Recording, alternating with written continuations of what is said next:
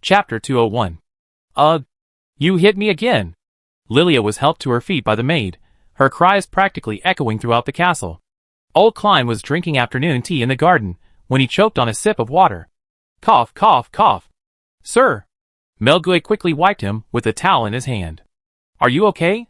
He waved his hand, glanced up at the third floor, and shook his head helplessly. These two kids always get into trouble when they get together. Melguet laughed. Miss Lilia always gets the short end of the stick, but she always tries to provoke mischief. At this moment, a woman in a long dress approached, her skirt held high. She addressed Old Klein with great dissatisfaction. Dad, why did you bring her back? You've made my Lilia suffer again. The woman's golden hair was tied up in a bun, and she wore a beautiful rose. It was Lilia's mother.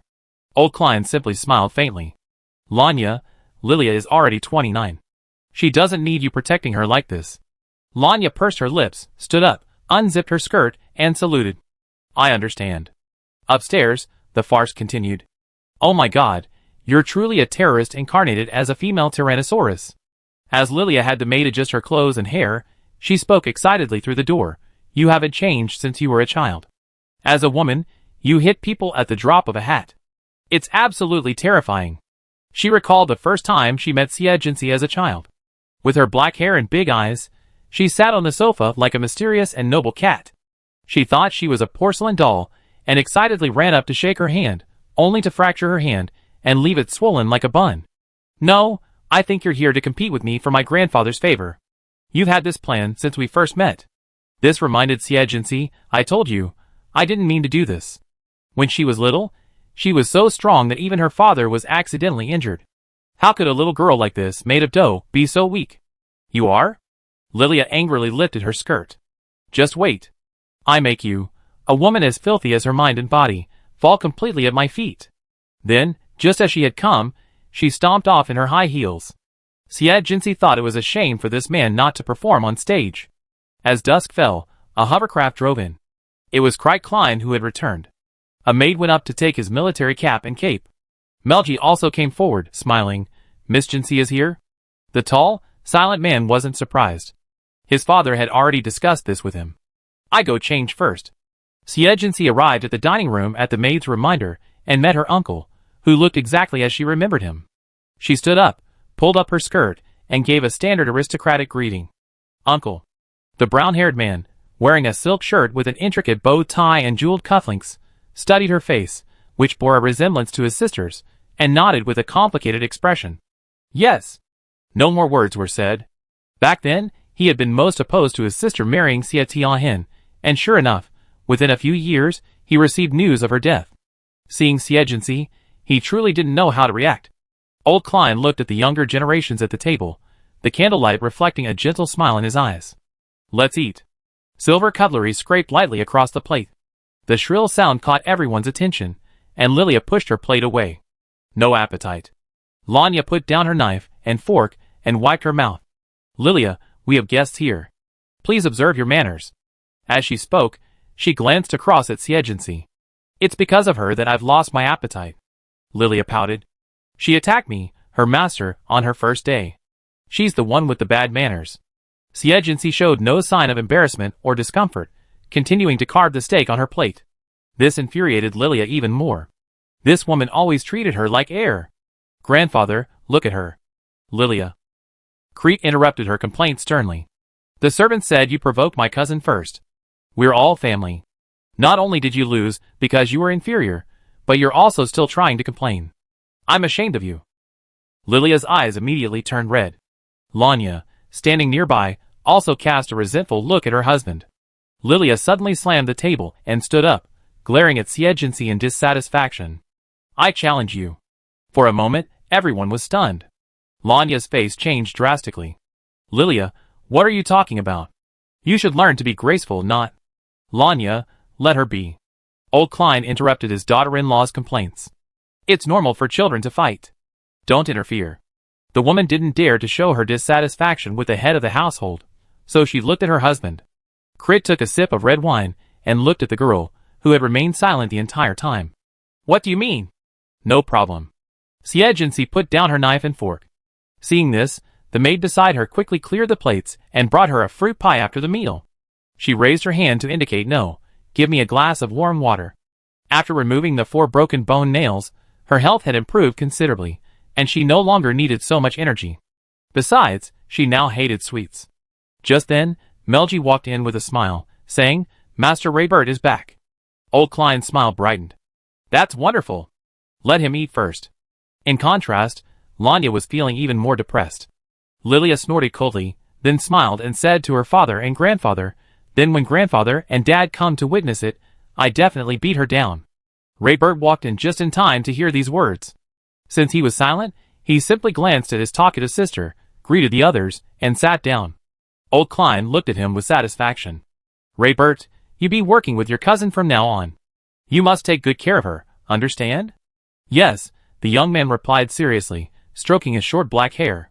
Come to think of it, Jinsei must have come into contact with Raybert many times. The old man winked mischievously. This kid's just as boring as his father, isn't he? Jinsei put down her water glass. Raybert is very strong. I've learned a lot from him. Seeing the natural smile on her face, Raybert's eyes flickered slightly, but he didn't continue. The joyful scene made Lanya's hand, gripping her fork, turn pale. The damned illegitimate child, and the one who bullied her daughter. They're so disgusting. After dinner, everyone chatted for a while, and Lilia couldn't wait to go to the training room. Even the training room, in the Klein family, exuded an elegant and quaint atmosphere. The wall coverings were light brown with dark patterns, and there was a set of sofas nearby for resting. Lilia, dressed in a rare riding outfit, with her hair tied up, glared at the girl across from her provocatively. I'm going to teach you a lesson. Lanya, unwilling to witness her daughter's rough dealings, chose not to attend, leaving the 3 generations of the Klein family and Melji to watch the fight. Chapter 202. What do you think?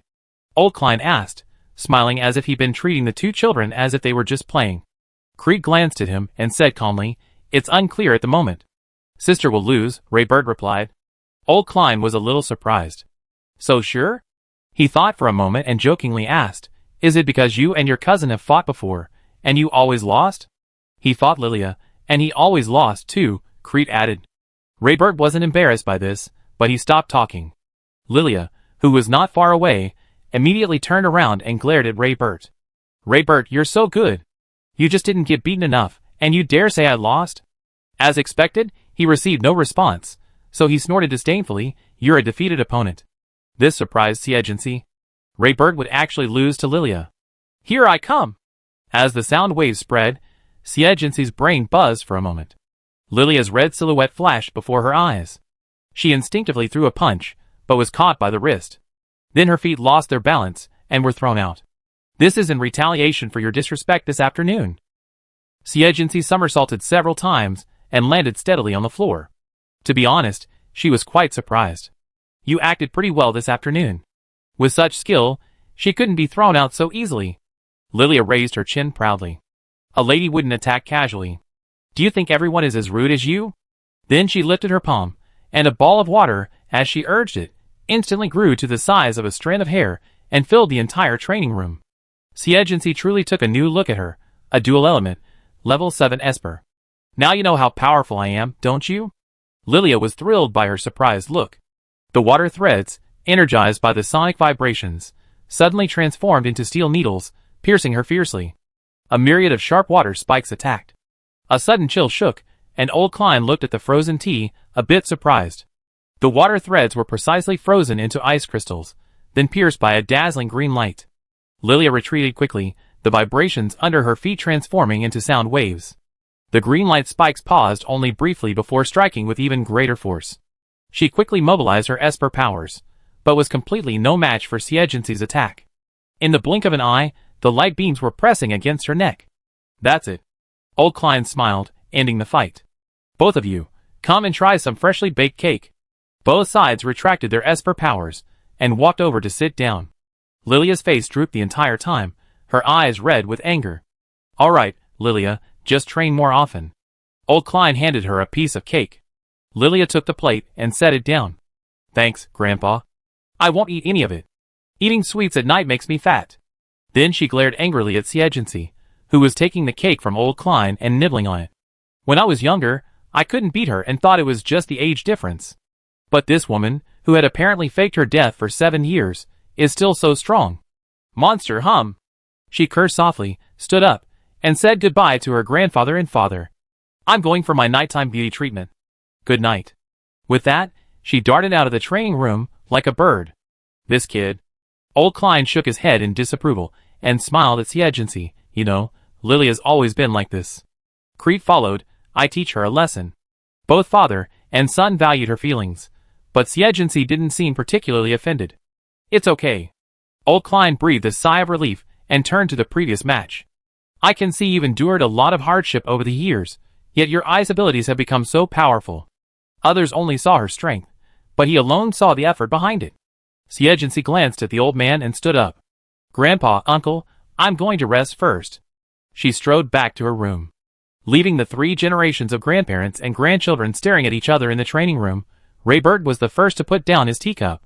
Grandfather, father, I'm going back to my room too. Siegency only stayed at the Klein residence for 2 days. Early on the 3rd morning, she and Raybert followed Raybert to the directly administered military region with Raybert. She glanced at Raybert, who was filling out the employment forms with him. Not only him, but also Su Xuan and Glins, who had been following him, arrived. Then, even more surprising, someone arrived. Grand Prince Granville. This phenomenon revealed a problem. The new legion almost openly excluded recruits from aristocratic families, while the nobles stubbornly clung to their last bastion, the directly governed troops. The surprise was short-lived, and she quickly filled out her application. Everything is filled out. Then, follow the procedure for the physical examination, ability test, and then wait for assignment. Crete, with the rank of Major General, did not command the standard 30,000-man legion, but he would lead a fixed force to garrison a specific city, although there would be transfers every few years. Originally, he thought it would be smooth sailing. However, after the physical examination results came out, Siegency's application was withheld. When Crete learned the news, he went straight to the head of the department responsible for the review. Lieutenant General Klein, I believe we provided sufficient grounds. The head took out the long-prepared physical report. Siegency has a severe respiratory defect, which is a medical condition that disqualifies him. Federal military service has specific medical restrictions, and respiratory defects clearly fall under that category. The military academy didn't consider her because it was a professional possibility, but they needed to hold her back. From a public perspective, if she became ill on the battlefield, it would be a burden for more than just her. From a private perspective, under pressure from above, he couldn't let her go. Crete didn't expect those old-fashioned people to reach out so far, so he turned and went out to make a phone call. Siegency, who had come with him, stood by the door, allowing the people in the office to scrutinize her. A short while later, Crete returned, his brow furrowed. Siegency figured he was at his wit's end, so she said, I have an objection. Meeting the head examiner's puzzled gaze, her words were quite surprising. There's an error in the physical exam report. Our medical team is professional. How could it be? Crete interrupted him, then re-examine it. That's the protocol. Applicants have 1 chance to reapply for any objections. The head examiner, beset by the same words, felt a little frustrated. But then she realized she couldn't just say a few words and settle the matter, so she nodded and agreed. When the results came back, he stared at them, his eyes wide. How could that be? It clearly stated, the results indicate the examinee is in good health. The head examiner then pulled out Siegency's admission physical, which clearly mentioned respiratory problems. Did you cheat? Faced with his shocked gaze, Siegency calmly replied, I've only just recovered from my illness. Chapter 203. The damage caused by forcibly removing the broken nail is irreversible. Siegency had simply used her healing abilities to repair the damaged area during the examination, temporarily fooling around. In fact, the official regulations prohibit recruitment only for serious genetic diseases, radiation sickness, and infectious diseases. So, she hadn't taken it seriously at first, and she hadn't expected the other party to use this as an excuse. The person in charge of the review wanted to re-examine her, but seeing Siegency's calm demeanor, it seemed the results wouldn't change. Alright, I process your entry. Let's not even talk about how some people reacted to the news of her appointment, but their determination to target her was unwavering. According to Crete's plan, he wanted to place her in his own unit initially. Although he would be transferred elsewhere in a few years, he could still arrange to take her with him. That way, with his care, Siegency wouldn't be in too much trouble. However, when it came time for the assignment, the higher-ups completely bypassed him and assigned Siegency to the most infamously useless unit. The Reserve Unit. The Reserve Force is a branch of the military unique to the directly administered military. It's filled with incompetent, second-generation prodigies, who come here solely to earn a small fortune. They won't be sent on dangerous missions. It's basically a sinecure. And yet, Siegency was unexpectedly assigned to this position. For this, Creed had a sullen face the entire day and felt quite sorry for her afterwards. Siegency wasn't unhappy with the outcome. I'm able to get in thanks to my uncle. I should be the one to say thank you. No matter how bad it is, it's still a military system. It can only be said that the influence of the nobles in the military is weakening day by day. The next day, she reported to the reserve unit in her brand new uniform. Her squadron was unexpectedly bustling. Outside the captain's office, a crowd of young men in white uniforms chirped like birds awaiting their meal. Hey, hey, hey, here we are. Back in the Mecha League, she was still a Lolita type, but in just a few years, she's become my type. Fuck, she's much prettier in person than in the pictures online. How about a bet to see who can get her first? Come on, look at her rank. You're nothing. They crowded around admiring this bright spot amidst the crowd. The bravest ones waved excitedly. Monsieur, do you want to get coffee together after get off work? Siegency glanced over and replied with 2 words, sorry, I'm busy. It's unclear what she said that made them burst into laughter. To Siegency, these people were like the idiots who, during adolescence, would pull on a girl's shoulder straps and deliberately look at her shyly. But as adults, their intentions were more obvious, even blocking the way to the office. She stood at the bottom of the stairs, looking up, and said, please move aside. Then she was teased again. She asked us to move aside, please? Oh look, her face is so cold, just smile. But not everyone was so bored. Many were watching from afar. Siegency silently recited the military code of conduct, fearing she violated it on her first day. Before anyone could react, she lightly pushed aside the person blocking her path, and quickly slipped into the office. As others tried to enter, she quickly closed the door. Report, Siegency reports. The man dozing with his hat covering his face was startled, quickly sitting up and grabbing his hat. The unshaven, middle-aged man, still reeking of alcohol, yawned. Oh, you're here. Go enter your information into the system. As Siegency sat typing at her laptop, Captain Connor lit a cigarette and looked at the young woman who looked so out of place. So beautiful. Oh no, that's not the point. The higher-ups just shoved them here without any clear instructions. And what could they possibly do here? Including him, they were all freeloaders. Then again, he was born into a noble family and didn't want to get involved in such messy matters. Outside, the sound of those guys' laughter filled the air. It was obvious they were slacking off again. Although he held a high rank, everyone outside the military zone was a familiar face, even claiming some kind of kinship. No one was above the other. Even though the higher-ups had deducted points, even to the point of negative grades, no one seemed to fret. By the time Connor had recovered from his rant, Siegency had just shut down his laptop and stood up, asking, what can I do? Wow, quite ambitious, but Connor simply shrugged. You know the nature of our unit. We either await dispatches from above or cooperate with patrols or police operations. Yes, it was just that easy. Even the greatest ambitions would be extinguished here. I understand. Connor glanced at the epaulets on her shoulders. She was only 2 ranks below him. The noise outside was giving him a headache, but his eyes rolled, and he suddenly smiled. But you're different. With your rank, you can have other responsibilities, like helping train these brats. This was supposed to be a scapegoat, but Connor noticed her eyes suddenly light up. Then could I take on the honorary title of a squad leader or instructor? That would give me a legitimate reason to do so. In reality, with her rank, she could be parachuted into any regiment or unit, commanding a squad of at least 100 men. Since Connor wanted her to contribute, he naturally wouldn't be stingy with such a position. With a wave of his hand, he said, then I officially appoint you as the captain of the Special Operations Team. Add your name to the position information system on the computer, and then you can select your team members. In reality, their unit didn't even have a complete position system. Yes, that's how it was. After finishing everything, Siegency took her leave. Connor was sure she was a little impatient to leave. He sat in the office for a while longer, feeling a little sleepy after spending too much time in bed last night. Just as he was about to drift off to sleep, he suddenly woke with a start. Oh God, he'd forgotten. This beautiful woman was a high-level psychic. When he rushed out to rescue his men, he discovered a cluster of snow-white pillars sprouting from the open ground. They were none other than his own men. At this moment, these men, whose minds were preoccupied with wine, games, and women, each looked more serious than the other. He was even moved to tears. "Captain, what's wrong?" The newly appointed captain of the Special Operations Team looked at him calmly. "Oh, by the way, these are the members I've selected. 31 in total. I give you the list right away." "Team members?" Connor was a little unsure. Oh God, these were the toughest guys in the army, and now they were incorporated into Sea Agency's Special Operations Team. "Yes, after some friendly discussions, they're more than happy to join my team." Those who dared to slack off in the army were all aristocrats with strong backgrounds, which would be very helpful to her future plans. However, when Connor heard the words "I'd be happy to," he shuddered involuntarily.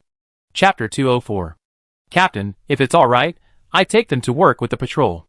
As the agency said this, Connor received pleading glances from the young gentleman. Rubbing his hands, he asked, "So? Starting up right now? Don't you need some time to adjust?" "No." The agency's deep eyes reflected him. "Don't worry, I take good care of my teammates. Bring them all back." Connor heard the implication and simply waved his hand. "Then go ahead." He had brought Sea Agency out to help him deal with these bastards. As long as they weren't too extreme, he didn't care. So yawning, he returned to his office. As soon as the door closed, Sea Agency lowered his salute and turned to look at the neatly arranged white steaks. "Let's go!" As his supernatural power dissolved, the ice crystals that had frozen his feet and throats melted. The group simply sat down on the ground. The blonde-haired young man in the lead pointed at her and sneered, "Sea Agency, right? You better go back and ask old Klein to apologize, or I make you look bad." Sea Agency looked down at him, catching him off guard with his belt. The powerful supernatural power silenced everyone present. Stepping over the other drooling team members, Sea Agency grabbed the man's collar and single-handedly lifted the 90-kilogram man. "Rubens Lawberry, how are you going to make me look bad? Go back and complain to your parents?" Seeing his embarrassed expression, she tossed him to the ground. "Go back and try, you loser." As soon as the last two words left his face, Rubens's face instantly turned pale and red. That was true. If they were truly capable, they wouldn't be idling away here. It was just that, in their eyes, simply complaining and being accused of informing on someone was truly humiliating. "Let's go! Don't make me do it again." Her black hair was braided into a scorpion braid, hanging down behind her waist. She adjusted her hat by the brim. She hadn't chosen a military skirt, but rather trousers and straight boots, which made her look even more slender and upright. Looking at the group of motionless men, she unfolded dozens of vine-like light strips from behind her. "Or do you want me to drag you out?" The faces of the team members, who had been determined to ignore her, twisted. Rubens, already beaten by her, was completely shameless. "We've all been frostbitten by you. We're requesting permission to go home and rest." As soon as she finished speaking, a healing light shone down, and even her scratched fingers were restored to their original state. Rubens folded his arms and sneered, "I've also suffered severe psychological trauma and can't move. Yes, I start desensitization treatment right away." Sea Agency flicked his fingers slightly, and a band of light immediately bound him. "I believe a stroll through the streets will heal all my problems." Seeing Rubens's arms bound, the others exchanged glances and stood up simultaneously. If they were to go out on patrol like this, how could they possibly survive on Imperial Star? Now they couldn't win the fight, and with no one to turn to for help, what else could they do but surrender? So, Sea Agency contacted the patrol department, stating that they were also joining the city patrol and requesting a copy of the patrol route. After receiving the map, to their surprise, she led the 31 team members out for a stroll. Connor quietly drew aside the curtains in his office to take a look, smacking his lips. This is going to be something interesting. The barriers between the nobility and the common people made them a natural target for the news media. The Reserve Corps, being the sludge of the military, was even more special. And then, there was Sea Agency, the naturally popular newcomer, who immediately attracted countless attention. The residents of Central City, commuting or on their way to school, all looked over at the neatly organized army marching down the street. When they saw the woman leading the charge, their excitement went wild. "Look, isn't that my goddess Sea Agency? How could it be? Oh my god! Why is she in Central City? Wait, look, aren't those guys behind her the Reserve Corps?" All these shocking factors converged, and they all took out their cameras to film. The media, scouring the city for breaking news, immediately arrived. "Miss Ya, why are you working with the reserves?" She paused and solemnly pushed the camera away. "Excuse me, I'm currently working and won't be accepting private interviews." "You joined the reserves?" You graduated as a second lieutenant. How did you end up in the reserves? Were you treated unfairly after graduation? I'm not in a position to answer right now. Please move aside. Oh, there's a hidden story. The reporters were abuzz. This person always brought them so much buzz. Some, unable to squeeze in close to her, simply thrust the microphone at the freeloaders. How did Ms. Xie become your teammate? Why did your reserves suddenly start going on missions? How could a bunch of scoundrels suddenly become so progressive? Rubens was often involved in scandals with female celebrities and models, and he was well known and received the most questions. In the chaos, the light band around him loosened, giving him a last shred of dignity. The young man rolled his eyes in annoyance. Do you think we agree? It's because... He glanced at the woman in front of him, who tilted her head slightly and gave him a look. Speak nicely. His arm, just untied, still ached slightly, so he gritted his teeth and changed his words. Because Xie Jinxi is our newly appointed Special Operations Team Leader. He finally understood. This woman was actually using them to build her own momentum. As expected, the topic returned to Xie Jinxi, and the reporters reacted quickly. Second Lieutenant Xie, are you interested in rectifying the atmosphere in the Reserve Corps? How are you doing it? Second Lieutenant Xie, you've just taken over. How's your integration with the team going? Is it because the team members are all from aristocratic backgrounds that you're interested in changing the Reserve Corps' image? You said you don't accept personal interviews during work, so work-related interviews are fine, right? Sure enough, Xie Jinxi smiled and replied, whether it's a directly administered unit or a corps, we all receive our salaries from taxes paid by the people of the Federation. I believe that no matter which unit we're in, we should contribute to the Federation. Although our Reserve Corps is insignificant, we will continue to work hard to protect the people of the Federation. Please monitor us at all times. She spoke clearly, her tone calm, her delicate face radiating determination. As soon as these remarks were posted online, they sparked heated discussion among the people of the Federation. You're worthy of being my goddess. You shine wherever you go. Are you kidding? Everyone knows the Reserve Corps specializes in nurturing useless aristocrats? You're saying you're motivated, and you're fooling anyone? That's right. Just watch. Not all aristocrats are as useless as the Reserve Corps members. However, this group inevitably saw its popularity plummet in the eyes of the public due to this group of scoundrels. In contrast, the military, through its expansion and experience of fierce warfare, has always been synonymous with dedication and sacrifice. This is also one of the reasons why the nobility are increasingly marginalized and their living space is squeezed. All day, Xie Jinxi and his team did nothing but patrol, maintaining traffic order, recovering damaged cleaning robots, and resolving disputes. These were all small tasks, but they were captured by the accompanying reporters and made into news. Chapter 205. At dusk on Imperial Capital Star, Xie Jinxi led 31 men back to the formation. He checked the time, turned to the group of complaining men, and said, "Get off work. Remember to gather on time tomorrow." They all rolled their eyes, already preparing to submit leave requests. Rubens was even more direct. "If I come back tomorrow, I be your grandson." With that, he left in a rage. He had to find a way to exact revenge on this woman. Watching their fleeing figures, Xie Jinxi narrowed his eyes slightly, then suddenly smiled. The computer beeped, and after connecting, Morian's voice rang out. "Boss, the heat has been increased. Okay, we can proceed to the next step." After obtaining the information he needed, Xie Jinxi saved it. Facing the setting sun, reflected by the star shield with a slightly blue hue, the ambition on her face was enough to illuminate the entire city. Even if they wanted to suppress her like that, it depended on her willingness. Crit had called specifically to ask how she was adapting to the reserve unit. Not bad, I think. The middle-aged man was in the dormitory, scrolling through the online news, and he detected a subtle nuance in her brief response. "As long as I'm adapting." Crit paused, then asked, "What are your plans next?" With so many trending topics suddenly appearing, he didn't think his niece was just seeking attention. The internet was awash with discussions about aristocratic privileges, image, and abilities, all of which more or less involved her and the Special Operations Squad. No plans, really. I continue working with the patrol guards. There was a hint of anticipation in her voice. The next day, Xie Jinxi arrived at the formation early in the morning and discovered that the languid Connor had arrived even earlier. "Second Lieutenant Xie, please come to my office." When she entered, the middle-aged man had a few egg tarts and a cup of hot coffee in front of him, and he looked at her with a complicated expression. Just yesterday, after get off work, he heard his father's praise for the first time. "Letting Xie Jinxi help you take care of those little bastards was the best decision you made. Having been here for so long, Connor probably understood why his father was so pleased. In just one day, the reputation of the nobles among the people of the Federation had actually risen. This was all thanks to Siegency's actions yesterday. "What's up, Captain?" Seeing he remained silent, Siegency asked. Connor immediately smiled. "Nothing, I just wanted to compliment you. You did a great job." After that, he pointed to the egg tarts and coffee on the table. "Have you had breakfast yet?" "I have."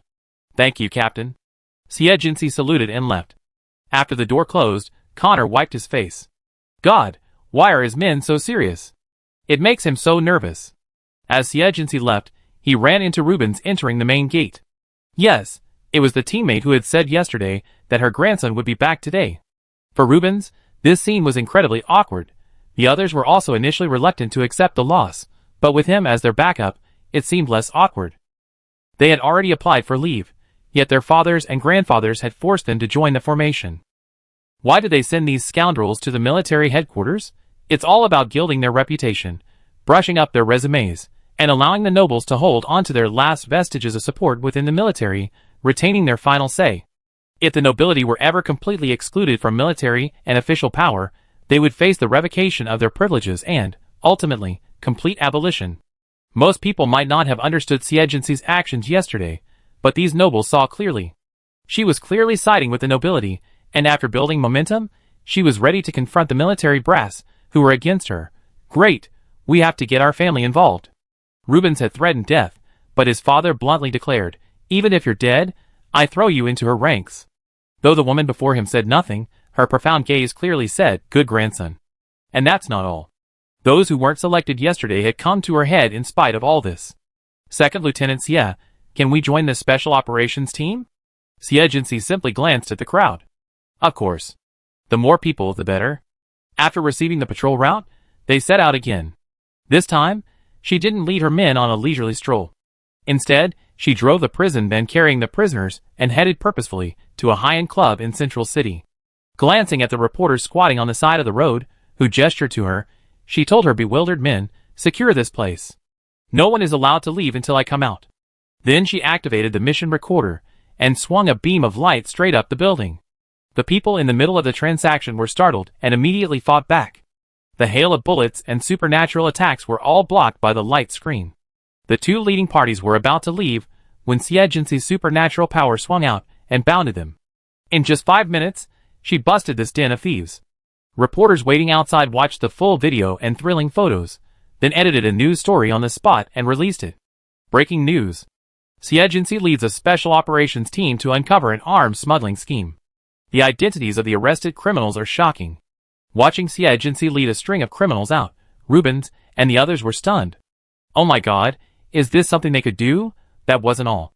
Siegency threw the criminals into the prison van and said, let's go to the next location. And more? Then they arrived at a nondescript building and discovered an entire building filled with prostitutes engaged in the sex trade. And they were all being coerced. Once Siegency arrived, she immediately took control of the manager, then, through him, tracked down the mastermind and apprehended him as well. It was only a little after noon, and she had already accomplished 2 major feats. The group of men who followed her around as a backdrop were completely paralyzed by the packed prison van and the miserable victims. When they arrived at the patrol guard with their men, the patrol guard's chief practically bowed to her. My dear, you dare arrest all these people? Siegency ignored his tearful expression and said, because these people have special status, please keep them in custody. I submit the evidence to the military court this afternoon. The chief glanced at the prisoners' threatening looks and, with a stiff upper lip, suggested, according to the rules, this matter should be handed over to us patrol guards. No. Siegency, as if reading his mind, raised her lips slightly. I'm afraid you're too familiar with each other to handle the formalities. She acted immediately, moving with astonishing speed. That afternoon, she submitted the backup evidence to the military court. The pressure now fell on the Chief Justice. Looking at the backgrounds of the suspects revealed, even he, a seasoned veteran, felt his scalp tingle. Admiral Min's cousin's grandson was selling secretly seized weapons to Interstellar pirates. General Tynus's nephew was involved in the trafficking of women and the illegal imprisonment and abuse of young girls. It was these 2 generals who publicly stated that Siegency was not welcome in the military and suppressed her at every turn. Chapter 206. Who could have imagined the agency would be so reckless? He just tore up the mess at home. Should we notify the two generals? His secretary asked bitterly. The Chief Justice snorted. Of course they should be notified for the mess they've caused. And yet he's still trying to target others, only to have his own mess left untouched. Then what happens next? Of course, the next step is to go through the formalities, open the court, and conduct the trial. The Chief Justice stared at the already raging online discussion. He wouldn't risk the reputation of the military court at this moment. Just as he finished speaking, he received a call from General Min. The old voice spoke directly to the point. Old man Rosen, the interrogation will be suspended for a while. It's not that I won't give you a break. The Chief Justice's eyes blazed with anger, but he spoke with embarrassment. Look at the online uproar. If I dare to delay, people will march in front of the military court tomorrow. Do you believe it? I handle the online situation. The old man's voice was filled with confidence.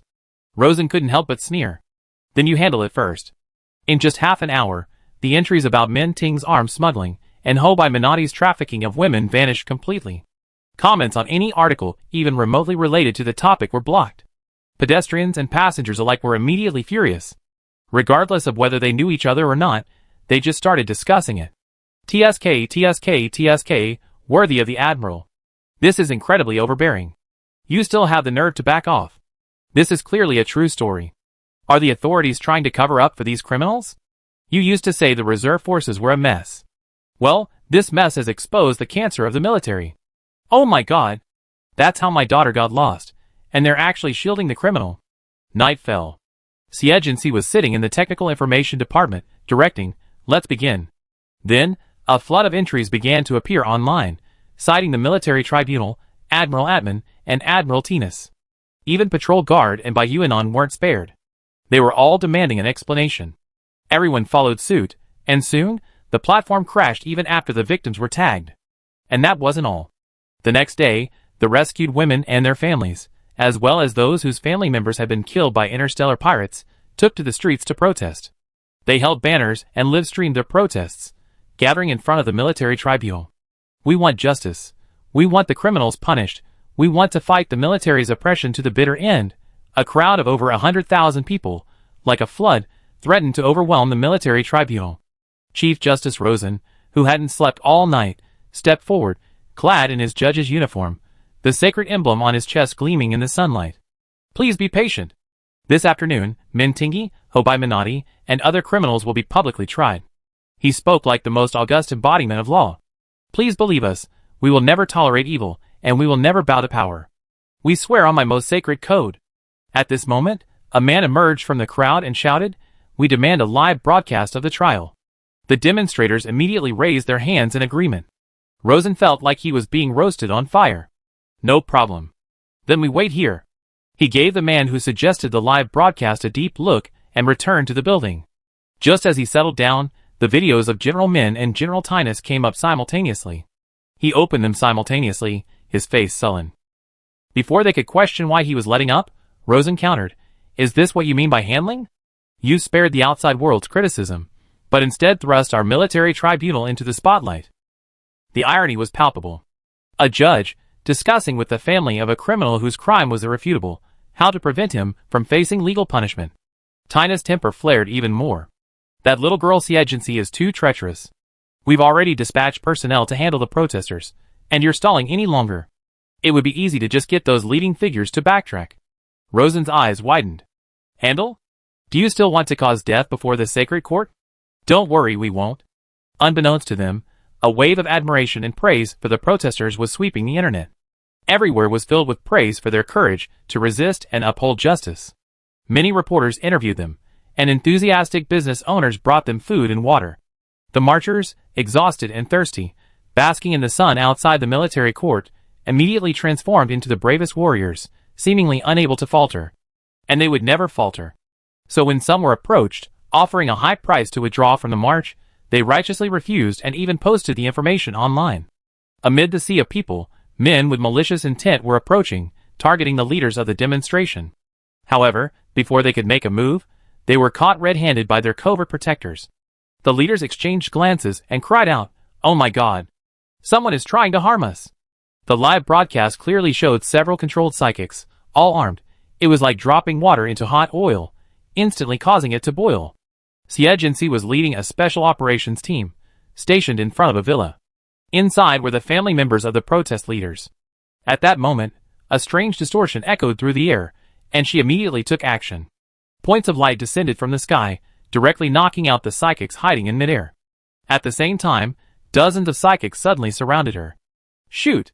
The special operations team, already ambushed, immediately raised their weapons and fired indiscriminately. Amidst the hail of bullets, Siege, clad in silver armor, swiftly fell like a blade, striking down every one of them. After each one was restrained with handcuffs, Siege waved his hand and said, "Send them all to the military court." Now it depended on whether the military court and the military could withstand the pressure. Seeing her smile, which had remained fixed from beginning to end, Rubens and the others acted like they were in kindergarten, doing whatever they were told, not daring to even question it. Oh my God, they're playing a trick on two generals. How are they going to get through the military in the future? Rosen stared at the newly captured person, his face completely dark. He couldn't help but contact Siege, "Kid, don't be so ruthless. They're actually using him as a pawn." Siege shielded her eyes from the glaring sunlight and smiled. "Mr. Chief Justice, isn't it your job to judge criminals and expel evil?" She was forced to be so ruthless. Then she added, "The military tribunal has always been independent of the three parties. Why do you have to get involved in these matters? Isn't it enough to just do your job well? After all, the two generals' wrath will eventually turn on her." Rosen thought that made sense. He might as well just watch the two sides fight it out.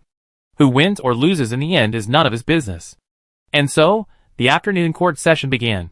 Even if the evidence were irrefutable, this amount of time was enough for the two parties to operate. They forced the pirates to change their confessions, found scapegoats, and shifted the blame onto the island. Through these maneuvers, a crime that originally carried a life sentence or death penalty was reduced to 20 years in prison. The other party involved in the crime was executed that afternoon. It was all talk and no action, enough to deceive. It sparked considerable controversy. Chapter 207. You've really convinced someone. The military tribunal has already ruled, and you're still clamoring for an explanation. What else do you have to do? The evidence is clear. What else do you want? Those who deserve compensation have been compensated, and those who deserve execution have been executed. We've handled it well enough.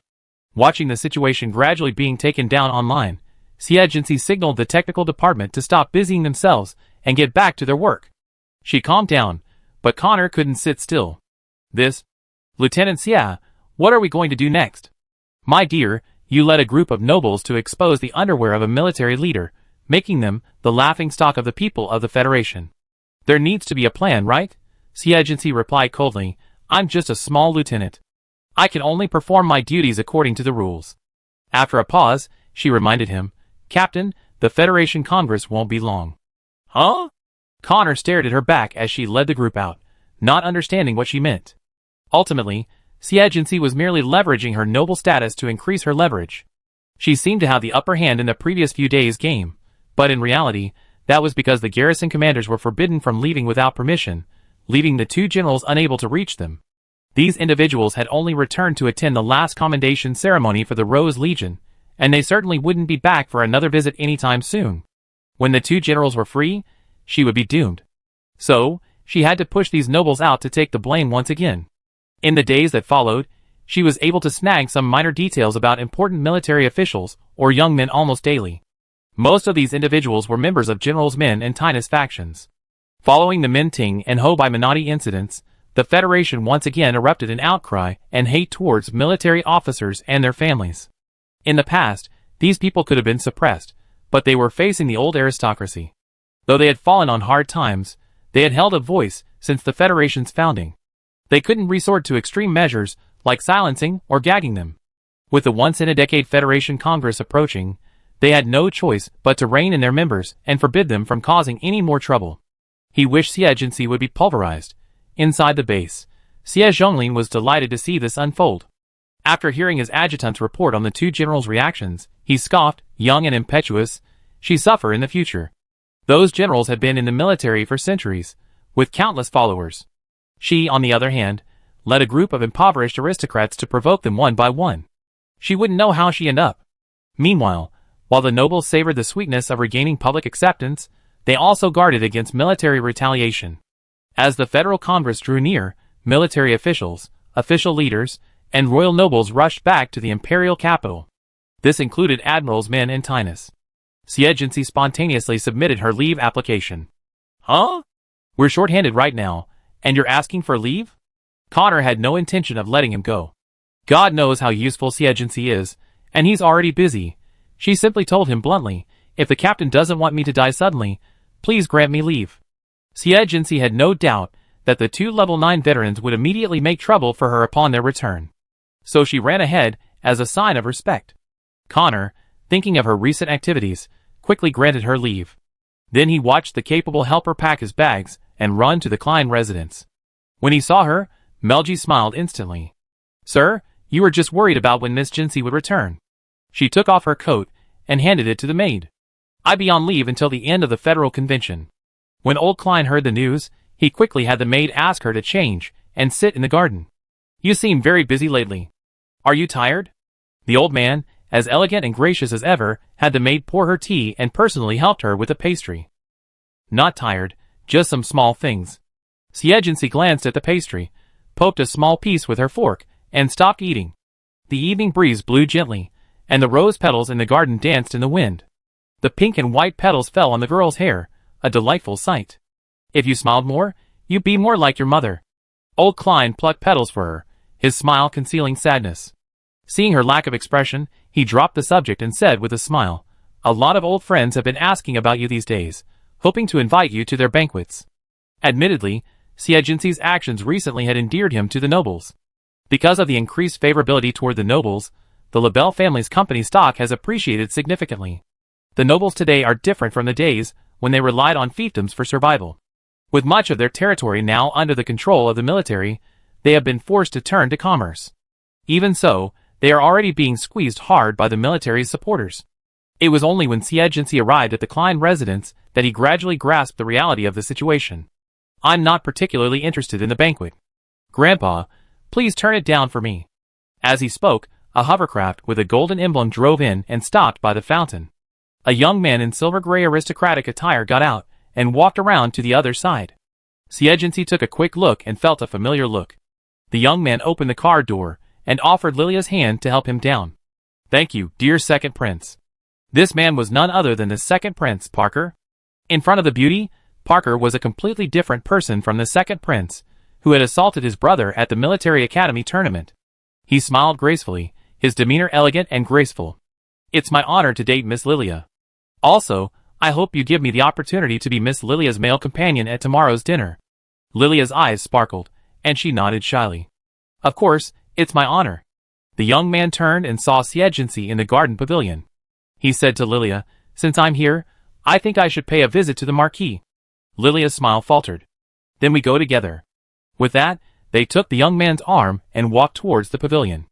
Old Klein stood up and half saluted. Siegency also stood up, unbuttoning her skirt and saluted. She wore a simple, creamy white lace dress, which made her look as pure and clear as the snow in the rose garden. Parker had only seen her fierce side on the court, never such a captivating presence. He was stunned for a moment. Second Prince, why don't you come sit down with us? Old Klein leaned over to invite him. Excuse me. Parker was about to sit next to Siegency, but Lilia stepped in between them. He circled around again, and sat down on her other side. Siegency took a sip of her tea, glanced at him calmly, and stood up. Sorry, I have something else to do. I take my leave now. Wait. Parker quickly stopped her. My mother is hosting a dinner tomorrow. I wonder if Miss Xie would be so kind as to attend. Chapter 208. Honestly, Siegency was a bit confused by his intentions. The second prince couldn't possibly be so foolish as to abandon a respectable marquis's daughter like Lilia for a troubled woman. Second prince, please forgive me. I've been unwell and recuperating lately, so it's not convenient for me to go out. With a slight nod, he turned and left. She simply wanted to exploit these nobles, not to sink with them. But the latter were clearly determined to drag her aboard.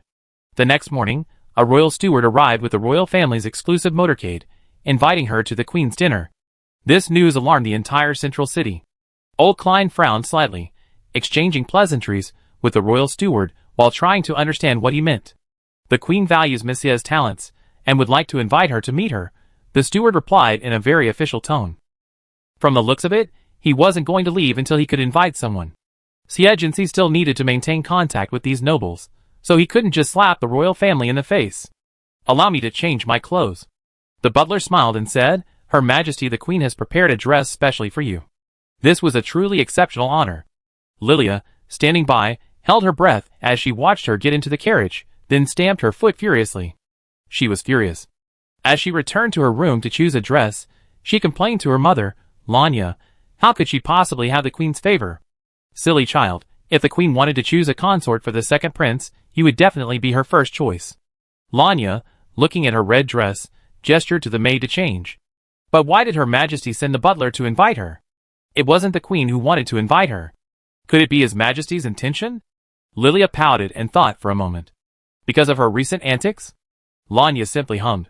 Seemingly dissatisfied with none of the dresses the maid had chosen, she personally stood up and fetched her a violet, full-skirted gown.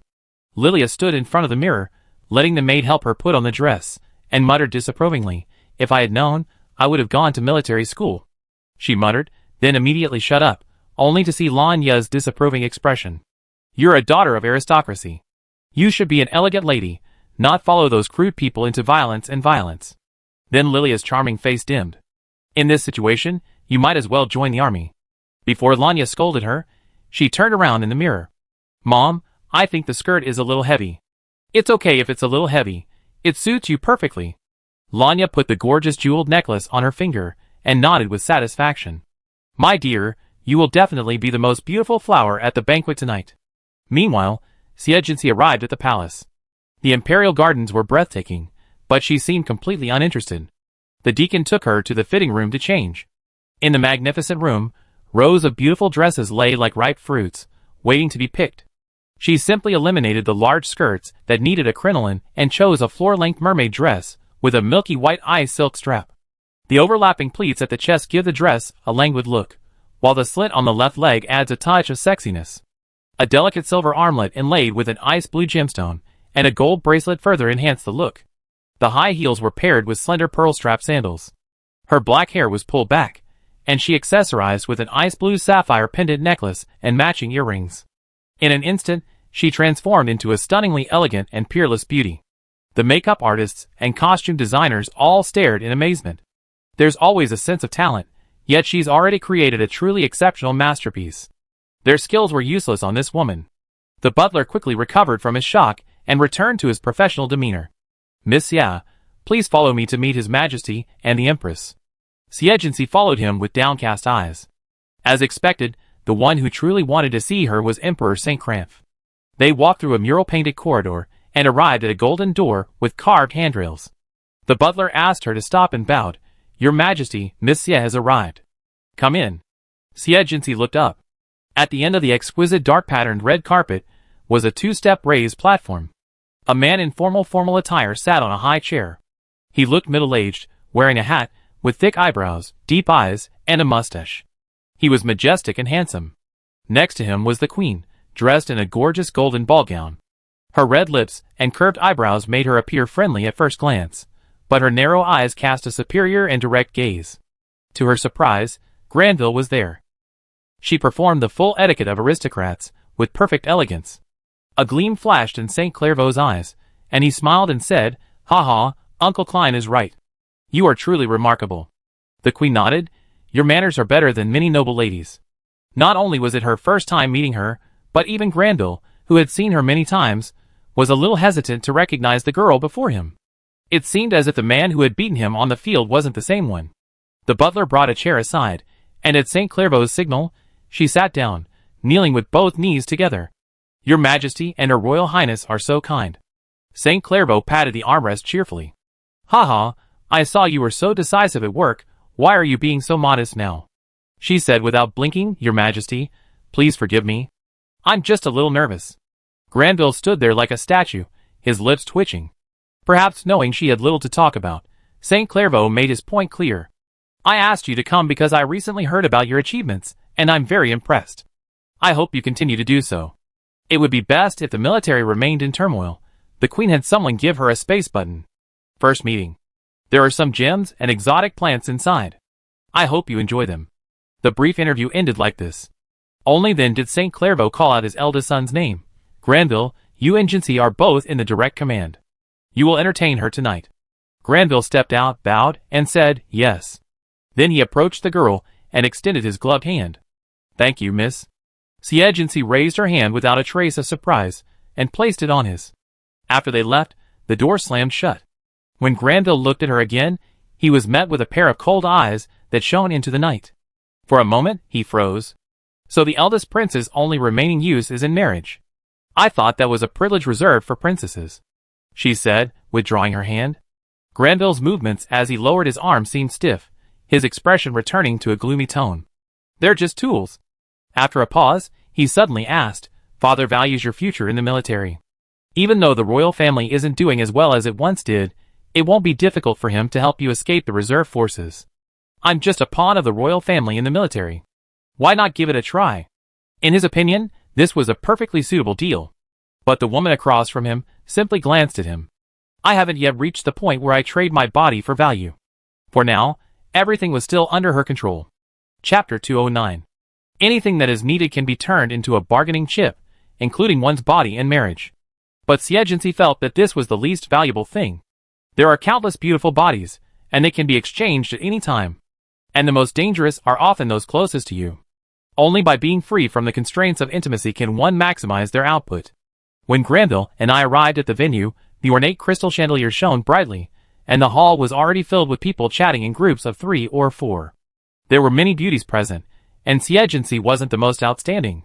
But as soon as she entered, when someone called out her name, the uniformed men immediately glanced at her. Clearly, she had become quite famous in the military recently. At that moment, a sharp gaze, accompanied by an oppressive mental force, pierced her. Jincy's eyes shifted slightly, and her powerful mental force met the attack directly. The collision between the two caused many people present to blur their vision and spill their drinks. General Min, in the crowd, stumbled, a look of shock flickering beneath his drooping eyelids. This girl, so young, yet possesses such formidable mental strength? General Min, are you all right? The portly General Tinus quickly supported him. Then he looked at Jincy in the crowd with amazement, sighing, it's truly incredible. General Min frowned in disgust. Humph, we can't let her run amok in the military anymore. It was a minor setback, but he was a general, and he wouldn't openly fight a little girl in such a situation. Amidst the crowd, Bai Yuan couldn't help but smile. Kuwen, your friend has a tough personality. Bai Yuan averted his gaze from her, a little flustered. She's always like this. Even if she was showing weakness, it was surely for some gain, or perhaps because she knew she was no match for them, and was retreating. Why don't you have your friend come over and sit down? Bai Yuan was a little surprised by her father's suggestion, and then glanced at the 2 old men not far away, who were practically devouring her alive. My father was actually going to help her. Very well. He stood up and walked towards the woman by the champagne stand. As the son of a marshal, everyone's eyes followed him, then landed on Jincy. Watching the two exchange words, he actually brought a woman before the Federation Marshal. General Min and General Tinus's faces froze, knowing their actions had crossed the Marshal's line. At this 3-party gathering, he wouldn't tolerate any scandal. Humph. General Min snorted, letting the matter drop for now. Lilia, chatting and laughing with a group of nobles, clenched her fan tightly, a touch of jealousy evident. A man gently took her hand, caressing it, looking at her tenderly and lovingly. Lilia, you're so beautiful. Can you give me a date? Carlo, that's enough, Miss Lilia. Come surf with me tomorrow. No, I should be the one to invite Lilia. Lilia sat in a chair, fanning her lips to hide her smile, her shoulders trembling slightly. Sorry, I've already agreed to go out with the second prince tomorrow. As a renowned socialite in the aristocratic world, she was very busy. The others were inevitably disappointed. Jincy approached the sofa and was about to salute, but was stopped by the white-haired woman in a white military uniform. You're so beautifully dressed, there's no need to be so serious. If the sleazy men here see you, they won't dare approach you. The woman had deep crow's feet and nasolabial folds around her eyes, and she looked very thin. Her long legs were crossed, one hand holding a glass of red wine, the other resting on the sofa, a playful smile on her face. She was clearly an old lady, yet she exuded a sense of elegance and grace. She was the only female admiral, Wanli. Jincy shook her head, etiquette cannot be abolished. After saluting the marshal, she saluted Wanli. Bai Yuan nodded slightly, sit down. Wanli couldn't help but curl her lips. Looking at what you've done, I thought you'd be interesting, but it turns out you're even more staid than an old lady like me. Those things had driven Admiral Min and Admiral Tinus crazy, and Bai Qian felt embarrassed for Xie. But she remained remarkably calm, not even shy in the presence of the Marshal and the Admiral. He didn't even bother to initiate a greeting. At that moment, a quick burst of footsteps approached, breaking the silence. Uncle, Grandma Wan, Big Brother, I'm late. The young man, dressed in a military uniform, smiled, revealing his large white teeth. Uncle said the party was boring, so he's not coming. Wanli smiled, but glared at him unhappily. Lon boy, I've told you many times not to call me Grandma. Then, call me General Wan? The old woman was immediately furious, and she waved her hand impatiently. Get lost, I'm tired of you. Bai Xilon wasn't exactly stupid, and plopped down next to Wanli. He had just picked up his drink, and was about to drink when he noticed a young woman sitting next to his brother. He was immediately shocked. Oh my god, who would dare to flirt with his cousin? Looking closely, his brows furrowed. This lady looks familiar. He took a sip of his wine. Even Bai Qian was amused by him. Squad leader, you're not mistaken, it's me. Puff. He turned his head and sprayed, and Wanli, who was standing next to him, was immediately affected. He couldn't help but push him. Ouch, you dirty kid.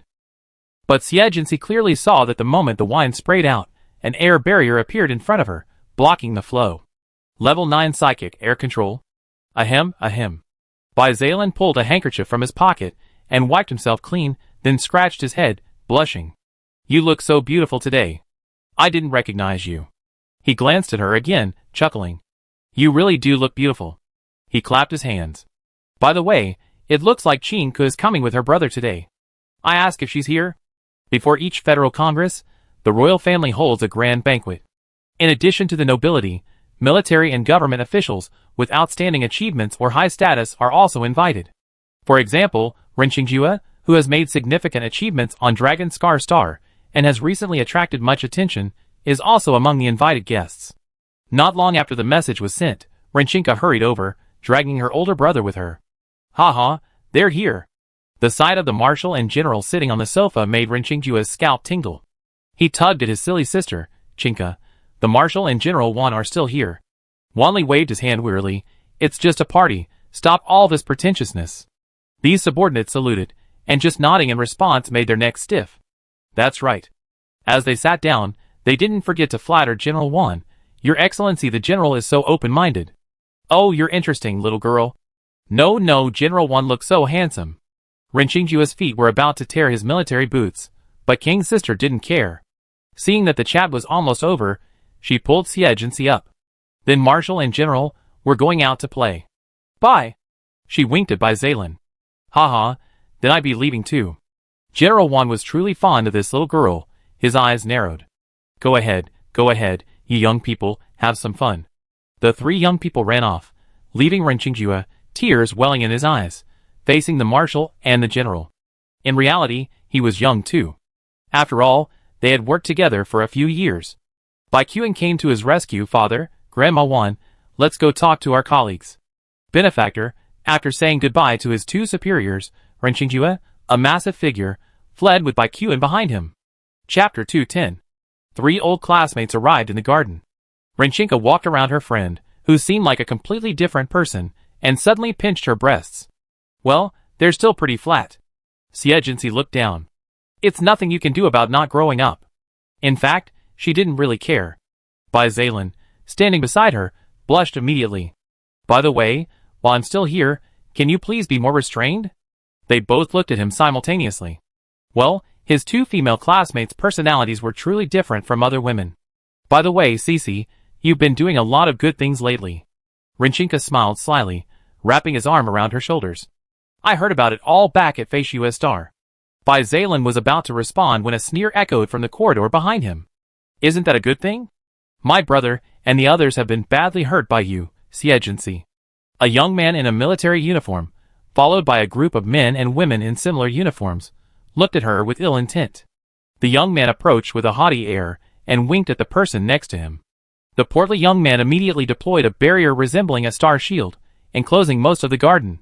It must be a defensive ability. Bai Xilon and Ren Qingjue, who had been joking and chatting lightly, immediately became alert. Two level 7s, Min Sure and the others approached Xie with ill intent. Don't blame us for bullying the weak with our numbers. It's you who's been so determined to stir up trouble lately.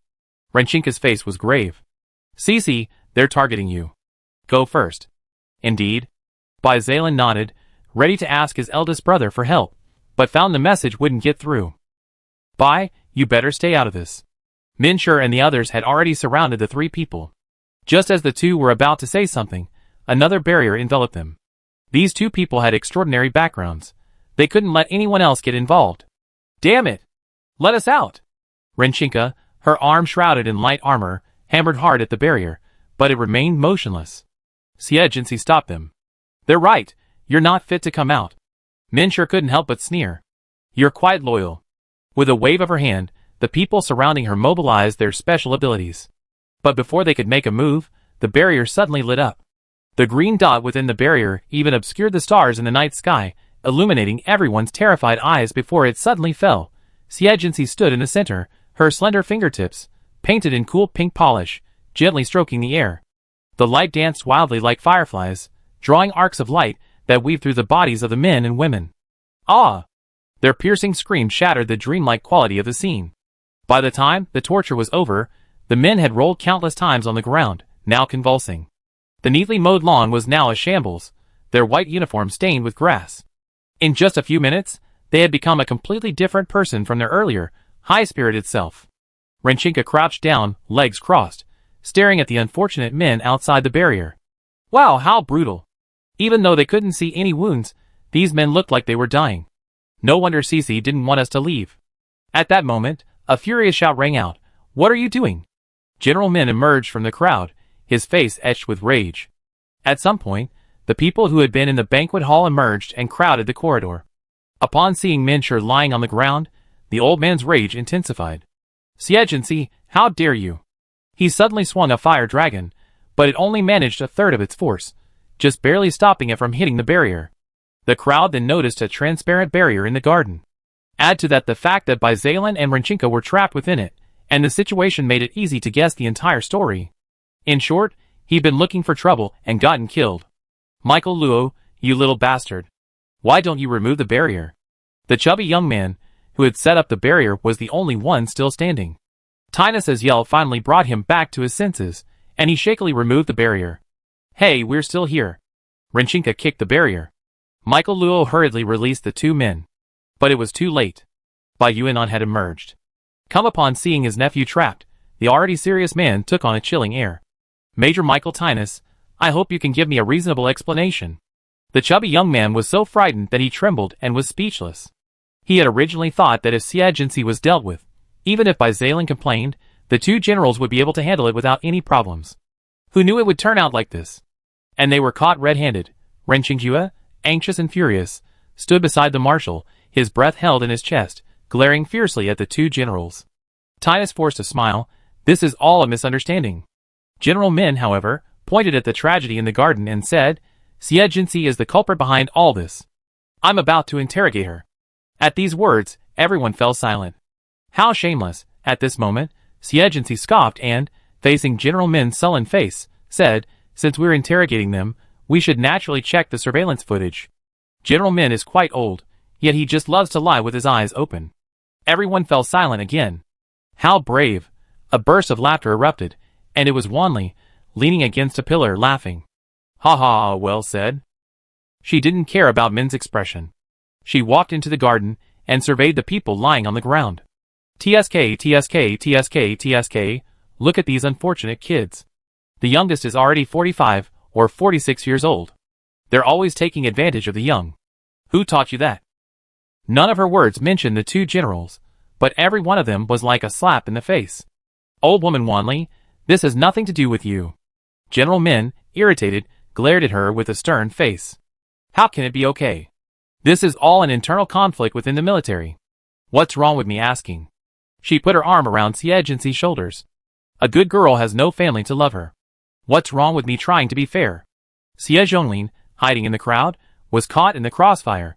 At this time, old Klein had already found the emperor to take charge of the situation. What's all this fuss? What a disgrace! Saint Klein was furious. He was hosting a banquet, and these old military brats dared to act so recklessly. It was a slap in his face. Bai Yuan glanced at old Klein beside the emperor and frowned. What a scoundrel. After all, this was a military matter. It wouldn't be good to make a fool of himself in front of the nobles and officials. Your Majesty, these are just children's mischief. After the banquet, Saint Clanfor raised his hand to interrupt him. Since this happened within the palace, I will naturally preside over it. Neb, bring up the surveillance footage. Humph, are you embarrassed now? The butler quickly used his computer to retrieve the garden surveillance footage and projected it onto a large screen for everyone to view. At first, the nobles thought it was a joke. Especially when Renchinka attacked Yuxiong, Renqingju had covered his face with his hands. What a silly little sister. However, when Xie made her move, everyone's expression changed. Even with her overwhelming supernatural talent, she was simply too extraordinary. It was clearly someone else who activated their supernatural power first, yet she instantly crushed them to the ground. Chapter 211. After the surveillance footage finished playing, Saint Clairvaux gave Xie a meaningful look, then turned to the marshal and said, "It seems the cause and effect are now clear." Bai Yuan nodded gravely, "Thank you, Your Majesty." His cold gaze fell on Minshur, who was being helped to his feet. "According to military law, you will receive your punishment tomorrow." As marshal, he had the authority to punish these people directly, bypassing their legion commanders. Admiral's men and Tynus's expressions changed simultaneously, but, constrained by the marshal's authority, they remained silent. It was truly humiliating to be in such public view. Not to mention Minshur and the others who were being condemned by the gaze. A group of people provoked others, only to be counterattacked. This would likely be a laughingstock within the military, and even the Federation for a long time to come. The farce ended with the sound of string music in the banquet hall. Everyone followed Saint Clairvaux back to the hall. Old Klein looked at Xie with concern, and was relieved to see she was indeed unharmed. How infuriating. The military is a bunch of lunatics. They even brought it to His Majesty's banquet. Seeing her barely visibly moved, he couldn't help but sigh. Next time something like this happens, at least let me know. Grandpa may be old, but I still have your back. I understand. She agreed, but Xie wasn't optimistic about this support. The nobles were already struggling.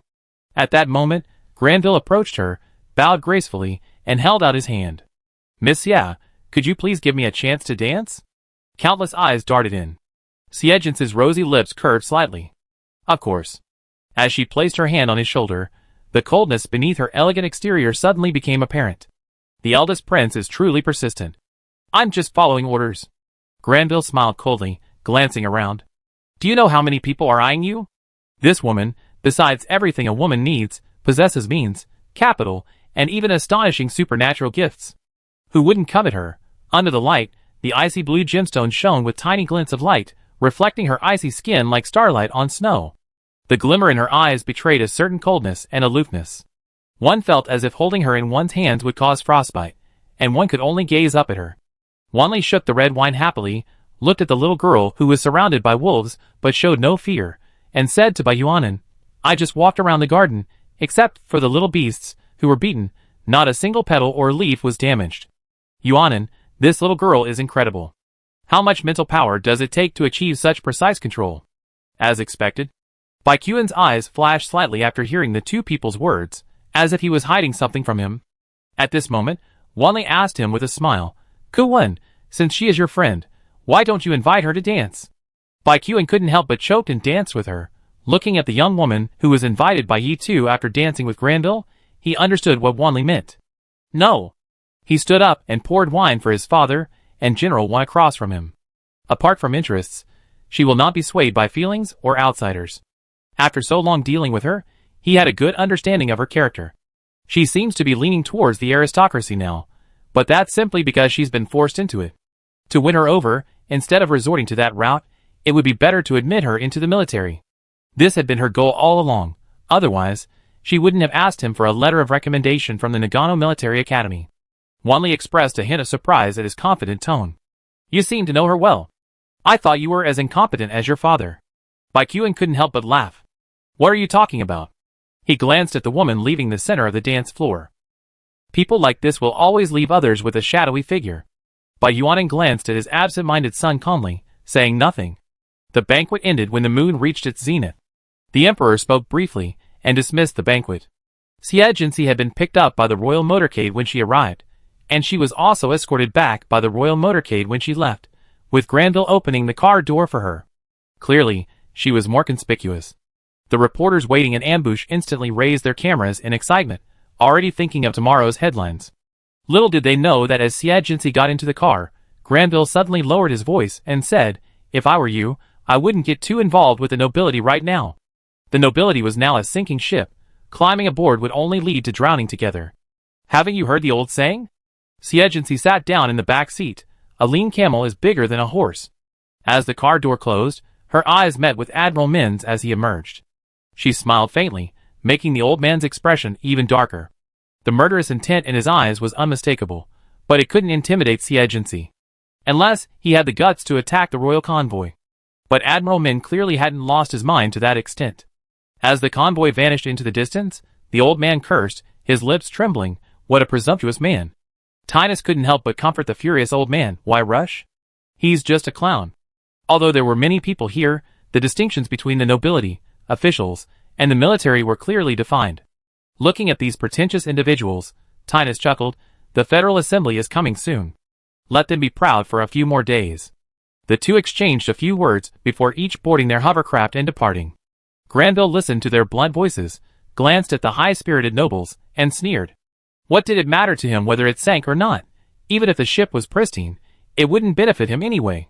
The next day, topics related to the royal banquet were trending on the search results, with everyone discussing who was dressed well and how much they were worth. Until a piece of news shot to the top of the trending charts.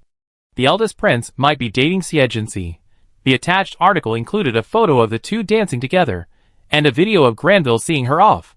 The comments below were filled with people clamoring for a couple, calling for a perfect match, and urging marriage. It was obvious they were being manipulated. The few rational voices or dissenters were silenced. Xiagency, working in a room, also saw the news, wearing an inexplicable smile throughout. Boss, do you want to deal with this? Morian's brows furrowed. It was unbelievable that his boss was involved in a scandal. This was even more bizarre than a rooster laying an egg. The royal family was truly bold, daring to set their sights on her boss. Don't worry. The situation was now beyond the control of a mere minion like her. Just wait and see. And she, the spark that had overturned the table between the three parties, was just watching the drama unfold. Amidst much anticipation, the three-day Federal Assembly began. As soon as the parliamentarians from various parties took their seats, the military representative put forward a proposal that shocked the Federation, to abolish the nobles' right to privately own land. Chapter 212. The nobility's uniqueness lies in their right to private territories, and their control over the residents of those territories. However, after the Star Domain era, all residents came under the official management of the Federation, leaving them with only control over their land. Even so, this was one of the few and most important privileges they retained. This allowed them to achieve lower production costs than others, and was a key factor in their survival from military-backed commercial rivals. Once their right to private territories was abolished, it meant that those without access to advanced technology would be excluded from the commercial system due to the exorbitant land costs. This would be the final nail in the coffin for their downfall. Most importantly, the nobility's decline began with the loss of control over land production. As the military expanded into other planets, the Federation's star domains continued to expand. In the distribution of resources in these regions, the nobility, who held private land ownership, were naturally excluded from official participation. With private land, how could they collect high rents? Thus, the further the star domain from the imperial capital, the weaker the nobility's power. Star regions like Feishua and Chungya lack even a trace of nobles. Now, General Min and his men, with their first move, aimed at the nobles' vital points. Instantly, the proposer on the stage was met with glares from the aristocratic counselors. But he remained unmoved as he concluded, currently, the Federation's demand for means of production is increasing, but the nobles occupy a vast amount of land, significantly hindering the Federation's development. Therefore, I propose abolishing private land ownership. After he finished speaking, he stepped down. The Speaker of the Parliament then presided. Any objections? Nearly 1,000 parliamentarians represented the three factions. They all operated independently, yet their various interests shaped a diverse network of relationships. Some with military backgrounds entered the official system, or were granted titles by the royal family, and thus owned land. Some nobles also entered the official system, or the military. In short, Everyone's greatest interests differed, and their ultimate support varied. But these were only a small minority. General Min maintained a sneer of determination throughout. Those representing the military and official interests were the largest group of parliamentarians among the three factions. Even if all the nobles voted against it, it wouldn't cause any ripples. The emperor, the marshal, and the president all looked grim. They had no votes, but they cared more about the outcome than anyone else. The Federal Assembly was being broadcast live, and even the viewers in the room could sense the turbulent atmosphere. However, not even the nobles voiced any objections. Finally, the Speaker of the Council spoke. Then let's begin the voting. The votes for and against were split in two, and those in favor, as if prepared, suddenly soared to a peak. General Min and Tinus couldn't help but smile at each other. Then their eyes suddenly widened, as they saw the slowly rising number of votes against suddenly surpass the number of votes in favor. How could this be? General Min leaned forward in disbelief. He saw, indeed, an overwhelming number of votes against. Outside the live stream, Siegency burst out laughing. If this old man had targeted other privileges of the nobility, such as bonus points for admission to military academies or official systems, he might have succeeded. However, he was drawn to land ownership, a privilege whose very existence could be shaken by a single move. As she had predicted, some members of parliament proposed abolishing the privilege of nobles to serve in the military. As we all know, soldiers rely on combat and strength to gain recognition. Lowering the standards and allowing unqualified individuals to join the military will only increase innocent deaths and fiscal expenditures. So, I propose abolishing the privilege of nobles to serve in the military and adopting the same standards as ordinary citizens. This statement assumes that nobles will serve on the front lines. But in reality, almost all members of noble descent serve in directly administered units. This strike truly impacted the survival of the reserve forces. Then, the military raised the sword, the officials cheered, and the nobles took the fall. The proposal passed. The victims seemed to have anticipated this outcome and decided to seek revenge elsewhere. The recent scandal involving Min Ting's arms trafficking reveals rampant corruption in the military. I propose that official standards for arms be standardized, shifting from appropriations to official customization, to reduce the frequency of armament purchases by the various corps at their garrisons. Armament is the military's largest expense, bar none. The nobles weren't foolish enough to talk about reducing armaments, but rather greatly reduced the possibility of the legions embezzling military funds. Because the merchants in the garrison areas were all loyalists supported by the garrison commanders, their collusion allowed them to manipulate military spending. At the same time, this also left the merchants vulnerable. At first glance, the only ones profiting were the government. Without corruption, military spending would surely be significantly reduced, but the nobles also worked in related industries, and with a little manipulation and cooperation with the government, they could potentially profit. The three parties had about the same number of counselors, the military and the officials, with the nobility slightly behind. It's like a triangle. Any two sides combined are always greater than the third. Amid the military counselors' grim expressions, the proposal passed. After the first morning's meeting, General Min's face was black with anger after his initial setback. Although the vote was anonymous, with so many dissenters, it was certain that besides the nobility, there must have been official and military counselors who voted. So, after rushing out of the conference hall, he went straight to Wanli. "You old woman, did you vote against it?" The tone of his questioning made Wanli roll her eyes. From the military side, except for you two old bastards, everyone else abstained. General Min glared. Could it be that it's all the officials? What are they thinking? He didn't understand. It was clear that everyone wanted to abolish the privileges of the nobility, wasn't it? I told you that all you have in your head is brawn, and you still don't believe me. Wanli pulled a cigarette from his pocket and held it between his lips. With a snap of her fingers, the friction in the air ignited a cigarette. Before General Min could ask her why, she raised an eyebrow sarcastically. The nobles are occupying the land for business. Do you know how much tax revenue they contribute annually? You only know how to ask the government for pensions and military funding. But they need money, you idiots.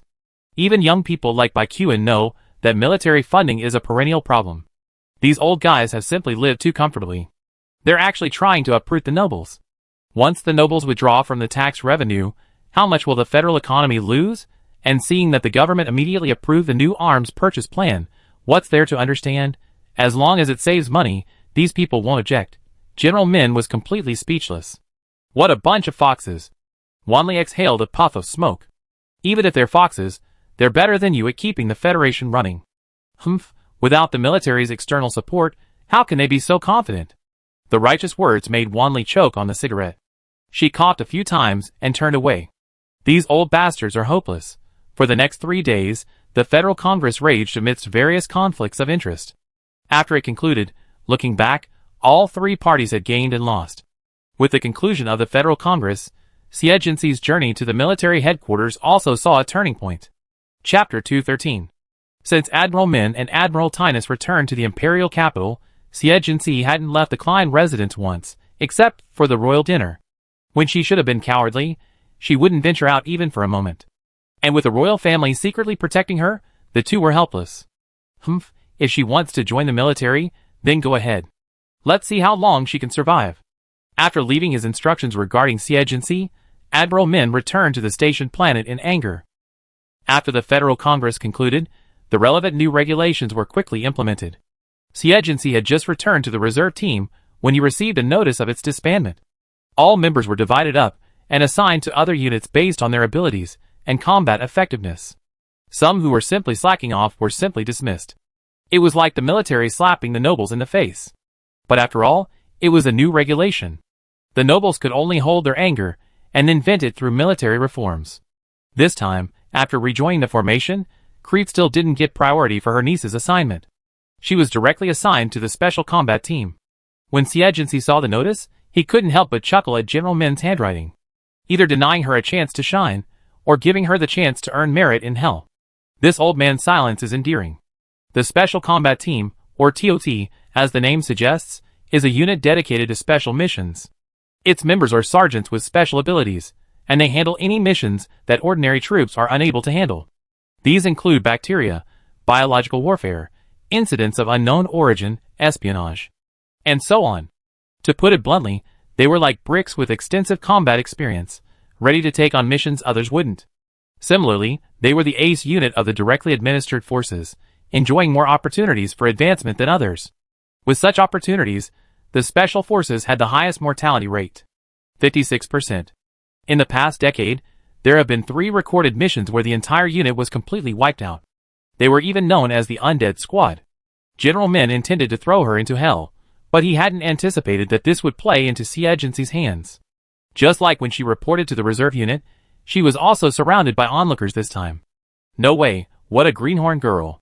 I heard she acted recklessly in the reserve unit because she refused to obey orders, and she even had the reserve unit disbanded. Oh, so arrogant.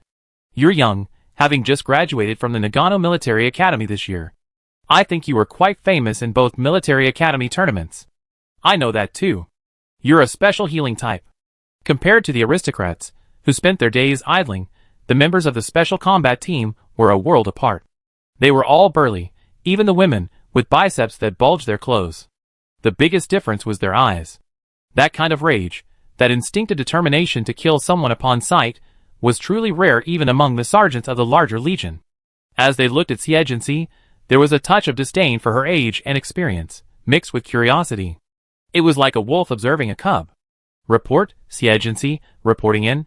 She knocked on the door of the T9 Formation's military and political officer's office. Unlike a purely supportive reserve team, the captain is in charge of everything. The Special Operations Team's configuration is mature and comprehensive, with each member performing their duties. Come in. It was a woman's voice. The military officer's name was Jiangyu, and she looked middle-aged. After a quick glance at the girl before him, he prepared to enter her resume into the system. She looked at the various achievements listed with a calm expression. Those weren't missions for the Special Operations Team, but considering her age, they were quite impressive. Our T9 team has a total of 200 people. The leader of Group 7 has been killed in the line of duty, so you're here to fill in. Siegensi was quite surprised by this arrangement. The Special Operations Team was packed with elites, and no matter how famous she was just a rookie. And yet, she was asked to fill in as the team leader right away. As if sensing her confusion, Jiangyu, while stamping the new recruitment form, raised an eyebrow and said, "Special operations teams are all about strength. If you weren't so young and inexperienced, your combat prowess would be more than enough for deputy captain." The captain of the Special Operations Team was a level 8 psychic with the rank of colonel. Both vice captains were level 7 experts. The team leaders were all level 6 or 7, and the lowest level for the formation was 4. This level of rank was second to none in the entire military. Honestly, Siegency really liked this kind of place. As long as she was strong enough and survived, she could climb the ladder. I understand, sir. After receiving the formation's disciplinary code, she saluted and went to meet Team T9's captain, Wall, a towering figure. He had a dark complexion, curly brown hair, and large hands like palm leaf fans. Oh my god, you're even smaller than I saw in the video. So beautiful. The man said in an exaggerated tone, circling her. Second Lieutenant Xia, I hope you can handle those bastards in Team 7. I do my best. She didn't encounter the expected harassment from her superiors here. Perhaps due to the special nature of the Special Forces and their direct command, they didn't particularly appreciate Generals Min and Tynus's advice. Of course, it's also possible that General Min felt that once she entered this unit, she was practically on the verge of death, and he disdained any further manipulation. I can't say I do my best, dear. In the Special Forces, everything you do is a life or death struggle. Like the captain in front of you, I'm the only one left from my class 5 years ago. Wall reached out to pat her, but was pulled back mid-strike. Siegency pulled his hand away, glancing sideways at him. Sorry, I don't like closeness. Alright. Wall spread his hands and shrugged, seemingly smiling, but his eyes were cold. You can meet your teammates now. They should be training now. Siegency walked over, examining the members of Group 7, their appearance, names, abilities, brief combat experience, and specialties. Of the 17 members, 5 were women and 12 were men, none of whom looked particularly friendly. By the time they reached the training ground, they had memorized most of the information. Through the barbed wire, they could see the Special Forces members inside, each wearing a white vest, army green trousers, and black boots. Groups 1 through 5 had all gone on missions today, leaving only Groups 6 through 10. The deputy captain, leading the training, was wearing sunglasses and drinking beer under a parasol. The leaders of the other groups were training their own members, and the atmosphere seemed relaxed and cheerful. Clearly, these men, constantly teetering on the brink of life and death, didn't care about this level of training at all. In any case, the deputy captain and the team leaders ignored them. Siegency watched for a while, until they could no longer ignore her, and turned to look at her. Compared to the other group's eagerly awaited looks, the dozen or so people in the corner had mostly sullen expressions. They were the members of Group 7. Chapter 214. After Siegency arrived and saluted, Vice Captain Mo gulped down his drink, pinched a can, and tossed it to the cleaning robot, shouting, "Assemble!" Everyone quickly gathered in front of him, each group forming 2 lines, with the team leader in front. The members of Group 7 also stood lazily. Complex glances fell on the young girl next to the vice captain. Although she was much older than them, she was still incredibly immature compared to them. Especially when she choked on the sand on the training ground and coughed a few times. Oh my god, is she really a level 7 Esper? Even though I've seen videos of the Military Academy League, I still think she's too weak. A variety of whispers arose. Quiet! Moen glanced at Siegency beside him, and raised his chin toward the 2 unleaded lines ahead. Go meet your teammates. She nodded and strode over to Group 7. I'm Siegency, your team leader from now on. Thank you for your guidance. Her voice was neither loud nor forceful, but rather steady, as if she were saying how beautiful the weather was today. As soon as the greeting was over, the other teams couldn't help but laugh. My god, she's such a brat. She's asking for your guidance. Does she think she's participating in a club activity? Moen coughed heavily. Alright, everyone go train. He nodded again to Siegency. I give you 3 days to get back to your teammates. Although he wasn't particularly optimistic about this young woman either. The other team leaders waved their hands. Disband? Everyone dispersed upon hearing this. Group 7 stood for a moment longer, and when the man and woman in front of them turned to leave, they followed suit. However, the girl standing in front of them said, I don't think I've said disband yet. The chatter around them suddenly stopped, and, unable to contain their inquiring gazes, they simply gathered around to watch the show. The light red-haired young man leading Group 7 grinned, folding his arms and sizing her up. What else is the team leader planning? This man was likely the most capable member of Group 7, Shui Wu, with a 6th level beast transformation ability. He was the most senior member of Group 7, in other words, the one who had lived the longest. If a new member had arrived, he would have been promoted to team leader. Who knew that a newcomer like Siegency would snatch him away? We're new here, so we have to get to know each other. She looked at her teammates. Do I call out names, or do you guys have to sign up? The other team leader sighed at this. They're even giving us a choice? That's too long-winded. How could they possibly intimidate these idiots risking their lives for merit? As expected, everyone in Team 7 laughed. Led by Shui Wu, he raised his chin in disdain. Team leader, please call out names yourself. It seemed as if he was the one giving the orders. Alright. She acted as if she didn't feel slighted and pulled out her laptop. I call out one, then step out so I can recognize them. Shui Wu. The young man in front of her rolled his eyes and replied lazily, here. Step out. She looked up at the man. I think you understand orders and have grown legs. The man took a perfunctory step, but didn't even break away from the loose group. He even smiled at the girl, as if to say, what can you do to me? Everyone wondered what she could do. A faint sigh escaped her delicate lips. Before Shui Wu could react, a lightning-fast green ribbon gripped his neck, sending him crashing to the sand. What a humiliating situation. In a rage, he covered himself in scales and, in the blink of an eye, transformed into a unicorn. But no matter how hard he struggled, sending sand flying high and turning the air a khaki hue, he couldn't lift his head. Cough, cough, cough. Xie Jinxi waved her hand. So annoying. Then she stepped on his back, forcibly dispersing his supernatural particles and transforming him back into human form. The sight shuddered everyone, including Moan. What a domineering mental power. I thought the new guy was a softie, but it turns out he was just being polite first and then using force. Xie Jinxi hadn't paid attention to their disdain at first, and now she wasn't going to care about their fear either. She simply said to Shui Wu, since you can't walk, just lie down. Then, stepping on Shui Wu's back and calling the roll, things went much more smoothly. She closed the information list on the computer and said to the team members with complicated expressions, move on your own. The members of Group 7 looked at each other in bewilderment. That's it? She just had a few quick bursts of energy, and that was it? Xie Jinxi ignored their looks, retracted the light beam, released Shui Wu, and sarcastically said, they say special forces are made to fight their way back from the gates of hell, yet you're still so arrogant in the face of overwhelming power. You're truly foolish. The man's face darkened. Xie Jinxi was actually quite right. Knowing she was a level 7, a level 6 dared to give her a hard time. Isn't this asking for trouble? The other team members knew this was meant for them, and they couldn't help but feel a little strange. Xie Jinxi walked over to the group of team leaders. Meet me, I'm Xie Jinxi. With the skill she had just demonstrated, the others no longer looked down on her for her youth. At least they accepted her. Xie Jinxi got straight to the point and asked, I'd like to ask you all how you manage your team members.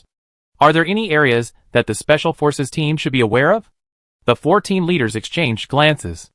The only female team leader chuckled. Our Special Forces team has such a high mortality rate, and new recruits are constantly arriving. How can we manage anything? Another person said, you see, people who are ready to die at any moment treat training as a break. It's all about keeping an eye on these guys and making sure they don't violate discipline, and that they get on with their missions and arrive on time. Otherwise, we'd be punished too. In short, the key is to keep them under control, execute their missions well, and return alive. Compared to other military forces, the discipline in the Special Forces was quite lax. Xie Jinxi nodded, indicating he understood. After observing the other team leaders' practices, he realized he didn't have too high expectations. The Special Forces team operated under a closed-door system. Everyone lived and ate at the military compound, and each month, if they weren't on a mission, they had 2 days off. After disbanding that evening, hurried footsteps rang out from outside. Someone came to inform the team members, who had been on a mission, that they had returned. A group of Special Forces members, draped in their uniforms and dragging their feet, walked in. They had just received treatment, their faces exhausted and sparsely populated. Some were missing limbs, and their exposed skin bore many radiation scars. The Special Forces members, who had been heading off to eat, were already used to it. Xie Jinxi sat by the window, watching all this unfold. The military officer across from her said calmly, with a 40% mortality rate, there are still quite a few returning. Chapter 215. As soon as Xie Jinxi joined the T9 formation, she witnessed the astonishingly high mortality rate. But she remained calm. Across from her, the military officer slowly cut into a tender steak. Aren't you afraid, Second Lieutenant Xie? Not bad. The ambiguous answer made Jiang Yu smile. You're perfect for the Special Forces. After finishing the last piece of steak, she wiped her mouth gracefully. Our Special Forces doesn't go on missions very often. Next time, it'd be Groups 5 to 10's turn. After all, The previous groups need reinforcements. Xie nodded gently in understanding, and then buried her head in her meal. The next day, the new recruits reported in. Every day, sergeants with nowhere to go signed up to join the special forces. After passing the assessment, they took their numbers and waited for the previous ones to die before joining. Even though the mortality rate was frighteningly high, there were always those who were not afraid of death and continued to fight. Xie arrived at the morning training grounds and waited for her team members. As expected, someone was late. It was the small group of 5 people led by Shui Wu. After calling the roll, Imo looked at the new leader of Group 7. I told you 3 days, and that's it. If you still can't get it done by then, expect your punishment. Yes. Looking at her cold, young face, many people felt a surge of sympathy. Shui Wu and the others, tired of watching her laugh from a distance, finally sauntered over, hands in pockets, and swaying. She said half-heartedly, even deliberately, sorry, we're late this morning. You've already been deducted points according to the rules. Because of the Special Forces' incredibly high mortality rate, there's an unwritten rule within the team not to deduct wages or bonuses. As a team leader, she didn't have that right. Disobeying orders too many times would result in expulsion. Shui Wu was so brazen because of the team's collective responsibility system. If they were expelled, Xie would be no exception. A mere point deduction, and most being punished with cleaning or running drills, was nothing but a tickle to a seasoned veteran like Shui Wu. Her response didn't even hint at anger. Imo glanced at her. Let's begin training. Everyone immediately scattered.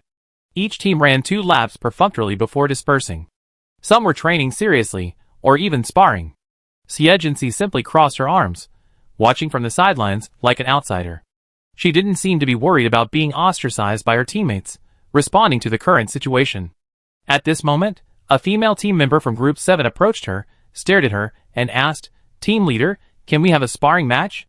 No special abilities required. Alright, another interesting show to watch. Even Moon lowered his sunglasses, trying to get a better look. This team member was called Bai Xing, one of only 2 level 6 players on the team. Like Shui Wu, she had originally been a candidate for team leader. With Shui Wu's experience yesterday as a lesson, she specifically suggested concentrating on physical skills. This was clearly a smart choice. Not far away, Shui Wu snorted in disgust. Cunning woman. Bai Xing was a special power type, and even without using her powers, she could pin many male team members to the ground. And this Xie, with her thin frame and constant coughing, looked frail. But she didn't show any guilt. Okay. The 2 of them arrived at the center of the field, and the others consciously made room. In terms of height, Xie was now over 1.75 meters tall, standing only half a head shorter than Bai Xing. But in terms of physique, she was significantly slimmer than her opponent. At first glance, her calves were barely thicker than her opponent's arms. The morning starlight shone through the tall buildings, spreading across the sand. A gentle breeze blew, and Bai Xing suddenly vanished from sight, just as a fist approached. Xie raised her hand to deflect the punch, grabbed her wrist, and pushed hard against the sand, kneeing her. Bai Xing quickly blocked her knee with her other hand. The instantaneous numbing sensation caused her expression to change drastically. Even so, she only reduced her force slightly. In the blink of an eye, a blow struck her abdomen, causing her face to contort in pain. How could someone so thin possess such explosive power? She gritted her teeth, shook off the opponent's grip, and readjusted her stance to attack. Hand punches, chopping hands, and whip kicks met her opponent with speeds unmatched by the naked eye. But almost everyone saw through it. What followed was a fierce counterattack from Xie.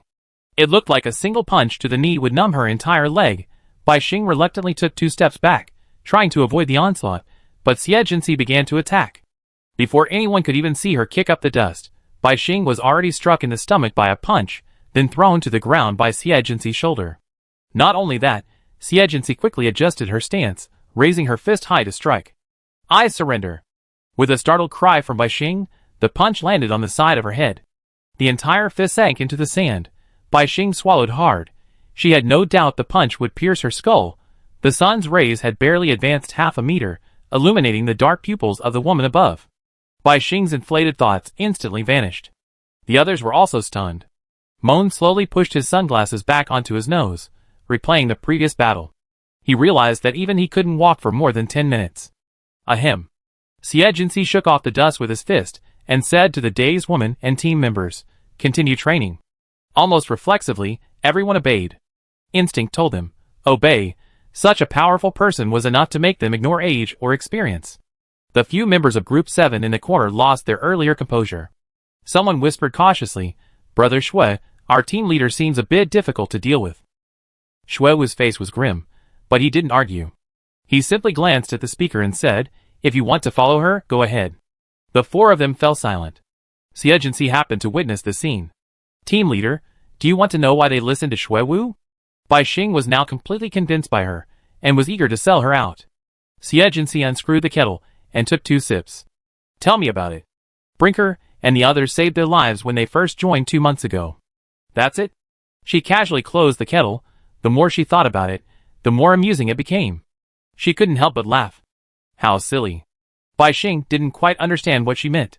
Wasn't it only natural to repay a lifesaver? Never mind. I don't care about these grudges. She put the kettle into the space hub and leaned against the wire mesh, narrowing her eyes slightly. Just don't get in my way. Bai Xing felt even more confused about this team leader. If Shuiwu was late a few more times like this morning, wouldn't the team leader be panicking? The next day, and the day after, Shuiwu and the others were all late. Thanks to the vice captain's promise, Xie wasn't punished. She was simply told, you also be penalized tomorrow. Yes. She remained unfazed. But when they assembled on the 4th day, a shocking scene unfolded. The first team members to arrive on the playground discovered Shuiwu, and the others tightly bound in green light bands, tucked away on the field like insects. Dew still clung to their hair, clearly having been tied up all night. Chapter 216. In the vast playground, everyone surrounded Shuiwu and the others, wanting to laugh but also feeling pity. What are you all doing? Deputy Captain Mon shouted. As he approached, he saw his coffee choking on his nose. Bending slightly, he looked at Shuiwu and the others, their mouths covered, their eyes filled with pleading for help. TSK. He then grinned and yelled to the others, hurry up and eat breakfast. It's almost time. Soon, Xie arrived, still sipping hot milk. The girl, holding a straw, looked like an exquisite doll. But everyone looked at her with awe. Xie pretended not to notice, her gaze fixed on Shuiwu, whose eyes were red. You haven't slept all night? Everyone silently grumbled. Granny, how could you not know they haven't slept? Then she tilted her head. I figured it wasn't too cold outside, so it shouldn't bother me sleeping. So cruel. Bai Xing and the others had already stood at attention when she arrived, thankful they known better, and not confronted her. Mon finished his last sip of coffee. Assemble. The T9 formation quickly regrouped, but everyone couldn't help but glance at Group 7, including the new members of Groups 1 through 5.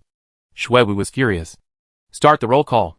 When the 7th group, Shuiwu, was called, Xie removed the light band from his mouth and glared at him. Speak. The man, with the purple marks on his face from the bandages, uttered a single word through gritted teeth. Here. After the group was dismissed, no matter how Shuiwu and the others tried to escape, the green light band seemed to have eyes, and always caught them. He could only endure hunger, and wait for lunch. At the afternoon assembly, he was still tied up by Xie. Everyone seemed to have accepted this. At the evening disbanding, Shuiwu slipped away, while Xie was talking to Mon. When Shuiwu finally opened his eyes in the morning, he saw the young team leader sitting on the dormitory window, holding a cup of hot milk. So he completely gave up on opposing her on this matter. He had no choice but to change his clothes in a rage and arrive at the playground on time.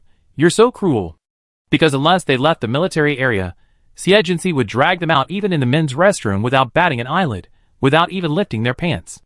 However, after leaving the military area, even if he committed murder, it would have nothing to do with Xie, the team leader. He, a seasoned veteran, was so ruthless, let alone Brink's followers, who dreamed of being chased by green light bands. With her subordinates in check, Xie found her comfort within the team. During this time, Morian also brought her some good news. Before the mission, they had their bi-weekly leave. After disbanding in the afternoon, everyone happily prepared to leave. Brink and the others glanced timidly at their team leader. She had been a source of trauma for them lately. They feared she would tie them up and hang them on the parallel bars in the playground again. Thankfully, the young team leader didn't even glance at them. He arrived at the gate and was picked up by a special hovercraft. Pratt barely dared to glance at his boss in military uniform. He focused on driving. Dilsis knows you're on leave, so she's prepared a lot of delicious food. Are you heading home straight away? Later. Xie asked impatiently, Where's Morian? Mr. Morian left work early today.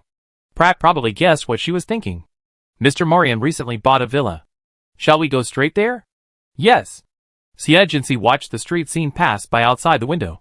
The dusk light reflected through the star shield, making the street seem like a dream. Thinking of the man in the metal mask from back then, and the excruciating pain she felt, she couldn't help but take a deep breath. No matter where you hide, you will be found and every inch of your body will be crushed. Morian's villa was not far from the company. It was secondhand, but it was also ridiculously expensive. He bought it and modified it, installing the most advanced surveillance and defense systems, and adorning it with beautiful flowers and greenery, to imprison his white moonlight, the cinnabar mole. Pratt knocked on the door, and a gray-haired maid opened it. She gently stepped aside to let the two in. Mr. Pratt, please come in. Siegency glanced at the thick calluses on her fingers, clearly from handling a gun.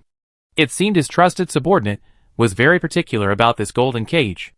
The living room was warmly decorated, with a floral tablecloth, a sofa, and a bouquet of lilies on the table. Sitting on the sofa, his keen hearing clearly picked up a sound from upstairs. It was a sound that should have been embarrassing, but Siegency seemed completely indifferent. About half an hour later, Morian came down the stairs in his home pants and a tank top. His muscular body was glistening with sweat, and his neck and chest were covered with suggestive scratch marks. His usually slick-back hair was now loose, giving him a very sexy look. This made Pratt, the young virgin, blush. Boss. His voice was a little hoarse, and the maid kindly poured him some water. Siegency got straight to the point. Did you find out what you were looking for? The man had been captured 3 days earlier. Morian pulled his hair. She refuses to talk. After a pause, he added, and she insists on seeing you. Where are her mother and brother? They were captured this afternoon and are in the basement, waiting for you, boss, to deal with them. Siegency raised an eyebrow, looked at his smiling subordinate, and a sudden inspiration struck him. For the lifelong happiness of my capable subordinate, I just be the bad guy for once. Morian breathed a sigh of relief. Boss, you're being modest. She was clearly a bad guy. At the maid's urging, Loeva, still looking exhausted, walked down the stairs. Her golden hair was like sunshine, her eyes like a deep blue spring. No wonder Morian was so worried about her. Siegency took a sip of warm water. I heard Morian say you wanted to see me. Lu Yiwa stared at her intently, her expression complex and agitated. Father worked tirelessly for the Xia family for over a decade, but in the end, he was silenced. It was all because of you. He was just curious about that man's research. From her fragmentary words, Siegency roughly deduced that. Since then, Bronte has been conducting research with that man, and it seems to be related to her. Although under strict control, Bronte did leave relevant notes. Siegency folded her arms, and looked at the hostile woman across from her. Where is the information your father left behind? Lu Yiwa immediately became defensive. I won't tell you.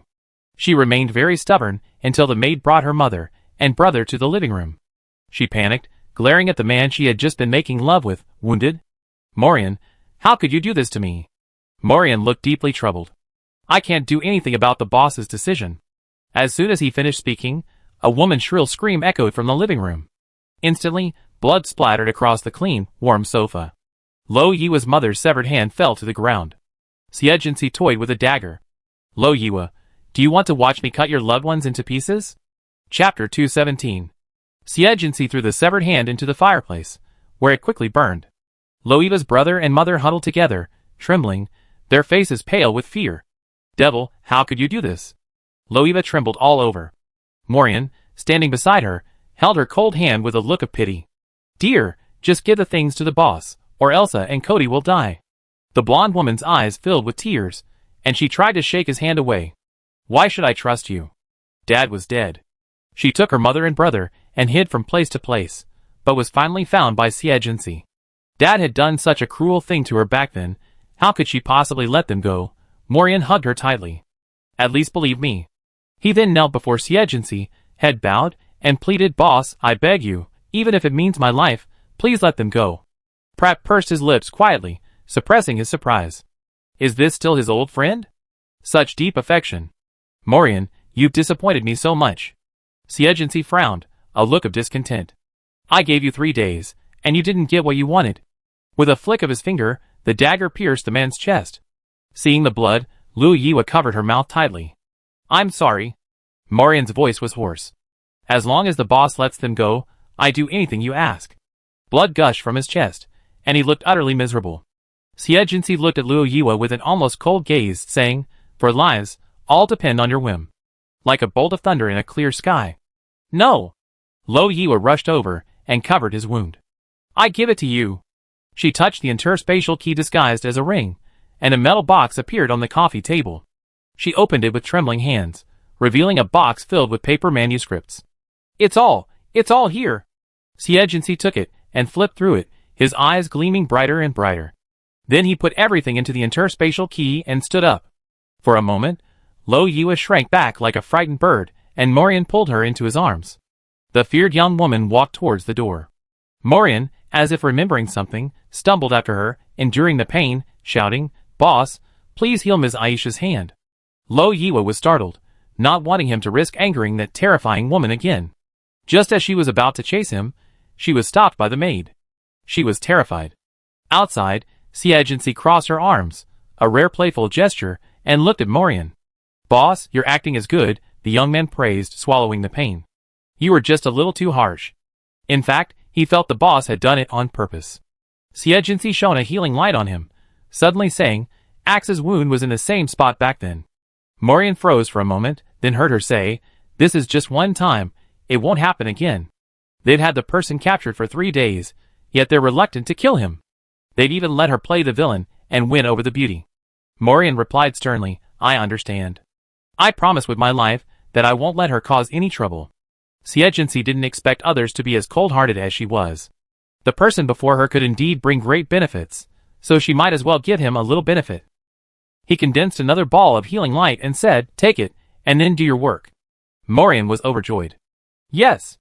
After watching her leave, for the first time, he felt a surge of gratitude towards his boss. In the past, he had always earned what he deserved for his efforts, a matter of money and goods. This time, Siejinsi's tolerance towards him truly made him feel emotionally submissive.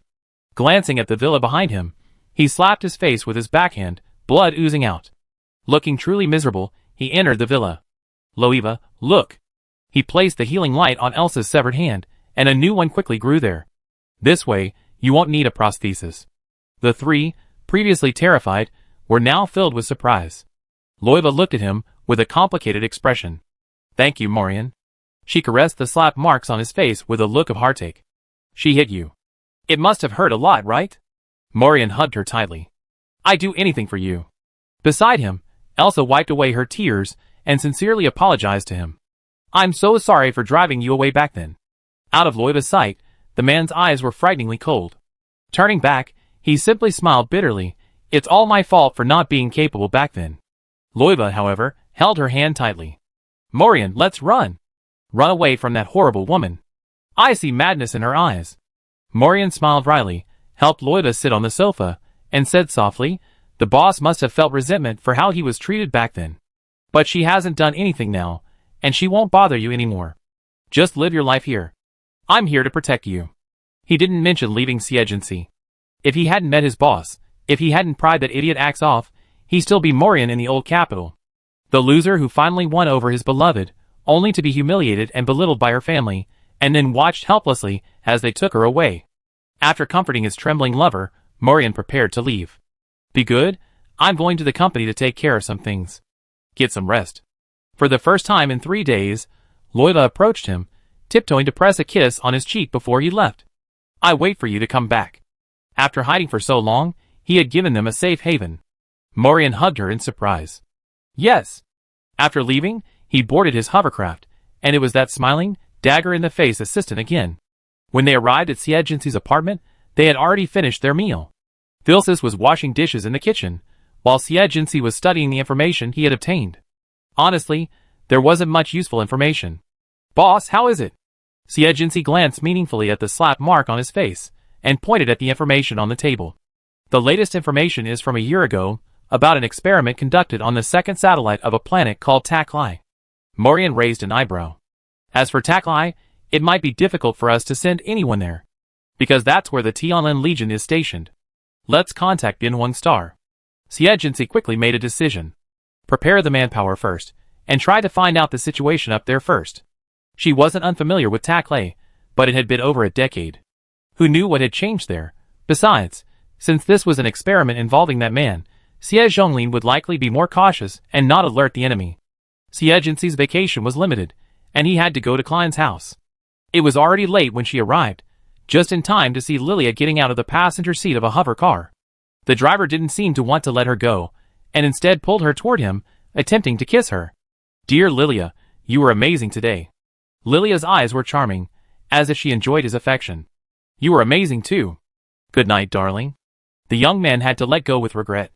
After he left, the young woman gracefully turned in the moonlight and looked at Xie Jinxi as he emerged from the back seat of the hover car. Envious? A woman should be surrounded by men, blooming like a flower. Xie Jinxi sized up her flamboyant cousin. "As long as you like it." Then he walked past her and through the main door. Lilia stamped her foot in anger behind him. What a romantic woman. Chapter 218. Upon learning that Xie Jinxi had returned, old Klein had been smiling since morning. Go prepare some of Cece's favorite treats, put them in a thermos, and have her take them back to base. At this moment, Xie Jinxi was being blocked at the door by Lilia. "How can you be so shameless? Still staying at my house?" She stared at her aggressive cousin and yawned. "Lilia, you seem to care about my existence. Is there a reason?" This inexplicable targeting, like the competition between little girls, was difficult for her to understand. The woman holding the skirt froze. "Reason? How much of my father and grandfather's affection have you taken from me since I was a child? That day at the royal banquet, everyone was looking at you, and you still have the nerve to ask?" She cast a critical glance at her casually dressed cousin. "I really don't understand.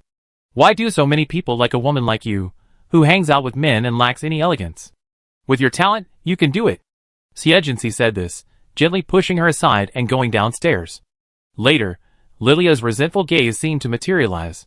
After lunch, Xie Jinxi accompanied old Klein for afternoon tea in the garden.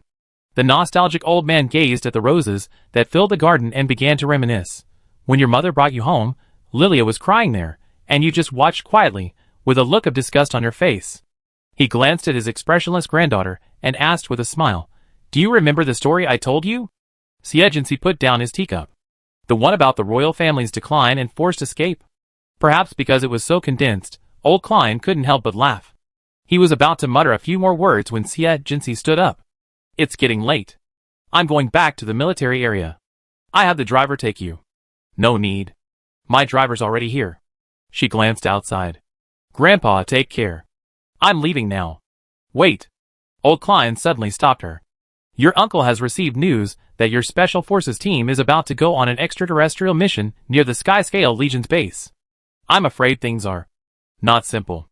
However, Xie Jinxi hadn't heard a word of this, which reminded her of the research data she had just received from Lo Eva. Was it a coincidence? Or was she playing into someone's trap? Facing old Klein's worried gaze, Xie Jinxi remained calm. "I understand." After leaving the Klein residence and boarding the hovercraft, her face suddenly darkened. Pratt drove, his heart pounding, and he didn't dare ask her what had happened. Then Xie Jinxi contacted Morian. "My mission this time is near Taklite Planet. Do you have anything to say?" The young man on the other end didn't react at first, then stood up with a pale expression. He first clicked on the maid's scheduled report, then replied with certainty, "I can guarantee that Luo Yiwa has not contacted the outside world. At least since we found her, she and her family are all safe. He would never allow such a mistake to happen." Xie Jinxi frowned. Go back and ask her who she had contact with before. After disconnecting the call, she held her forehead and fell into deep thought. Morian and her interests were closely linked. He wouldn't let down his hand at a time like this. Could it be that old Admiral Min? No, judging by his appearance, he probably didn't know about the experiment, otherwise who knows what kind of mess it would have caused. She thought and thought, then decided to first see what the mission was. Perhaps she was just overthinking it. "Boss, we're here." Pratt's reminder brought her back to her senses. As she got out of the car, she happened to run into Shui Wu and the others, walking back arm in arm. Seeing her, Brink and the others couldn't help but stand up straight and salute. "Team leader." Xie Jinxi nodded. "Wow, you get a private car to pick you up at work, and now you're so rich, yet you're still vying for power with us, the reckless ones. Xie Jinxi, what are you trying to achieve?" Since they weren't in the military zone, Shui Wu's words became even sharper, a hint of sourness in his tone. This made Brink and the others very embarrassed. To be honest, they didn't want to go against the team leader anymore. Xie Jinxi signaled Pratt to leave, then looked at Shui Wu. The reason is simple. I want the money, and I want the power too. For her, such a choice simply didn't exist. With that, she was the first to enter the main gate. She left behind a group of men speechless by her bluntness. Moan and Wall, not far away, just happened to hear her response. The captain, with his iron-like demeanor, grinned. TSK, TSK, TSK, TSK, young, ambitious. I just don't know how far she can go. Moan, you know, this mission is a bit difficult. He muttered a pity for such a beautiful woman as he carried his clothes into the gate. Moan adjusted his sunglasses. Captain, wish us all good luck. That evening, at roll call, Wall appeared, his face grave. Everyone, gather here at 3 a.m. tomorrow. We're going to Tackley's second satellite for a mission. We let you know the details once we arrive. Upon hearing the location, a cold flash crossed Xie Jinxi's eyes. While she was preoccupied, groups 1 through 5 all changed their expressions. Because they had just returned and were about to deploy again. And every time the entire T9 formation deployed, it meant an extremely dangerous mission. They had made it back alive last time, but not this time. But no one objected, because from the moment they joined the T9 formation, they had already put their heads on the line. At 3 in the morning, everyone assembled and boarded helicopters for the airport. The humming of the wings was quiet, but in the night, it sounded like a dense drumbeat, unsettling. From boarding the plane to entering the warship, the T9 formation moved swiftly and silently. Even Shui Wu cooperated fully with Xie Jinxi's actions, because everyone knew, collective action offers the greatest chance of survival. Through the space jump point, they arrived at the second satellite of Tackley Star. From there, they needed to coordinate with the Lingya Legion's operations. Welcome. The Lingya Corps' commander was as if he had seen a savior. Those damn bastards have taken control of many alien beasts used for experiments. They've become biological weapons. Not a single one can be released. We need your help in dealing with them. Everyone cursed him inwardly for using them as cannon fodder, but on the surface, they simply saluted solemnly. The Lingya Corps soldiers looked at the team, feeling a stench of death and blood. Wall was accustomed to such scenes. How many men are there on the other side? How many alien beasts do we need to deal with? He didn't shy away from the team members, and the other party's answer was the same, and everyone's heart sank. Satellite number 2 also possesses a natural environment suitable for human survival, and it also possesses many unique environments. Therefore, this area is mostly home to officially authorized experimental bases, as well as gathering places that cooperate with these experimental bases. If the authorities can target this place, many illegal organizations will also be able to do so, especially those gray areas composed of scientific enthusiasts. For example, the Crazy Beast organization, which the T9 formation needs to deal with this time, is a notorious biological experiment criminal organization. Firmly believing in the infinite potential of living things, they devoted all their efforts to exploring their limits, ultimately targeting high-level energy forms, exotic beasts. Through various means, they imbued exotic beasts with attack power exceeding their own species' own, and then sold them to other illegal organizations or individuals, severely endangering social security.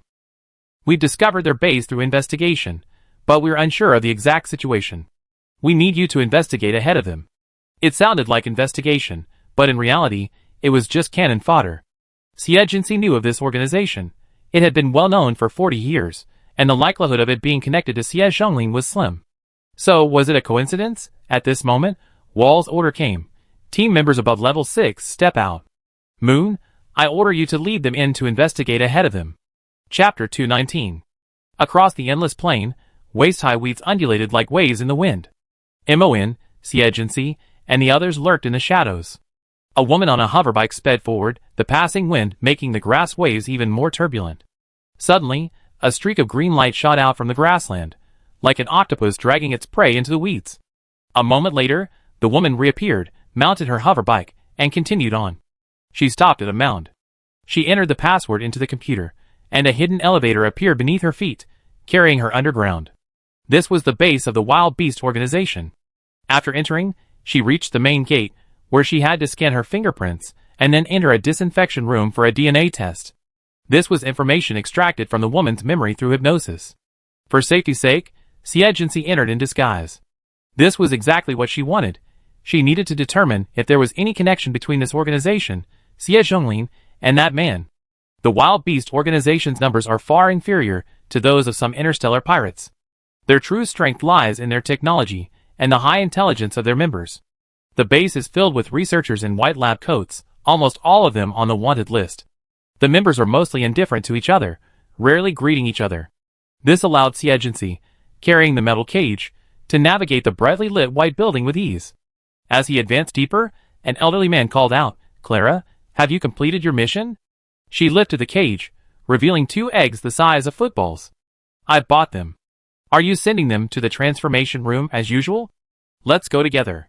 The leader is here, by the way." She nodded and continued walking. Behind the old man, she lowered her eyes and remained silent. The leader of the Wild Beast organization was a level 8 special power user, capable of understanding non-human languages. This meant he could communicate with beasts without using his mental power, a significant advantage in his research. Furthermore, he possessed immense mental power, controlling several high-level beasts, making him a formidable criminal for the Federation. When C Agency followed the old man in, a dozen researchers had already gathered in the genetic modification lab. They were surrounding an iron cage containing a howling windseeker cub. Everyone looked at the cage in her hand, their faces lit up with excitement. "Great! We finally bought it. If this experiment succeeds, we'd be able to create a beast with 2 powers.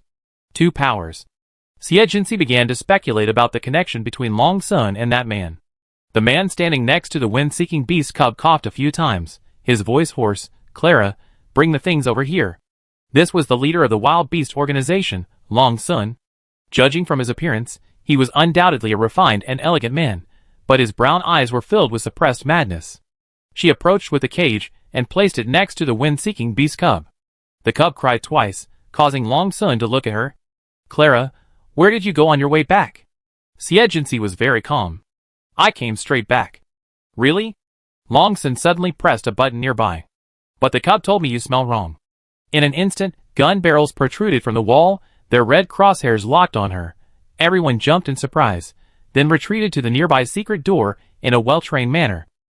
C Agency grabbed the researcher closest to her, but before she could do anything, a bullet pierced his head.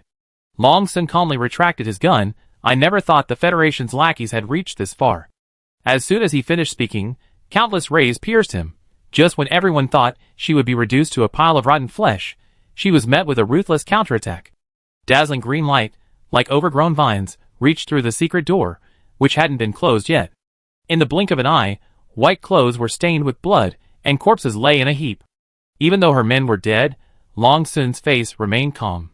Instead, a hint of fanaticism crossed his gaze. "I recognize you, C Agency. It's a pity you're not a beast, otherwise I could study you more thoroughly." C Agency grasped a ball of light and shot it at him, but a secret door opened beneath the man's feet, and he fled. She didn't rush after them, but instead contacted Moan outside. The infiltration failed, and the leader, Long Sun, has escaped. After reporting, she quickly followed the map on Clara's computer to the base's control room. The researcher inside was systematically deleting data when she chopped off his head. C Agency paused the deletion process and took the researcher's memory card to copy and save it. On the other hand, he pulled up a 3D map of the entire base, including the retreat route, and sent it to the waiting team members. In the previously quiet base, alarms shrieked piercingly, and the team members were evacuating at a rapid pace. Alas, they were like ants whose exit was blocked, and they were caught red-handed as soon as they escaped. "Captain, the number of people captured is far less than the number reported in the intelligence." Moon quickly reported to Wall, "And C Agency hasn't come out yet." "No rush, just block the exit. Also, contact C Agency and have her track Long Sun." No one was complacent, because the real danger of the Wild Beast organization wasn't these researchers, but the monsters transformed into biological weapons. Inside the base, C Agency located Long Sun through surveillance. A cylindrical basement nearly 100 meters high. Although it was called a basement, it was actually no different from a large parking lot, surrounded by cages of all sizes. The man was standing on the head of a strange-shaped monster. Its lower half was octopus tentacles. Its upper half resembled a werewolf. The cages were almost full of these seemingly stitched-together monsters. Although I'm furious that our base was discovered, it's a good opportunity to use the military for an experiment. As he tapped the transparent panel several times, the sound of locks opening echoed. Deep underground, the sound of heavy chains dragging was even more reminiscent of thunder. C Agency frowned, glanced at him, and ran away without looking back. Report: Lungshuan has liberated all the modified beasts. We estimate their number to be around 3,000. Please prepare on the ground. Instantly, a deafening roar echoed from behind. The massive beasts burst forth, piercing the entire underground base like a paper-thin shell. On the ground, the soldiers, braced for battle, felt the earth tremble and stagger, almost losing their balance. A massive hole opened in the ground, and countless beasts gushed out. The yawning fangs, the wielding claws, the spewing of thick venom were terrifying. Moan's sunglasses slumped as beads of sweat streamed down his face. At that moment, Wall's roar echoed, "Fight!" The entire Special Forces team immediately jumped into their mechas and led the charge. This was their primary mission. No one cared whether Agency was still alive, for most of them were about to die. At first, the Special Forces team was still able to show their prowess, but when the high-level monsters appeared, the situation suddenly reversed. Help! Even before the word help could be uttered, someone perished under the werewolf octopus's tentacles. No matter how many times Brinker watched, he still felt that such a death was too easy. "Brinker, be careful!" Just as Shuewu's warning was being recalled, he was met with a tentacle as thick as Optimus Prime. Brinker activated his supernatural powers while controlling the mecha's joystick. Move, move! The operations that were usually so easy now seemed so slow. Am I finished? In despair, a blinding green light descended from the sky, severing the tentacle. Chapter 220. The severed tentacle crashed down next to Brink. Before he could breathe a sigh of relief, the octopus werewolf's severed hand healed in the blink of an eye. How is that possible? I assumed that transformed beasts were just more ferocious, but I hadn't expected high-level beasts to possess such aberrant self-healing abilities. Agency confronted the grotesque beast head-on. Before the massive beast, even piloting a mech, she looked like a tiny insect. Suddenly, green venom rained down from the sky. None of the nearby mechs were spared, corroded and pitted. Those less stained could still crawl out, but those buried in the venom were completely destroyed, leaving not even a sliver of bone. Agency leaped from the mech, stepping on the footholds formed by the light shield and swiftly reaching above the beast. Gripping a tang sword in each hand, he wielded it, leaving only a cold afterimage as he slashed through the beast's venomous mouthparts. As it attempted to regrow, a ball of deep azure light descended, and the newly formed part mysteriously grew and deformed. Before the entire beast exploded and perished, Long Sun, hidden in the shadows, his gray eyes suddenly lit up, and he muttered, "It's actually true." Suddenly, a chill enveloped him. It was Agency's gaze.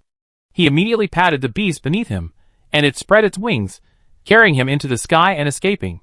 "We've found Long Sun." Wool, instantly energized, shouted, "Everyone, follow me to hunt down Long Sun." The Lingya Legion's generals tried to intervene.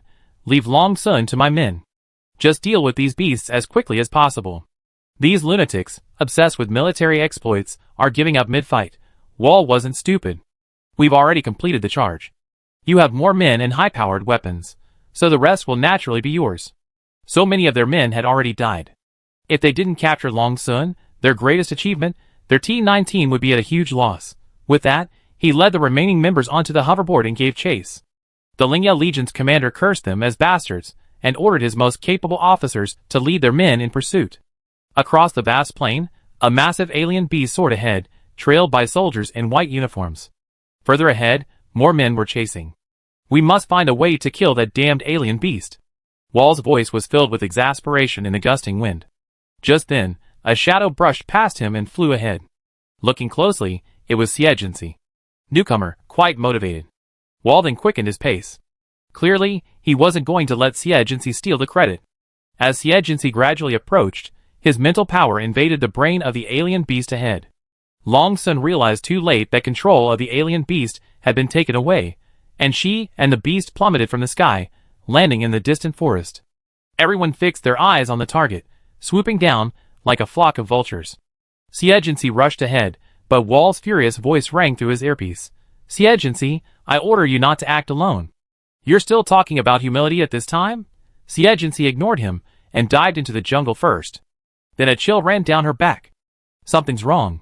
She paused, and a moment later, Wall and the others had already arrived. "You damned woman, can't you hear me?" A tall, dark man strode forward and grabbed her arm, like she was carrying a chicken. "I'm warning you, when you're under my command, you must obey my orders. Otherwise, I make you suffer." She met a pair of eyes as dark as the abyss, and her heart suddenly skipped a beat. Then Agency said, "I understand." Wool had no intention of letting her go. "But your eyes don't say that." The ambition and strength of his men filled him with a sense of crisis. Captain, Long Sun is just ahead. Siegency was clearly trying to change the subject, but Wall took it well and patted her cheek. You're smart. Long Sun was just a beast whisperer, not very powerful. Wall was confident he could capture him, so he reactivated his hoverboard and followed. To everyone, Siegency seemed to have learned his lesson, slowly trailing behind. As Xuewu passed her, he couldn't help but scoff. You really think you can still act so arrogant in front of the captain? However, the young woman didn't even glance at him. Brinker flew beside her and thanked her sincerely. Thanks to the team leader for saving me just now. Yeah. At this moment, Xuewu, who was in front, turned around and said, Brinker, hurry up. The young man nodded shyly to the team leader and followed. The spot where Long Sun had landed looked not far from the sky, but finding it in the forest was difficult. When the Lingya Legion caught up, they only found the maddened transformed beast, but no trace of Long Sun. Separate our pursuit. He must be somewhere nearby. So, they deployed search drones while conducting a blanket search of the forest. Siegency followed the team throughout the entire process, her reserved eyes cautiously surveying her surroundings. The tall, dense undergrowth was filled with a pungent smell of decay. It was too strong for Siegency. Ahem. She pulled out her filter mask and put it on. There's movement up ahead. Someone shouted, and everyone rushed forward. Siegency froze. Just then, her healing ability, channeling supernatural particles, had swung strangely. Out of a need for teamwork, she followed and warned Wall, be careful. The man glanced at her and warned, you only need to follow orders. She fell silent. Following the rustling sound, they skirted the jungle before them, and came upon a scene, a group of creatures nearly 3 meters tall. At first glance, they resembled humans, with thick, brick-red tails nearly half the length of their bodies. 2 sturdy hind legs, 4 arms, and a pair of antennae atop their heads, the hallmarks of ants. Each one carried a massive metal box on their back. And they were all wearing white lab coats, so from the outside, it was possible to tell the difference between men, women, and children. It looked incredibly strange. Is it a beast transformation ability? Someone speculated. Wall approached to ask, but the ant-men dropped their burdens, their mouths dramatically opened, and a pair of massive, knife-like jaws suddenly emerged. The sight was terrifying. The ant-men opened and closed their jaws with a teeth-grinding sound, pounced on the nearest sergeant, and ripped his head off in one gulp. The crowd was startled and quickly jumped onto their hoverboards. Unexpectedly, the ant-men had incredible jumping ability, leaping like springs and swooping down on the men. Moreover, their strength was immense. Even beast-type psychics like Xuewu and strength-type psychics like Bai Xing couldn't break their grip. They had no choice but to fight back. While the Lingya Legion members were still debating whether they were human or not, the special forces were already slaughtering them. As the battle intensified, an even more intense rustling sound rang out. Looking closely, the trees were already swarming with dense swarms of ant-men, both above and below. Their jaws crackled, a chilling sound like a death-threatening cry. Even more terrifying, the ant-men in high positions hissed and spewed out large amounts of formic acid, instantly corroding deep pits in the skin of anyone who came into contact with it. For a moment, countless screams echoed through the forest. Seeing this, Wall gritted his teeth and threw his fists forward fiercely. A fierce flame transformed into a tiger, slashing through a path. Retreat! Everyone hurriedly fled. Xuewu, transformed into a beast, moved swiftly, scooping up the dying Brink and another unconscious teammate. Let's go! Xue. Brother Xue, leave us alone. Stop talking nonsense. At this moment, a dense barrage of formic acid descended again. Xuewu, who was leading the group, was slow to react and was hit by several blasts. But he didn't abandon his teammates. Enduring the excruciating pain, he followed the few remaining men in their retreat. The ants behind them quickly caught up, pursuing them relentlessly even after they had left the forest. Their aircraft was damaged, and they were quickly surrounded. Their Earth-type teammates had to build a platform for temporary shelter. The ants, evidently intelligent, continuously spewed formic acid, corroding the platform and attempting to climb up. Everyone could only pray that the Earth-type psychics could hold on. What the hell are these things? Xuewu, breathlessly, set his teammates down. He felt their pulses and panicked. They need treatment. We do too. Wall, also injured, frowned and said, find a way to get help. Moan shook his head dejectedly. There's nothing we can do. The signal here is blocked. Everyone was so focused on chasing Long Sun that they didn't notice anything unusual. Clearly, this place was rife with treacherous schemes. But no one was thinking about achievements at this moment. Just then, Agency stepped forward, hoverboard in hand. I go back and get help. Hoverboard. Everyone's eyes lit up, including Wall's.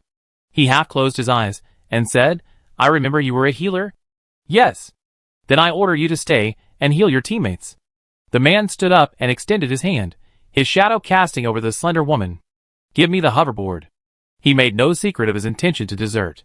This cowardly attitude was the key to surviving 5 years in the Special Forces. Colonel Wall, what you're doing is shameless. The Ligne Corps officer sternly rebuked him. Even if we asked for help, we should have returned on our own. With that, Wall shoved him off the platform and tore him apart in the blink of an eye. Ah! The screams were terrifying. Wall looked at Agency again, his eyes filled with menace. Don't forget, I'm the commander. The young subordinate had no choice but to hand over the items. Wall briefly inspected them, then stepped onto his hoverboard, ignoring the angry and disdainful looks, and walked away. Moan, accustomed to this, comforted Agency, don't lose heart. Let's hold on a little longer. But she said, I don't want to sit here and wait for death. In the blink of an eye, the hoverboard's tail of fire went out, plummeting into a plummet of black smoke. Then it was Wall who was surrounded. He panicked. While battling the Ant-Man, he screamed, pull me up. The sudden turn of events caught him off guard. Moan was about to rescue him when a slender arm stopped him, and then the girl's voice, a calm, demonic whisper, echoed. Deputy Captain Lin is dead, Moon, Captain. She omitted a word, causing Moon to withdraw her hand. Ants can lift objects 10,000 times their own weight, and they act in groups. As long as Wall couldn't fly, these Ant-Men would gather together and engulf him. He roared and erupted in flames, burning the nearby Ant-Man to ash. After all, he was an 8th-level psychic, and he wouldn't die easily. At that moment, a plump queen ant appeared. She squirmed, her head clearly a woman's, a truly bizarre sight. Undeterred by Wall's flames, she sprayed a thick liquid to bind him. He was immediately surrounded by the Ant-Men, but he wasn't dead yet, shrouded in flames. He roared toward the platform, damn it! I command you to pull me up! A massive wave of fire erupted from beneath him, and with this thrust, he surged forward. At that moment, a green beam of light reached out toward him. The man reached out to pull it, but it was empty. His eyes widened in horror. The queen ant below, her mouth like a carnivorous plant, ripped him apart. The faces of those crouching on the edge of the platform paled, then turned to Agency. It's my fault I couldn't rescue the captain, she said calmly. Strangely, no one blamed her. Instead, they quietly moved away. Save Brink and the others first. Shui Wu's eyes changed as he looked at her. Team leader, please. Then he saw Agency pull out 2 tang swords, which made his scalp tremble, but Agency didn't kill them as he had imagined. Instead, he said, that's why I say you're stupid. You're actually asking me to waste my powers to save people at a time like this. Looking at the frantic Ant-Man, she grinned almost ferociously. Now, of course, the only way to survive is to kill all the enemies. With that, she leaped down. Chapter 221. Upon seeing these Ant-Men, Agency had already guessed. They were the experimental subjects mentioned in Bronte's documentation.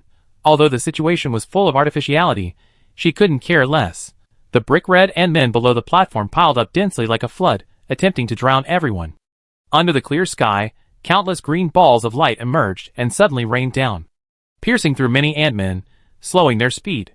The people on the platform were dazzled, and when they looked down, a chill rose from their hearts. A slender woman dancing, her 2 swords slashed gracefully like sleeves, severing the approaching Ant-Men in half. One Ant-Man spewed formic acid, and she, as if with eyes, erected a light shield around her to block it. The shield then transformed into a stream of light, slicing through the Ant-Men's lives. And regardless of her abilities, her physical speed and explosive power alone were jaw-dropping. What kind of monster is she? Looking at the woman now, Shui Wu was filled with fear, a fear even greater than his fear of Ant-Man. At the same time, a surge of relief rose. She was so capable, maybe she could lead them to escape. High in the sky, microdrones drifted like mosquitoes, transmitting footage of her battle. The man in the monitoring room sat leisurely in a chair, wearing a black metal mask, his hands clasped like dry branches, a sinister glint in his eyes. As expected of you. Suddenly, the woman on the surveillance camera raised her gaze. Oh, that's quite perceptive. Then the screen went dark. Just then, the door to the control room opened, and Long Sun ran in breathlessly. Teacher, someone's here to arrest you. The man sighed, extending a withered finger as if looking at a naughty child. Didn't you leave them here? Long Sun's eyes widened in horror. Teacher, I was wrong. Swish. A hole was torn in his chest, blood splattered, and his body collapsed to the ground. The man withdrew his finger. Never mind, it's about time we go. Outside the forest, Xiejinsi precisely destroyed the mosquito-sized drone, her movements becoming more intense. As time passed, her breathing quickened. Team leader, you're running out of energy. Bai Xing clenched her fist nervously. It was a shame her leg was broken, preventing her from joining the fight. After nearly half an hour of intense combat, Xiejinsi had reached her breaking point. Only half of the Ant-Man group remained, and the people who had initially felt hopeful fell back into despair. The young woman fought and retreated, finally leaning against a stone pillar. Moon immediately reached out. Come up. If Xiejinsi had just thrown the light belt up, they could have escaped. But she didn't. Instead, she withdrew the green light, and was quickly obliterated by the stacked ants. Infuriated, Moon cursed, "Damn it, what are you doing?" The moisture in the air suddenly condensed into ice crystals, and the biting winter chill made everyone shudder. In an instant, the ice spread, and bloody ice spikes pierced the ants' bodies, turning them into balls of thorns. On the ice, only the queen ant remained, squirming in fear. The cold rose silently, chilling everyone on the platform. Safe. Safe. Brink and the others were nearly weeping with joy. They all thought they'd be wiped out, but they never imagined the leader of Team 7 could turn the tide. Moan breathed a sigh of relief, clutching the bite wound on his waist that had exposed his internal organs, and sat on the platform. At that moment, a green shield of light opened above them. The healing light that fell was sparse, but it at least stabilized the dying man's vital signs. They couldn't help but feel relieved that the leader of Team 7 still had some humanity. Then, they heard her coldly shout, "Anyone who can still move, follow me." "Where are we going?" "To capture the technical support behind Long Sun, of course." Moan swore. He saw the madness in the young woman's eyes, and was truly impressed. "We don't have the energy left to fight anymore." Not every high-level psychic possesses this woman's fighting prowess. "But don't you think we get a higher reward if we found out something?" Moan froze for a moment, then stood up resignedly. Action now. Well, they could squeeze out more superpowers for their achievements. Xiejinsi grabbed the queen ant's hair, and stared into her horrified eyes. "Lead us to the base." This queen ant was clearly more intelligent than the soldier or worker ants. Aye. Lead the way. They can talk. That means it should be they, not them. The crowd looked at the corpses scattered across the ground and fell silent. Killing so many people. The queen ant swiftly moved ahead, leading them back into the forest, stopping before a single, old tree. She found a button on the tree and pressed it, and a door opened in the trunk before her. We're here." Looking at the wide elevator, everyone hesitated, a touch of fear. Just as the woman was about to enter, Xiejinsi grabbed her by the scruff of the neck together. The Lingya Legion members were terrified and refused to come no matter what. There were only 9 of them who could move, and the elevator carrying them down felt like a descent into hell. Everyone was on edge. Once they reached the underground, the glaring lights made them instinctively wary. But what greeted them was dead silence. Only the ticking of instruments. But this didn't relax them. Seeing what was inside was even more terrifying. Looking around, there were glass columns of various sizes, filled with various transparent liquids. Within these liquids, half-human, half-beast experimental subjects were immersed. They were grotesque, and because they retained human features, they looked even more disgusting than Long Sun's modified beasts. Where's he? Compared to her teammates' fear, Xiejinsi was already trembling with excitement. Doc. The doctor should be in the innermost control room. With that, the queen ant was thrown into a corner. Xiejinsi's slender figure was now all that remained, quickly disappearing into the depths. She clutched her tang sword, her steps so swift that only a shadow remained. Her heartbeat filled her ears, and a twisted smile spread across her face. "Wait, I'm going to slice you into pieces." Reaching the door at the end, she slashed a few times, then kicked it open with a spinning kick. The moment the metal door collapsed, she caught sight of the man behind it. At that instant, she instinctively rushed forward. Who knew the man was enveloped by a pitch-black supernatural power? It was a dimensional passage. She immediately recalled the Imperial spies who had invaded the island during the Military Academy League. Her emerald green power activated immediately, but it was too late. The man had already entered the passage. "The light of life, we will meet again." Xiejinsi slashed with her sword, but missed. After the light faded, she stood there for a long time, until the rush of blood slowly calmed. The people who had witnessed the entire process from the doorway could hardly bear to look at her violent gaze. In reality, only a few seconds had passed before the Tang sword in Xie Jinxi's hand transformed into a metal ball and returned to the space button. Moan quickly regained his composure and directed everyone to collect Long Sun's body and gather various pieces of evidence. Surprisingly, all the information was intact: experimental data, the source of the experimental subjects, the provider of funding, and so on. The more they collected, the more excited everyone's expression grew, almost as if they had a premonition of the coming storm. They couldn't help but glance at Xie Jinxi's expression, only to find that she seemed calm, as if she had anticipated it. All the evidence pointed to Xie Zhonglin. It was as if the man had left it specifically for her. Xie Jinxi stored the backup evidence in the space hub and, along with her teammates, secured the scene, waiting for the FBI and the inspectorate to take over. The matter was so serious that the marshal was alerted, and he personally oversaw the process. Xie Jinxi leaned against the gate, watching the workers move the glass columns, and couldn't help but wonder what Xie Zhonglin was feeling. He had sacrificed his own family for the greater good, but now he was caught colluding with Imperial spies, a truly ironic thought. Many members of the Special Forces team were seriously injured and needed to recuperate before returning to Imperial Capital Star. They were temporarily stationed on Satellite Number 2. Because of Wall's death, their Special Forces team was leaderless, and Moon was temporarily maintaining order. But he didn't dare to intervene with Xie Jinxi. Perhaps after seeing her expressionless face as she dealt with Wall, he even felt a little wary of her. This woman will stop at nothing to remove any obstacle that stands in her way, but in the following moments, Xie Jinxi showed no dissatisfaction with him and even fully complied with his orders. This pleased him greatly. In this momentary calm, unexpected news shattered the peace. A 9th-level bodybuilding exotic plant was up for auction on Taklai. Chapter 222. Xie Jinxi browsed the listings of the largest auction house on Taklai Star and confirmed that a level 9 body forging plant was for sale. Generally speaking, such high-end items are auctioned in secret, but this auction house had listed them directly. It was like a delicious bait, waiting for a big fish to take the bait. Across from her was Morian's stereoscopic image. He had also seen the news and immediately contacted his boss. According to investigations, the Xie family has a stake in the auction house, and the consignor of this item is none other than Xie Zhonglin.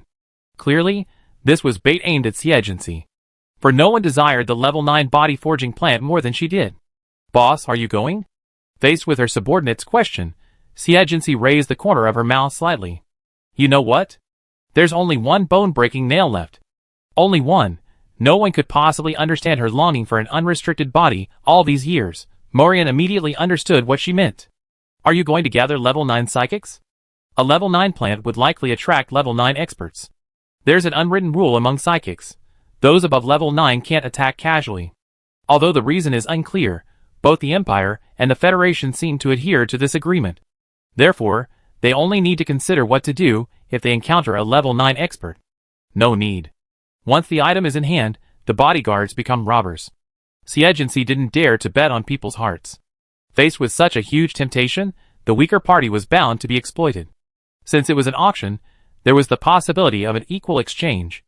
It all depended on what the other party would offer to lure her in. But she couldn't completely ignore preparations, so she instructed Morian to take care of a few things. The next day, Xie Jinxi asked for leave from Moon and boarded a spaceship alone to the floating city on Taklai Star. It was called the Floating City because it was built on a massive island.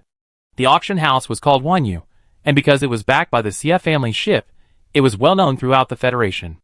As soon as Xie Jinxi disembarked from the spaceship in Floating City, someone started to target her. As soon as she showed up at the auction house and applied for a VIP card, someone immediately reported it to her superiors. "Uncle, she's here," a young man in a suit and tie said as he pushed open the door. Xie Zhonglin was currently on the top floor of the auction house. He wasn't wearing a military uniform today, but a black suit with gray stripes and a tie. At first glance, he looked like a businessman. But his eyes, sharpened by the passage of time, left no room for misjudgment. "Should we let her up now?" Xie Zhonglin waved his hand. "Let's wait until the official auction begins. She can't get away." Xie Jinxi sat down in the VIP section on the second floor and surveyed the vast auction hall. The seats were already packed, many of them prominent figures from the military, government, and aristocracy, all clearly here for the level 9 body forging plant. She was certain there would be level 9 psychics at such a gathering. The more so, the calmer she remained, as it meant Xie Zhonglin wouldn't dare bring out a fake. Just as the atmosphere heated up, a man who resembled a manager hurried to the gate and waited. A luxurious, high-end hovercraft pulled up at the entrance, and a tall woman in a black suit and coat emerged. She elegantly removed her sunglasses, revealing her piercing, almond-shaped eyes. "Missin, please come in. The Platinum VIP room is ready."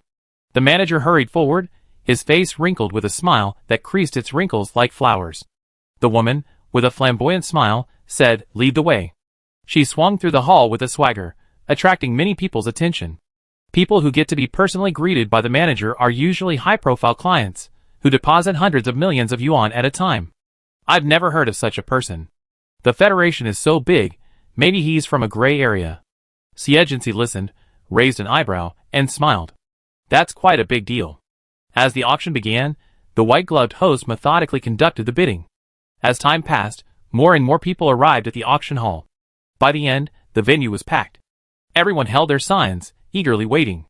Next is the final item of this auction, the 9th-level bodybuilding exotic plant, the Taklai Flame Blood Fruit. This exotic plant was discovered a year ago at the base of Taklai Planet's largest volcano. After identification, its energy level is close to peak 9th level. As the host opened the box for on-site inspection, his hands trembled slightly. It was truly the result of someone's overflowing mental power being too overwhelming. The consignor of the Flame Blood Fruit wishes to exchange items. Interested parties, please bring a list of exchangeable items. After screening, please go up to the 3rd floor to conduct a face-to-face transaction. With that, he quickly closed the lid, and the Flame Blood Fruit retracted from the mechanism on the stage back down. The consignor was being arrogant, but everyone felt relieved when they thought of his status and the value of the Flame Blood Fruit. Interested parties entered their intended exchange items into the trading platform and waited for a response. If he doesn't even care about a high-level mecha core, what does he want? Many people speculated about what Xie Zhonglin, as a military commander, might need in exchange for the right to trade, but many were turned away. In the end, fewer than 10 people were invited. Among them was Xie. In fact, she hadn't even clicked on the trading platform, yet she was the first person invited. What's going on? A grandfather and grandson are auctioning and trading here? Don't you know? These two are both desperate for each other's death. Others didn't know. Xie was attending the Hongmen banquet. As she boarded the elevator, her guide kept glancing at her reflection in the door. She suddenly raised her eyes and asked, "What's going on?" The man was startled and quickly shook his head. The auction house's security system was at full throttle today, and several level 9 psychics were on guard. Everyone was ordered to keep a close eye on Xie. I had a feeling this woman wouldn't survive long after entering here. When they reached the 3rd floor, the waiter invited her in alone. Xie paused at the doorway before pushing it open and entering. She saw Xie Zhonglin, leaning on a cane, staring straight at her. She took a deep breath, closed the door behind her, and calmly sat down across from him. This made Xie Zhonglin curl his lips sarcastically. "I thought you weren't afraid. Even if you were afraid, you came?" Staring at the expressionless girl, Xie Zhonglin's eyes were as dark as dead water. "How could our Xie family produce a traitorous monster like you?" Those were 5 bone-breaking nails, a sure death, but not only did she survive, she even found a way to overcome it. Xie didn't bother to deal with his anger. "Didn't you say we wanted an exchange? What do you want? Do you think you'd be able to leave here today?" Xie Zhonglin looked at her with disdain. She stared coldly at the old man. "I assume you want Xinghe, right? If he simply wanted to kill her, she would have been dead the moment she entered. He didn't do it because she had something he wanted. Considering Xie Zhonglin's current situation, he was charged with a serious crime and was about to flee, then Xinghe was the only one he needed." Chapter 223. As Xie finished speaking, he realized the space around him was confined, completely unable to move. Xie Zhonglin smiled faintly. "Your greatest folly is your arrogance. You might have escaped once or twice, but you can't escape every time. Lock her up first." He also wanted to trade the Flame Blood Fruit for something useful. The second person invited up was the high-profile Missin. When she entered, she saw the cage that suppressed superpowers, and the young woman inside, handcuffed with superpower-suppressing handcuffs. She couldn't help but look intrigued. "What's this?" "Don't worry about it." Xie Zhonglin extended his hand to invite her to sit down. "Let's discuss our business first." The woman sat down readily, crossing her long legs neatly. "High-level energy or some exotic plants that temporarily boost superpowers. They're all level 8, but the quantity is negotiable. Xie Zhonglin had invited her up because he had his eye on the energy ore. Level 8 energy ore, I want 3 cubic meters. Misen was stunned for a moment, then chuckled. Lieutenant General Xie, do you want to listen to what you're saying? 3 cubic meters? Level 9 exotic plants are rare. Did I just pick up the energy ore for free? Her tone offended Xie Zhonglin, but remembering that she was a business partner, not one of his subordinates, he suppressed his temper. 1 cubic meter. The woman gave a price, noticing the old man's grim expression. After a moment's hesitation, she smiled again, add a level 8 alien plant to boost your abilities. No more bargaining. Honestly, from Xie Zhonglin's perspective, the energy ore as a source of energy was far more valuable than the level 9 alien plant. The alien plant, with its added ability, would give him a bit more combat power in a critical moment. But he hated to admit that he'd been manipulated by a businessman. Deal? Misen laughed and clapped her hands. Lieutenant General Xie, you're so straightforward. Let's exchange now. Xie Zhonglin nodded, and the auctioneer immediately stepped forward. Please present your items. A large, uncut piece of raw purple ore appeared before everyone. Its shimmering light revealed its authenticity. There was also a metal box containing an exotic plant. Both items passed inspection. And just like that, the transaction was complete. Xie Zhongli clenched his hands in the cage. Misen put the items into the space button. Lieutenant General Xie, I'd be leaving now.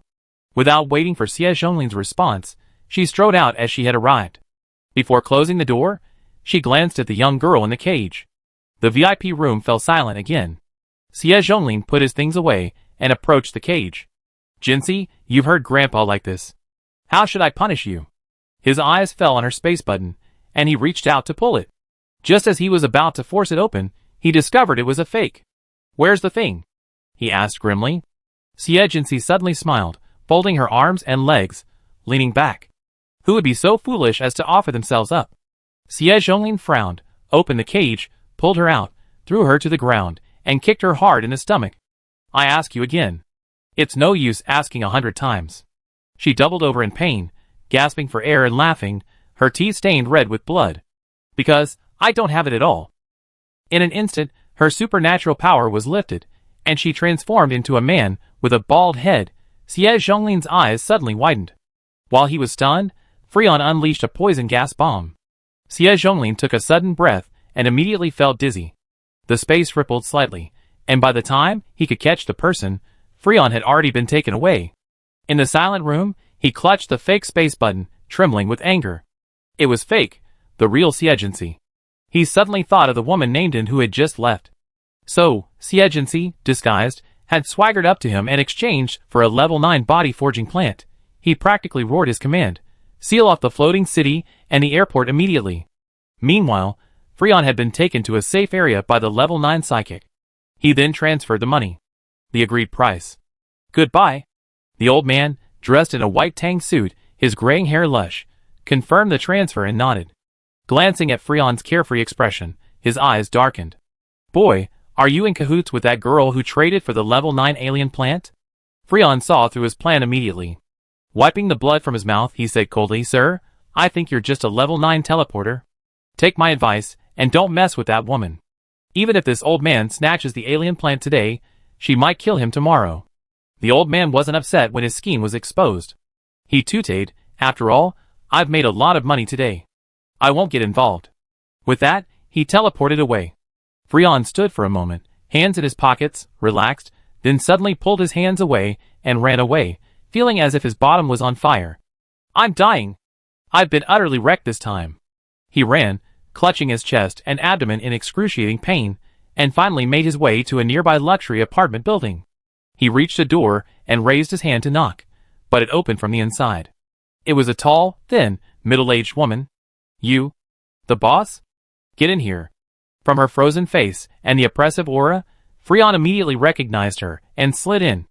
After his wounds healed, he breathed a sigh of relief and collapsed on the sofa, complaining, Auntie, you almost got me killed by getting me here. This time, you have to introduce me to one of your girls. That Manny is pretty good, and Bebe is also very nice. At the very least, let me have a taste of the company.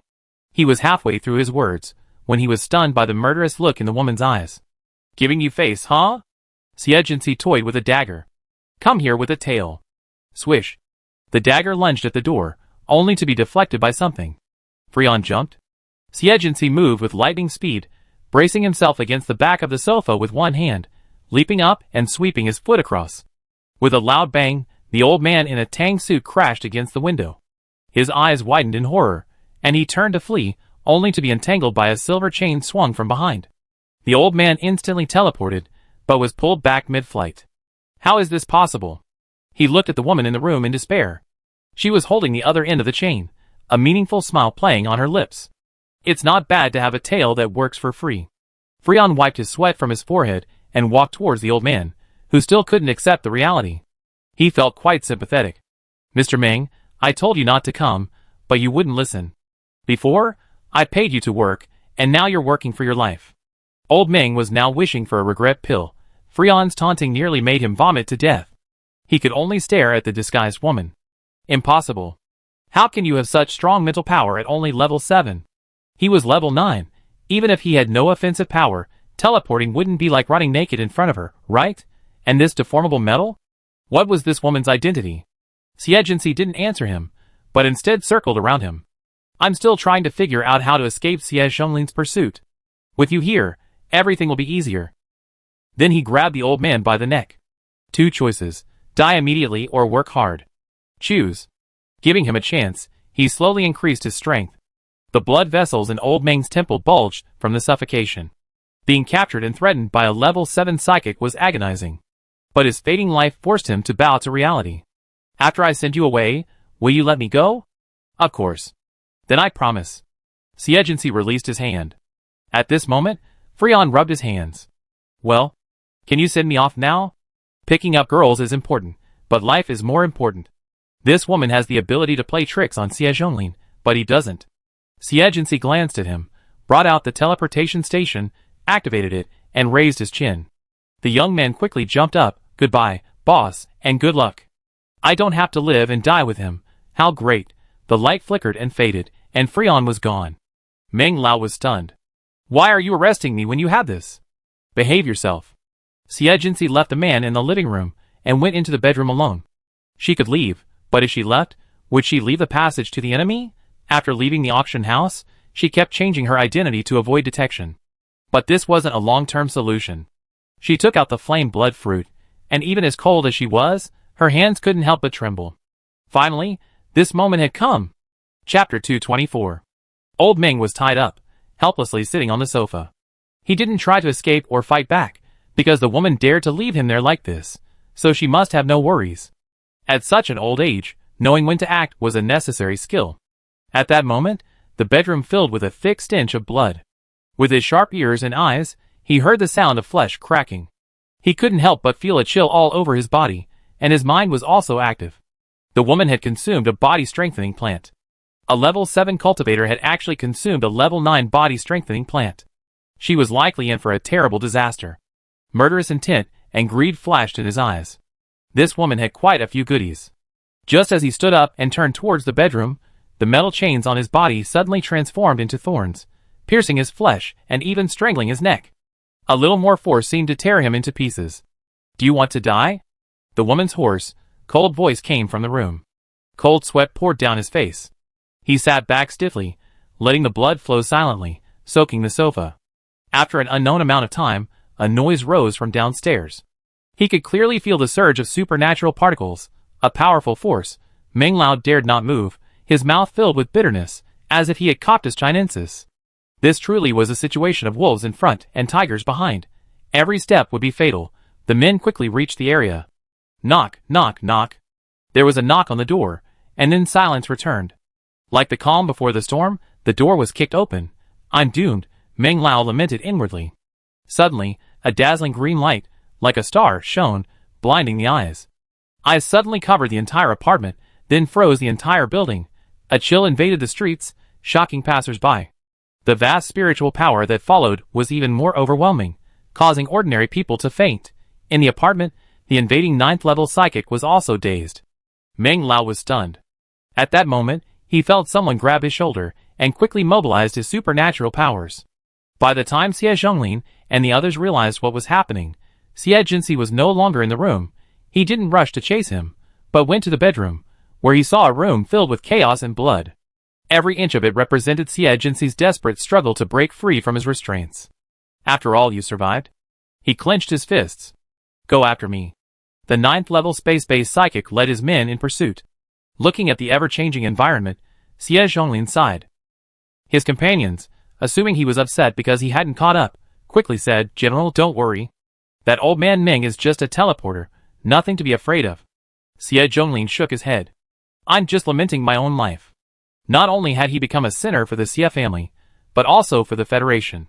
Somewhere in a dark alley, 2 figures suddenly appeared, frightening the wildcat rummaging through a trash can and sending it yelping and fleeing. Who? I can't do it anymore. My supernatural power is almost depleted.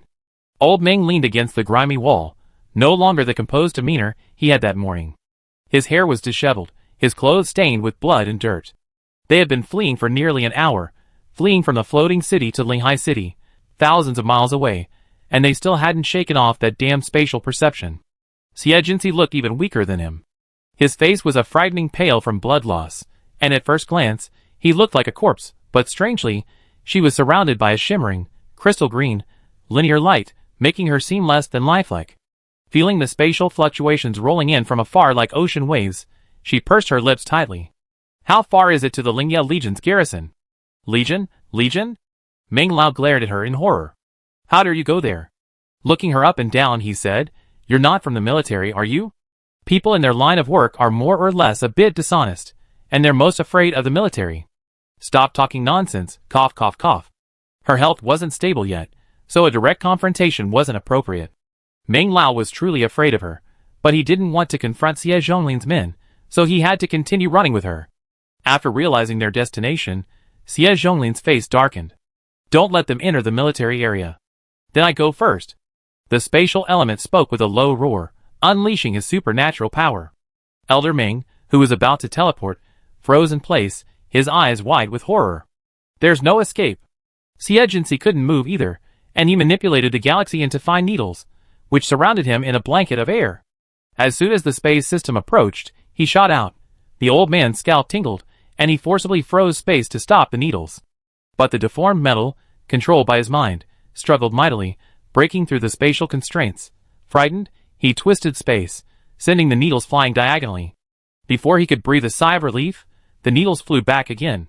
If he hadn't reacted quickly, he would have been riddled with scissors. It suddenly dawned on him. No wonder Lieutenant General Xie had summoned so many experts to target this little girl. She truly had some skills. Beside him, Elder Ming was stunned. Even the space system had been forced into this state by this girl. He deserved his punishment. As she marveled, a tearing sound echoed from the surrounding space.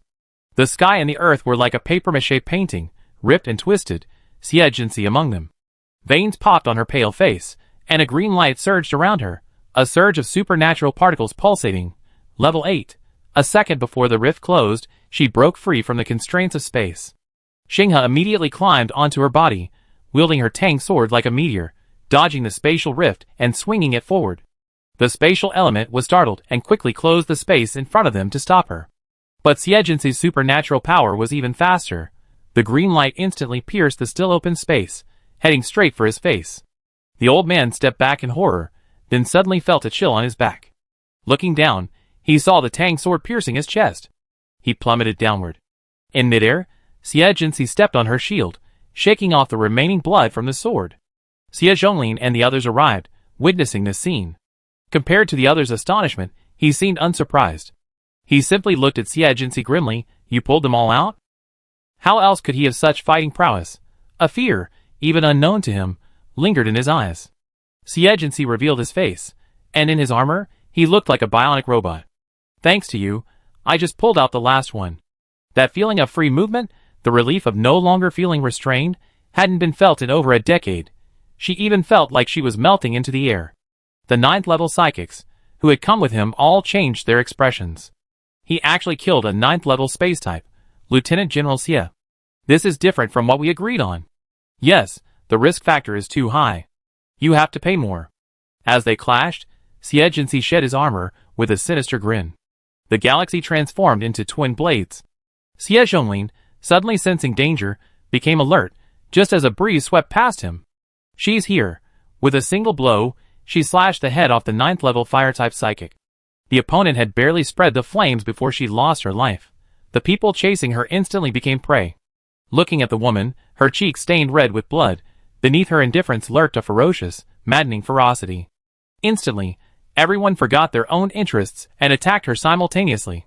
In terms of superpowers, Xiaogency was no match, but her explosive power was unbelievable. The wind-type psychic in the sky whipped up a tornado, sweeping across the wilderness, scattering sand and rocks, obscuring the sky and the sun. Such speed, yet she couldn't even touch Xiaogency's hair. She pushed off the ground, her entire body at a nearly 30-degree angle, darting like an arrow from a bow, dozens of meters away in the blink of an eye. She swung her sword in her right hand, splitting the stone fist wall erected by the Earth-type Esper. She suddenly spun, closing in on him, and slashed with her left sword. The Earth-type Esper quickly donned armor, but she still chopped off his arm. A row of metal spikes suddenly struck from behind. Without turning back, she slashed them away with her backhand. The immense force cracked her knuckles, and blood flowed, causing her to let go of her Tang sword. The attacker thought they had succeeded, but the falling Tang sword suddenly transformed into a scimitar blade, piercing him in an instant. The galaxy returned to her hand.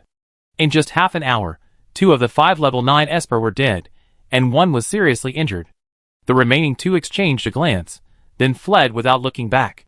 Blood was dripping from Xiaogency's forehead, making her eyes look red, reflecting Xie Zhonglin's complex and hateful face. Chapter 225. My biggest mistake back then was being too kind to you. I shouldn't have been so wary of the Klein family, and just killed you. Xie Zhonglin's gaze filled Xiaogency with disgust, reminding her of the look he cast upon her from upstairs when she fled in disarray. I don't understand. Not only did you betray your own son, you even spared your own granddaughter. From a distance of 10 meters, Xiaogency asked the question that had been lingering in her heart for over a decade. I don't believe I've done anything wrong. In terms of talent and diligence, no one of her generation in the Xie family could surpass her. When she discovered there was something fishy about her parents' deaths, she didn't suspect Xie Zhonglin. Not until Xie Zhonglin offered her a cup of energy-dispersing potion, not until Xie Yayong said, cut the grass at its roots. For all her insight into human nature, she couldn't understand why Xie Zhonglin had treated her this way. Xie Zhonglin's white hair fluttered in the wind, his half-closed eyes revealing a complex expression, as if he were looking at an incomprehensible object. You did nothing wrong, but your very existence is a mistake. His tone was filled with disgust and anger. I once hoped you could lead the Xie family to greatness, but I never imagined your father would be so audacious. His breathing quickened at this point. In short, you all deserve to die. Xiaogency rushed toward him, leaping high to avoid the dimensional folds while holding up a light shield to block the lightning. Then he slashed down with his sword. Xie Zhonglin reacted quickly, retreating, thrusting his prepared dimensional blade, but she dodged it by bending backward. He launched a second attack, but she again dodged it with remarkable agility. In the blink of an eye, Xiaogency darted to his side, slashing with her sword. Xie Zhonglin retreated in panic, but she still left a bone-piercing wound on his chest. She didn't rush to attack, but instead demanded, why should you decide my life or death? She knew firsthand how precious life was. No one else could decide whether she deserved death. Xie Zhonglin wiped the blood from his body and chuckled, many times. Life and death aren't decided by ourselves, and that's especially true for you, Jinsei. The veiled meaning in her words calmed Xiaogency down. What are you hiding from me? How did my father and mother die? Perhaps you should ask old Klein. He knows better than I do. Xie Zhonglin looked scornful. Otherwise, how do you think you could have found that experimental base so easily? And with all the evidence against me? I want you to tell me in person. Xiaogency approached him with her sword, but suddenly, an irresistible force twisted her blade away. Stop! From high in the sky, Rong Yi and 2 unfamiliar men and women flew over on hoverboards. As they landed, they first cast a look of wonder at Xiaogency, then looked at Xie Zhonglin and presented a document. Xie Zhonglin, this is the arrest warrant approved by Parliament. Come with us.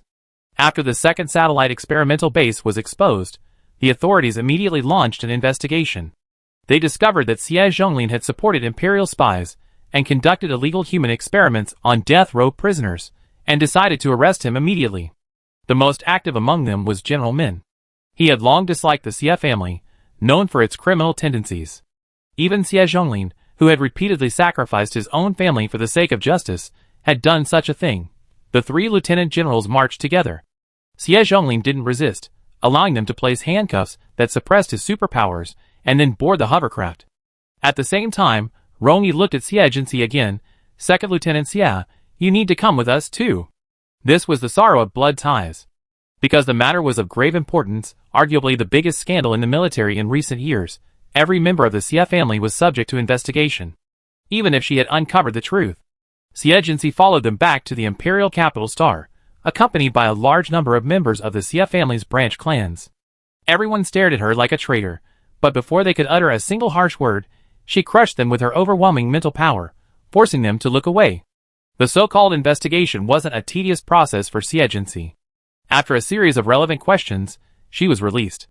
As they left the military court, Rongyi was chatting with his colleagues. Seeing her complex expression, the others saluted. Rongyi smiled and said, "You didn't get involved. Your meritorious service awaits." She nodded. "I take my leave." Gaze upon her impassive figure, Rongyi's smile faded. One of the men couldn't help but grumble, "What the hell is the Xie family doing? From the oldest to the youngest, none of them are good, and the ones thrown out are the most promising." The woman next to her rolled her eyes. "Proud? Why do I feel like this girl is the most dangerous? Hey, why do you say that?" The woman flicked her hair. "Intuition." The man snorted, but Rongyi agreed deeply. "That makes sense." Abandoned by the Xie family and trafficked to a desolate planet, she endured humiliation for over a decade, working her way up to the military, and finally, she managed to gain leverage over the Xie family. The thought and effort required to accomplish this are beyond the capability of ordinary people. However, when Xie Zhonglin's formal trial arrived, another crime he confessed to caused another uproar. That day, Xie Jinxi and the Special Forces team arrived at the trial as witnesses who had discovered his crimes. After a series of incriminating evidence related to illegal experiments was presented, Xie Zhonglin and his accomplices confessed without a struggle. So, wait. The Chief Justice was about to announce the verdict when Xie Zhonglin interrupted him. He glanced at old Klein in the hearing booth, then fixed his complex gaze on Xie Jinxi and said, startlingly, "I need to confess one more crime." Xie Jinxi clenched his hands on the table, his eyes cold and stern. "I once lynched my granddaughter, Xie Jinxi." His hands trembled slightly. "I implanted 5 bone-breaking nails in her body." As he finished speaking, the entire courtroom fell into a dead silence. Everyone's face was filled with strange expressions, as if asking, "Are you kidding me? 5 bone-breaking nails? Is this the kind of lynching a person could endure?" Look at Xie Jinxi, a young, vibrant, high-level psychic. How could she have been implanted with bone-breaking nails? The discussion in the hall gradually grew noisier. The Chief Justice banged the gavel vigorously. Silence. Then he looked at Xie Zhonglin. "Are you telling the truth? There's a video. It's on the deceased Xie Yayang's computer." Xie Yayang's computer is stored in the military court archives as evidence of her guilt. After consulting with Rongyi and others who were monitoring the proceedings, the Chief Justice decided to retrieve the evidence first. At the same time, Xie Jinxi also moved from the hearing area to the trial. Xie Jinxi, is what he stated true? Yes. At that moment, everyone looked at her as if she were a monster. Especially the several military officers monitoring from above, including Rongyi, who stared at her with astonishment. 5 bone-breaking nails. How on earth did she survive? Xie Jinxi couldn't understand why Xie Zhonglin had spoken out about this. Was he just trying to make everyone look at her differently, as a way to get back at her? When the video was retrieved and played in 3D on the spot, the scene, accompanied by the girl's screams, was chilling. Xie Yayang had only recorded the first half, without the scenes of her seizing supernatural powers, but even so, it was bloody and brutal enough. Chapter 226. Because the bone-breaking nails were a military secret, the interrogation process remained confidential, and all irrelevant personnel were asked to leave. Everyone was curious about how Xie Jinxi had survived. But this was a secret that could not be made public. Otherwise, how could the bone-breaking nails be considered one of the military's most intimidating punishments? The crowded courtroom suddenly grew quieter, but the atmosphere became even more eerie and solemn. The Chief Justice, knowing the military's concerns, began to fire off a stream of questions. "Do you still have any bone-breaking nails in your body? The last one was removed on Taklai Star 5 days ago. What about the other nails?" She answered without hesitation. 2 were lost. "I only have 3. As long as she insisted that they were lost, even if Xie Zhanghe came forward to report that she had inserted one, he would be powerless without evidence. After all, the number of these nails belonged to the Skyscale Legion. How did you pull it out? As soon as this question came out, all the military officers turned their gazes on her. Xie pursed her lips. I took a level 9 body forging plant, causing my bones and flesh to burst and reassemble. During this time, I used my healing abilities to maintain my life and repair the damage caused by the nail. Her account was remarkably calm, and her expression, impassive, seemed to have crushed all suffering. But everyone shuddered at this. Level 9 body forging plants, even for those with strength-related abilities, require the use of healing plants in conjunction with them. But when Xie first appeared in everyone's view, she was only level 5. How could she dare to take a level 9 body forging plant? How much pain must that be? One mistake could result in bloodshed. So, has your body fully recovered? Xie raised her gaze. Do I have to answer this question? This had clearly gone beyond the scope of the case.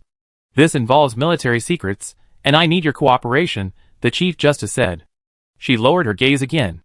No, because I didn't use the 9th level bodybuilding implant when I removed the one from my chest, causing irreparable damage and putting me into a state of suspended animation for 7 years.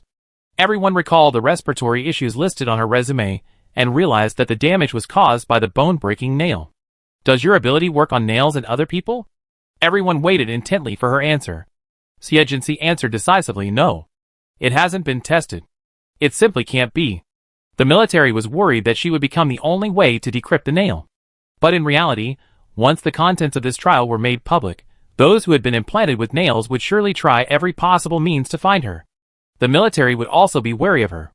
In the military council hall, more than a dozen three-dimensional images sat in the meeting room, watching the live broadcast from the courtroom, their reactions mixed.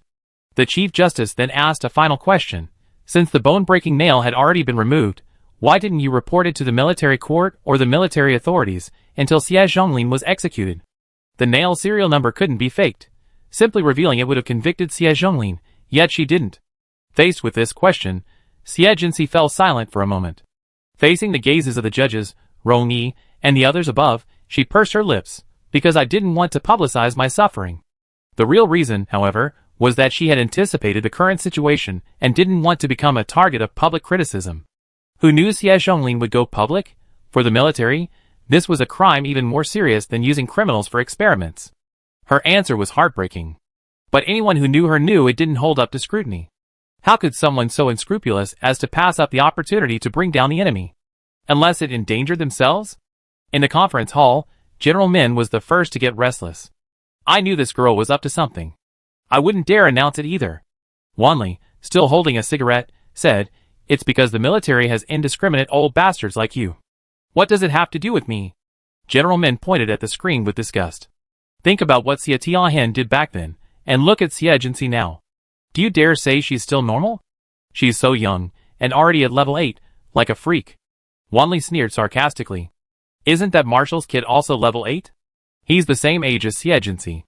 Just recently, Bai Qian was promoted to level 8. General Min choked, and glanced guiltily at the promoted Bai Yuanan. Admiral Tinus, watching him lose his temper, offered a good-natured smile, offering a pat on the back. Let's not even talk about talent. Xie being able to pull out the bone-breaking nail on her own is definitely unusual. Yes, that's exactly what I mean. Admiral Min looked as if he was waiting to hear what you had to say. Wanli then nodded. It's unusual. Looking at the silent Bai Yuanan, he asked, What did the marshal say? The middle-aged man exuded dignity, undeterred by the current issue.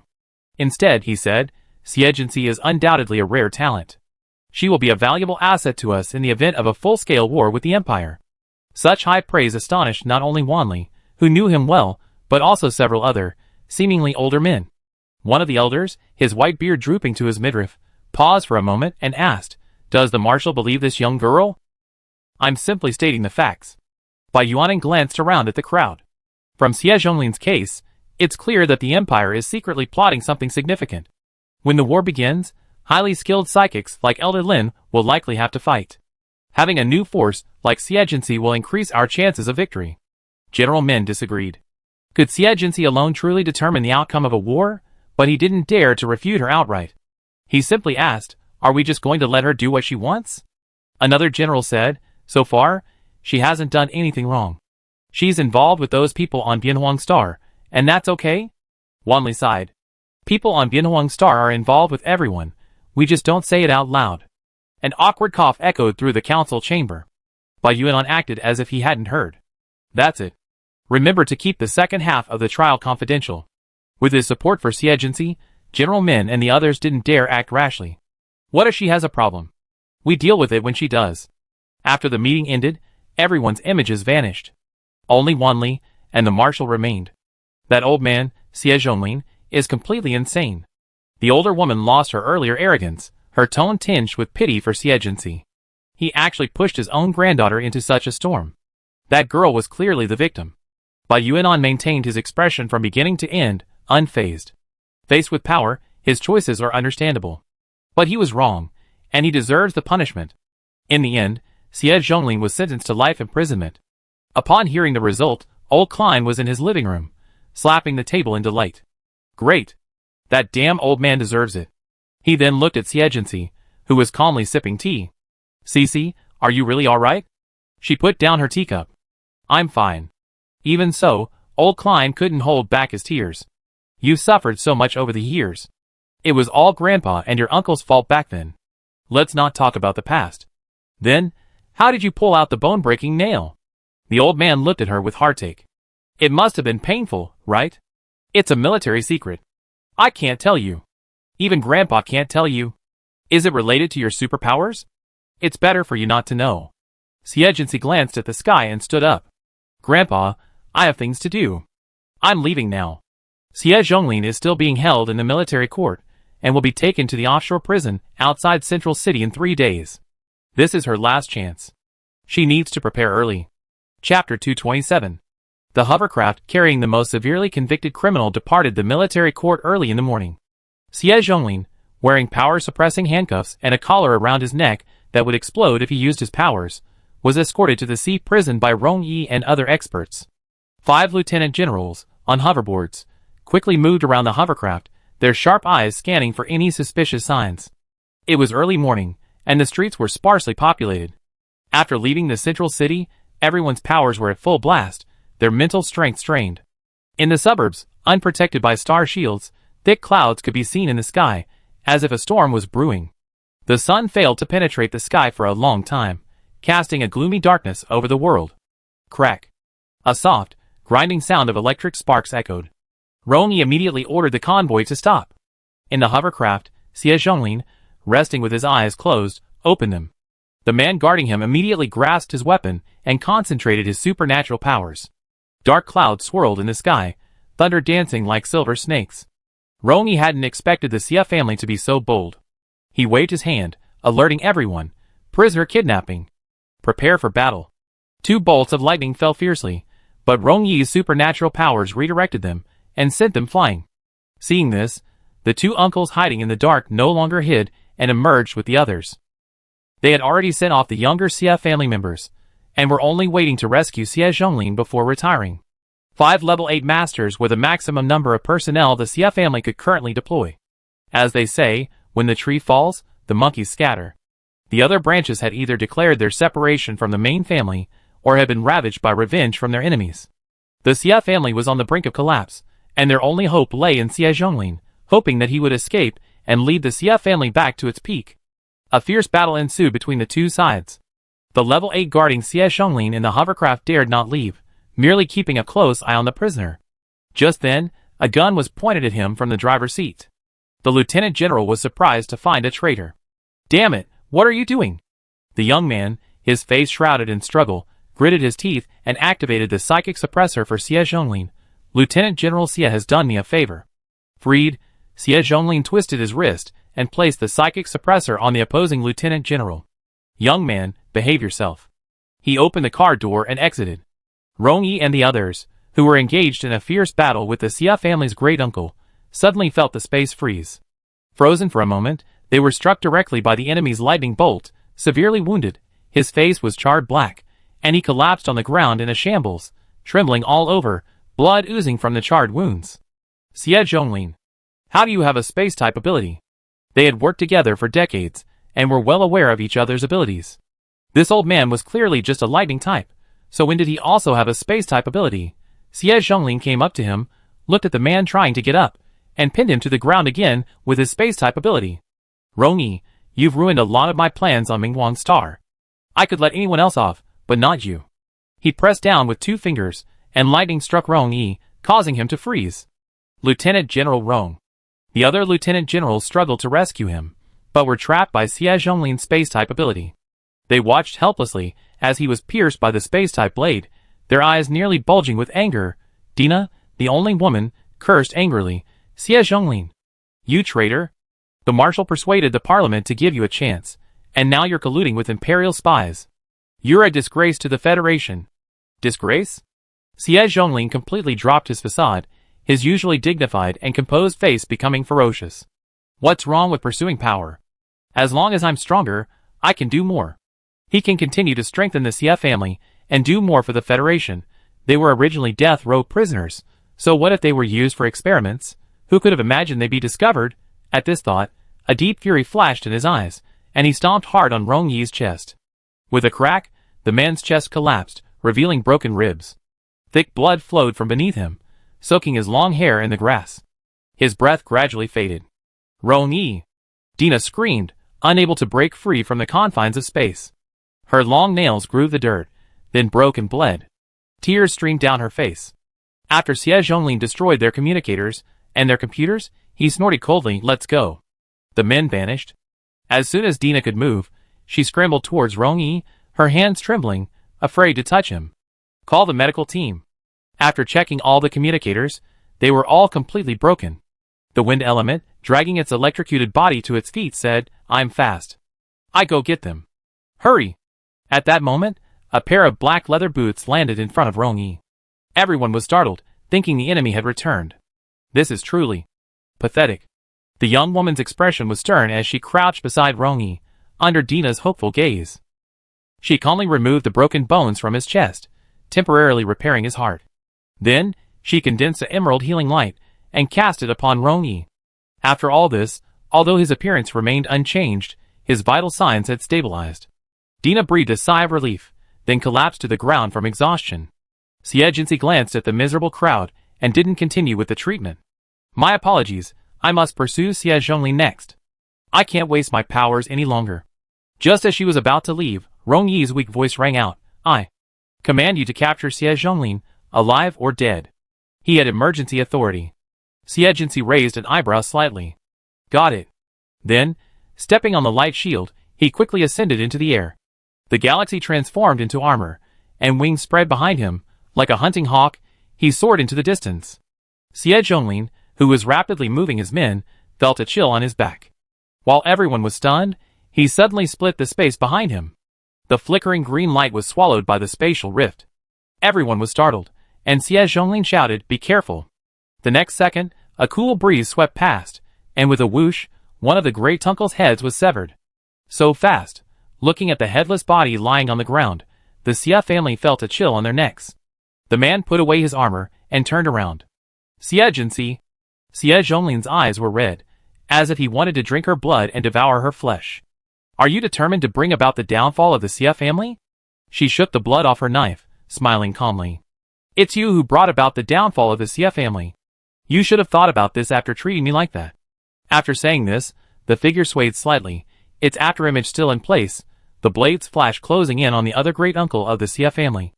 Everyone was fully prepared, harnessing their supernatural powers to counterattack. But the woman, no longer confined by her body, was like air, completely elusive. Thunder echoed across the wilderness, accompanying the sound of the knife slicing flesh and slicing bone. The sun pierced through the thick clouds, its clear beams bathing her in a brilliant glow, making her seem less like a murderer and more like a celebrant of life. Xie, holding 2 blades, stood amidst a pool of blood and broken limbs, a hearty laugh escaping her throat. Especially when she saw Xie Zhonglin's face, which looked as if it were ashen. Bit by bit, she had shattered the Xie family's iron wall, severing Xie Zhonglin's last resort. The pleasure of revenge. I've waited too long. She moved like a javelin, her arms folded before suddenly opening. The twin blades sliced through the air with sharp whirring sounds, charging straight at Xie Zhonglin. The old woman, a space blade in one hand and thunder in the other, attacked continuously. But she, like a dancing shadow, shifted position constantly, finally closing in on him. Xie Zhonglin snorted coldly, using the space to dodge, but just as he stood still, a slash from his side, his eyes widened, he pulled out a cane to block the Tang sword. Xiejinsi gripped her other blade tightly, severing the cane, leaving a bone-piercing wound on his shoulder. Taking advantage of his pain, she spun around and slammed her leg, sending him flying. The mountain she once thought unreachable was now a mere clod of earth beneath her feet. She gritted her teeth and leaped high into the air. Xie Zhonglin, as if prepared, dodged it by leaping higher on the light shield, tumbling down from the air and landing on his chest. The relay landed hard. The moment it touched the ground, Xie Zhonglin's limbs and head bounced up and then slammed back down, sinking the ground beneath him into a crater. Viscera and blood gushed out. Puff! A ray of healing light kept him alive. It's a shame the bone-breaking nails have been handed over to the military court. Xiejinsi stepped on her chest. Can you tell me now the true cause of death of my father and mother? Xie Zhonglin endured the excruciating pain, panting. If your power could serve my Xie family, our Xie family's rise to prominence would be just around the corner. His gaze gradually faded, and Xiejinsi gave him another ray of healing light. But, unfortunately, it's impossible. The Federation can't accommodate you. Xiejinsi looked down at him coldly. What do you mean? His dark gaze fell on the young woman. Your father and mother are pawns of others, and I am also a pawn of others. In the end, you will be. Back then, when I discovered Tianhen and my mother. A dark spot appeared between his eyebrows. Xiejinsi's pupils shrank slightly, and his supernatural power took action. The next second, a huge hole was torn open in Xie Zhonglin's brain. Dead. He was silenced. Xiejinsi was overwhelmed by immense rage, and suddenly released his mental power. This time, the man could not escape. Before he could enter the sub-dimensional passage, the emerald green supernatural power sealed the pitch-black entrance. He looked surprised and turned around to see Xiejinsi running towards him, a maniacal smile on his face. As if to say, I've got you. Chapter 228. Xiejinsi had considered someone might try to silence her, but she hadn't expected this man to do it himself. He actually arrived right in front of her. She was like a cheetah running through the wilderness, her eyes locked on her prey, a murderous intent blazing out like a knife. The man in the metal mask frowned, looking back to see Xiejinsi already 20 meters behind him. There was no escape. He suddenly stopped, spun around, and launched an attack like a black crescent. Where the power passed, space warped, devouring all matter, even draining away the air. Xiejinsi fired a row of ice spikes, which were also silently devoured. Then, with a light swing of her arm, she unleashed a green curved blade, colliding with it, releasing a burst of dark green light. As expected, her healing power could counteract this power. The man, far from being frightened, instead had a fervent glint in his eyes, and muttered, "That's it." Swish. A flash of cold light, and the Tang sword pressed against his neck. The woman before him, her dark eyes, like a surging abyss, threatened to drown him. A voice of suppressed excitement uttered from her lips. I've got you. Up close, the man's medium-length brown hair was slicked back, his gray-blue eyes deep and narrow, and as he looked at her, there was a tenderness that seemed almost affectionate. You've worked very hard these years. He removed his mask, revealing a pale, but strikingly handsome face. Let me introduce myself again. I'm Lantis Loron. Xiejinsi didn't care about his name, simply pressing the blade against his slender neck. Have you been spying on me all these years? Us, to be more precise. Empire? Including but not limited to. Lance's lips curled into a doting smile, his eyes almost obsessed. You underestimate your own worth. Almost everyone wants you. His words made Xiejinsi feel like a large net was enveloping her. After receiving the bone-breaking nail, she felt the chill again. Originally, I shouldn't have appeared before you today, but the people who were supposed to silence you were stopped. The man shrugged. So, out of helplessness, I had no choice but to meet you under these circumstances. What is your purpose? I can't tell you yet. Xiejinsi felt a little irritated, as if the whole world was hiding a secret from her. Suddenly, Lance's body swayed slightly, and before she could react, she was kicked in the abdomen. She took a half step back in pain, steadied herself, and was about to knee him, but he pressed his knee down forcefully. I know you're powerful, but I hope you can be quiet in front of me. The man's smile was dangerous. That won't do. While the other man was stunned, she struck him in the abdomen with lightning speed, sinking deep and instantly rupturing his spleen, stomach, and liver. Thick blood spurted out, splashing onto Xiejinsi's face, making her fair features look uncanny. You're not qualified to teach me how to do things. She grabbed the man by the collar, and, with even greater force than before, struck him in the chest with her knee, the sound of his ribs cracking remarkably crisply. She then grasped the man's counterattack with her fist, crushing the bones with her force, and with a backhanded palm, sent him flying. Before he even touched the ground, she leaped up and kicked him to the ground. Puff. Cough cough. Lance was stunned. Your physical strength has actually evolved to this point. As he spoke, blood continued to flow from his mouth. Xie raised her hand, and the Tang sword flew into her hand under her psychic control. Forget it, I'm not interested anymore. The tip of the sword touched the man's forehead and thrust down fiercely. Ding! A piece of deformed metal, which had flown from nowhere, blocked the sword. A whirring sound of breaking wind echoed behind her, and she suddenly swung her sword to block the iron fist. The man was clad in a silver light armor. She wielded another sword and slashed at his head, but she couldn't penetrate the armor. For the first time, Xinghe had failed. As she was surprised, another fist attacked from the side. She immediately deployed her light shield. But the fist fired a laser, directly piercing the shield. The enemy in front of her also released an electric current. Under attack from both sides, Xie let go of the Tang sword and dodged the attack with a few neat backflips. Lanta seized the opportunity to climb to his feet, an excited smile on his blood-stained face. It's her! It's her! As he spoke, a subspace tunnel enveloped him. Seeing this, Xie tried to stop him from leaving, but just as he activated his supernatural power, he was interrupted by the armored figure. Lantis gave her a deep look and fled. Anger brought Xie to a halt, her gaze fixed on the two men in light mechs with a venomous gaze. With a light clench of her hands, the two Tang swords transformed into long staffs. She waved one hand, holding it upright behind her. You die in his place. In the blink of an eye, she seemed to vanish into thin air, the only sound being the rustling of the staff. With a bang, the smaller armored figure was sent flying by the staff. The taller figure immediately raised his fist to retaliate, but Xie had already swung the staff in attack. He dodged with incredible reflexes. Meanwhile, another man fired a laser. Xie somersaulted on her staff and kicked away the towering mecha that was about to fire at her. A fierce one-on-two battle ensued. The two men were incredibly powerful.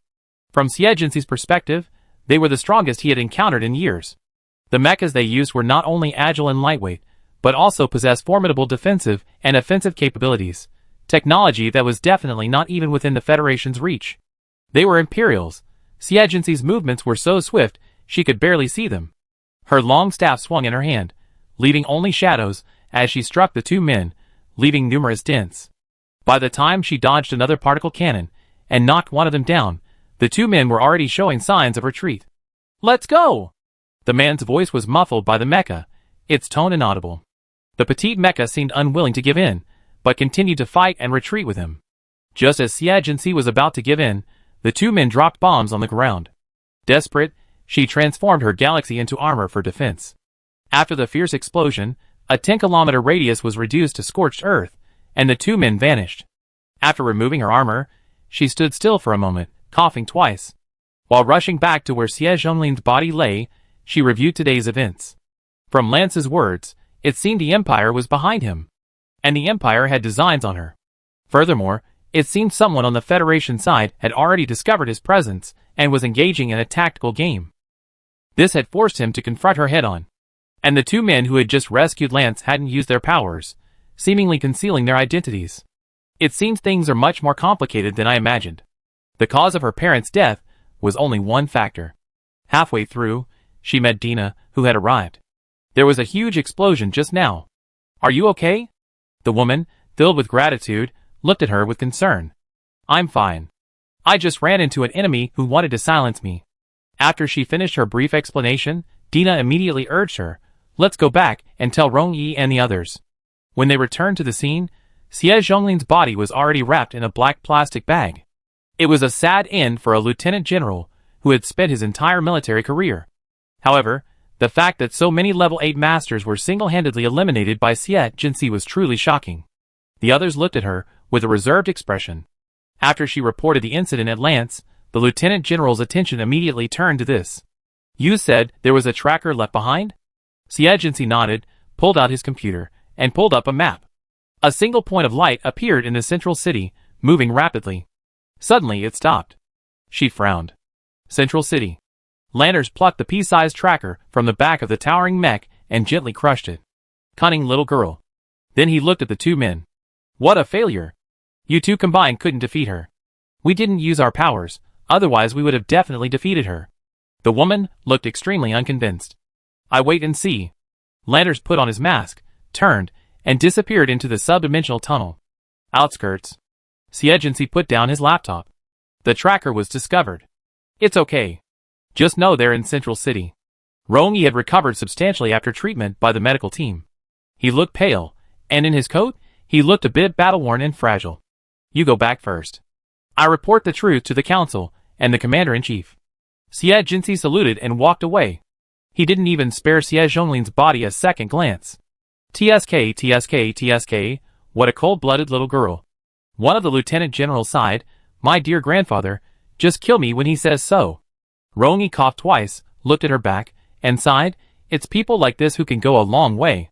But in the end, she found herself alone at the end of the road, and it was inevitable that she would feel lonely. Chapter 229. After Siegency returned to the T9 formation, the follow-up to the Taklay incident was arranged. Moan was naturally promoted to captain, his rank rising to lieutenant colonel. Siegency retained her current position, but her achievements were recorded in Jiangyu's files, awaiting year-end rewards. Regarding the cause of the death of former Captain Wall, the remaining team members tacitly confirmed the report submitted by Moon. Captain Wall fought a life-and-death battle with Ant-Man to protect them, during which Siegency failed to save him and ultimately avenged the captain. Moon had originally wanted to recommend Siegency for vice-captain, but Jiangyu dissuaded him. She's still young. Don't push her into the spotlight. Besides, if she becomes vice-captain, she wants to be captain. The last sentence made Moon shudder, and he immediately gave up. He didn't want to end up like Wall. Siegency didn't pay attention to this, but instead approached him to discuss another matter. On the playground, Siegency finished his words and waited for the man's response. What did I hear? He pulled off his sunglasses and tilted his head. You want information from the Federation's top confidential room? Yes, Captain. Isn't he going to submit the report on the Taklay Planet archives? Could you help me find some while you're at it? Mo nearly gasped. Oh my god, don't you listen to what you're saying? That's information from the top confidential room, not from the beer hall on the street outside the base. Can you please stop making stealing confidential documents sound like buying a custard tart? Not far away, the sound of team members training continued. Siegency tilted his head. I thought the captain and I were on the same page. After all, Captain Wall. Stop! Moan immediately shouted at her to stop, but his voice was so loud that the other team members stopped training. He waved his hand over there. I'm not talking about you. Finally, he had to compromise. I do my best. While saying this, he had already planned a perfunctory response. After all, this was the Federation's top confidential office, not just any library where anyone could just look at the information. The various archives were stored in a complex system, and without the key, there was no way to break through the security alarms. At most, he would submit his report and leave. In reality, he had no chance of entering the storage area. Thank you, Captain. Siegency's thanks were similarly perfunctory. After watching him return to his office, Siegency narrowed her eyes slightly, a smile playing on her lips. The next day, Moan submitted his report. The Federation's top confidential office was located deep within the Capitol building, where all sorts of secrets were stored. These files weren't even logged into the network system, for fear that a crack would cause massive unrest. Moon first registered at the gate, then confirmed his identity. After waiting for verification, he entered the report submission hall. To prevent staff from accepting bribes, the entire confidential room was staffed with intelligent robots. They were pure white, half a man's height. They extended their robotic arms to take the file report, scanned it, confirmed the contents, and then issued an electronic voice. Report submitted. Please leave immediately. Moan glanced at the inner door of the confidential room and confirmed that he couldn't enter. This would make it easier to explain himself when he returned.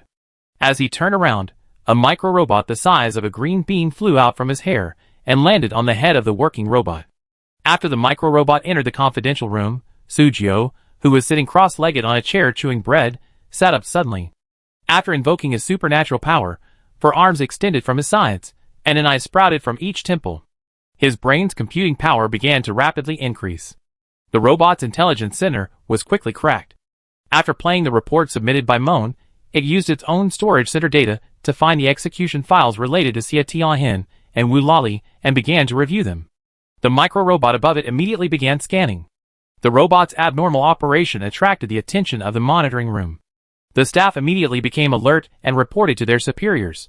Report, the work robot manager in the Supreme Confidential Room has experienced an abnormality.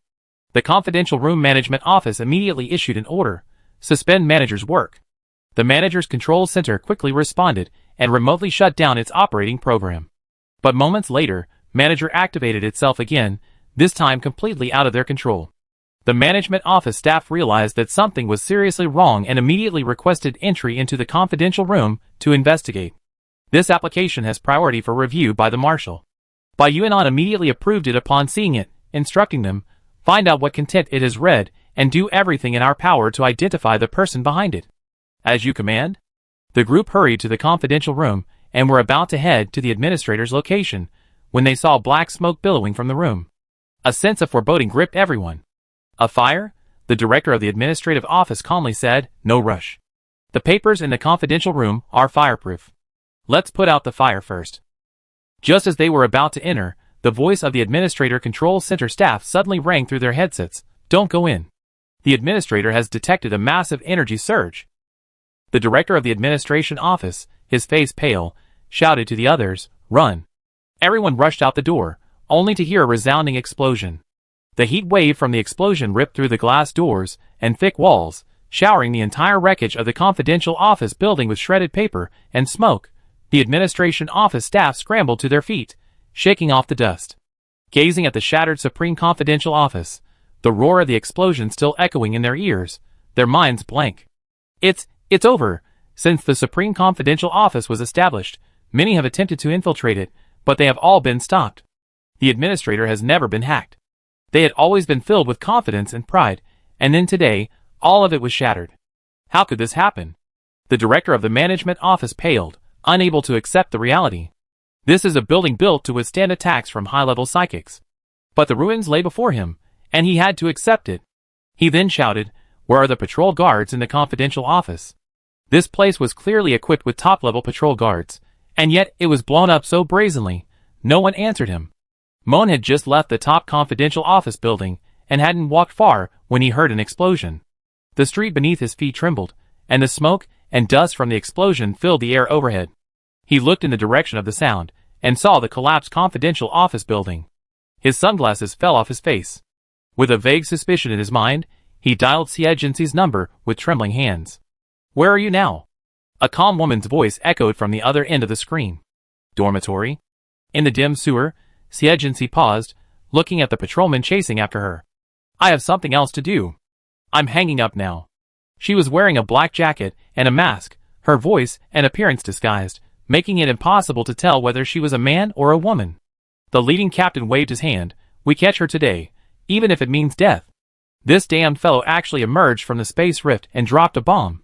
The man on the other side sighed, you could have just let me leave through the rift. She vanished from the spot. The patrolman was startled. In the blink of an eye, several people had been beheaded. Before long, there was a pool of blood at her feet. Mr. Fay came to her from the space rift, his face filled with pity and fear. They're all innocent. If they don't die, we be the ones to die. She put away her weapon. Please take me back. She had just returned to her dorm and changed her clothes when there was a bang on the door. C agency, Moen shouted anxiously, about to kick it open when it flew open. You're there? C agency blocked the door, wiping her hair. What's going on? Did you know the top secret room was bombed? When did it happen? Moen stared at her face intently. Well, it was still as dead as a dead person. He couldn't tell anything. Get ready. We probably need to go there. Chapter 230. Moen's premonition was correct. Half an hour after the explosion in the Supreme Confidential Room, the Special Forces received the order. Secure the scene and investigate for danger. The mission seemed simple, but the fact that the Special Forces were deployed meant it was a matter of great importance.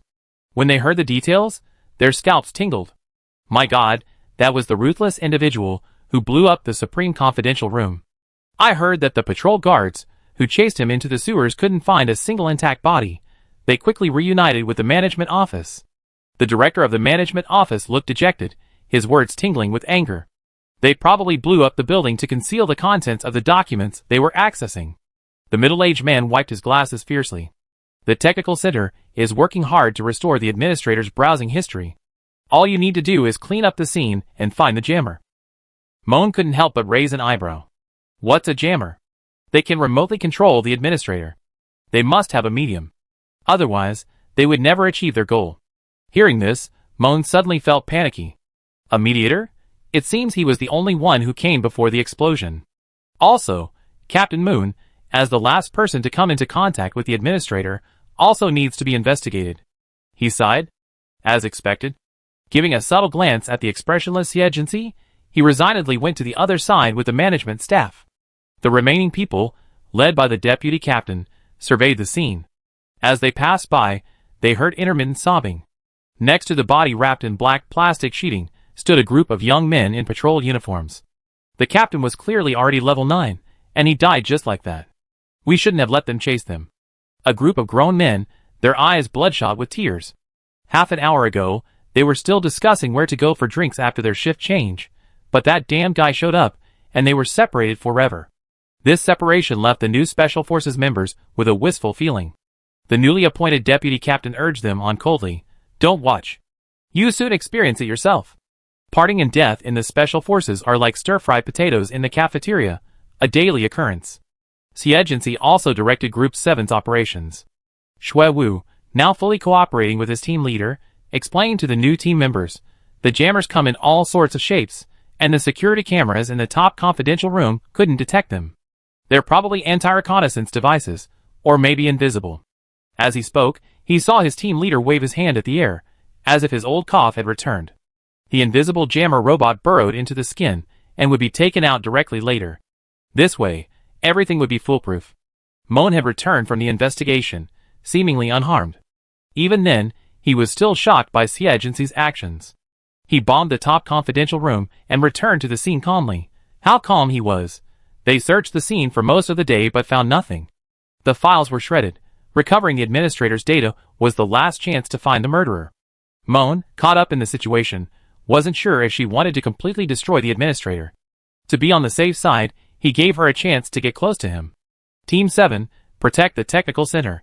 As Xie passed by him, he said, pointedly, "Be careful. Don't implicate him." Xie nodded. "Don't worry, Captain." In the afternoon, Moan had been keeping an eye on her movements, and noticed she showed no signs of movement, which made him extremely anxious. Then he began to wonder if she had done it. But with his years of experience, he was certain he had brought the jammer in. Gritting his teeth, he went to the technical center. "Captain, why are you here?" Xie looked at him with some surprise. Moan felt a headache just looking at her. "What are you doing?" Unable to speak directly, he peeked inside, saw no one was there, and quickly pursed his lips. "This is an opportunity. I haven't neglected my duties, and have been on guard the entire time. Captain, rest assured." Enough was enough. Moan was about to go inside when Xie stopped him. The technical director specifically instructed that no outsiders be allowed in. "All right, do your job well." Moan glanced at her stern face and turned away, his mind once again filled with doubt. How could she be so stable? On the surveillance camera, the director of the management office stroked his chin, his brow furrowed. It seems he's not the murderer. The director of the technical department scratched his head. He was the last person to approach the manager, making him the most likely suspect. But with his strength, he couldn't have killed the patrol captain. The director of the management office rubbed his brow. But he definitely brought the interference medium in, and he intentionally approached the manager's wreckage, so he's still a strong suspect. A brief silence fell in the monitoring room. He asked again, "Is the manager still unrecoverable?" The people in the technical center all looked embarrassed. The manager's storage device was blown up. There's no way to recover. The original intention was to use this smoke screen to confuse the murderer, but he didn't take the bait. The director of the management office wiped his face and ordered solemnly, "Find the jammer." Although none of their staff members escaped accountability after the incident, the Federal Confidential Room, which had existed for so many years, had been blown up by him. He would not rest in peace until the murderer was tracked down. The jammer was found by one of the team members, and as expected, it had stealth and anti-reconnaissance capabilities. But it was damaged, and the data inside could not be recovered. How could it be damaged? Wasn't the murderer after the confidential information? The technical department was frantic. The confidential room has signal interception, making data transmission impossible. How could the murderer not have recovered it? Some speculated, could it be that the murderer wasn't after the information at all, but was simply planning a terrorist attack? Impossible. If that were the case, there would be no need to control the administrator. Wouldn't it be more convenient to just blow it up? As they speculated, the Special Forces team, having eliminated the danger, prepared to hand over the case to the investigation department. The director of the management office, listening to the technical department's report while staring at the ruins, suddenly froze. He grabbed the technicians and said, "Is it possible that the jammer was just to confuse us? The murderer is still at the scene." The Special Forces team had completed the handover and were about to leave when the technical department hurried over, carrying equipment. "Don't leave yet." The director of the technical center stopped everyone, instructed his men to turn on the equipment, and said to the Special Forces, out of an abundance of caution, "Please have everyone check before leaving." Moan, feeling a little nervous, agreed with a forced composure, "That's exactly what we should do." He then had everyone line up and come one by one. The technical director couldn't help but scoff. "This guy's so calm, could he not be the murderer?" "Captain Moon, go first." Moan's eyebrows twitched. These guys really still suspected him. Glancing at the agency in the group, he suddenly calmed down. That's right, this woman couldn't have truly harmed him, otherwise she wouldn't have escaped. After calmly accepting the inspection, even having his space button checked, he cleared himself of suspicion. He clearly saw the disappointed look in the technical director's eyes. At that moment, a sudden flash of inspiration struck him. This damned woman had dragged him into this just to make him a target and confuse the public. When it was the agency's turn, Moon kept a close eye on her, but nothing happened. The Special Forces team quickly departed. Outside, the agency waved her hand at the air again. As she withdrew her hand, Moon saw a small cut on her fingertip, which disappeared in the blink of an eye. Fearing further involvement, he tactfully refrained from asking, but his inner wariness of this woman only heightened. The streets were filled with reports of the bombing of the Federation's top confidential office, sparking countless discussions. Haha, is the Federation doomed? Someone actually bombed the top confidential office. I hope the murderer releases his information so everyone can see. Could it be an Imperial spy? As everyone discussed this, the murderer, dressed in a crisp military uniform, returned to the military area under the gaze of countless people. After the agency returned with his belongings, he immediately connected to his backup computer, which was not connected to the internet. Chapter 231. Late at night, satellites hung silently in the sky, bringing a touch of mystery and beauty to the night in Central City. The agency sat at her desk in her dormitory, the fluorescent light from the screen falling on her face, making her look as if she had been frozen in the snow for an eternity. Before her lay confidential documents stolen from the Federation's top confidential office. On May 7, 3000, an investigation revealed that Major General Xia Tianhen and his wife were involved in illegal human supernatural power experiments and had secret ties to the Empire. The evidence is irrefutable. On May 10, 3000, regarding the human experimentation on Xia Tianhen and Wu Lali, the military marshal and 5 generals held a meeting and decided to secretly execute them after the campaign to eliminate the migrating alien beasts. On May 13, 3000, after the execution of Xia Tianhen and Wu Lali, due to leaks, the laboratory was sealed and the other prisoners were not apprehended. The document detailed the circumstances surrounding the execution of Xia Tianhen and his wife. It also included a list of the laboratory's personnel and address. The signature of the recorder at the end of the document clearly read by Yuanon. After all my efforts, this is the result I've achieved. She leaned back in her chair. The treason was true, as was her involvement in the illegal experiments. Xie Zhonglin had given up his son because if he didn't, the entire Xie family would be doomed. But a faint voice in her heart told her, this is all fake, there must be something else going on. With one hand on her eyes, and the other on the table, she slowly closed her eyes. The white ceiling moved closer and farther, as if distorting. A black dot slowly appeared, eventually transforming into a sub-dimensional passage. The person emerging from it was none other than Lantis. She abruptly stood up, her light condensing into a curved blade as she swept forward. The swift attack pierced the man's body, piercing the building behind him, and vanished. This space seemed a figment of light and shadow, swaying for a moment before returning to calm. The man gently landed on the edge of the bed, and sat down, elegantly crossing his legs and resting his hands on his knees. Don't be nervous, I just wanted to talk to you.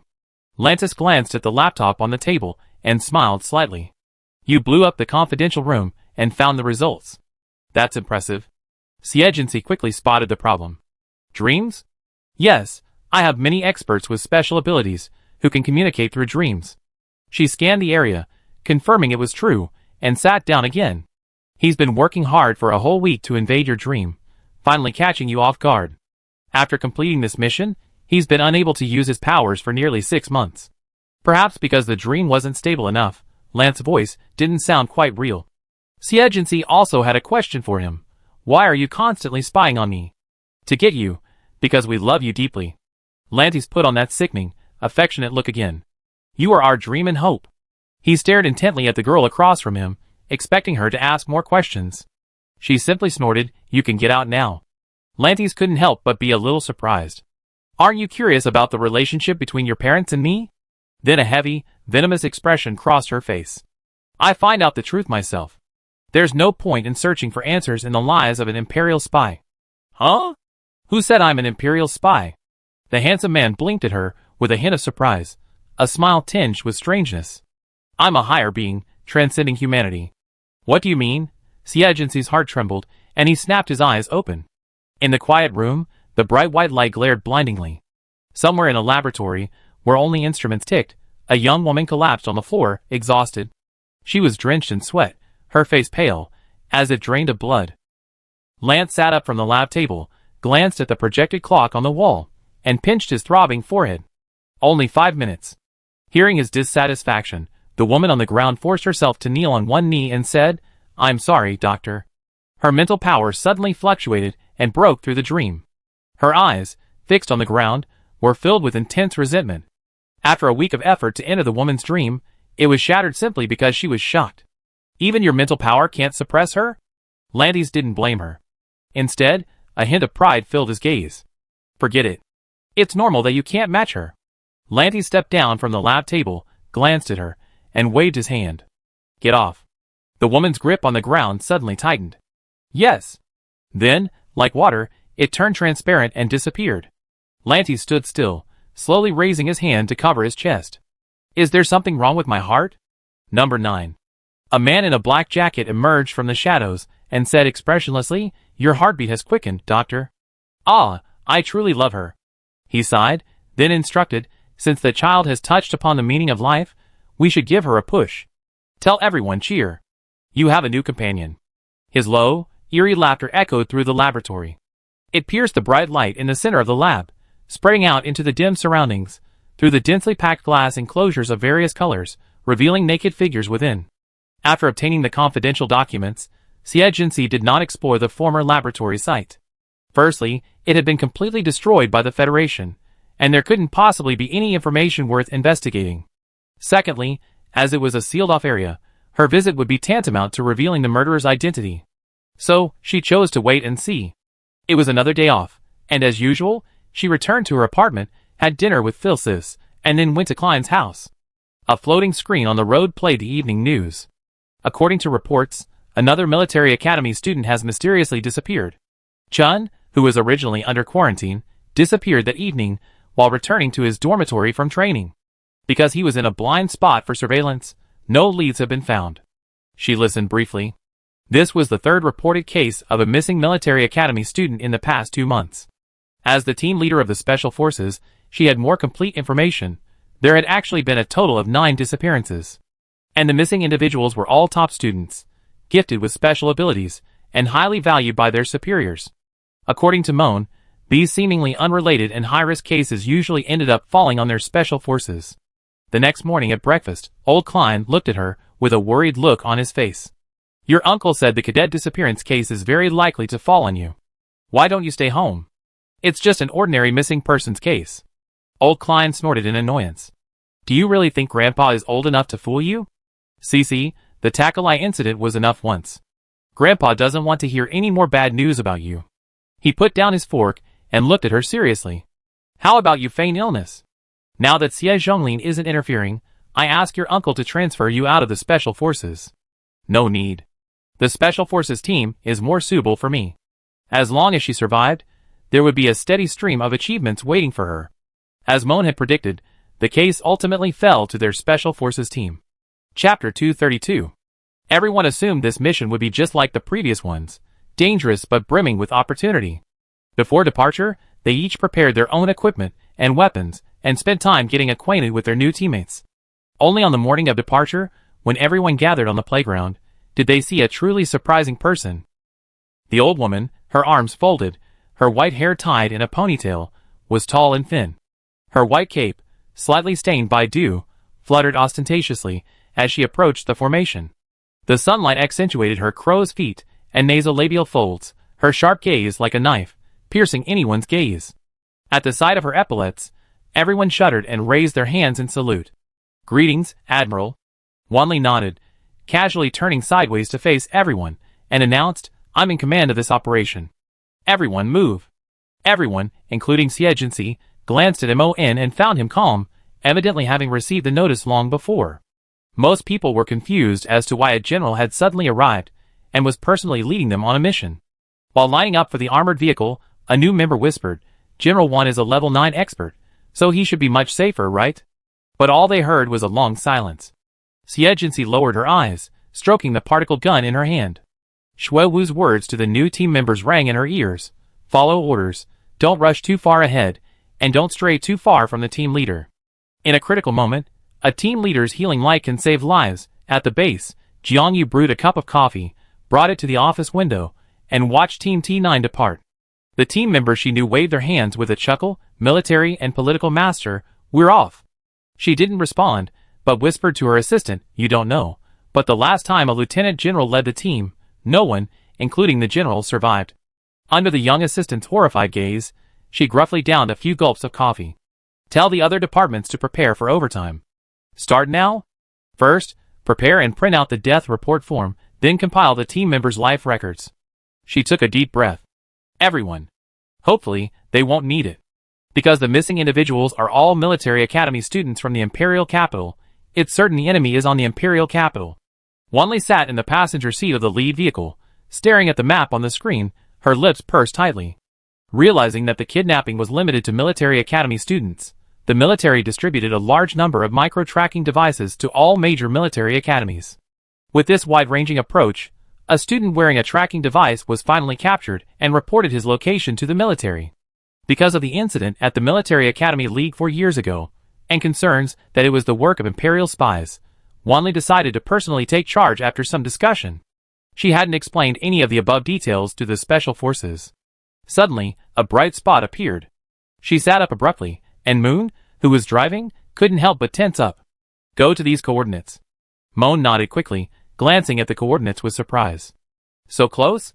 "Just outside the central city, in the Helios Mountains." Wanli's brow furrowed. "Because they're quite arrogant." "Them? Does Admiral Wan know the murderer?" Wanli stared in the direction of the Helios Mountains. "No, but I've heard of him." Moon was about to ask more, but the old woman interrupted him. "Don't ask. You know when we get there."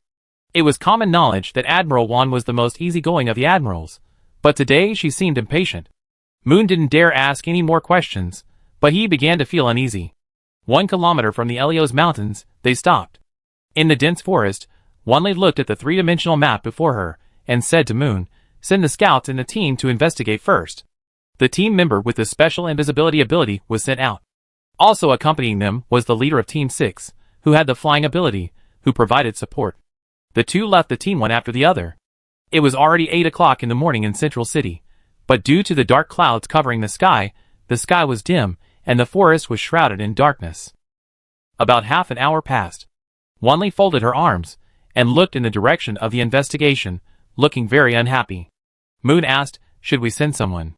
Before she could finish, Wanli interrupted her. "I guess they're all dead? No need to send any more to die." The irritated voice was cold. But the special forces were used to it. Death was always around them. Siegency toyed with a silver dagger, and glanced at Wanli. The Admiral seemed intent on concealing the truth. He remembered what Lantis had said, "We are being superior to humans." Could it be that the military brass knew all about this? But we don't even have a general understanding of the enemy's situation. We can't. You just follow orders. Wanli interrupted Moon again, abruptly nodding to the side. The air suddenly compressed, shooting towards the distant tree, leaving a hole in the thick trunk. At the same time, Siegency also flung out his dagger, which transformed into a scimitar and shot out. The man followed closely behind, treading on tree trunks and rocks as he headed for a certain location. Though the place was empty, the scimitar pierced the tree trunk, drawing blood. There was the sound of something heavy falling, and a patch of grass collapsed. Siegency leaped forward and stomped down, sending the grass tumbling. Everyone immediately realized someone was there. Siegency raised his hand, and shot out a dense stream of green light. With a muffled groan, a short-haired woman in a black leotard emerged. Bleeding streamed from her shoulder, and a thin, bloody streak etched across her face, clearly from the scimitar's cut. The woman looked at Siegency with a look of disgust and vanished again. She moved swiftly, now on the ground, now in the trees, sending grass and leaves flying everywhere. Siegency stood still, spun around, and launched a fierce kick. Bang! The woman who had tried to attack her slammed directly into the tree trunk, coughing up blood. Ahem. Her eyes widened in disbelief, as if to say, how could this be possible? Her earpiece flickered several times, as if receiving some kind of command. She gritted her teeth and once again activated her supernatural power, becoming invisible. Wanli immediately ordered, "Catch her." Siegency followed closely behind. Through the dark jungle, Codename 11 swept through like a gentle breeze, only the swaying branches and leaves signaling her passage. Dizziness from the blood loss forced her to rest against the tree trunk. Before she could catch her breath, a cold light flashed by her side. She ducked her head, then was kicked to the ground. Her invisibility was once again lifted. She gasped, glaring at the young girl who had leaped from the tree. "How could you possibly have seen me?" Siegency pointed the knife at her. "Your powers are useless to me." A huge humiliation. A cold glint flashed in number 11's eyes. Suddenly, he raised his eyes, and a strange wave of mental energy emanated from him. The girl before him swayed, and number 11 joyfully drew his dagger. Swish! She stared in disbelief at the tang sword piercing her chest. Looking up again, she met Siegency's scornful gaze. "I told you, your powers are useless." She drew her knife and grabbed 11's neck. "It was you who entered the dream last time, wasn't it? Where's Lance?" Such an injury wouldn't kill her instantly. 11's face grimaced in pain, her eyes full of defiance. "Even if you see the doctor, you be captured. Your teammates are probably dead by now." Glancing at her cold face, 11 gave a twisted smile and clutched her hand tightly. "No matter how powerful you are, you've fallen into my trap." "Yes, I know." Siegency wasn't as flustered or worried as she expected. "After all, you were waiting for me, weren't you?" With that, he grabbed her neck and hurried back. If she were with Wanli, those men wouldn't act immediately for safety reasons. After all, Lance had already been defeated by her once. But if they were separated, they would most likely eliminate the special forces first and then ambush her. I don't know what the result will be this time. Chapter 233. In the silent, dim forest, adult birds were already fluttering for their lives, while the young huddled in their nests. The impending rain, thick with moisture, dampened even the breath, and all living creatures trembled. Siegency leaped from tree trunk to tree like a nimble cheetah.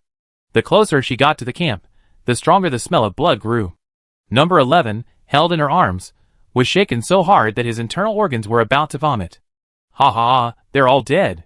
He desperately clung to her hand, staining it red with blood. When they reached the nearest tree, Siegency raised an eyebrow at the scene before him as he parted the branches and leaves and fell. "Did you catch them?" Wanli, dressed in white, stood in a pool of blood, cigarette dangling from the side of her mouth as she looked over. With her as the center, all around her were pieces of flesh and blood. The trees, the grass, and the soil were soaked with blood, as if it had been splashed. Some were the bodies of Special Forces soldiers, but many more were of the enemy. Judging by their torn clothing, they were all of the same ilk as number 11. This shocked her utterly. How is this possible? The lowest level in the lab was 5, and there were several high-ranking 9-level psychics. Yet, they were all killed by this old woman. Wanli's boots dripped with blood as he approached her, exhaling a puff of smoke. "I'm saying, are you underestimating an old woman like me? Dual-element psychics are just another tool, not another life." Of course they were. This was a general who had emerged from among billions of Federation soldiers. She had fought for nearly 70 years, and the corpses lying at her feet could fill a small town. If she hadn't been sure, she wouldn't have asked Siegency to leave the team. Mon, his arm dripping with blood, couldn't help but feel relieved. The enemy had split up his two strongest fighters, and he thought he was doomed. He hadn't expected Wanli to be so formidable. He truly deserves to be called an admiral. "All right, lead the way." Stopping his cigarette but in the blood, Wanli waved his hand, trapping 11 in an air bubble. He said to the resentful woman, "I'm very cruel." You better behave yourself. The suffocating feeling weighed on her, and 11 slumped back, clenching her fists in frustration. I understand. They had tracking and location tracking, which could verify whether 11 was lying. During the march, it began to rain. It wasn't heavy, but it looked like it would last a long time. As the rain gathered in the forest, it formed large droplets.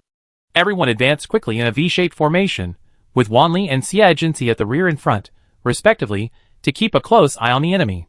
Gradually, they approached the main mountain range of Elliot. At an altitude of 1,821.1 meters, the slope was steep. At a steep cliff, number 11 called a halt. The entrance is right here. Wanli looked up. Optical camouflage? To put it simply, it's a cloaking device that uses the principle of light reflection. Where's the switch? No, just go straight in. Everyone looked at each other in bewilderment. Xuewu recalled the experience on Takli's second satellite, and had a bad feeling. Wanli gathered his hands, gathered a ball of compressed air, and threw it toward the cliff face. It didn't hit the obstacle. Once released, the compressed air acted like a high-energy bomb. Boom! From the echo, the space inside was vast. A large hole had been blown into the cliff face, and the optical camouflage device had failed, revealing the scene within. A wide passageway stretched deep into the mountain. Even though it had been violently breached, the alarms on the wall remained silent, and no one came to confront them. Did everyone escape? Wanli glanced cautiously inside, and simply threw the nearby air bubble in, without triggering any mechanism. I go ahead, and the leader of Group 7 will cover the rear. She entered first, deciding to rescue the students first. Originally, they should have split into two groups, but the current situation was uncertain, so they dared not do so. They didn't see that after the last person entered, the scene outside the entrance suddenly changed. Number 11 had no choice but to lead the way, but she said, even if you find them, it's too late. Those children are completely destroyed. Although forced to bow her head, her words and her defiant heart remained unyielding. Otherwise, how do you think we got our dual superpowers? She glanced at the special forces again, her eyes, like a venomous snake, unnerving. The special forces' superpowers seemed quite impressive. The doctor will be delighted to see this. She casually revealed a shocking secret. Even the special forces members shuddered. Wanli's eyes slanted slightly. Everyone get ready. Everyone shuddered. Ha ha ha, it seems you haven't said anything. You're truly worthy of being an admiral. Xie Jinxi glanced at Wanli, and noticed that the wrinkles around her eyes seemed to have faded. Amidst number 11's sarcasm and laughter, they found the missing cadets. They were locked in separate coffin-like cells, wearing white hospital gowns. Their cheeks and eye sockets were sunken, a pale bluish-white. Their exposed arms were covered in needle pricks and wounds. Some had tumors and keloids, while others were covered in ulcers, oozing disgusting blood. Clearly, they were being fully utilized. When they saw them, aside from the last few captives who reacted with excitement and joy, the others were as utterly lifeless as the walking corpses, completely unresponsive. Even the special forces, accustomed to such scenes, felt a pang of unease. Strangely, even though they had penetrated deep into the area, no enemy had appeared. Wanli acted decisively. Take the men, we leave first. Xie Jinxi glanced around cautiously. As she used her tang sword to open the door, the vibration made her hand slightly numb. After breaking through the door, she helped a group of cadets out one by one. The last one to be rescued was a student from the Imperial Capital Military Academy. As she was carried out, he weakly thanked her. Xie Jinxi suddenly frowned, and countless light beams emanated from behind her, piercing the surroundings. Frightening everyone else, they all moved away. Wanli looked at her in confusion. Is there a problem? Yes. Puff, the light beam suddenly pierced Wanli's chest. Xie Jinxi, what are you doing? Moan roared before being cut in half. The others fled in all directions, also suffocated by the green light streaks in the sky. Number 11, left in disbelief within the bubble, said, Are you crazy? You killed all your teammates? You're number 11? So what? Number 11 paused, staring at her in shock. The young girl snorted, You've never introduced yourself. Unless someone had instilled this understanding in her. Under number 11's horrified gaze, her mental power slowly spread across the space. To pull me into the dream, you dragged yourself along too. It's hard for you. The woven dream twisted. The controller behind her tried to trap her, but the wave after wave of increasingly powerful mental attacks sent her reeling, and her dream was shattered. Seeing this, number 11 turned invisible and tried to flee, but before she could even take a step, she was pierced by the tang sword. The blade twisted, slashing horizontally. Blood and viscera spurted out. She was dead. Xiejinsi sniffed a drop of blood, and it indeed smelled like a potion. To lull her into a dream, the drug had been taken and stained her with blood. But this small dose shouldn't have allowed her to dream without her noticing, unless she had been afflicted long before. But now wasn't the time to dwell on this. She glanced around. She was still at the cliff entrance. The Dreamweaver was too far away to be found. She rushed into the enemy base, sword in hand, and just as she turned the corner, she stepped on blood, the body of a man in a Special Forces uniform. She didn't stop, running even faster inside. From the depths of the deep passage came the sound of hurried footsteps. A blood-soaked beast-like mutant ran out, carrying a man on his shoulder, and another tucked under his arm. It was Shui Wu. Upon seeing her, a glimmer of hope suddenly shone in his terrified eyes. "Team leader, help!" Xiejinsi ran, condensing a healing light and shooting it out. Just before it made contact, a hissing sound echoed. Shui Wu was cut in two by the curved blade that struck him from behind. Even until his death, a plea for help lingered in his eyes. Xiejinsi pursed his lips, raised his hand, and transformed the healing light into a point of light, shooting it into the depths. Then, swiftly stepping over Shui Wu's body, he drew his sword and decapitated the black-clad man who had pursued him. Then he turned back. Morn and Brinker were carried out by Shui Wu. The latter, trapped under his armpit, was also cut in half. Moen's body was cut off below the knees, and Xiejinsi stopped the bleeding. No wonder you used to call Shui Wu a fool. The man sat against the wall, his eyes reddened as he glanced at Shui Wu, whose eyes remained open. If he hadn't saved us, we wouldn't have died. Xiejinsi peered deeper into the passage. Where are the others? Except for General Wan, they're all dead. Mon, nearly devastated, covered his face. There are more than a dozen level 9 psychics in there. We've already sent a distress signal. Don't go and die. Really don't go. But Xiejinsi was now only a figure from behind. Chapter 234. As Xiejinsi rushed into the laboratory, she was prepared for total annihilation. To her surprise, Wanli was still alive. Her white uniform was covered in crimson blood, both her own and the enemy's. Her graying hair tumbled, and her body swayed. She raised her hand to flick the air, deflecting the attack. But then, a black-clad figure emerged from space and stabbed her in the back. She stumbled, quickly turning back and mobilizing her supernatural powers. The gas in the black-clad figure instantly exploded, reducing him to pulp. The blood loss and severe injuries forced Wanli to kneel on one knee. Seeing this, the other supernaturals immediately swarmed over. Suddenly, a cold light flashed, and in the blink of an eye, a head fell. They quickly retreated. Xiejinsi helped Wanli to her feet, retreated to the entrance, and tended to her wounds. "Is General Wan all right?" Seeing her, Wanli frowned slightly. Instead of asking why she hadn't followed, he said, "Didn't I tell you to run?" Xiejinsi glanced at the corpse at her feet. It was Bai Xing. Except the captain, no one escaped. Instantly, Wanli's face darkened. Right, there are so many level 9 experts here. Even the special forces were mere ants. Xiejinsi was dragged into the dreamland, and after a mere 5 minutes delay at the entrance, the special forces were completely wiped out. She didn't consider what would have happened if she hadn't fallen behind. She wasn't responsible for the lives of the special forces, nor did she regret the inevitable outcome. It was pointless. The most realistic option was to face it. 2 tang swords appeared in her hands, and she said to the still gasping Wanli, "I'd like to ask General Wan for remote support." As soon as she finished speaking, she had already rushed towards the enemy. These individuals all looked very young, possessing dual-type abilities.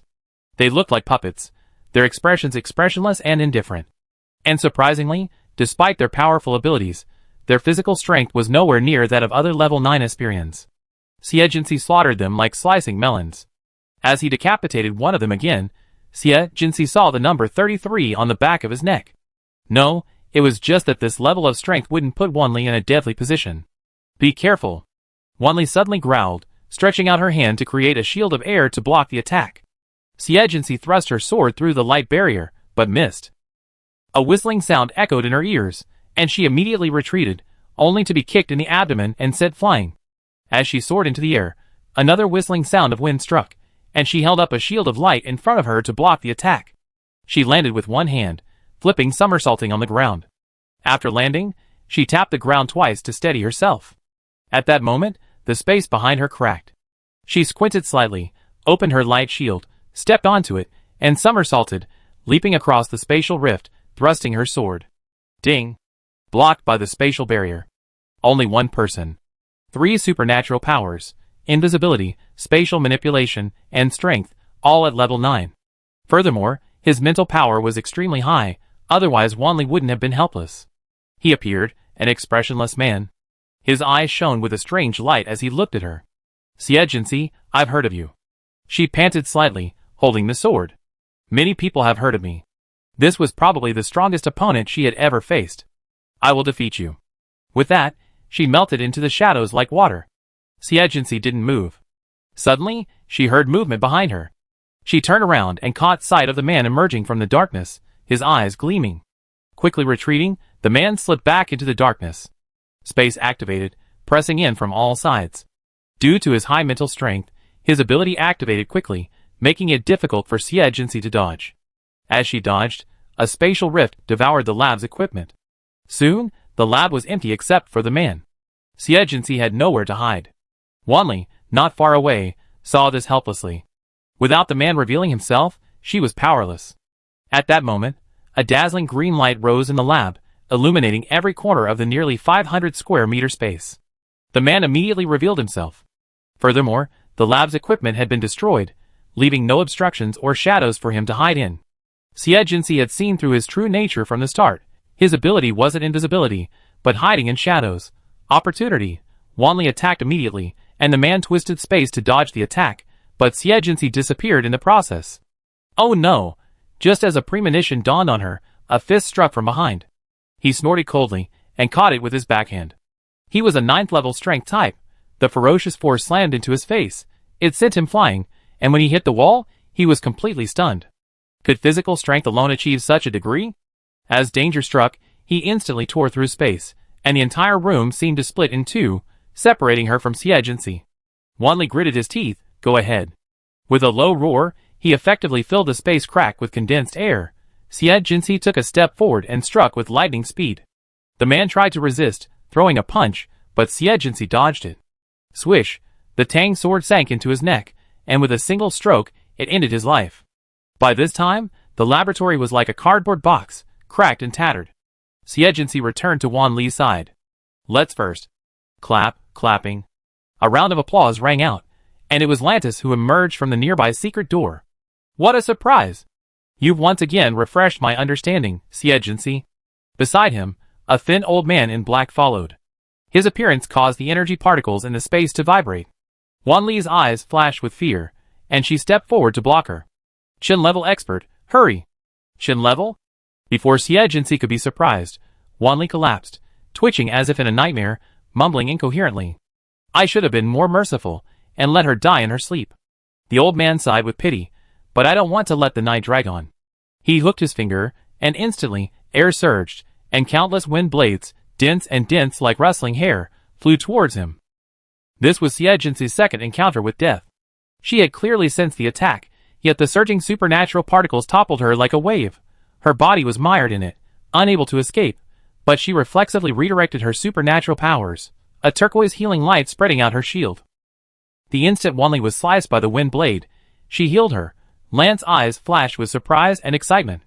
3 seconds seemed like 3 years to Xie, and she collapsed to her knees, her supernatural power depleted. Wanli was still in a nightmare. She pursed her lips, pulled out a supernatural plant, and swallowed it. I didn't know you were so eager. Lance was surprised to see her steadfast determination. Based on past experiences, she wasn't one to risk her life to save others. Will you kill me? Xie asked him back. Lance didn't hesitate, of course not. That's enough. A surge of mental energy spread out, and the old man in black swayed in shock. Opening his eyes, he saw Xie, and Wanli had already run a long way away. Lance smiled almost fondly, and glanced at the old man. Why aren't you chasing? Fear flashed in the old man's eyes, and he hurried after them. A fierce wind chased them from behind, like a galloping army. Xie strained every ounce of her strength, her legs nearly numb. She saw the exit, but was swept up by the gust of wind, and Wanli was snatched away. Just when she was at her wit's end, a withered hand pulled her out of the tornado, and Wanli was carried away with it. You did well, little girl.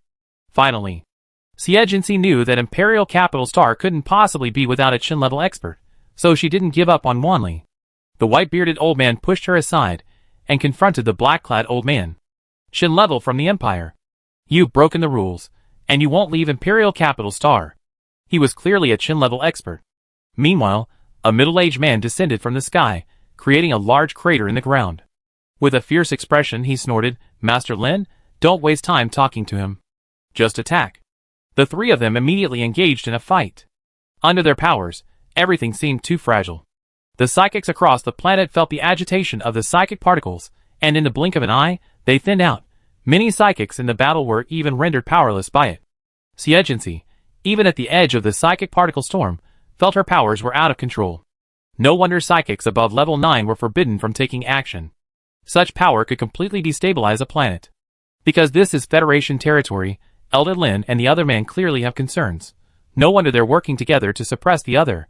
The old man in black is also clearly protecting the Elliot Mountains. After placing Wanli in a safe place, Xie ate the restorative plant and rushed back into the laboratory. Chapter 235. The lab was now utterly silent. The remaining level 9 psychics, seemingly oblivious to Xie ruthlessness, rushed forward with selfless abandon. They were trying to stop her. Xie had no intention of engaging. Ice spread from beneath her feet, freezing them for only 3 seconds. But those 3 seconds were enough time for her to exert her might. The sound of the blades slicing flesh was fleeting. By the time she sprinted deeper, only a pile of broken limbs remained behind her. Lantis was sweeping away, his hands clenched into claws, and a strange suction emanated. The subjects within the glass enclosures twitched, and psychic crystals emerged from their brows, flying into the black, alien space within his palm. The next second, a blade flashed. He opened a black vortex, but the attacker dodged it and struck him on the right shoulder. A strange scene unfolded. The shoulder and arm, nearly detached, were pulled back together by strands of black power. If it weren't for his torn clothes, Xie would have almost thought such a serious injury was an illusion. Lon Tesla tugged at the torn clothes, as if looking at his own naughty child. You kid, you always fight whenever you meet. He's not human. Xie took 2 cautious steps back. Suddenly, a suction force came from behind the man. It was a force that could devour all matter. A black hole. I had thought it was subspace, but I didn't expect this force to be the all-consuming black hole. Xie moved uncontrollably toward that direction. The air was sucked out of her, and she began to have difficulty breathing. Gritting her teeth, she mobilized her supernatural power and swung it in that direction. A deep blue light screen blocked the black vortex. Before she could breathe a sigh of relief, the light screen shattered. The man saw the surprise in her eyes, and couldn't help but laugh. What a pity! If you were a little more powerful, perhaps you could have restrained me. Xie stuck her tang sword into the ground to steady herself, frowning. You're not Lance. The previous Lance would have run away at the sight of her. I'm the real Lance. The previous one was just a virtual clone. He blinked and approached her, placing his hand on the back of her neck like a loving lover. For you, I've left everything behind and come here in person. Xie was forced to look up, her gaze fixed on the black hole behind him. What kind of creature are you? At that moment, her perceptions were truly challenged. To date, most of the creatures humans had encountered were exotic beasts. They had never encountered a civilized, intelligent alien. But the man before her was neither human nor exotic beast. Judging from Wanli's reaction, he was clearly a known creature. The question was why no information had been made public. Living creature?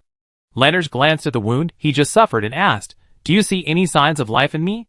This universe is made of matter, and we are the destroyers, the masters, the reorganizers. His originally arrogant words came out lightly, like a chess player manipulating the game. Honestly, this was beyond Xie comprehension. I came here to take you away.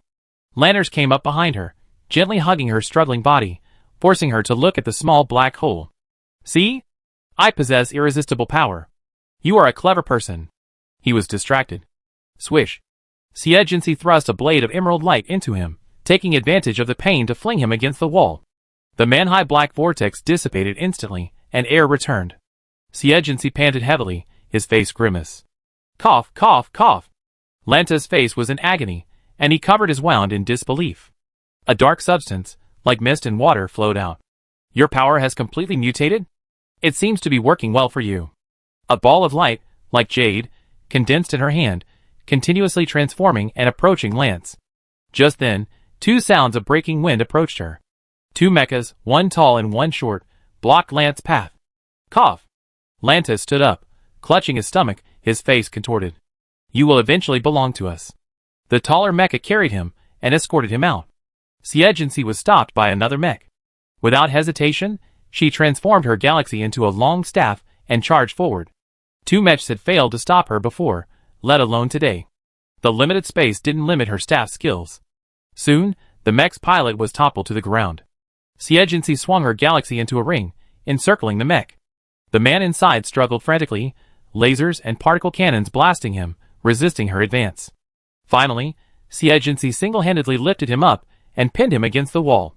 Don't struggle. Siegency half closed her eyes. We're all familiar faces. Lilia. The mech's thrashing stopped at the sound of her name. Even through her mask, her shock was palpable. How? Did you know? As the mecha's visor peeled back, Lilia's exquisitely beautiful face was revealed. She always presented herself as a proud and arrogant young lady, but now her gaze was sharp and cold, filled with murderous intent, as if she had become a completely different person. Siegency said calmly, there are many reasons for guessing. For example, I dined at Klein's house twice before my dreams were invaded. For example, your physical skills are very familiar. Another example, the psychic particles left at the scene where Dr. Bronte was murdered were yours. There were 2 groups who went to kill Dr. Bronte. At first, she didn't realize they were 2 different groups, until she fought Lilia and recognized them based on the psychic particles. The last sentence made Lilia's eyes widen in shock. You suspected us from the beginning? That's right. Siegency smiled sarcastically. But I didn't know the reason at the time. Now she knew. The Klein family was the true mastermind behind the Lance gang. Lilia stared at her face for a moment, then laughed. That old man tried to impress you with family affection, but he doesn't realize that his act is a joke in your eyes. That's about right. Lilia's smile twisted, turning into a ferocious, almost eaten look. Why should they treat you differently? Despite being restrained, she craned her neck and glared at her fiercely. And I? Just a tool. To sleep with men by day, and to kill at night. Even so, I'm still a failure, a waste in their eyes. And you, on the other hand, command everyone's attention. Why? The mech she was wearing suddenly disintegrated, and her slender body fell from the ring, tumbling towards Siegency. Without the mecha's protection, she was no match. Her supernatural powers and physical skills were completely crushed, and moments later, she was stabbed in the chest by a tang sword. Siegency pursed his lips, and calmly drew his sword. So why do you want to compete with me? Lilia trembled, her eyes fixed on the white light with resignation. Because I can't escape. Her eyes slowly closed. A moment later, another mecha clattered in. It disarmed at the door. A step too late. Siegency turned her head. You don't seem sad. In this situation, Robert's calm and deep face took on a strange look. After all, we're not related. The young man looked at Siegency with a hint of sarcasm. Strictly speaking, you and I are closer. Huh? Robert pointed to his head. Dark hair, lightning powers, haven't you ever doubted it? Siegency's pupils suddenly constricted. Chapter 236. The type of superpower a person awakens is largely determined by genetics. For example, in the Marshall by family, most of the military members are gravity type, with the difference being the level of talent.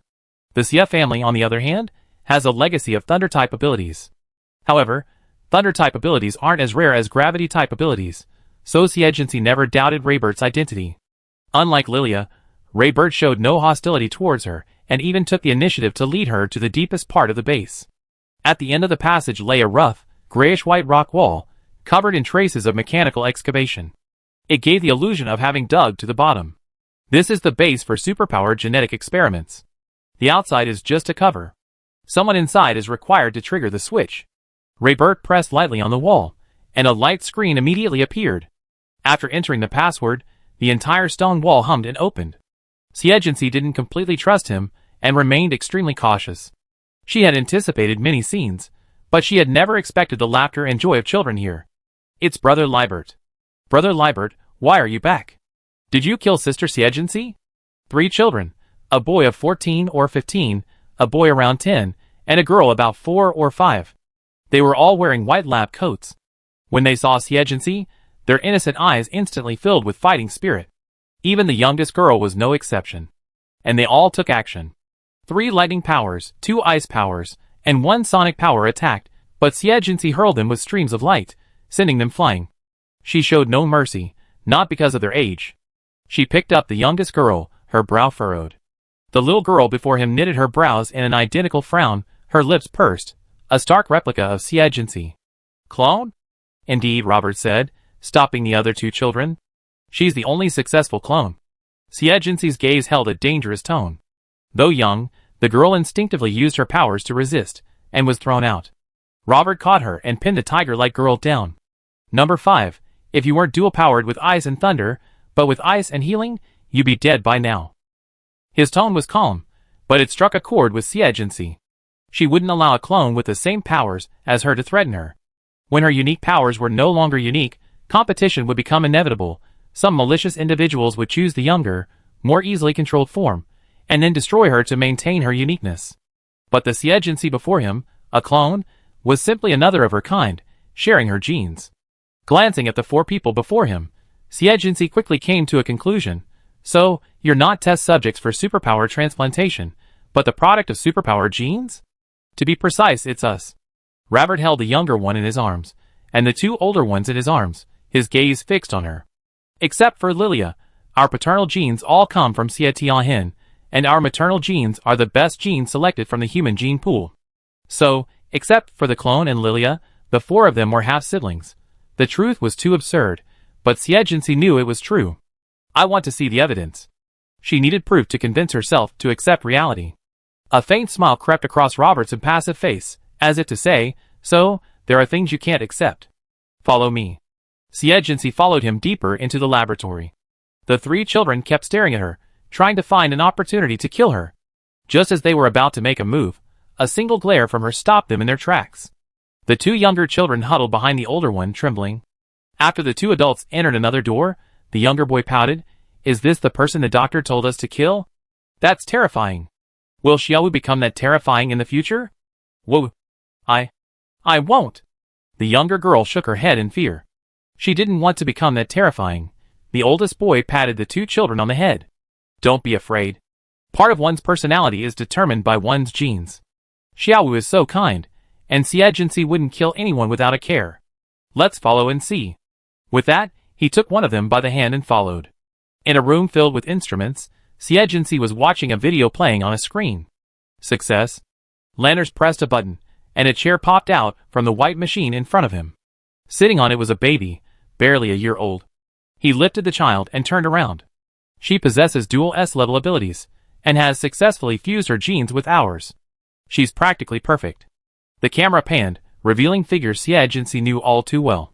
Xie Tianhen and Wu Lali. Unlike the gentle, kind parents he remembered, the 2 now looked at the baby with less than the joy of parenthood than with the excitement of ambition. So our genes are such a perfect match. Eulalie sighed heartily, holding the child. The baby giggled in her arms. It was none other than the young Siegency.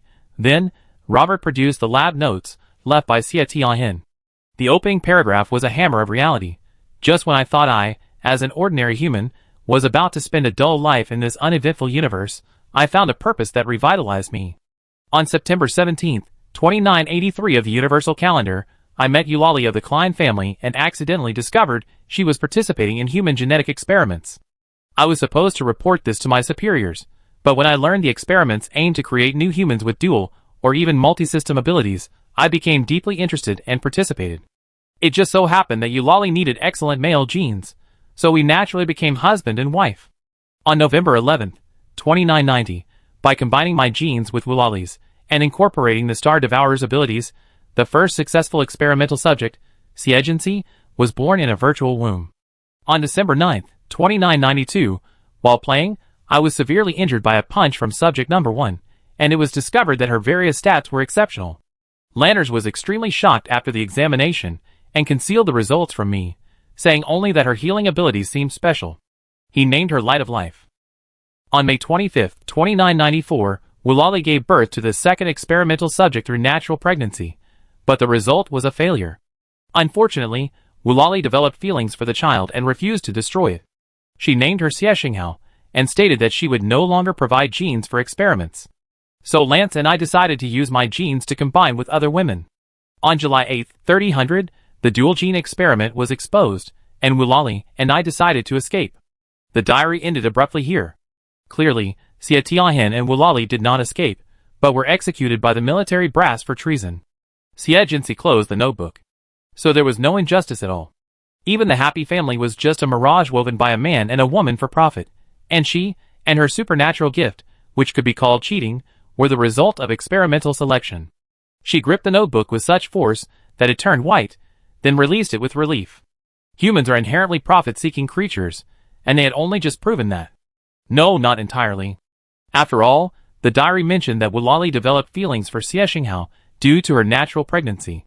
However, this was just a minor anomaly in the instruments and data. At this moment, Robert, leaning against the lab table, folded his arms, asked, "Any questions?" Xie Jinsi was only concerned with details related to herself. What did Lance hide from Xie Tianhen about my special abilities? During his observations, Lance discovered that your fusion of human and Star Devourer genes resulted in various data points far exceeding expectations.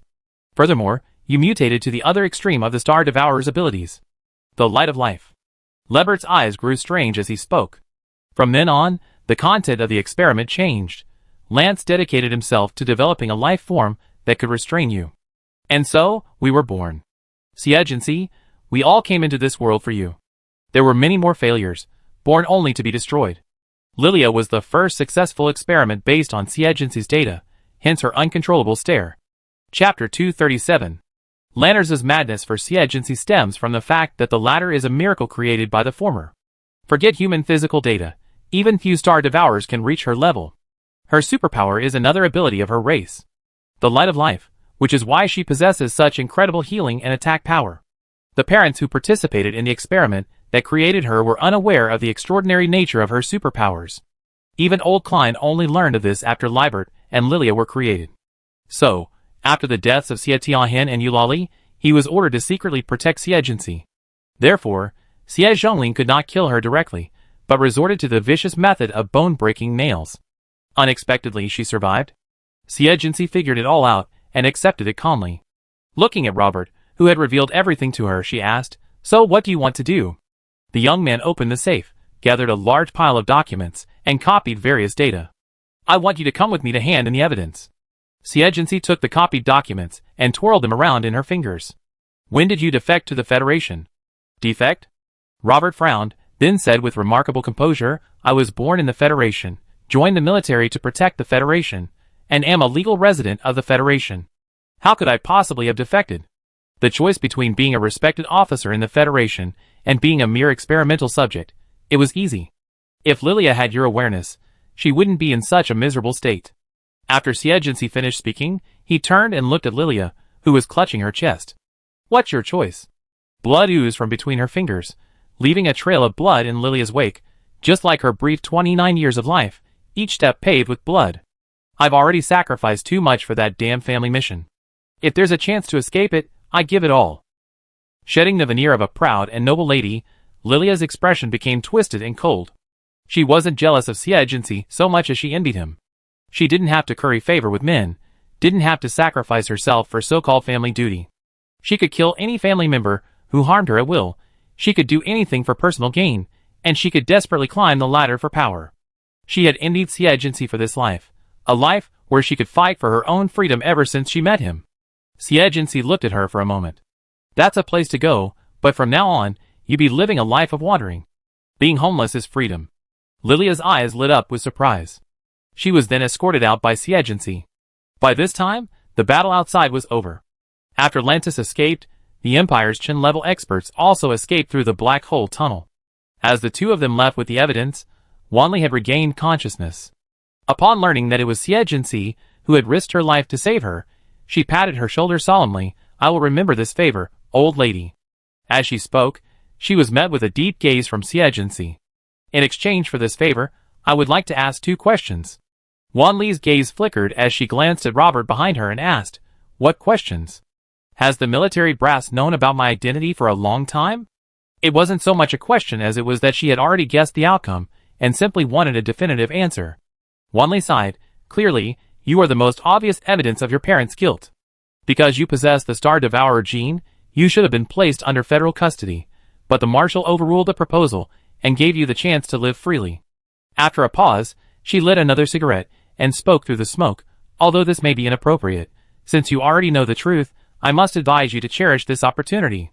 She knew Lance's obsession with Siegency, and was worried that the child would go astray.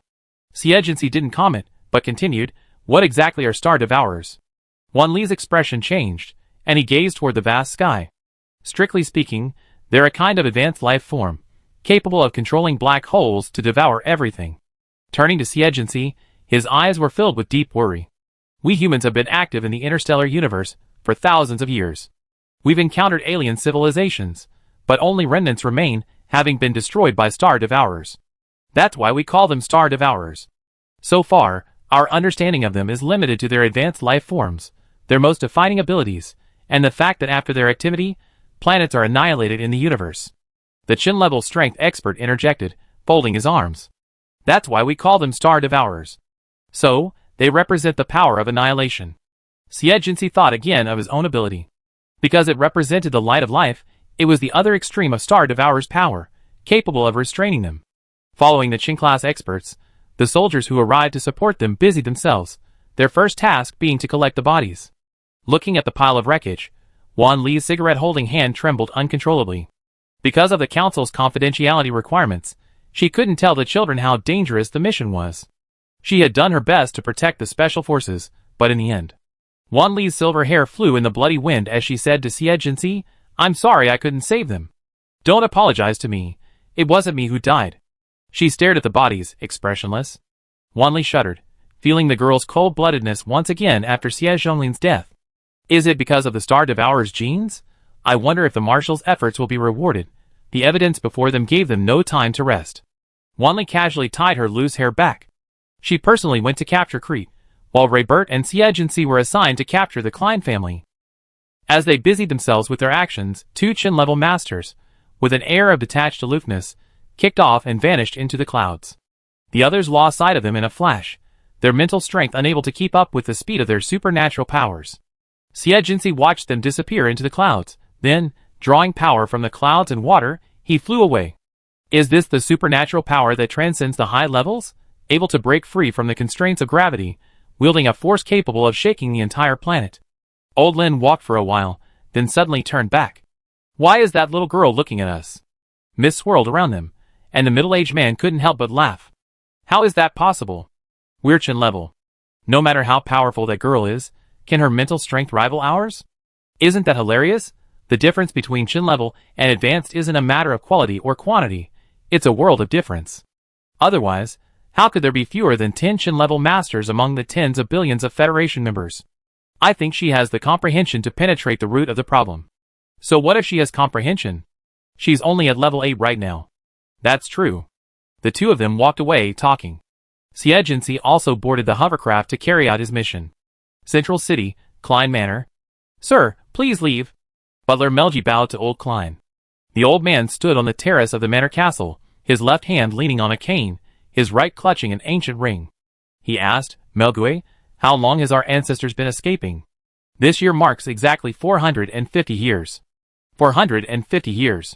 His gloomy gaze fell upon the distant mountains and nearby waters of the imperial capital Star. I'm already the 5th generation. If I were still in the Empire, I'd probably be known as Harkwait XX1. Yes. Melgue glanced over, catching sight of the military hovercraft approaching in the distance.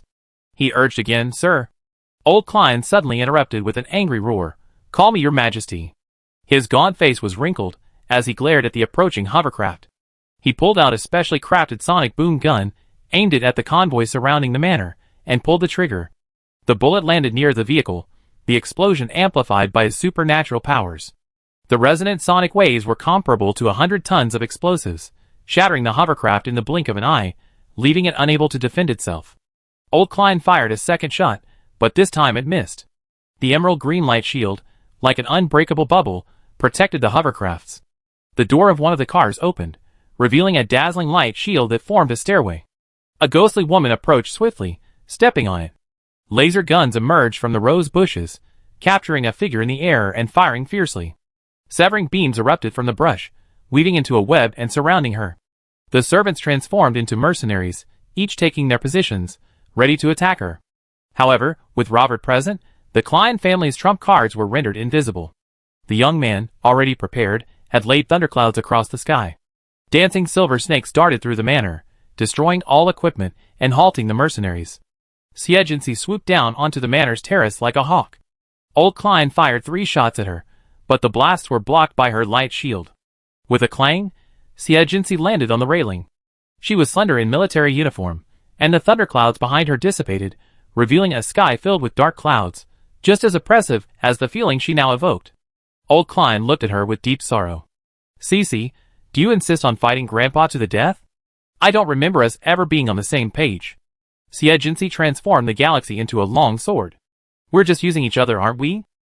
The Klein family wanted to win her over to their side, leveraging her for gains within the military. In return, she needed Klein's help to join the military. Deeper still, the Klein family even wanted to turn her against the Star Devourers. Old Klein's hypocritical expression instantly vanished, morphing into a sullen, disgusted expression. "So when did you start to doubt me?" "From the very beginning." Siegency looked down at him condescendingly. "There are 2 flaws. First, 15 years ago, when I was desperate, you didn't even show any interest. Back then, she thought the Klein family was simply indifferent, but now it seemed they were simply hoping for a break between her and the Sia family. Second, when you returned to the Klein family, you never asked me about my ice powers. This was the biggest suspicion. When she returned to the Klein family, she had already regained her ice powers. But before that, she only had healing powers, yet Old Klein seemed to avoid the question, never asking. This meant he either didn't care, or he knew everything. And the psychic particles left by Lilia at Dr. Bronte's assassination scene just confirmed the second suspicion. At this moment, Old Klein realized how ridiculous his performance was, like a clown without makeup, in front of her. "I had originally thought you could shoulder the unfinished duties left by that useless Eulalie, but you betrayed your own bloodline and your own mission. Sure enough, the blood tainted by the Sia family is too filthy, a waste of effort." He chopped his cane, and suddenly, the entire manor rang with the sound of a beautiful symphony. "This is the royal march of my Klein Hackwet family. It's a great honor to send you, a bunch of useless people, to your grave." The music was majestic and solemn, instantly conjuring up images of a magnificent palace built of luxury and gold. But when it was placed before a sonic psychic, no one dared to admire it. As Old Klein activated his powers, this picturesque manor began to crumble with the music. People, flowers, and ambitions were buried within it. The sound waves were like a flood from a sluice, their impact immense. Siegency took off her light shield and looked at Melji, who was standing in front of her. "You are no match for me. Give up resistance." The old butler maintained his usual standard stance, right hand pressed to his chest.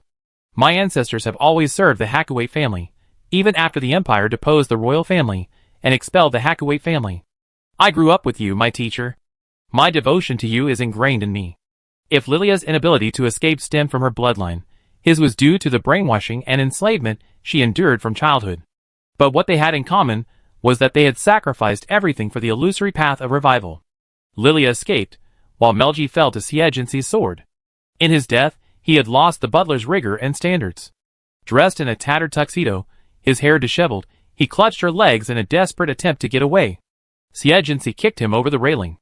Through the white carved bars, he stared up at the sky as if from a prison, wondering, what was the imperial family like 450 years ago, but he couldn't imagine it, because it was all illusion. Old Klein, behind the wheel of the hovercraft, shouted to Lantis on the screen, "Come get me." Lantis lay in a boundless space. "Who do you think you're talking to?" In his eyes, royalty, commoners, and all the human hierarchies and rules were meaningless. It was like how humans view the division of labor among ants. Worker or soldier, they were all creatures that could be crushed to death with a single finger. Feeling the whirlwind of pursuit from behind, Old Klein gritted his teeth. "Please save me. Wait until I recover." After uttering these words, the entire scene went dark, without his power. This space swallowed even light and sound, leaving Klein helpless. Suddenly, the hovercraft pressed down. A cold blade stabbed down from the roof. Siegency was about to force the hover car to a stop when her hair stood on end, and she leaped from the vehicle. Countless spikes shot out, and she immediately transformed her galaxy into a shield. A shocking scene unfolded. The usually indestructible galaxy was broken. She leaned back to avoid the attack. The spikes flew out, and then circled back, deflected by her galaxy. They gathered around Old Klein, transforming into a silver-white sphere with black and gold spots. "Your mother really loves you. She actually left this unfinished product for you." Chapter 238. True Use. Agency realized that what he held was the real galaxy. The one Urali had left in the Heritage Bank was probably a test specimen. And even a test specimen possessed offensive and defensive capabilities comparable to a level 9 psychic. This meant that the galaxy in Old Klein's hands would be even more powerful. Old Klein saw her wariness, and the wrinkles on his face twisted into a scornful smile. I show you the true use of the galaxy. With a flick of his finger, the football-sized galaxy at his side transformed into a giant bell, gently shaking and emitting a crisp sound. His supernatural power then activated, invisible sound waves spread out, centered around Old Klein. Layer upon layer of earth was lifted, revealing the deeper soil, and even the air distorted. The sound wave approached at the blink of an eye. Agency, clad in the galaxy's armor, built layers of light shields, but it didn't hold out for even a second. A sudden sound wave swept through, causing the silver-armored woman to sway. The armor lost control and morphed into a sphere. Bleeding streamed from her ears, her brain buzzed, and she completely lost her ability to perceive sound. Vivid marks of internal bleeding appeared on her skin. Puff, cough, cough. Agency's brow furrowed slightly. It turned out that the true function of the galaxy was to carry and enhance supernatural powers. My Harkaway royal family is naturally endowed with powerful mental strength. So the last emperor sought to invent a new weapon controlled by mental power. The galaxy was born, but who knew it would lead to a common people uprising? Old Klein smiled sarcastically. Those common people who keep clamoring for equal rights are threatening the lives of the royal family in exchange for this technology.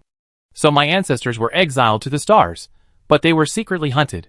This history of the expelled direct lineage is recorded in family tradition.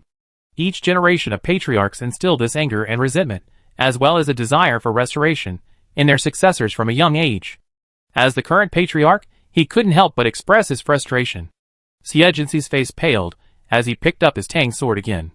Yet you still defected to the Empire. The culprit, who caused you to lose your family name, must still be alive. Shin level and above psychics have surpassed human limits. Their lifespans are long, and they are fully capable of carrying on the old vengeance to this day. What do you know, you filthy thing? I've been telling you family history like a fairy tale, since you were little. Old Klein was clearly struck by her. All this is to bring glory back to the Harkaway family name. With Lance's help, he agreed to cooperate with the Imperial military and obtained a portion of the galaxy. Agency mercilessly punctured his delusion. You yourself called it a fairy tale. The Empire couldn't accommodate you back then, and it won't restore the imperial system after annexing the Federation. History won't roll back. The lessons of royal privilege and oppression will never be repeated. Shut up. Accompanied by Old Klein's furious shout, the bell rang again. Sound waves surged from all directions, and Agency ascended into the air on a light shield. The sound waves, however, followed her like a shadow, resounding through the sky and striking again. Her eyes were vacant, and she fell from the air to the ground. Her white uniform was stained with dirt and blood. Agency lay on the pitted ground, bleeding from all orifices and twitching violently. A healing light immediately enveloped her. However, no sooner had the healing been completed than the sonic wave struck. The bell swung restlessly beside Old Klein, as if Agency were suspended on a pillar of eclipse, exposed to the pounding of the fierce waves. Soon, her supernatural powers were exhausted, completely unable to resist. Accompanied by the devastating ring, Old Klein approached the lifeless Agency, kicked her, and snorted, "Just like your mother, a waste." Suddenly, a flash of cold light flashed before his eyes. He immediately unleashed a sonic wave to deflect Xinghe's attack. Agency, nearly dead, suddenly opened her eyes, lifted herself up with one hand, and kicked him in the ankle. Old Klein instantly lost his balance, and as he fell to the ground, he used his vast experience to unleash a sonic wave, striking Agency once again. Before he could breathe, the young woman stumbled, and his fist, veins bulging, pounded into her chest. A crack. His sternum shattered, but because the injury wasn't strong enough, it didn't incapacitate him. Old Klein, pampered and uninjured, had never suffered such an injury. The pain blinded him, and he desperately shook his galaxy. Dang, dang, dang.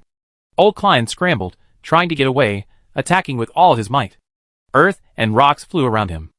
Agency weaved through it, grabbed his ankle, and slashed down with his free hand like a knife. Another crack. His leg shattered. The old man fell to the ground, dragging his broken leg, desperately activating his supernatural powers amid the rapid, life-threatening ringing of bells. Blood flowed from Agency's eyes and nose, and his body was covered in wounds, but his fist landed on his abdomen without hesitation. Bang, bang, bang, dang. Puff. After the last long bell, the sound of old Klein vomiting blood as he tilted his head back, his internal organs ruptured. The excruciating pain completely paralyzed him. The bell formed into a ball, hitting the ground with a dull thud. Siegency was covered in blood, gasping for breath. You? Clearly. Ahem, you don't have any superpowers. Old Klein's blood-stained face was filled with shock. You do. But she forced a frantic smile. The reason you can still move is because compared to the pain of the broken bone nails, this injury is nothing. After a moment's pause, she picked up the finished product, the galaxy, which had fallen to the ground. During this time, old Klein's connection to the galaxy was forcibly severed, causing him to twitch in pain. Siegency approached old Klein, transformed the galaxy into a tang sword, and wordlessly aimed it at his head. Just as she was about to stab him, she felt a familiar devouring force from beneath old Klein.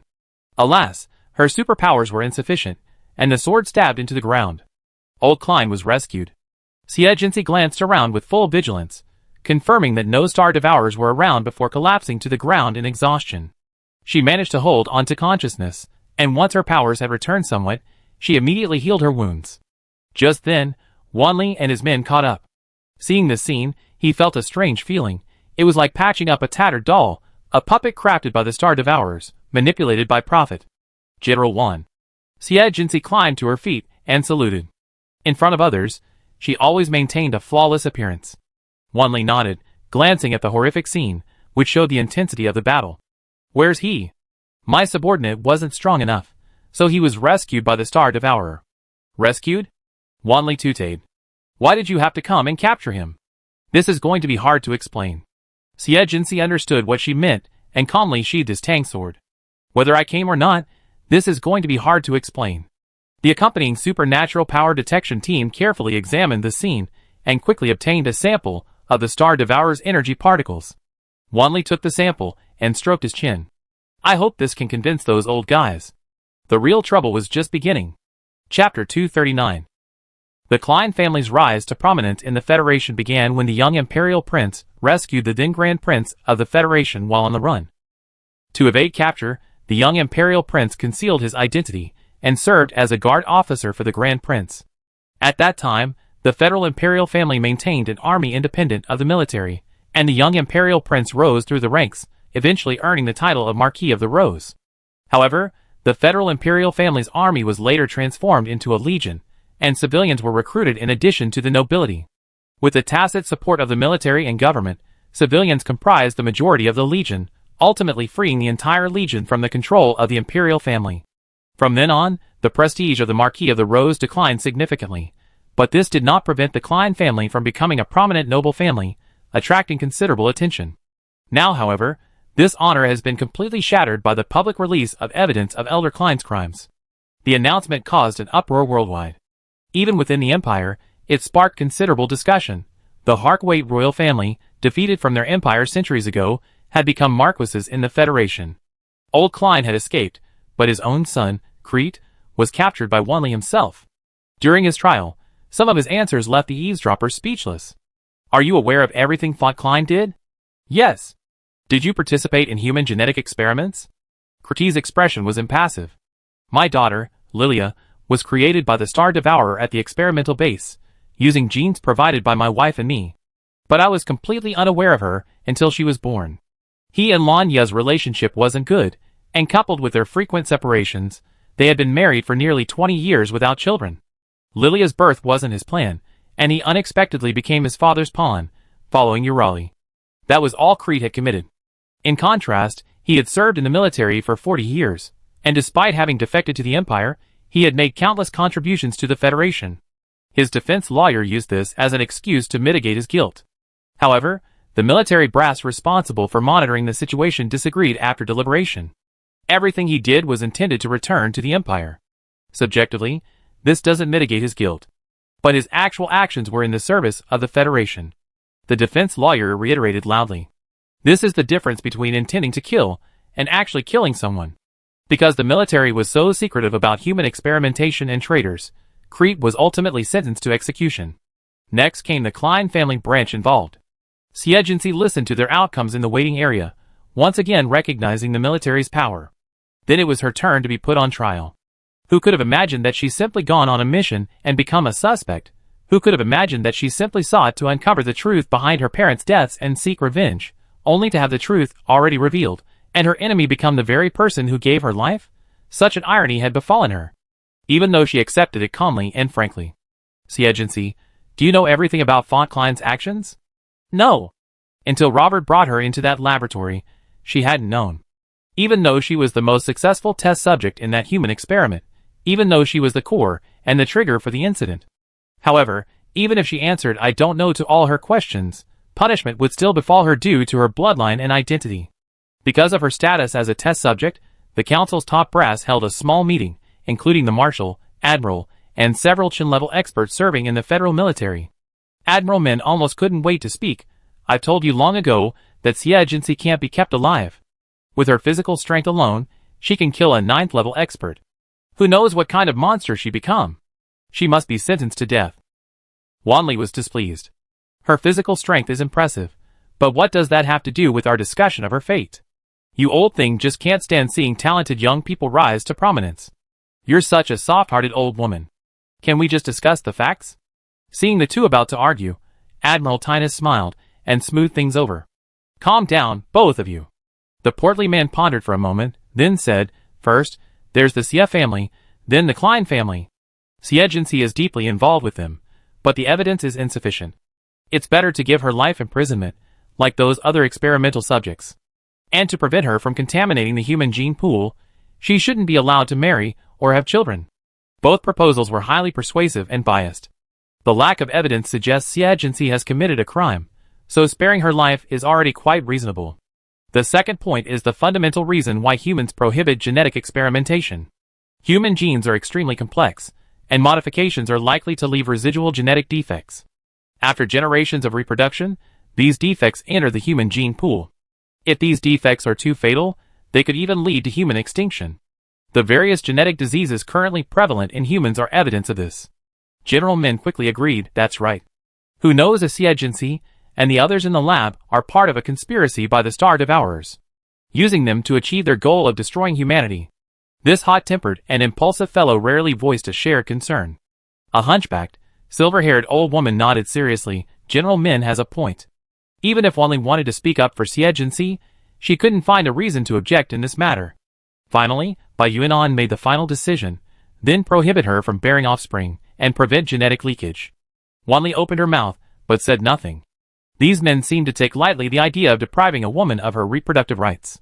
"Then it's settled," Bai Yuanan said again. General Min was about to nod, when he suddenly realized something was wrong. What did "it settled" mean? What about her execution? No imprisonment. Strictly speaking, she, like the other experimental subjects, is a victim. They didn't have the right to choose their own birth. Bai Yuanan glanced at everyone. And there's no evidence that she participated in or defected to the enemy. She even exposed the crimes of the Xia and Klein families. Admiral Tinus immediately retorted, but Font Klein did escape from her clutches. That's because the Star Devourer interfered. Wanli immediately presented evidence. There was a large amount of blood at the scene, from her and Old Klein, indicating a struggle between them. She wasn't deliberately showing favoritism. The discussion eventually devolved into a discussion about Agency's loyalty to the Federation. At this point, the two chin-level masters, who had been responsible for the rescue that day, had something to say. This girl's loyalty to the Federation is undeniable. She risked her life to save Wanli that day, and she kills enemies with ease. Oldlin nodded, "That's right." Admiral Min, hearing the situation was unsettling, quickly said, "But her blood ties to the Xia and Klein families are inseparable, right? We can't just let her go." Bai Yuanan looked at the chin-level masters. The old woman folded her hands. "That's true. It's difficult to convince the public if we don't punish her." Bai Yuanan frowned. "In that case, suspend her for now." Chapter 240. When Agency heard of her punishment, she merely frowned, not reacting too strongly.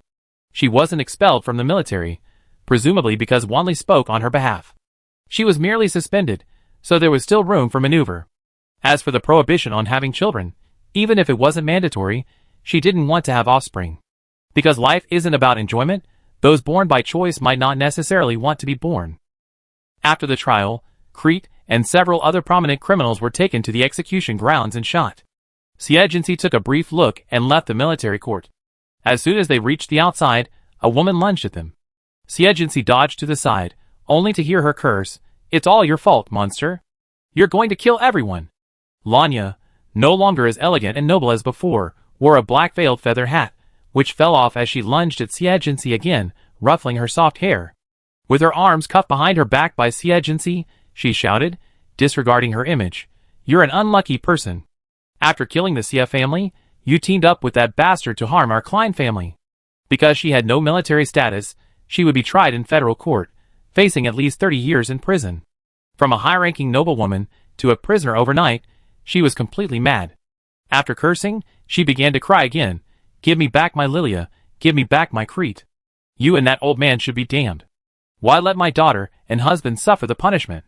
This poor woman had been tricked into having 10 eggs by old Klein under the guise of IVF.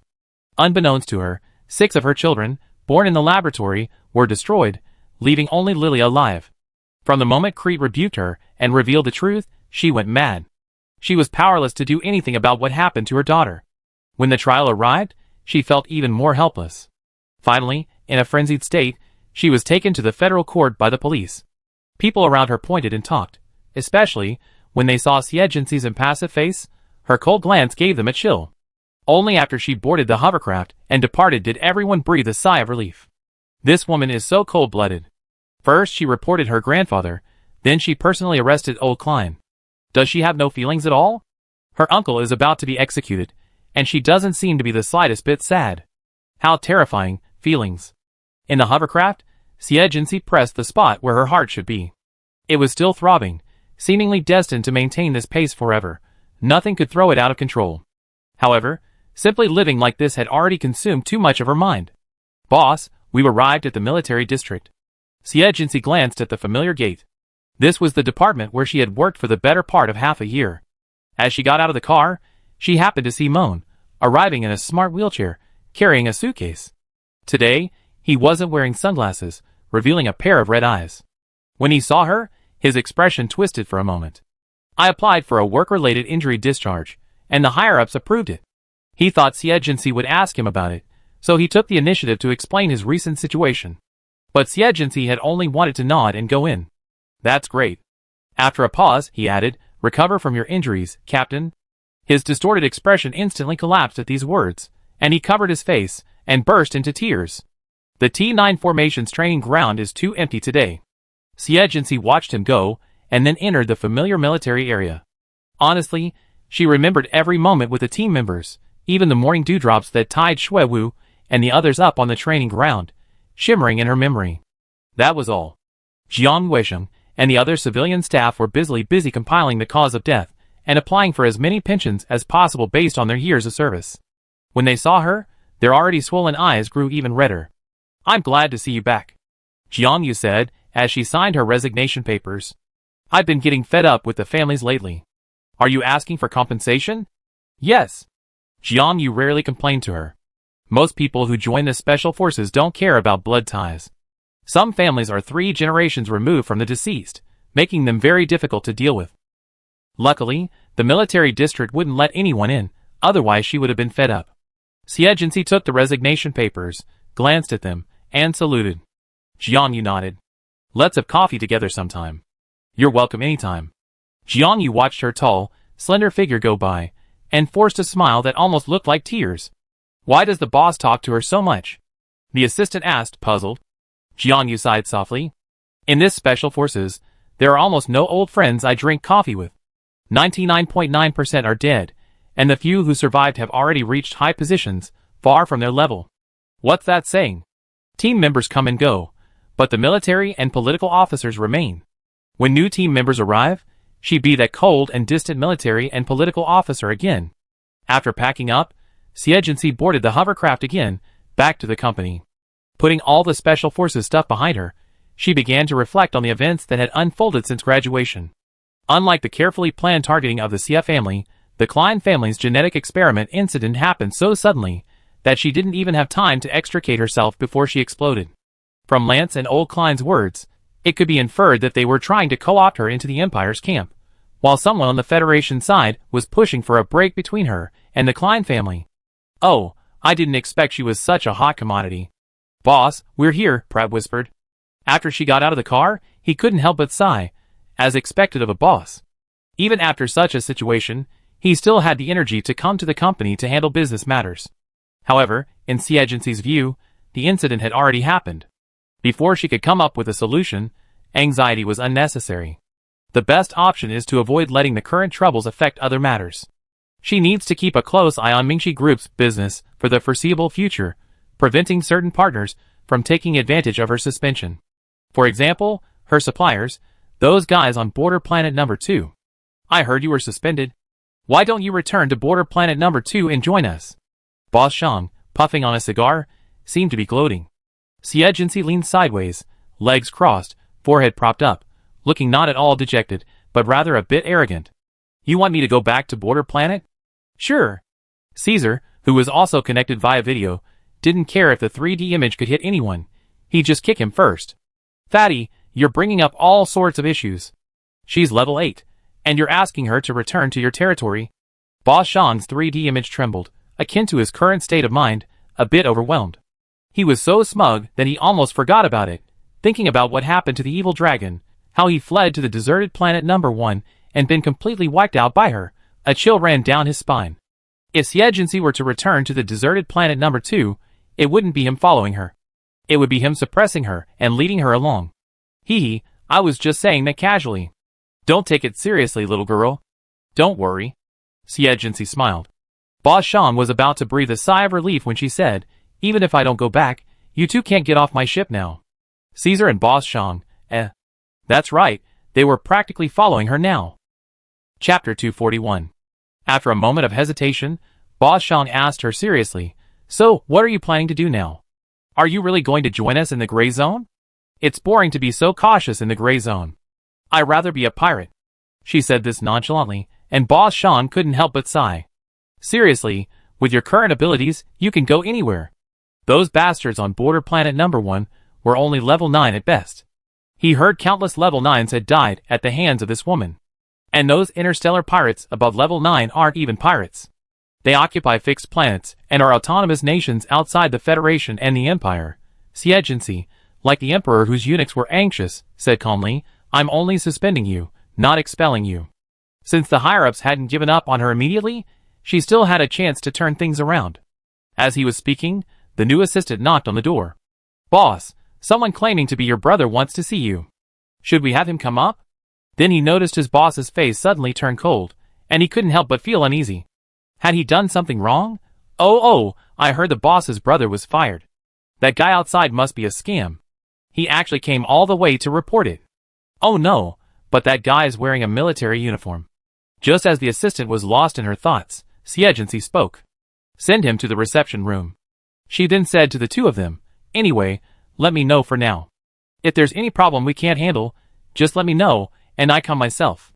The last 4 words rang with murderous intent. Clearly, she didn't mind making an example of someone who might take advantage of the situation. With your words, everything's settled. Boss Shang felt incredibly secure. Although this woman had left the military, she was a genuine level 8 expert, her combat power comparable to a level 9. Their path to making money was secure. After disconnecting the line, she went to the reception room. The black-haired young man was sipping a cup of hot tea, his white uniform now sporting a new insignia. C Agency took a closer look and instantly understood. Sitting down on the sofa next to him, she said, it seems you found a formidable backer. There was a tinge of sarcasm and dissatisfaction in her tone. Lebert put down his cup and deliberately called out, Sister. Don't call me sister. She interrupted coldly, it's just the same production model. Blood relationship is meaningless.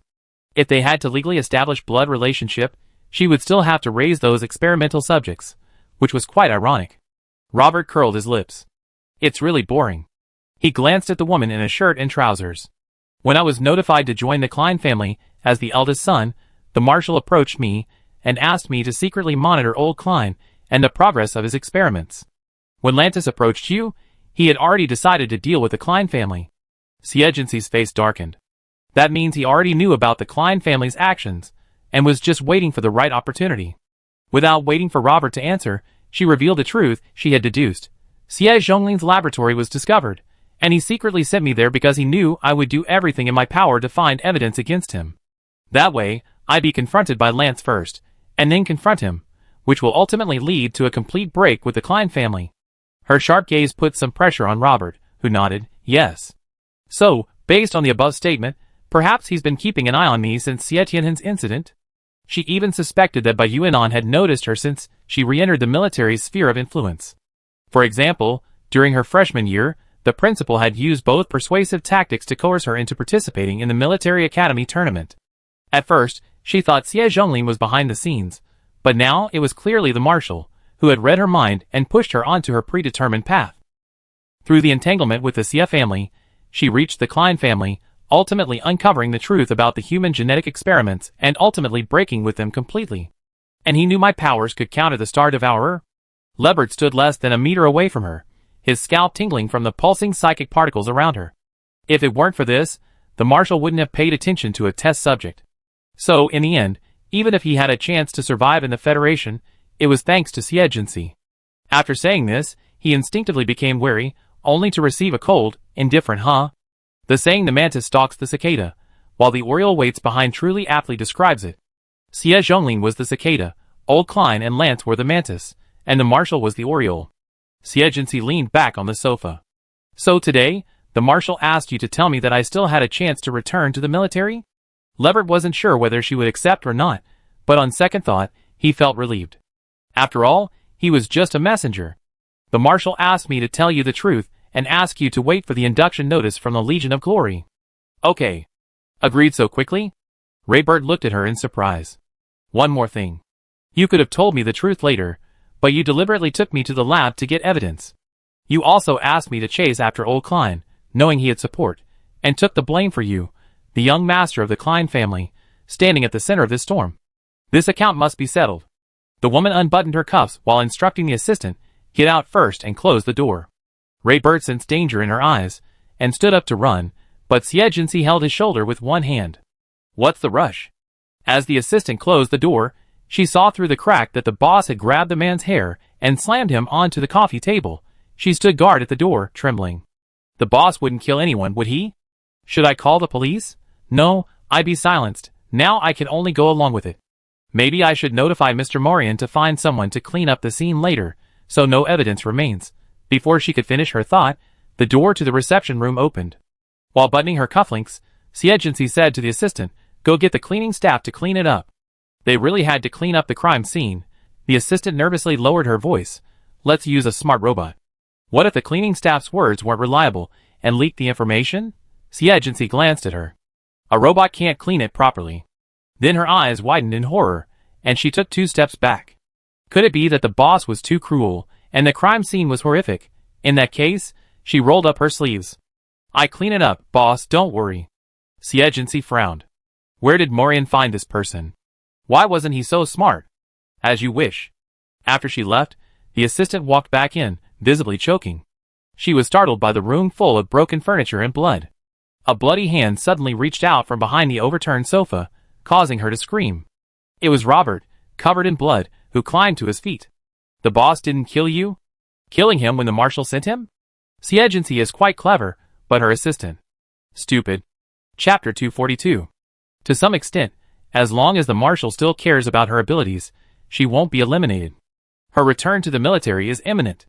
While Yi Tu and the others were waiting to see her next reaction, Xie Jinxi boarded the spacecraft bound for border planet number 2, seemingly intending to return to her roots. When Yi Tu heard the news, he was shaking his glass, drinking with Yi Ji, who was enjoying a rare moment of leisure. She's quite calm. Yi Tu found himself increasingly confused about this woman. I thought she was going to follow the Star Devourer directly. After all, it's the most advanced life form discovered so far. She has the power to dominate the universe. Logically, Xie Jinxi shouldn't miss this opportunity to become stronger. Yi Ji couldn't help but sneer. Have you lost your mind to business? What benefits can she get from following the Star Devourer? Becoming stronger and making money? Simple. Simple indeed. Yi Ji curled his lips. She can do 2 things, even without the Star Devourer. An obvious fact. Yi Tu felt uncomfortable under her sister's disdainful gaze, and continued to retort. But with her status, those old-fashioned people wouldn't accept her staying in the Federation, would they? For example, Admiral Min tried every possible way to target her. But if she follows the Star Devourers, she's no longer a human, but an experimental subject. Yi Ji elegantly sipped the amber wine. In the eyes of the Star Devourers, she's their nemesis. Do you think they let her live? Currently, Xie Jinxi lacked the ability to fight against higher-level Star Devourers. On the Federation side, with the Marshal's endorsement, she could at least survive because of her usefulness. That girl always makes choices that benefit her. Seeing Yi Tu's speechless expression, she set down her glass and yawned. Really? A perfectly good day off, but I have to spend half the afternoon with my stupid brother. I might as well take a nap. Border Planet Number 2. Xie Jinxi was speeding through the wilderness on her hoverboard. She wore a radiation-proof suit and brown electronic glasses. Boss Shang's angry voice rang through her headphones. That bastard went south. I've got your location. A map immediately appeared in front of her electronic glasses. Xie Jinxi activated her hoverboard and soared high into the sky, darting through the clouds. She soon spotted the ship, which had activated its optical camouflage. She formed a green light projectile in front of her and fired it with a whoosh. A loud bang echoed through the sky, and the ship's power source was concentrated, sending it plummeting. Many people in strange attire ran out, but before they could get far, they were struck by the descending green beams, crashing to the ground. The spaceship crashed into the mountain with a resounding explosion. Xie Jinxi approached quickly, and suddenly, nearly 100 gun barrels emerged from it, launching missiles like a dense swarm toward her. She dodged quickly, but the missiles, controlled by her supernatural powers, flew back. However, without even turning her head, she deployed a light shield behind her to block the missiles, then, with a lightning-fast strike, severed the launcher's legs. Ah! The man screamed, raising his hands in surrender in a pool of blood. I was wrong. Spare my life. What kind of monster was this? We were both level 8, yet he couldn't even fight back. And why would this woman be involved in this kind of business with Boss Shang? Xie Jinxi said nothing more, and slashed his head with her sword. Seeing this, his men squatted on the ground with their heads in their hands. The deputy commander shouted, "No, no. We are willing to submit to you and serve you like slaves." At this moment, Boss Shang and his men caught up and kicked the deputy commander several times, cursing, "How dare you play tricks on me? Fortunately, I'm smart." These bastards heard that Xie Jinxi was going to be dealt with by the military, so they paid the deposit, took the goods, and tried to run away. Fortunately, he managed to hold them back. Otherwise, if the leader was a level 8, he really wouldn't have been able to stop them. He had the goods moved out. Boss Shang saw that many of the boxes of weapons were damaged, and his heart ached. After beating the deputy commander again, he asked, "What about the others?" There was too much goods this time. If they were stolen, all their work for the past 6 months would be in vain. They had no choice but to let Xie Jinxi take action personally. No one else knew she was secretly doing this kind of business with him. They all thought it was a healing device. Can you guarantee they won't leak the news? Xie Jinxi glared at him coldly. Boss Shang considered the consequences if the Federation found out, gritted his teeth, and waved his hand to his men. Go! The Chamber of Commerce's men struck with their swords, and in a moment, the place was stained red with blood. After completing their task, Xie Jinxi prepared to leave. Where are you going? Boss Shang asked. Face you as star. She clicked on her laptop, and an electronic invitation appeared, showing a newlywed couple smiling sweetly. Boss Shang glanced at it. We're running short. You have to take a cargo ship to make it. Xie Jinxi quickly showered on the cargo ship, not even having time to prepare a suitable outfit, before arriving outside the Frost Hotel in Ice and Snow City. Then, they were stopped at the main gate. Excuse me, please show me your invitation.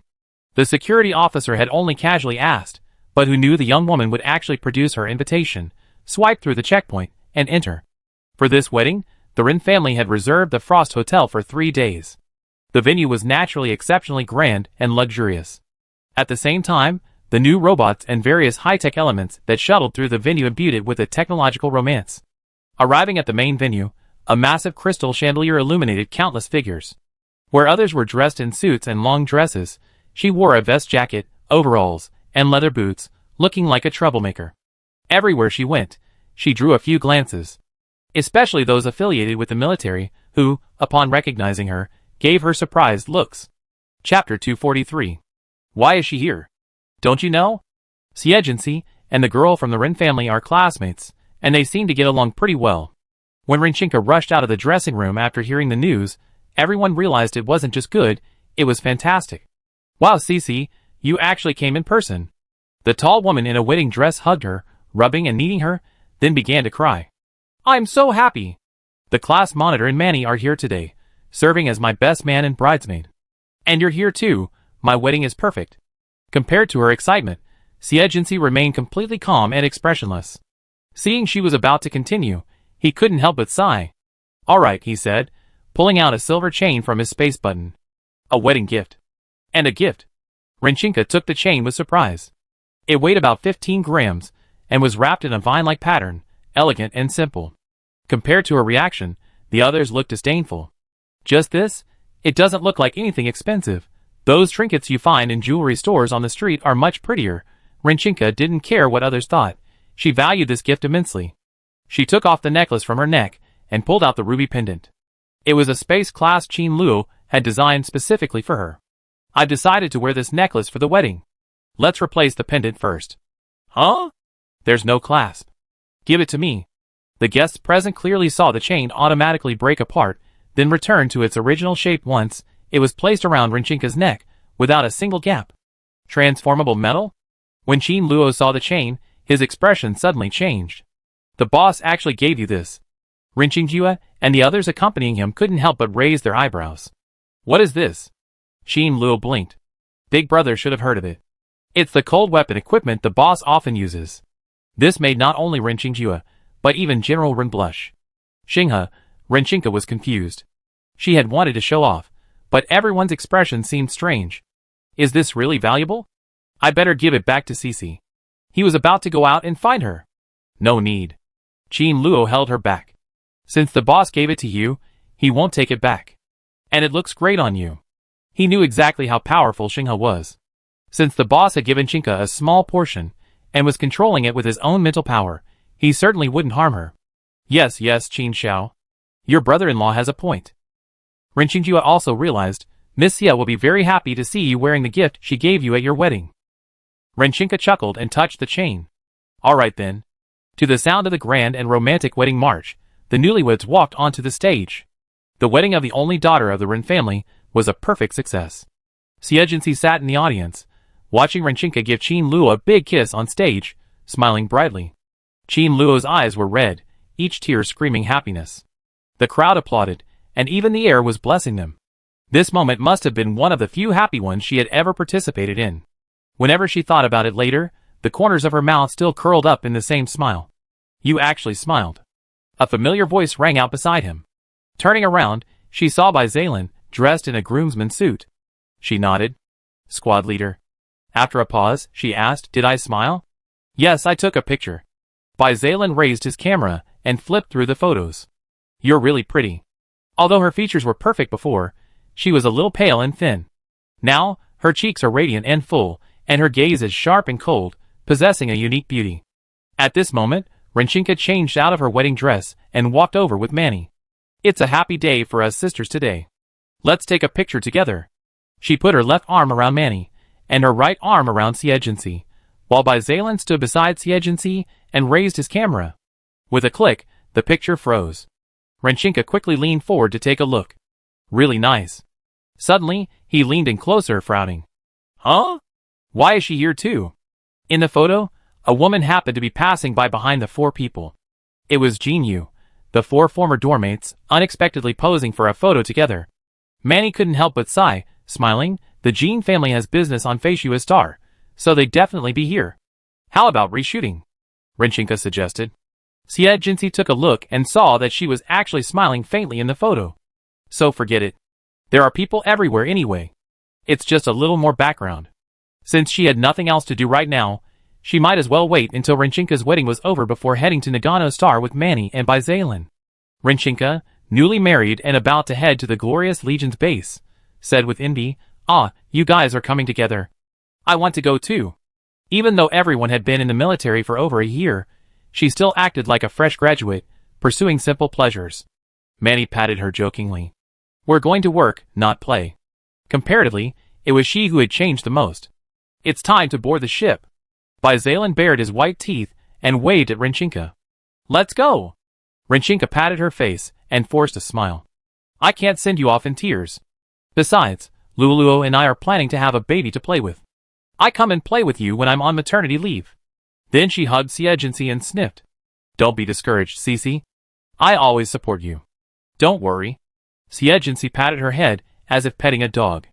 Then, without looking back, she boarded the spaceship. Renchinka watched the hatch close and fell into her husband's arms. Alas, I don't know how long this separation will last. Xin Luo quickly comforted her. We see each other again soon. You still have me. However, separation, like death, always comes unexpectedly. Chapter 244. Longhin Star could be said to be the springboard for Siejinsi's career. The resources she painstakingly secured here laid the foundation for her series of plans. With her promotion to level 8, and by Qin's complete control of Longhin Star, her prominence here has become unmatched. That evening, Manny came to see her alone and briefed her on recent events. The Queen Bee is about to advance, and she's been less active. Colonel Bai is very worried about her advancement. She was also worried that the Queen Bee would get out of control after her advancement. There were so many people on Longhin Star waiting for them to act rashly, so they couldn't be careless. If she wishes to leave after her advancement, let her go. If she causes trouble, apply for a formal breeding permit from the authorities. The benefits were mutual. Over the years, the Queen Bee had led the hive to discover many undetectable mineral veins. In return, she used the mineral veins to accumulate power, which also significantly expanded the hive. The development of Dragon Scar Star is now nearing completion, and preparations for immigration are underway. For business people, this is a time of steady growth. People mean money. She plans to acquire several land development projects here, ideally involving infrastructure like airport terminals and hospitals, followed by projects like shopping malls and residential buildings. That's why she's personally overseeing it, to prevent jealousy and interference. Who will be in charge of the military? As for the garrison, since this is the very edge of the Federation, to prevent harassment from the Empire and interstellar pirates, Lieutenant General Bai will take over, with Colonel Bai assisting. Siejinsi raised an eyebrow. It seems Dragon Scar Star is the springboard the Marshal has prepared for his own son. The immigration phase could take anywhere from 3 years to 10. Given by Qin's abilities, he would likely be promoted to Major General during this period. According to the Federation military's regulations, after being promoted to Major General, one can apply to establish a legion, thus gaining the ability to establish a garrison. Dragon Scar Planet, a rising planet with no military or official involvement other than merchants, is the perfect place for Bai Qin to garrison troops. As his rank rises, he could even establish a garrison on his own. It's conceivable that Bai Qin, only 31 years old, is stationed on a planet at the farthest edge of the Federation. Dragon Scar Planet is rife with dangers, but also with opportunities. Manny stood upright, silent at this, for this was an obvious fact. Siejinsi glanced at her epaulets. You've worked incredibly hard over the past year or so. He's already a sergeant major. In contrast, she was once again being kicked out of the vortex of power. A confident smile graced Manny's face. Because I'm not lost anymore. Once you've tasted power, you won't let it go. The more she honed her abilities and fought on the battlefield, the more excited she became. That's good. Siejinsi stood up. We deal with the rest later. Get some rest. Manny nodded. As she opened the door, she turned back and said earnestly, Jinsi, if you give me the command, I follow you immediately. Siejinsi's eyes flickered. That day will come. As long as there was a glimmer of opportunity, she would seize it and climb again. Life on the spaceship was boring. Besides training alone, she would train with Manny and Bai Zalen. In a mostly male army, this was clearly quite striking. No way, no way. Such a beautiful girl, you're actually using my dear little cousin as a sparring partner. The escort for the fleet this time was a major in the corps. He also had the surname Bai, though from a branch of the family. In his eyes, Bai Zalen was just a young man relying on his uncle, the Marshal. While he wasn't particularly hostile, his words were always sarcastic. My cousin. Bai Zalen frowned unhappily. You're totally disrespectful to my friends. What do you mean by using them as sparring partners? They're not objects. Hey, is this your friend? Manny often ate and chatted with Bai Zalen. Bai Qi knew her. Siejinsi was a hot topic lately, so he knew her even better. He simply had a problem with Bai Zalen and had to come up and say a few offensive things. As they talked, Siejinsi was busy training, seemingly oblivious to him. Bai Qi, unhappy at being ignored, walked over and shook her shoulder. Hey. The moment the woman turned, a series of green dots of light shot past his face. Whoosh. Leaving a small, smoking hole in the wall behind him. The clamor of the supernatural particles in the training room returned to calm, and the other soldiers' expressions changed simultaneously. This woman is even more terrifying than Colonel Bai. Let go. Xie Jinxi withdrew her finger.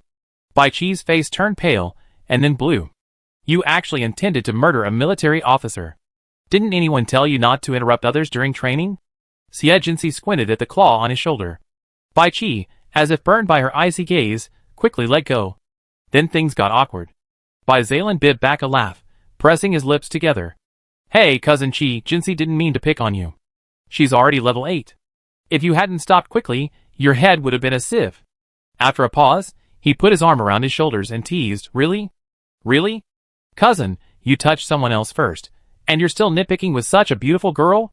The tone of his voice sounded remarkably similar to Bai Qi's opening line. This left Bai Qi speechless, so he pushed his arm away, snorted, and left.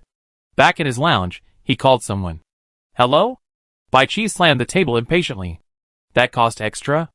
I just met Xie Jinxi, and you didn't tell me she was that strong. Major Bai, we just need you to show us the way. Asking for such an exorbitant price is shameless. Anyway, I want double the original price, or forget it. Bai Qi sneered. That's a monster capable of killing a level 9 monster. Let's see who dares to take your job. With that, he hung up. A moment later, the other party's reply popped up on his laptop. Deal? In the training room.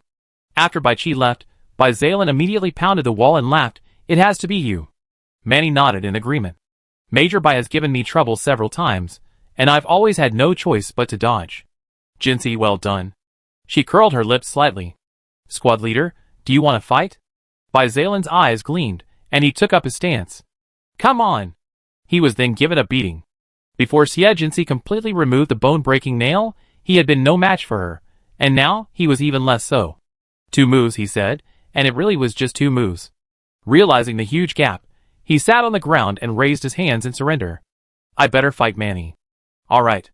Xie Jinxi continued training on her own, holding back no effort. Sweat trickled down her distinct jawline, over her slender neck, and onto her butterfly wing-like collarbone, gleaming just like her.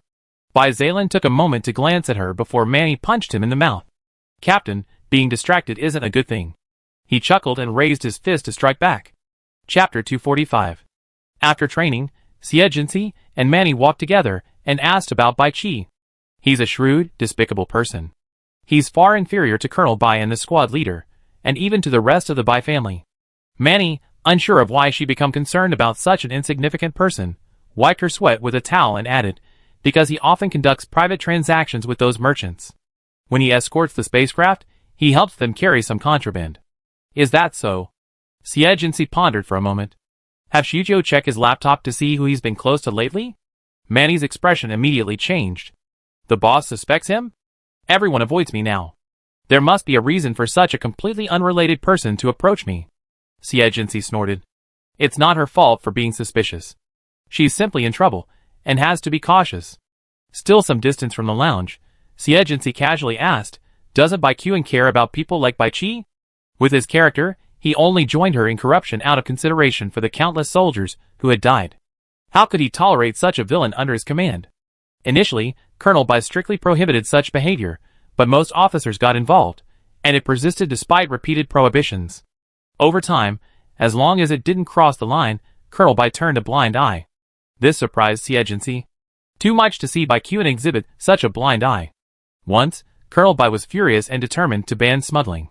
But before the ban could be issued, his uncle, Lieutenant General Bai, stopped him. Lieutenant General Bai told him, most officer salaries and allowances are low. They risk their lives on Longin Star for a better future, all to provide for their families. Where there are people, there will be ties of interest, and this phenomenon cannot be stopped.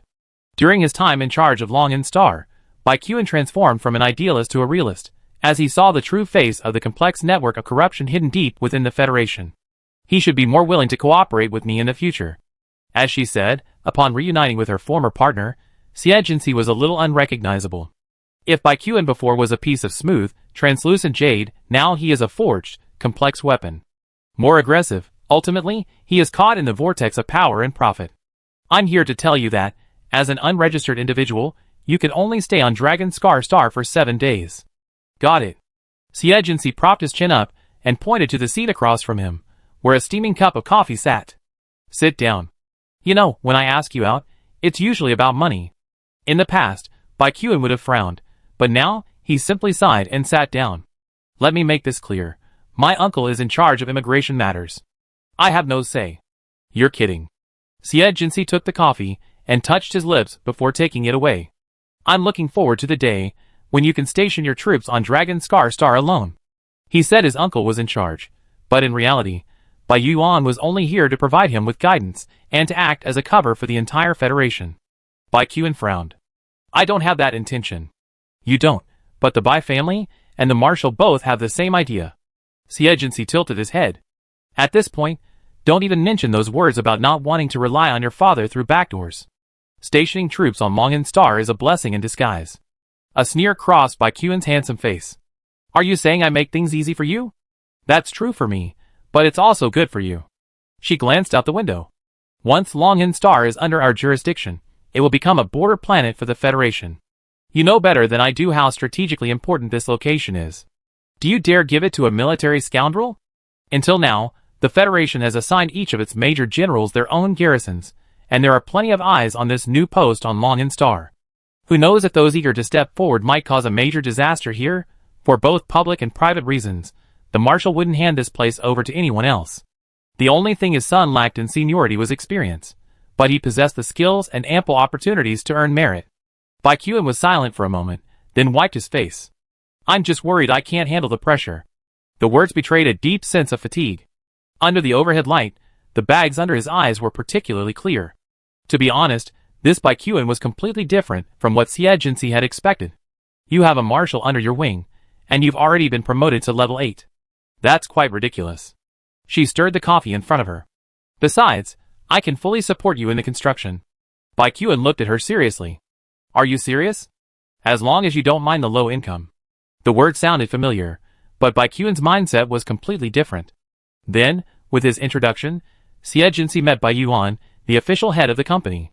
This cousin of the marshal, promoted to lieutenant general since Xie Zhonglin's death, seemed careless, but he didn't play dumb when he needed to be shrewd. After a heated exchange of words, Xie Jinxi secured partial construction rights for the air terminal and the official hospital, as well as the use of official interstellar routes. However, she only received 10% of the profits. After leaving the military base with the contract and authorization in hand, she couldn't help but sigh, I thought I'd get 30%. Bai Qian, walking beside her, couldn't help but sneer at her words. I need your Midas touch, but I will never use the Federation's interests to satisfy your ambitions. Other merchants who wanted to participate could only get 3% at best. If the government didn't hold at least 60% of the profits, the development of Dragon Scar Star would be in vain. Even in this situation, he remained unbowed by profit and maintained his bottom line and principles. Xie Jinxi shrugged. I have other things to do. I'd be leaving now. Wait. She turned around and saw Bai Qian's face, serious and earnest. The Queen Bee is about to be promoted. I hope you can handle this within 7 days, otherwise General Bai and I will personally exterminate the swarm. Don't worry. Bai Qian watched her go. He could never sense either discouragement or excitement in this woman. She was like a machine, following a pre-programmed path, recklessly moving forward. He had to admit that the behavior that once disgusted him now gave him a sense of emulation. But he still couldn't be as cold-blooded and reckless as this person. When they returned to the office, Annan approached and whispered, Major Bai Qi is waiting for you. Bai Qian frowned in disgust and walked in. Cousin Kuan, I need to talk to you. He sat back in his office chair and said calmly, Major Bai, please call me Colonel Bai at work. Damn it, putting on airs again, Bai Qi grumbled inwardly, then sat down across from him with a smile. I want to ask you, can I be assigned the next mission of escorting the Mingxi caravan? Bai Kuwen's eyes flickered. I take care of that, Major Bai, there's no need to ask. Now, he and Xie Jinxi were completely united in their interests, and he wouldn't tolerate even the slightest dissenting opinion. Bai Qi was turned away and left the office in disgrace. Out in the hallway, he spat in disgrace. Everyone knows you took Xie Jinxi to see Bai Yuan? Why are you being so hypocritical? He had no choice but to look for another solution. In the office, Bai Kuwen didn't hesitate to inform Xie Jinxi. Hurry and deal with the Queen Bee matter. Chapter 246. Bai Kuwen's message made Xie Jinxi sit up straight instantly. She looked at the picture sent by Sujio and replied to Baikuan, I understand. The next day, she set off with the caravan. Many of the newcomers in the group had never seen her before, and were very curious about this boss, who often appeared in federal military news. However, her face, which seemed to keep strangers away, was too intimidating, making the atmosphere much more serious than usual. She sat in the passenger seat of the lead vehicle. The driver's hairy arms were dripping with sweat, and he almost hit a tree while trying to steer. Bond, in the back seat, looked at Caesar beside him. The latter shrugged, suggesting that he would just let things take their own course. After all, Siegency was the boss. At that moment, the escorting hovercraft approached the lead vehicle. The window rolled down to reveal Bai Chi's unpleasant face. Miss Xia, please cooperate with our command later. His arm rested on the car window, catching the wind, looking like a wealthy second-generation kid flirting with women on the street. Siegency, sitting slightly higher up in the transport vehicle, glanced down at him. That glance made Bai Chi's back crawl. He secretly glanced up at the sky, then felt relieved. In the base, Annan hurried into Baikuan's office. Colonel, Bai Chi and Corey have swapped shifts. Baikuan was discussing immigration arrangements with Bai Yuan. Upon hearing this, he slapped down the documents and said, call him back immediately. He knew Bai Chi had been making secret deals with the caravan, but he hadn't expected him to target Siegency. But Corey is injured, and the caravan has already gone a long way. Then there's no need for an escort. Baikuan's tone was firm. Bai Yuan, standing nearby, lazily rested his arms behind his head. What's the big deal? I think Siegency is no pushover. He probably wouldn't fall easily into Bai Chi's trap, but after saying that, his cousin gave him a sidelong glance. I'm worried Bai Chi might lose his life there. The young man's voice wasn't filled with worry, but rather disdain. Bai Yuan couldn't help but gasp. His nephew had truly changed. He deserves it, wait. The leisurely man suddenly sat up, his expression grim. I thought of something. Baikuan had a bad feeling. Anything that had changed his uncle's expression must be something very serious. What's going on? A Qin-level expert arrived with the Qian family caravan this morning. Baikuan was stunned for a moment, glaring at him with gritted teeth. Such an important thing, only now? He immediately grabbed his coat from the back of the chair and said, drive the car over here, we give chase. Bai Yuan pouted and muttered, don't blame me. Then Baikuan grabbed her and dragged her away, together. If you're unreliable at work, you have to be good in a fight. After a long journey of 2 days and 2 nights, Siegency, guided by the spiritual mark, arrived at the foot of a mountain range. Damn it! I'm so tired of riding in a car. Caesar, carrying a small cannon, rubbed his slender waist, her mermaid-like curves distinct. That damn queen bee can really run.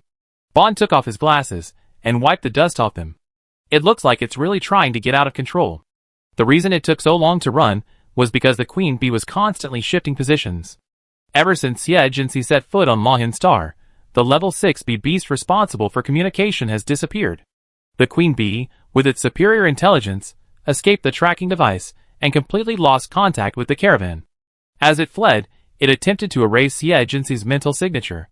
Until it gave up resistance, the bee beast in the hive also stopped, exhausted. Is this the place? I'm going to kill it with one cannon. Caesar, fuming, donned his electronic goggles and was about to charge forward, but Siegency held him back. We agreed before. Sensing the increasingly violent vortex of supernatural particles near the mountain range, she narrowed her eyes slightly. If it wants to leave, I won't stop it. But if it wants to retaliate, she wouldn't just stand by and watch. So what do we do now? Where it's staying must be a mine. Siegency raised his chin. Dig quickly, or it eat it all. The mineral vein that allowed the queen bee to stay and prepare for advancement must be of a high quality. The skilled workers immediately set to work. Caesar was stunned. Hey, you're still thinking about making money now? Isn't she controlling the queen bee just for the sake of making money? Bond adjusted his glasses. As expected of a scalpel, even the alien beasts are squeezed dry of their last bit of value. TSK, no wonder they're making so much money. Bai Chi, standing nearby, had a thought. A high-grade mineral vein? Wait! He extended his hands and pressed them downward, as if to take charge of the situation. All of you follow my command? Everyone stopped to look at him, then resumed their actions. Who is this? The military escort and supervisor. I think Miss Caesar is more capable than him. What's the point of having someone like him?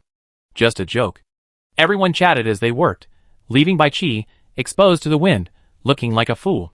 He rushed to Xie Jinxi. Didn't you say you follow my orders? She was sitting in front of a three-dimensional map. As the probe penetrated deeper, the situation inside the mountain became clear. She pushed aside the young man blocking her path. Get out of the way. What do you mean? Bai Qi glared at her furiously. The queen bee is clearly trying to advance and cause trouble. Not only are you ignoring it, but you're also still thinking about mining? I'm warning you, you can only stay on Dragon Scar Star for 7 days. After 7 days, if you don't leave voluntarily, you'll be forcibly repatriated. Hey! I'm telling you. A green light band covered his mouth. The sergeant accompanying him immediately grew nervous, and was about to draw his rifle, but Caesar grabbed his shoulder. Don't worry, Missia is worried he opened his mouth too much and get dust. Put a mask on him. Don't be nervous. Or do you want to try? Several ordinary sergeants exchanged glances and lowered their weapons. It was common knowledge that the Mingxi caravan was the most formidable of all the caravans. Because of their close relationship with Colonel Bai, the in-charge, anyone assigned a mission treated it as a casual outing, keeping to themselves. Bai Qi's eyes widened in shock. What were these guys up to? He wanted to resist, but he couldn't even muster his supernatural powers. Soon, they opened a channel connecting to the mineral vein, drove the machinery in, and began digging. Good news soon came over the intercom. It's a high-grade mineral vein, with a hardness of up to level 8. Xie Jinxi sat up instantly, looked around cautiously, and asked into the intercom, what are the reserves? We're exploring. No need to explore, just dig. She raised her chin toward Caesar again. Go in and keep an eye on it. Me? Caesar pointed at his nose, and glanced at the mountain range. That? The queen bee is inside, about to advance. She felt a little timid. Trust me, it's even more dangerous out there. Xie Jinxi glanced at the sky, her lips curling coldly. Caesar shuddered at the murderous intent, and led his men deep underground. As boxes of ore were brought out, time slowly passed. The stars set and rose, carrying time away, and casting light upon the earth. Halfway through Xie Jinxi's 7-day stay had passed. On the evening of the 4th day, Bai Qi and the others arrived. Xie Jinxi. Before he could finish his words, the entire mountain range began to shake. The queen bee had advanced. Chapter 247. On Dragon Scar Star, some mountains remain unnamed. Xie Jinxi unhesitatingly wrote the words Queen Bee Mountain on the three-dimensional map. Queen Bee Mountain was ablaze with rocks and earth, like a giant beast about to awaken. The violent energy particles unique to the alien beasts rapidly converged, nearly forming a storm, making it difficult for her to stand. In the tunnel, Caesar shouted for everyone to evacuate. Forget the tools, hurry! The technicians, wearing hard hats and goggles, evacuated in an orderly manner. After the last person ran out of the tunnel, Caesar immediately mobilized his supernatural powers, and teleported away with the important equipment. The equipment landed with a thud, and she sat down on it, panting and complaining, who said it's safer inside? I almost got drowned in the vortex of the queen bee's energy particles. Alien beasts are energy aggregates, and the noises they make when they advance are much louder than those of humans. After she finished speaking, she found no one responded. The next second, a chill made her hair stand up from her back all the way to her scalp, and she shivered. What the hell? Bond's hand, holding his glasses, trembled slightly. Could this be the legendary Chin-level expert? A man with an indistinct face emerged from the clouds. Mist drifted around him, making him look like a god, towering above. Bai Yuan frowned. It's Shenliang. There are currently only 7 Chin-level experts in the entire Federation, 4 of whom serve in the military. The other 3 are free agents. They follow regulations, and do not participate in large-scale wars, but the Federation has no control over what they do privately. Bai Qi glared at him. How could a place like Dragon Scar Star allow a Chin-level expert to land? If he acted recklessly, the entire planet would be endangered. Destroying the surface ecology might still be reversible, but if the atmosphere and subsurface ecosystems were damaged, it would be a disaster for the entire planet. Furthermore, many historical lessons have shown that once Chin-level masters engage in large-scale battles on a planet's surface, the planet's supernatural environment is also damaged. When using supernatural powers on the battlefield afterward, it's very easy for supernatural users to lose control. The thought of such a consequence made Bai Qi's scalp tingle, and he ascended high into the sky on his hoverboard. Mr. Shen, what is your purpose here? Shenliang had initially ignored them, but when the martial son arrived, he could only raise his chin and nod in response. I've been asked to do something. It was obvious that they were coming for Xie Jinxi and his group, which made Baikuan extremely dissatisfied. Longhin Star was where he was in charge, and those caravans had actually invited a Qin-level master without his knowledge. It seemed that he had been too easygoing. Please leave Dragon Star immediately. The tone was so firm that Xinliang's expression suddenly froze, and the mist around him suddenly dissipated. A single glance made Baikuan feel dizzy. He bit his tongue hard and regained consciousness, then heard the man say, "Young Master Bai, you must understand that even a marshal wouldn't be able to ask me to leave." Although Bai Yuanan was known as the best below the Qin level, he wasn't even at the Qin level yet. Baikuan was furious. After a moment's deliberation, he snorted coldly and returned to the ground. Qin-level masters were just that unreasonable. Even if they could potentially fight together, they wouldn't dare to engage him rashly due to the conditions on Dragon Star. He said to Xie, "Retreat today, and we settle the score later." He remembered this today. Those caravans must have forgotten who they relied on to remain safe and sound on Dragon Star.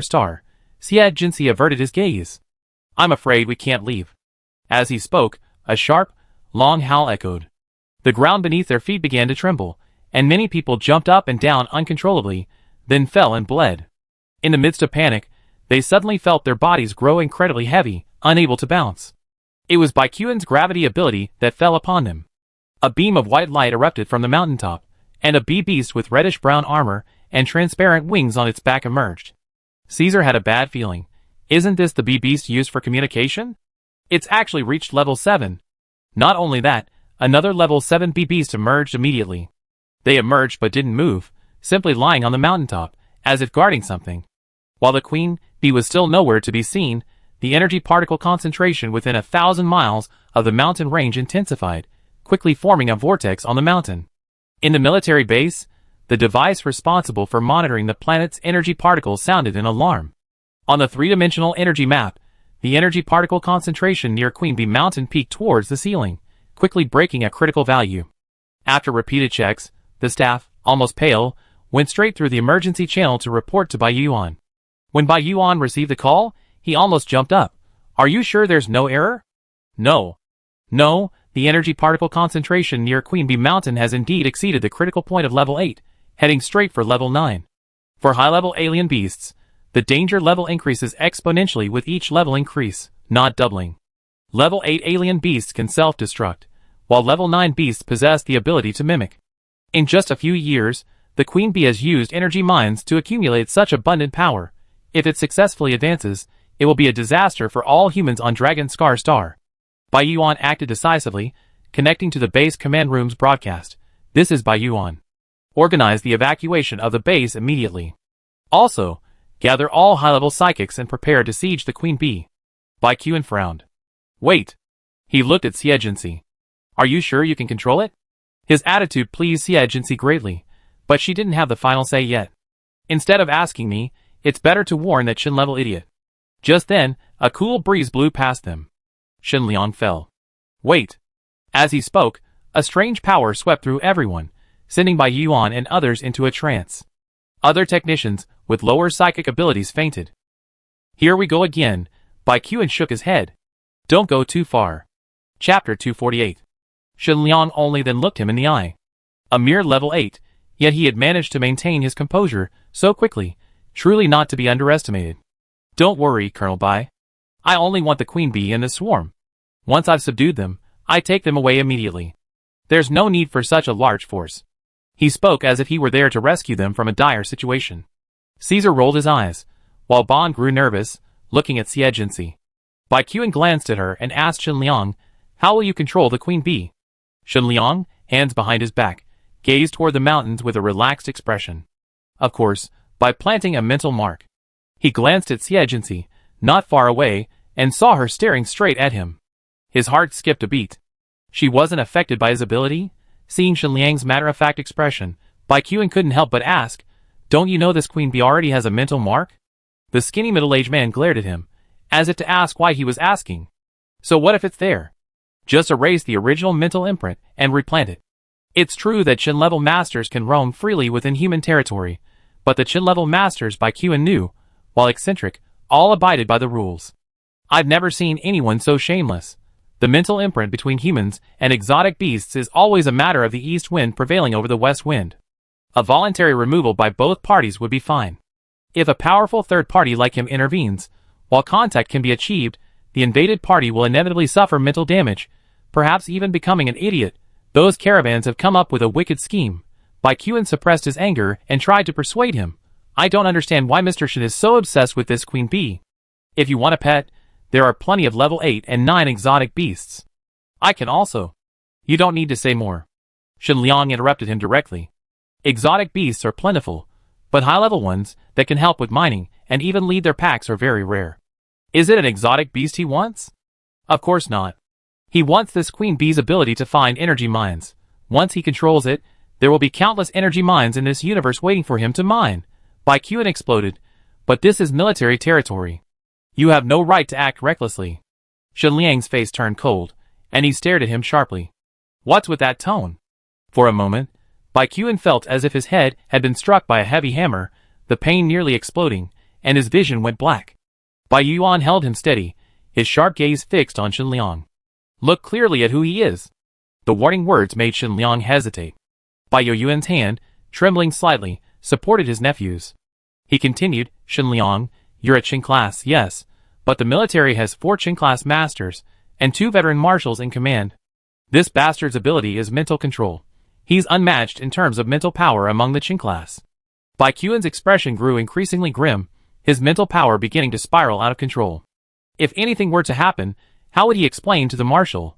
At that moment, a surge of mental power intervened between Shin Liang and Baekhyun, abruptly interrupting his suppression of Baekhyun. Shin Liang's eyes widened in disbelief, staring at Xie Jinzi, who remained silent. Bai Yuan immediately supported his nephew and spoke to Shin Liang, each word clearly, Shin Liang, the Bai family will remember you. Then he lifted the young man up and placed him on the hovercraft to rest. Only Xie Jinzi and Shin Liang remained, facing each other. At that moment, a long whistle pierced the sky. The queen bee, dragging her bloated body out of the ground, raised her head and uttered a shrill, shuddering sound. The advancement had begun. The surface of its bloated body cracked, illuminating with a blinding white light. The white light formed a cocoon, enveloping it, and supernatural particles poured down like a galaxy. About a minute later, the blinding white light overwhelmed the brightness of the stars, causing countless people to close their eyes. There were only 2 exceptions. As the queen bee, having advanced to level 9, attacked Xie Jinzi, Shin Liang's mental power also penetrated its brain, beginning to erode the mental power mark. Xie Jinzi was instantly attacked from both sides, and she staggered. She closed her eyes, as if being dragged into the depths of the sea. Without light, pressure gathered from all sides, threatening to crush her flesh and bones. The pain was excruciating. The feeling of suffocation followed. It was like she was lost in a dream. She could hear the cries of those around her, and feel the passage of time. The gentle breeze blowing the sand, the delicate mist-stained grass tips, even the lament of life lost in its growth, all were clearly perceptible to her mental perception. Following her promotion to level 7, she once again saw, within this void, a white light colliding with her, the imprint of the queen bee's mental power. And a gray mist, the power of Shin Liang. She was a green presence, surrounded by countless stars, sending tiny dots of green light toward her, simultaneously channeling power to the enemy opposite. So that's how it was. A greedy and overbearing thought arose in her again, and the green light moved with it, drawing a large amount of the star's power. Shin Liang, who had been attacking her with his eyes closed, lurched back to consciousness. He seemed to have experienced an unprecedented shock, a look of terror on his face. He stared at Xie Jinzi, muttering, "How is this possible?" The queen bee also let out a hissing cry and fell to the ground. This wail brought Shin Liang back to consciousness, and he suddenly pulled a laser gun from his sleeve and fired at Xie Jinzi. Baekhyun, who was guarding, was furious, and his supernatural power pressed against him. "How dare you?" Shin Liang snorted coldly, causing him to lose consciousness again. The laser shot instantly approached Xie Jinzi. The woman, who had been closing her eyes, took a step to the side and, in the blink of an eye, was in front of Shin Liang. Puff! The man looked down at the dagger that had pierced his chest, his eyes widening in disbelief. How could this be? She was only a level 8. How could she possibly defeat him in the spiritual realm? Just then, Xie Jinzi opened his eyes. Those dark eyes seemed to hold an unshakable power, striking him like a thunderbolt.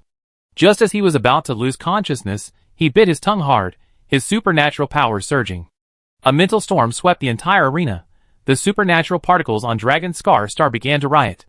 Bai Yuan was startled, And before fainting, he shouted, "Let him go." Xie hesitated for a moment, a fleeting moment that allowed Shenliang to immediately fly away. Escape. Chapter 249. Xie didn't chase after Shenliang. When he disappeared, she suddenly went limp, forcing herself to half-kneel, avoiding collapse. "How are you?" Baiqian had suffered 3 consecutive severe mental damages, his face a frighteningly pale. Even he was in such a state, the others were twitching, their mental strength on the verge of collapse. Xie gathered emerald healing light, infused it with a soothing spiritual force, and released it. Like a gentle rain showering upon the dry, cracked earth, everyone groaned in comfort and awoke. Except Baiqi. Cry! The sharp cry made everyone tense again. In the blinding white light, a gigantic silhouette with 3 pairs of transparent wings could be vaguely seen. Damn, I forgot there's still a queen bee to deal with. Caesar scratched his head irritably. Should we remove the mark and let it go? Bond adjusted his glasses.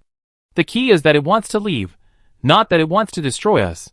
At this moment, Xie stood up and shook his head. Come here. The queen bee froze for a moment, then hesitantly and timidly flew over. The crowd finally saw its full appearance, shed its squirming, bloated body, its 6 wings covered in graceful, winding golden patterns. It had a pair of soft, S-shaped antennae on its head, and a slender body. The main body still had the appearance of a bee beast, covered in golden soft armor. From its waist, a long, leaf-like, transparent soft armor grew, giving it the appearance of wearing a gorgeous dress. It was beautiful, but its body, which obscured the sky and the sun, resembled a warship and was a bit scary. Xie pulled out a water cup from the space button, took 2 sips, and said calmly, "Shrink." The shadow looming over everyone gradually dissipated, finally transforming into a human-sized queen bee that landed before her. Snap! Xie slapped it, bending its antennae, and leaving Caesar and the others completely stunned. From now on, unless you die, you will work for me obediently for the rest of your life. Chirp. Just as its cry had been mighty and domineering, now it sounded just as aggrieved. That wasn't all. Caesar chuckled and added, Scalpel said earlier that if it wanted to leave, he removed the mental imprint. Who knew? It insisted on courting death. Hey, now it's done for. It's a lifetime gone. The queen bee wailed, but Xie was no pushover. Take the bee beast and dig up the ore for me. Everyone was completely stunned. Were they dreaming, or was the queen bee's 9th level advancement just an illusion? At that moment, the queen bee transformed into a beautiful blonde in a white dress. Mimicry. It's truly reached level 9. How on earth did Xie do it? Using a level 9 alien beast as a slave. Just then, another message came from the base. Xie's stay has expired. Will she be forcibly repatriated and blacklisted? After applying for landing, there will be dedicated intelligent monitoring from landing to return. If she doesn't return from her scheduled flight, a direct report will be issued. In other words, Baiqian's words aren't enough. Baiqian pinched the bridge of his nose with a headache. I temporarily intercept the report. I handle it when I get back. This is only temporary. He needs to find a way to report the specific reason and modify the message. Xie glanced at the time on the instrument. 3 days had quietly passed while she and Shenliang were confronting each other. But even if he was blacklisted, it was worth it, because the real reward was already in hand. No need to deal with it, just send me on my way. Baiqian frowned. Wait for me to report the specific reasons. At least I won't be blacklisted. Otherwise, you never come to Dragon Star again? We talk about it later. After arranging the Queen Bee's next mission, Xie boarded the helicopter back to base. Unlike the long detour on the way here, the return trip was very quick. Baiqian strode into the office and instructed the clerk, prepare a report immediately. I need to request a revision of Xie's overtime penalty. At this moment, Annan came up with a document and looked at Xie with a complicated expression. Colonel, there's no need to revise it. What do you mean? Baiqian was puzzled. Annan handed him the document and said to Xie, Miss Xie, please check the laptop. The Honor Legion's admission notice should have arrived. Manny, who had rushed over upon hearing the news, overheard this and immediately beamed, but she didn't notice Annan's subtle look. Xie opened the laptop and raised an eyebrow. The Marshal's intentions are truly unexpected. Her tone was indescribably sarcastic and cold. Manny, standing beside her, peeked over, then looked at Annan in disbelief. Did you fill in the wrong department on the notice? Annan shook his head. I've confirmed it's the medical team. Baiqian thought he misheard. Medical team? Father actually sent a master like Siegency to the medical team? Yes. Annan was already shocked, barely daring to look at Siegency's face. And Miss Sie's previous achievements in the Special Forces have been reported. They've decided to award her the rank of captain and assign her to the medical team on Dragon Scar Star. Captain, and yet she became a doctor. That was ridiculous. Siegency took a deep breath, and before anyone else could react, she asked Baikuan, when will the recruitment process begin? Medical team, then. This was also an opportunity, wasn't it? While she was going to register, Baikuan also contacted Baikuan. The young man saluted before the man's 3D image. Marshal, I don't understand why you arranged this for Siegency. Haven't you always valued her abilities? Baikuan frowned at his still frail son. You have to understand, just getting her back to the military took a long time. Good things always shine. Indeed, the military wasn't a one-man show for his father. He had to balance all the different parties. Getting Siegency back was a good thing. Baikuan fell silent. Father and son never had much to talk about besides work, so they quickly ended the call. Baikuan watched his son's 3D image disappear, recalling his cousin's recent outburst and complaints. His gaze gradually grew colder. Chapter 250. When Manny arrived at the Mingxi Caravan's base, she learned that Siegency was in the R&D room. She swiped her ID card through the checkpoint and entered. The room was filled with freshly smelted high-grade metals. Sujio was writing and drawing on them with a marker. According to the boss's requirements, this level 7 metal can only be used for internal structures. It's not tough enough for armor. No problem. Just ask Morian for the funding. Let's make the crosses first. Siegency waved his hand, and Sujio's face stretched to his ears with joy. Leave it to me. Sujio couldn't help but rub his hands. About the deformable metal in the intelligent core. He was practically writing those 2 words on his face. Siegency didn't keep him in suspense, and threw the metal box in his face. You keep the rest. The young man hugged him, his words incoherent with excitement. Aye. I'm starting now. Since Siegency was staying on Dragon Scar Star permanently, he could be a hands-off manager. Then, she simply left her boss aside, and turned to look through his blueprints. Siegency narrowed his eyes slightly, then looked toward the door. Manny immediately straightened up. Boss, I take you to report. She nodded, and they left together. On the way, Manny glanced at her, her emotions mixed. No one had expected this person to so easily agree to join the medical team. Although in this era of supernatural powers competing for merit, all positions in the Federation's military departments are uniformly ranked. But the opportunities for advancement from the Special Forces to the medical team are vastly different. Not everyone has the courage to accept such a transition. When they arrived at the medical unit, Siegency didn't attract the same attention as before. With the numerous casualties arriving daily, the medical staff were so busy they had no time to consider whether she was a patient or a new member. Except, of course, their captain.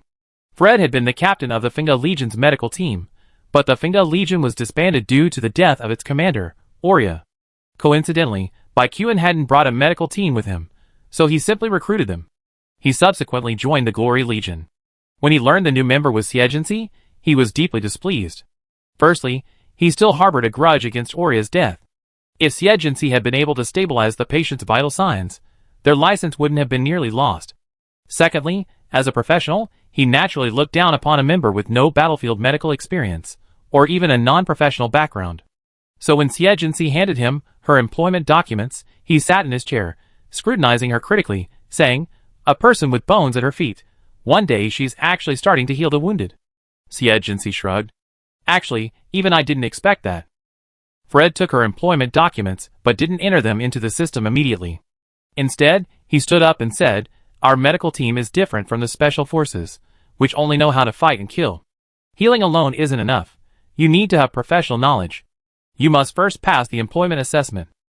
If I don't pass the assessment, you're not letting me join?" Siegency didn't seem to notice his criticism. "You don't seem to have that right." If she were truly a complete new employee, she wouldn't have spoken to her boss like that. But she was clearly shoved in through the back door by someone above her, so she wasn't afraid of not getting in, let alone offending him. Fred choked and snorted, "I need to test you to see what injuries you're suitable for treating. If you don't know anything, you'd just be stuck in a sinecure. Is there such a good thing?" Siegency hadn't expected him to think that way. "Then I won't test you." Manny raised her hand to cover her raised lips. Did this person really think Jincy wanted to be a doctor? Fred was furious. "Then as you wish." He took up his employment documents and began typing information into the computer. Just as he was about to pull his ID card out of the drawer, he threw it back. Since you're just going to slack off, you don't need it, do you?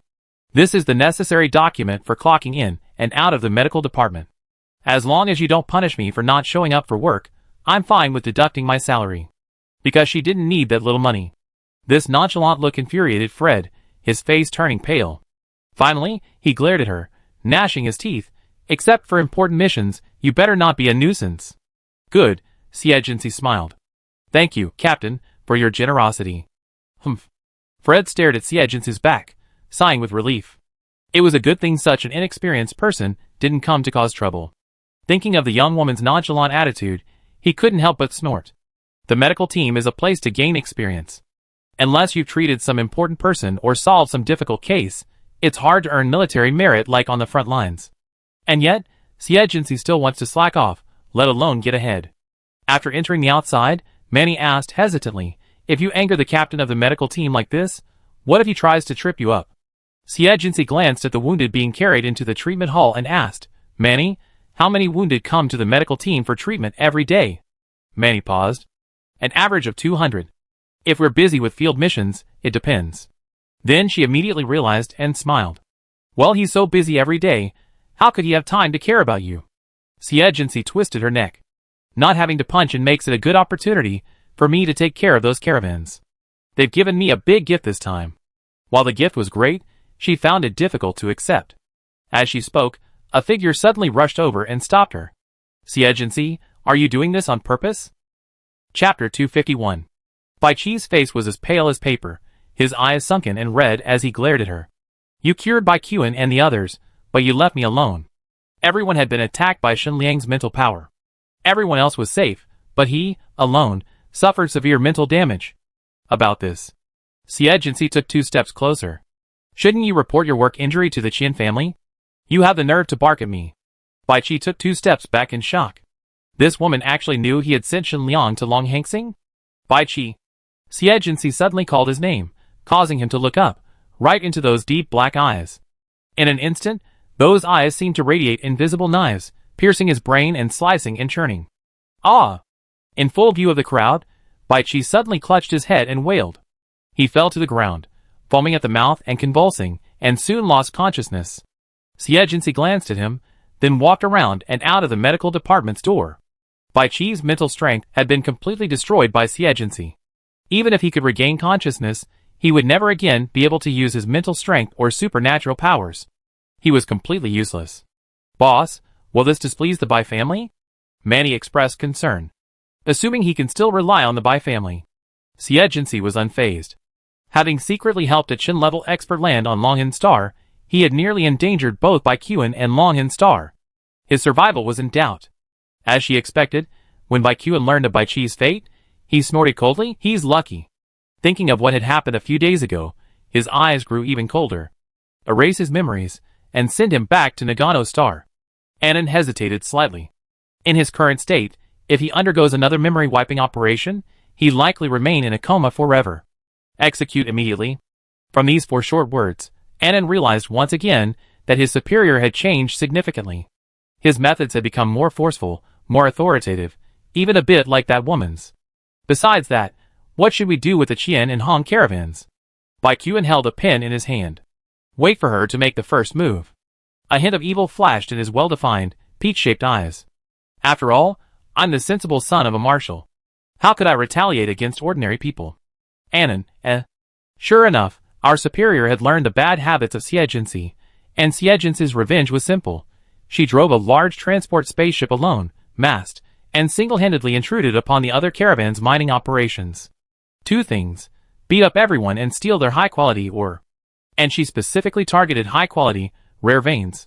On Dragon Star, she practically walked with impunity. Even those caravans, even with their 9th-level experts, were no match for her, helplessly watching as she soared into the sky in her spaceship. Damn it! It must be her. Xian Chuan, his face swollen like a pig's, rushed to the Mingxi caravan's base with the rest of the caravan. Agency, get out here. If you have the guts to steal, stop hiding, you bitch. Swish. A flash of green light brushed past his ear, and Xian Chuan's face instantly paled. A woman in a white shirt and black suspenders emerged, her boots making a thumping sound that intimidated her. Think before you speak, or I mess up next time. Her cold gaze swept over everyone. Why are you all here? What's going on? Mrs. Hong glared at them. Don't play dumb when you know the truth. If you have the guts to steal our ore, then don't be so pretentious. This. She crossed her arms leisurely. Do you have any evidence? This indifferent question nearly infuriated the group. The evidence is in your warehouse. Let us search. Go in and try if you dare. Xie turned sideways, pointed angrily at the warehouse, and slanted her gaze on them.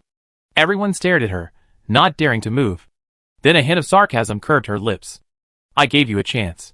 Xie, you're going too far. If you have nothing else to do, get out of here.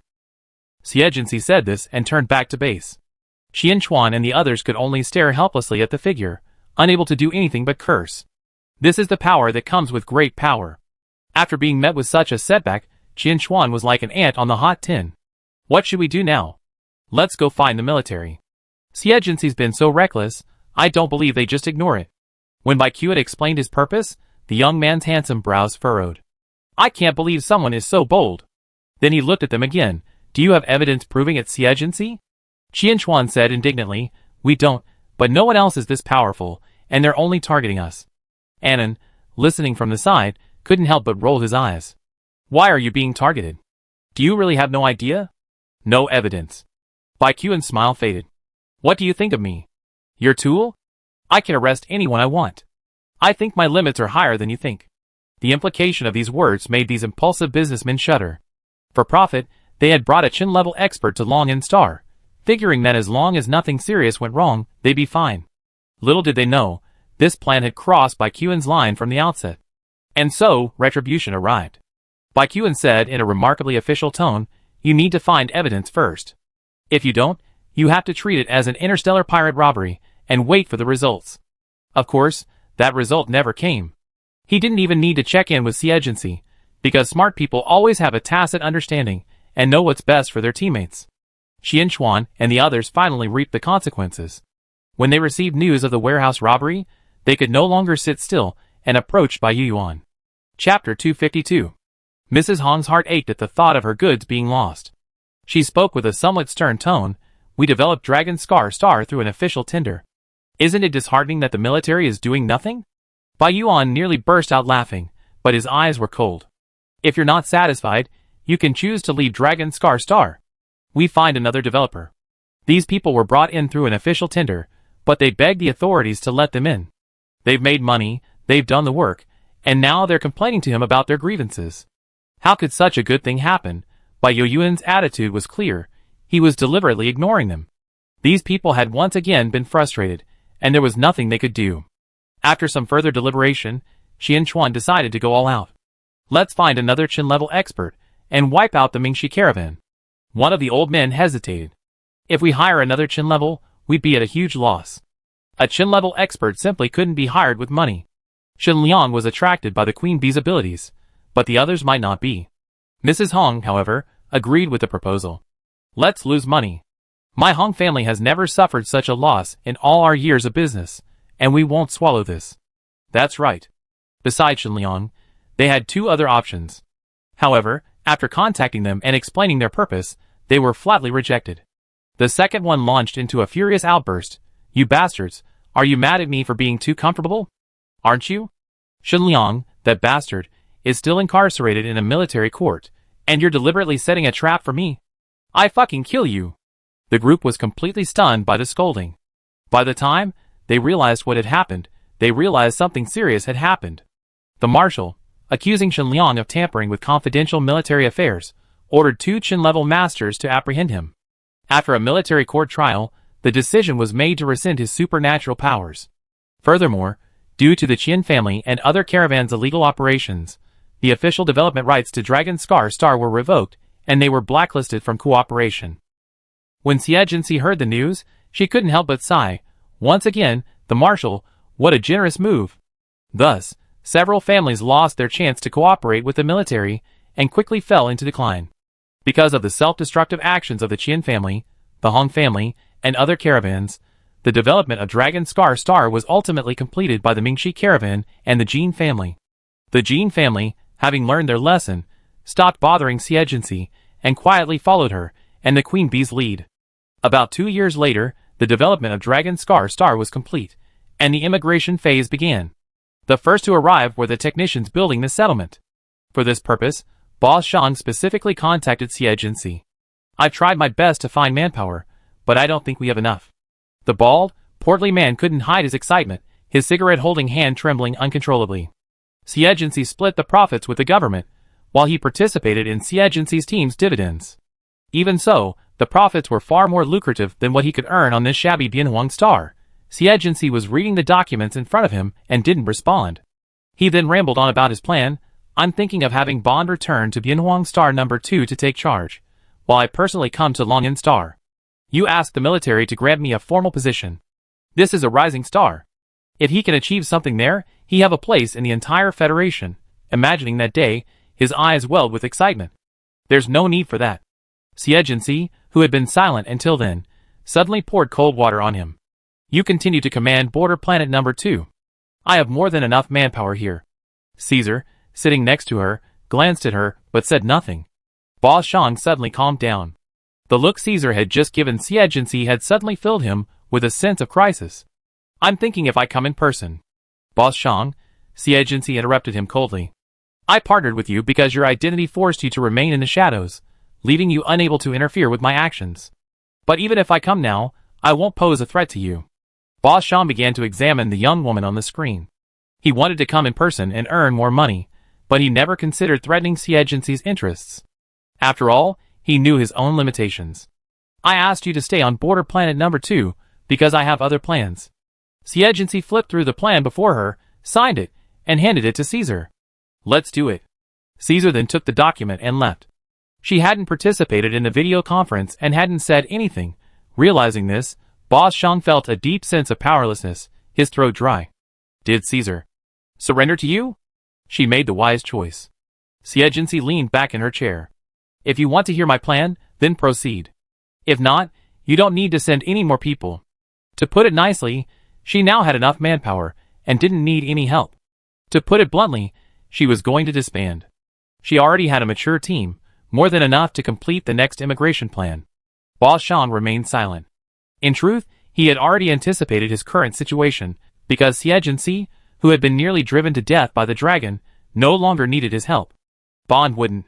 Bond said his life is yours, and he won't betray you. Xiejinsi held his forehead against his chest, and looked at his old friend across from him. "Aside from my subordinates and teammates, I won't let anyone else share my profits. Honestly, you can do more with me, right?" After a long silence, Boss Shang wiped his face with mixed feelings. "You don't even need to ask me. Whether I nod or not, the result will be the same. Look at their current partnership. It's already a leader-subordinate relationship." Xiejinsi crossed his legs leisurely. "I'm all about mutual consent. Because in the end, even if you betray me, I have a legitimate reason to act. Otherwise, if you end up saying you forced me to do it, it'd be pointless." "You're crazy." Boss Shang was speechless. "Anyone I collaborate with is prepared for the possibility of a broken relationship." "You guessed right, so? How could I refuse?" Boss Shang gave a wry smile. "I acknowledge you as my boss." "That's easy." Xiejinsi smiled slightly. "So the plan is that you remain on Border Planet number 2. Boss Shang, Chapter 253. The immigration plan for Dragon Star is in full swing. In addition to the caravans participating in infrastructure construction, officials have also issued a recruitment notice for technicians across the Federation. For a time, a wave of immigration swept across the Federation.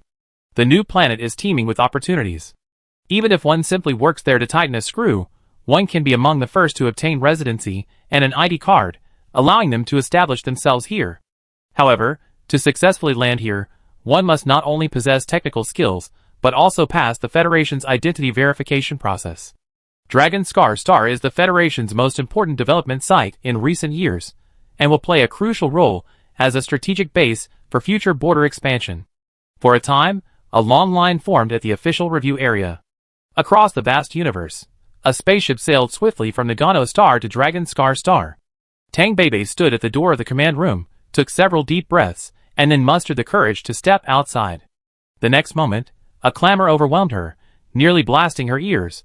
A group of oddly dressed men and women gathered in groups of 3 or 5, drinking and flirting, playing cards, and having fun, unrestrained and unbridled. When they saw her, they immediately dropped what they were doing and surrounded her. "Hey, Assistant Tang is here. Are we almost there? Time to give us our passes and ID cards, right? Don't worry, none of us will wander off. We promise to finish your job." "That's right, we still have to meet our new boss." "I won't break my promise." "I wouldn't trust you." Tang Beibei took a deep breath, pulled out a loudspeaker, and shouted, "Quiet." The piercing echo made many frown impatiently. "We land on Dragon Scar Star in an hour. I give you your ID cards. We have them verified at the immigration office first, and then the base will send a car to pick us up. Please don't wander off." She was truly fed up with these people, but this was an important mission given to her by her boss. She had to get every last one of them to Dragon Scar Star. I heard Assistant Marian had already sent 2 groups of people, so she absolutely couldn't mess it up. I just didn't know where the boss found these skilled workers. They were too difficult to deal with. After saying this, she pulled out a large box of stacked ID cards and said, "Those whose names are called, come forward and get yours." "What about our passes?" The ID cards only gave them an identity. Only the passes allowed them to travel on Dragon Scar Star. Tang Beibei's face darkened. These people really didn't understand the boss's temper. The passes are in the boss's hands. Wait until you get there, and you know what obedience means. Dissatisfied voices rose from below. "Didn't we say we were here to meet the new boss? How can you not trust us at all?" "Exactly. We're supposed to be working, but who wants to come?" The men exchanged a few words, gradually gathering around Tang Beibei. "I have a feeling Assistant Tang is lying. Did you hide the pass in the command room?" Tang Beibei panicked, but forced herself to remain calm. "I advise you to be quiet. Don't try to take advantage of me, or we all die in space." The men hesitated at this unyielding attitude. "That's all." A shout echoed from the crowd. It came from a young man, with a crew cut and a sleeveless shirt. He glanced at the others and said, "Forget what that woman said before we got here. Since we're prisoners, just be obedient. If anything went wrong along the way, no one would survive." This man clearly held considerable prestige among them. After he finished speaking, the others calmed down. "Then listen to the boss. Okay, I give you a favor." Everyone began lining up to get their ID cards. Tang Beibei breathed a sigh of relief. First up, Wu Xian. The young man who had spoken had been sitting on the bar with his legs propped up. Upon hearing her words, he put down his drink and hopped over to her. The cross on his neck shone faintly. His honey-colored skin and muscular build made him look menacing and aggressive. The crowd automatically parted, and Tang Beibei, feeling a little uncomfortable under his gaze, quickly shoved her ID card into him and called the next person. By the time the ID cards were distributed, the spacecraft had already entered the atmosphere. Tang Beibei prepared to go to the control room to enter the spacecraft key. In the dimly lit corridor, a pair of long legs suddenly appeared. Assistant Tang. Wu Xian's appearance made her reflexively take a step back. Up close, the man exuded a savage beauty, like a dangerous leopard. "What's up?" Seeing the woman's forced composure, Wu Xian raised his lip and approached her. "I want to ask what kind of person our new boss is." "The boss's name is Xie. You know her character when you get there." Tang Beibei slowly backed away, pressing herself against the wall. A strong, sturdy arm snapped against her head. A glint flashed in the man's eyes. "One more question." The young woman's eyes evaded, her cheeks flushed. What? The pass? Is it really in the boss's hands?" Tang Beibei's eyes were dazzled by his barbs. "I'm just a small assistant. How could I possibly have access to something so important?"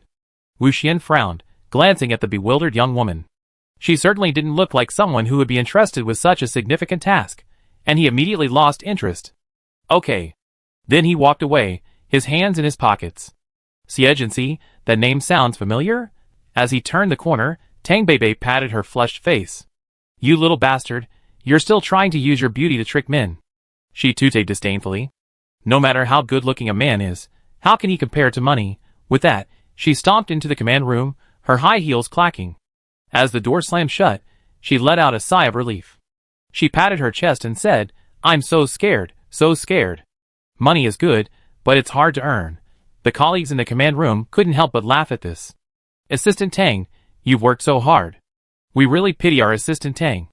After this, the boss will definitely give you a promotion and a raise." Tikoff, the bodyguard for this trip, sat leisurely in a chair, legs crossed, sipping juice. He glanced at Tang Bebe, who was laughing and joking with the others, and narrowed his eyes. Sure enough, only profit can attract so many talented people. After the spaceship landed, everyone perked up. After registering at the immigration hall, they swarmed towards the main gate. Hey, don't run around.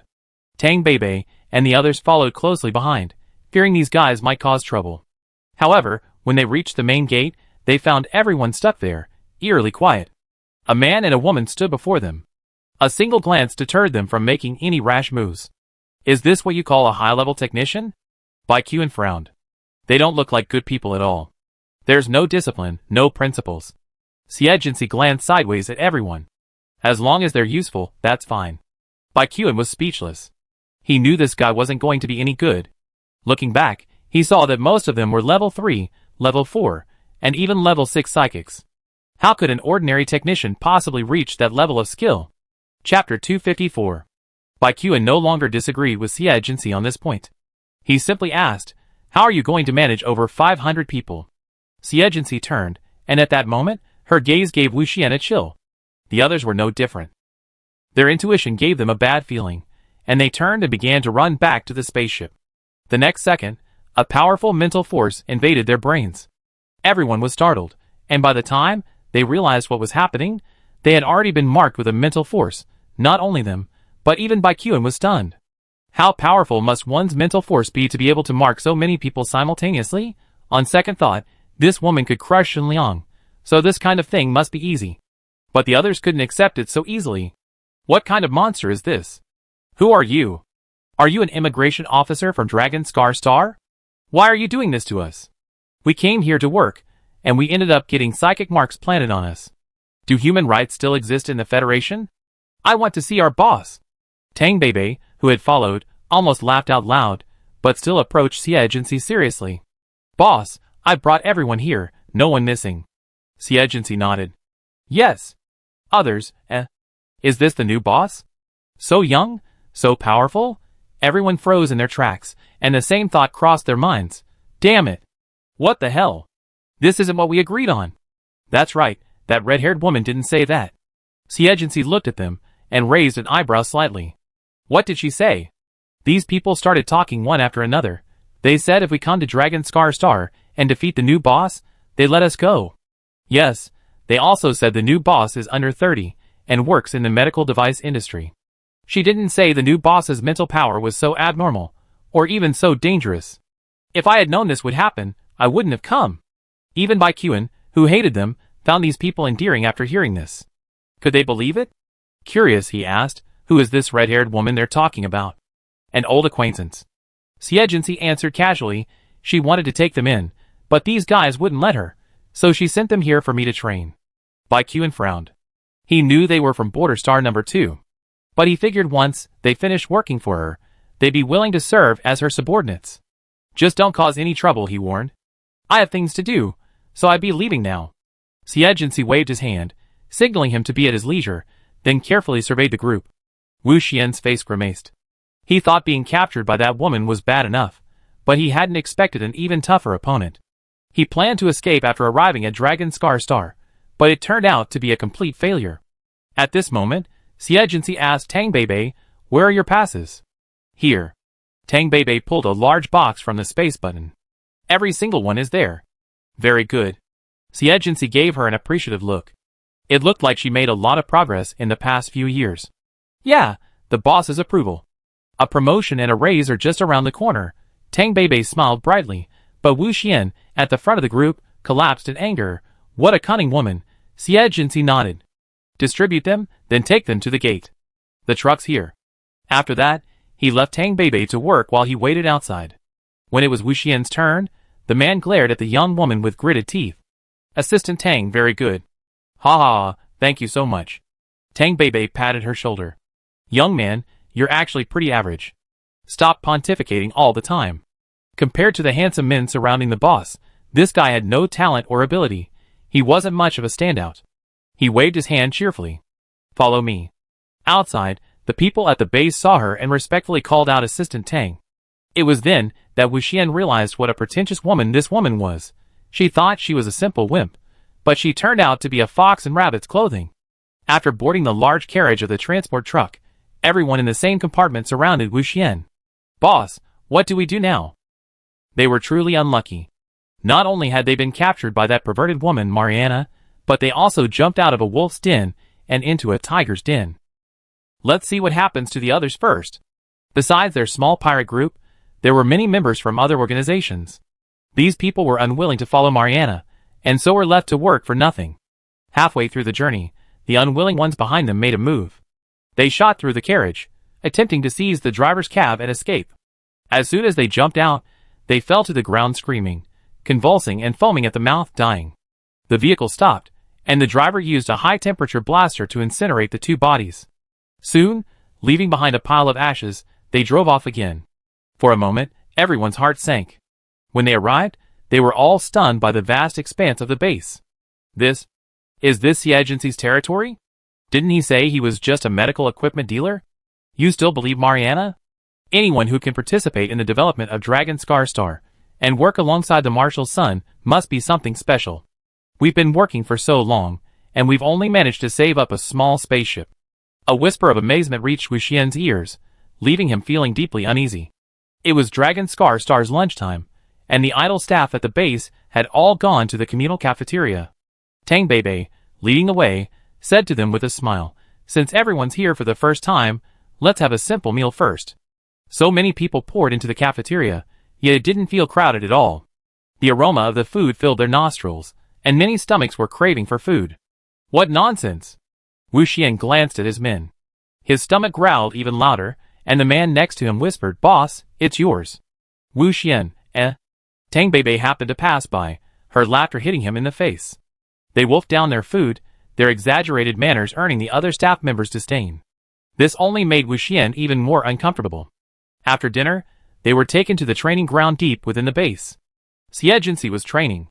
She shot out green dots of light like cow hair, hitting a buzzing virtual fly 100 meters away. Such precision, such a fierce and vast stream of supernatural particles, made everyone pale. Level 8. Wu Xian finally remembered why the name Xie Jinxi sounded so familiar. The woman known as the strongest healer. Damn it, no wonder Mariana never mentioned her new boss's name. I asked you to come here for only one reason. Xie Jinxi took the towel from Tang Bei and wiped his sweat. He swept his cold gaze over everyone. Either work for me for nothing, or die on Dragon Star. Make your choice. The sudden bluntness caught everyone off guard. Wu Xian gritted his teeth. How could the authorities allow you to kill people at will? They all had official ID cards, and were qualified citizens. I can get your ID cards and produce your natural death certificates. Xie Jinxi's expression was impassive. Those willing to work, go to the left. Those not willing, stay where you are. Wait to die. Without hesitation, Wu Xian was the first to move to the left. Chapter 255. Upon learning that the new boss was Xie Jinxi, Wu Xian completely gave up. He put his hands in his pockets, the first to surrender. Soon after, his former subordinates followed him. The others exchanged glances and moved to the left. People live to live, otherwise why would they risk their lives? Tang Bei tooted her lips, shaking her head. As expected of the boss. If only she had a combat ability too, she'd be so domineering, but working for such a powerful person was also quite nice. Having delivered everyone safely and kept her pass, Tang Bei had finally matured in Xie Jinxi's eyes, and naturally she stayed on Longhin Star. You monitor the East District project. Currently, Longhin Star has initially planned the central city, which will be the future headquarters of the government, military, and Xingli Hospital. For major districts have been planned, and the functional facilities within these districts have been determined and contracted by the first batch of businessmen. Beyond that, there's still an area to be built, which will be the expansion area that will be put out for bidding later.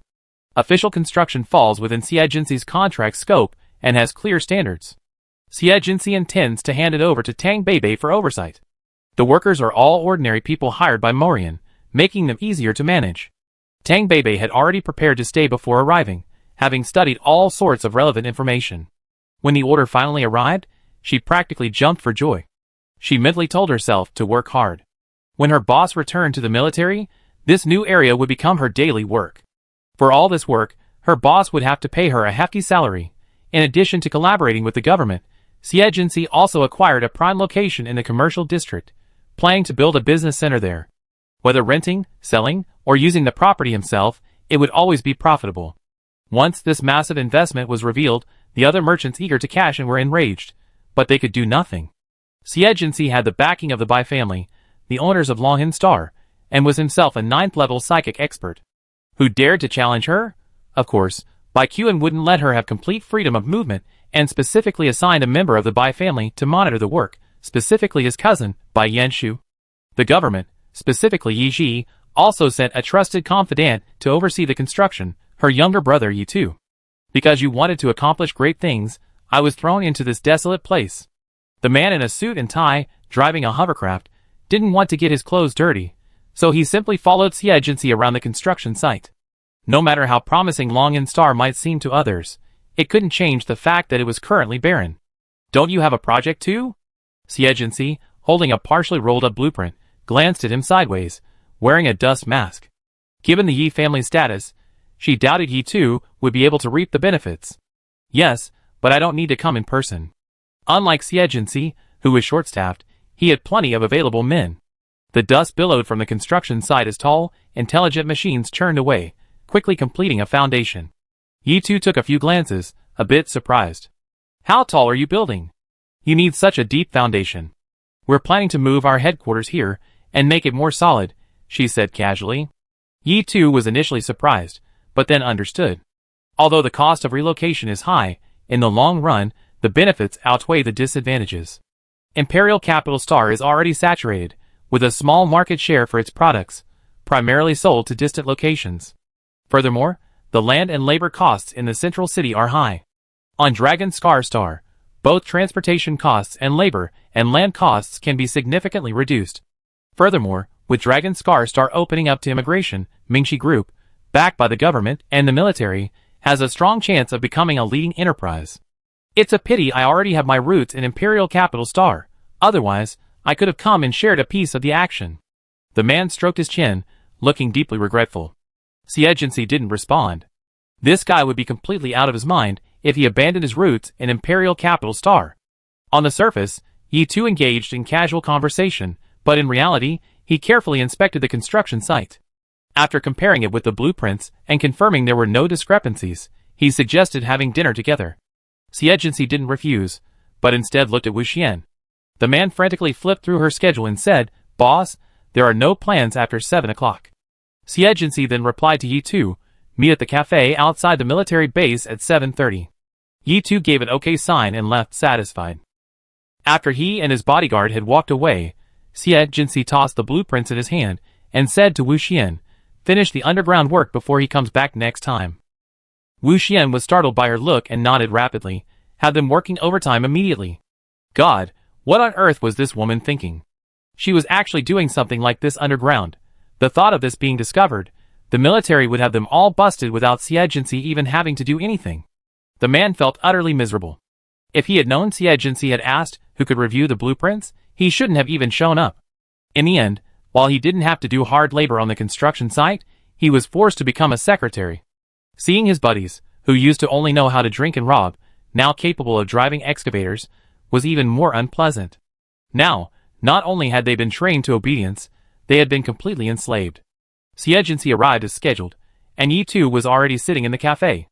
How did you all adapt to life here? I've never had coffee this bad. Did the barista work at a purified water plant before? Xie Jinxi didn't respond to his complaints. Order. Yi Tu looked at her unenthusiastic face. Well, he didn't expect this girl to initiate conversation. He'd go first. I heard you're planning to participate in the construction of the airport. Could you please help my fleet? It would be better to have Minister Yi negotiate in person. What about the therapeutic device business? After discussing business matters, a long silence ensued. When the unappetizing meal arrived, he felt even more frustrated. Glancing at the news in the hall, he suddenly asked, I remember you knew the eldest prince, Granville? Not well. Yi Tu almost rolled his eyes. You didn't know? He was imprisoned by the royal family for over 2 years, and was only recently released. He has now announced his departure from the royal family. Finally, Xie Jinxi was a little interested. Although he knew this man had a bad reputation within the royal family, he hadn't expected him to be so miserable. Then a flash of inspiration struck him. Is it related to me? Yes. Yi Tu shrugged. The unfortunate kid was planning to get close to the Klein family, but who knew he would wipe them out? Because there was no clear evidence proving Granville participated in the dual gene experiment, he was not punished. But the royal family didn't let him go. St. Clairvaux had originally intended for him to win over the Klein family and strengthen the royal family's power, but who could have foreseen that Klein would cause such a scandal right under his nose? This once again undermined the dignity of the royal family and the nobility, and Granville was in trouble. Chapter 256. Siegency had only one comment: he's truly unlucky. This man, already criticized for his mother's background, was renowned among the people of the Federation for his good looks, which only made his situation even more awkward. He had been hell-bent on escaping the shabby ship of the royal family, but ended up aboard the Klein family's sinking ship. If that wasn't unlucky, what was it? He too couldn't help but laugh. That's true. That afternoon, Siegency met this unlucky fellow. The already sinister young man became even more gloomy. He wore a black tank top, his exposed skin pale from prolonged sunlight deprivation, crisscrossed with whip marks and burns, giving him a forlorn look. On that handsome face, once praised by the public, a knife scar ran from his forehead through his left eye to his jaw, adding a touch of ferocity to his appearance. It seemed he too was right. He truly looked like someone who had just been released. Siegency clearly sensed his mental instability. "Monsieur, long time no see." His voice had a strange, sinister tone. And, because of his damaged vocal cords, his voice was as hoarse as if there were a handful of sand in his throat. Siegency nodded. "I didn't expect to meet you here. Because the Marshal took pity on me, he led me into the Legion of Glory." As he spoke, his face betrayed no gratitude. Siegency thought to herself, as expected of a Marshal, he never misses a single talent. Suddenly, Granville's face hardened, his gaze filled with hidden disgust. Siegency followed his gaze, and looked back. Well, another familiar face she didn't particularly want to see. Raybert. Having long been the Marshal's accomplice, he successfully transformed himself from a key criminal within the Klein family into a hero. After that incident, he was promoted to second lieutenant. Before the incident, Granville had contacted Raybert, hoping to become closer to the Klein family. Raybert, fully aware of the Klein family's character, offered no warnings, but instead expressed welcome. After the incident, Raybert escaped flawlessly. Granville, however, was brutally imprisoned by the royal family, and tortured for over 2 years. How could Granville not resent him? "Sister." "Thank you, Doctor." Raybert addressed her as Doctor, clearly aware of her current plight. Granville couldn't help but laugh after hearing this. It's ironic that some people, too, sacrificed their own interests for the greater good, became heroes, while you ended up like this. He was like a stressed-out porcupine, poking everyone he met. Siegency raised an eyebrow. "I have things to do. I'd be leaving now." He had absolutely no intention of engaging with them. Fate quietly installed hidden gears behind everyone's backs, controlling their future trajectory. With the official launch of the Dragon Star immigration plan, infrastructure construction became the sole activity here. Everyone who was supposed to be here was already here. Siegency had been a member of the medical team for almost 2 years, yet she had never reported for duty. The team treated her as if she were gone, and by queuing couldn't do anything about it. The Mingxi group's popularity on Dragon Star attracted considerable attention, and people were constantly spying on the construction site. That day, Wu Xian reported to her again, "We apprehended another sneaky guy last night." He had now become quite comfortable with the role of secretary. According to him, he was instructed to spy on our business plans. Those people wanted to challenge us. This was a common occurrence, so she casually asked, where were they caught? At a construction site near the airport. When infrastructure construction began, the official authorities first built the airport in Central City. Wu Xian knew she didn't like the nonsense, so she simply continued, "That bastard said the people who ordered him had an old grudge against you. They were the Gene family from Nagano planet." Siegency hadn't paid any attention, but then suddenly stopped. "Gene family?" She frowned. "Did our transport ship arrive last night?" "Yes." Wu Xian was confused. "Is there any connection?" She seemed lost in thought. "Maybe I'm overthinking it." After taking 2 more steps, she stopped again, motioning for Wu Xian to lean in. "You're doing this." The young man nodded in understanding, and then went to where the prisoners were being held. In the empty warehouse, a middle-aged man in blue overalls was shouting, "I've confessed everything, and I haven't caused any damage. Why are you still locking me up? This is illegal, don't you know?" He pointed deliberately at the camera. "I know one of you is watching me, pervert. Believe it or not, I'm going to shit right here and smear it all over the wall." Just then, Wu Xian opened the door and rolled his eyes. You're the pervert. The middle-aged man immediately rushed for the door, but was restrained by Wu Xian's Hydra-like supernatural power. Behave yourself. He may be a secretary in appearance, but he's not. She stepped on the man's face and crushed him. Whose family did you say ordered you to do this? The Jin family. The man's distorted mouth squeezed out 2 words. They'd had a grudge against the agency for years, so they sent me here specifically to investigate. Unexpectedly, Wu Xian kicked him away. Bullshit! Our boss has already contacted the Jin family, and they don't even know you. The man's eyes were bulging, and for a moment, his face was a little flustered. Wu Xian saw it all, and inwardly sighed, You're worthy of being the boss. I don't know how she caught him lying. But his face was fierce. How dare you lie to your grandfather? He strode forward and grabbed the man. Do you know what I used to do? I'm an interstellar pirate. Believe it or not, I kill you. The middle-aged man panicked even more, and large beads of sweat slid down his fat face. Why don't you tell me now? The man's gaze shifted from the bulging muscles on his arm to his ferocious face, and he swallowed. I don't know who they are. They paid me a large sum of money to map out the terrain near the airport and draw them a map. They want a map of the airport. Wu Xian realized their intentions were serious and immediately reported it to his boss. Xie Jinxi was about to leave when he had the driver turn around and personally went to the warehouse. The middle-aged man instinctively shuddered when he saw her. He had been a slacker among the construction workers, rising through the ranks thanks to connections. His main occupation was stealing building materials and selling them. He had finally made a killing, only to run into this evil spirit. The sense of dread was even stronger than the last time he was caught stealing materials.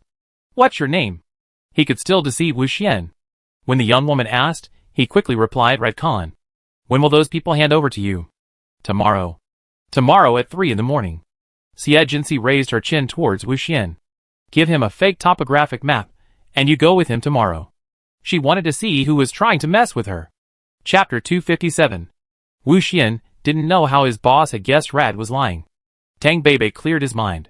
Because the Jin family had long been completely subdued by the boss, they would never dare to cause trouble for him again. The Jin family had a level 8 Jin Tiyung, but that could only intimidate ordinary people. He was nothing compared to the boss. Wu Xian immediately understood. He had experienced this woman's ruthlessness, not to mention her enemies. He was lucky to be alive thanks to this society ruled by law. In preparation for the next morning's plan, he and Rad Khan had gone to a makeshift bar near the construction site that night to drink, acting like good buddies. They even plotted in the corner. He would help Rad get the map, but he would give him half the money, or he would tell the boss. While acting with him, Rad muttered to himself, You really should get into the film industry. Is it necessary? However, their conversation was clearly heard by the man in the next booth. He left his money on the table, glanced at the two people arm in arm, and then stood up and left. Wu Xian was startled by his subtle gaze, and suppressed the urge to follow him, continuing to chatter with Rad. The man outside the door waited for a while, and when he saw that he didn't follow him out, he actually left. It seemed that nothing had been discovered. In the base, Xie Jinxi was discussing this matter with Bai Qian.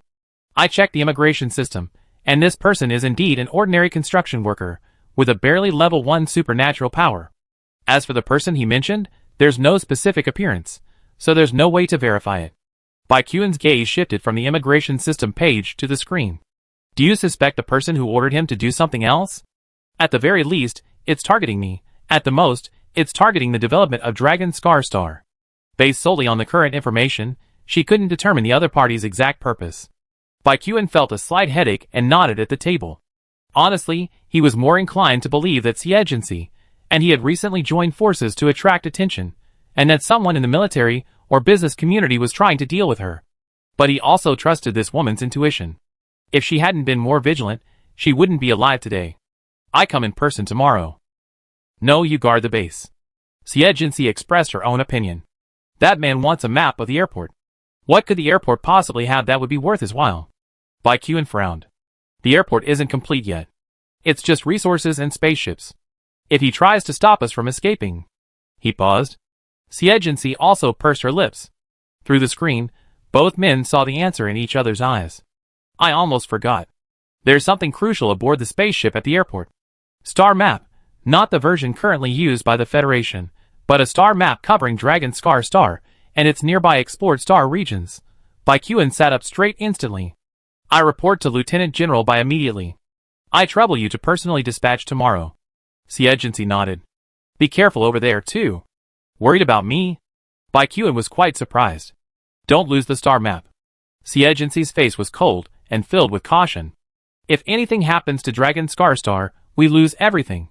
Baikuan, Okay, he knew it. The next morning, the stars still shone brightly, and a nearby comet, with its brilliant fiery tail, streaked across the sky. Seeing Agency planning to join them, Wu Xian was surprised at first, then secretly wondered, could it be that the boss wasn't trusting me? Could it be that my acting with Rad yesterday had caused the boss to misunderstand? He quickly explained, Boss, you must trust me. Enough of the nonsense, let's go. At that moment, Rad had already quietly left the workshop. Agency didn't notice any suspicious figures around, and he and Wu Xian followed the man at a distance. Arriving at the agreed location, Rad tried to look back, but Agency's orders forced him to look around, seemingly searching for someone. Soon, a man in a black t-shirt and camouflage pants approached him from the shadows. Recognizing him as the man who had given him the money, Rad immediately handed him the fake map and said, I've got the stuff. He stared at him anxiously. The tall, muscular man's face remained expressionless, and suddenly his right hand transformed into a metal blade, severing his head. Your mission is accomplished. Rest in peace. Agency's heart skipped a beat. He nudged the bewildered young man beside him and said, Hide. Before Wu Xian could react, he heard the clattering of footsteps in the night. Looking closely, he saw 20 or 30 people, and some, even higher up, were holding firearms, aiming them in their direction. Wu Xian was horrified. Why are there so many people? They've fallen for a trick. The enemy was clearly targeting them. As soon as he finished speaking, a dazzling array of supernatural light shone around him. Both close combat and ranged attacks instantly surrounded him. The ferocious supernatural particles made Wu Xian dizzy. There was definitely a level 9 supernatural being among them. He, a mere level 6, had nowhere to hide and crouched at the boss's feet. Instantly, a light shield illuminated, blocking all attacks. The attacker stared in surprise. The next second, a green beam of light surged, piercing the shield and striking everyone. The speed was so fast that no one could react. Some dodged, while others were cut into pieces. Blood rained down, accompanied by the falling limbs and bodies. Wu Xian wiped his face, nearly fainting from the stench of blood. Be careful, someone shouted. Those who had narrowly escaped were shocked to find that green dots of light were scattered overhead, illuminating the night sky. If they let them fall, they would be wiped out in the blink of an eye. Humph. With a snort, the starlight in the sky seemed to condense into a light shield, blocking all the green light. 9th level control ability, light condensed into form. Agency frowned, and then there was a whooshing sound of breaking wind. White starlight condensed into thin threads, weaving into a net and swarming towards her. She leaped and tumbled, only to find herself just as the white net suddenly shifted and swung towards her. She had no choice but to unleash her superpowers to face the enemy head-on, but before her shield could even be released, she suddenly reappeared 10 meters away. Level 9 Special Power, Power Transfer. TSK. Even top-tier experts like these were sent here. It looked like the base was in dire straits. She quickly stepped back, summoning her galaxy to transform into twin blades. The enemies on the ground surrounded her. Even the man clad in metal armor was instantly cleaved in half. Her physical strength was astonishing. Even the enhancement powers or beast transformation powers, one level higher than hers, were no match for her. Wu Xian finally found an opening and ducked to the side. My god, even level 8 or 9 masters were like chopping vegetables under her hands. But Agency was actually far less relaxed than he seemed. Seizing the enemy's weaknesses, she broke free and began to move swiftly.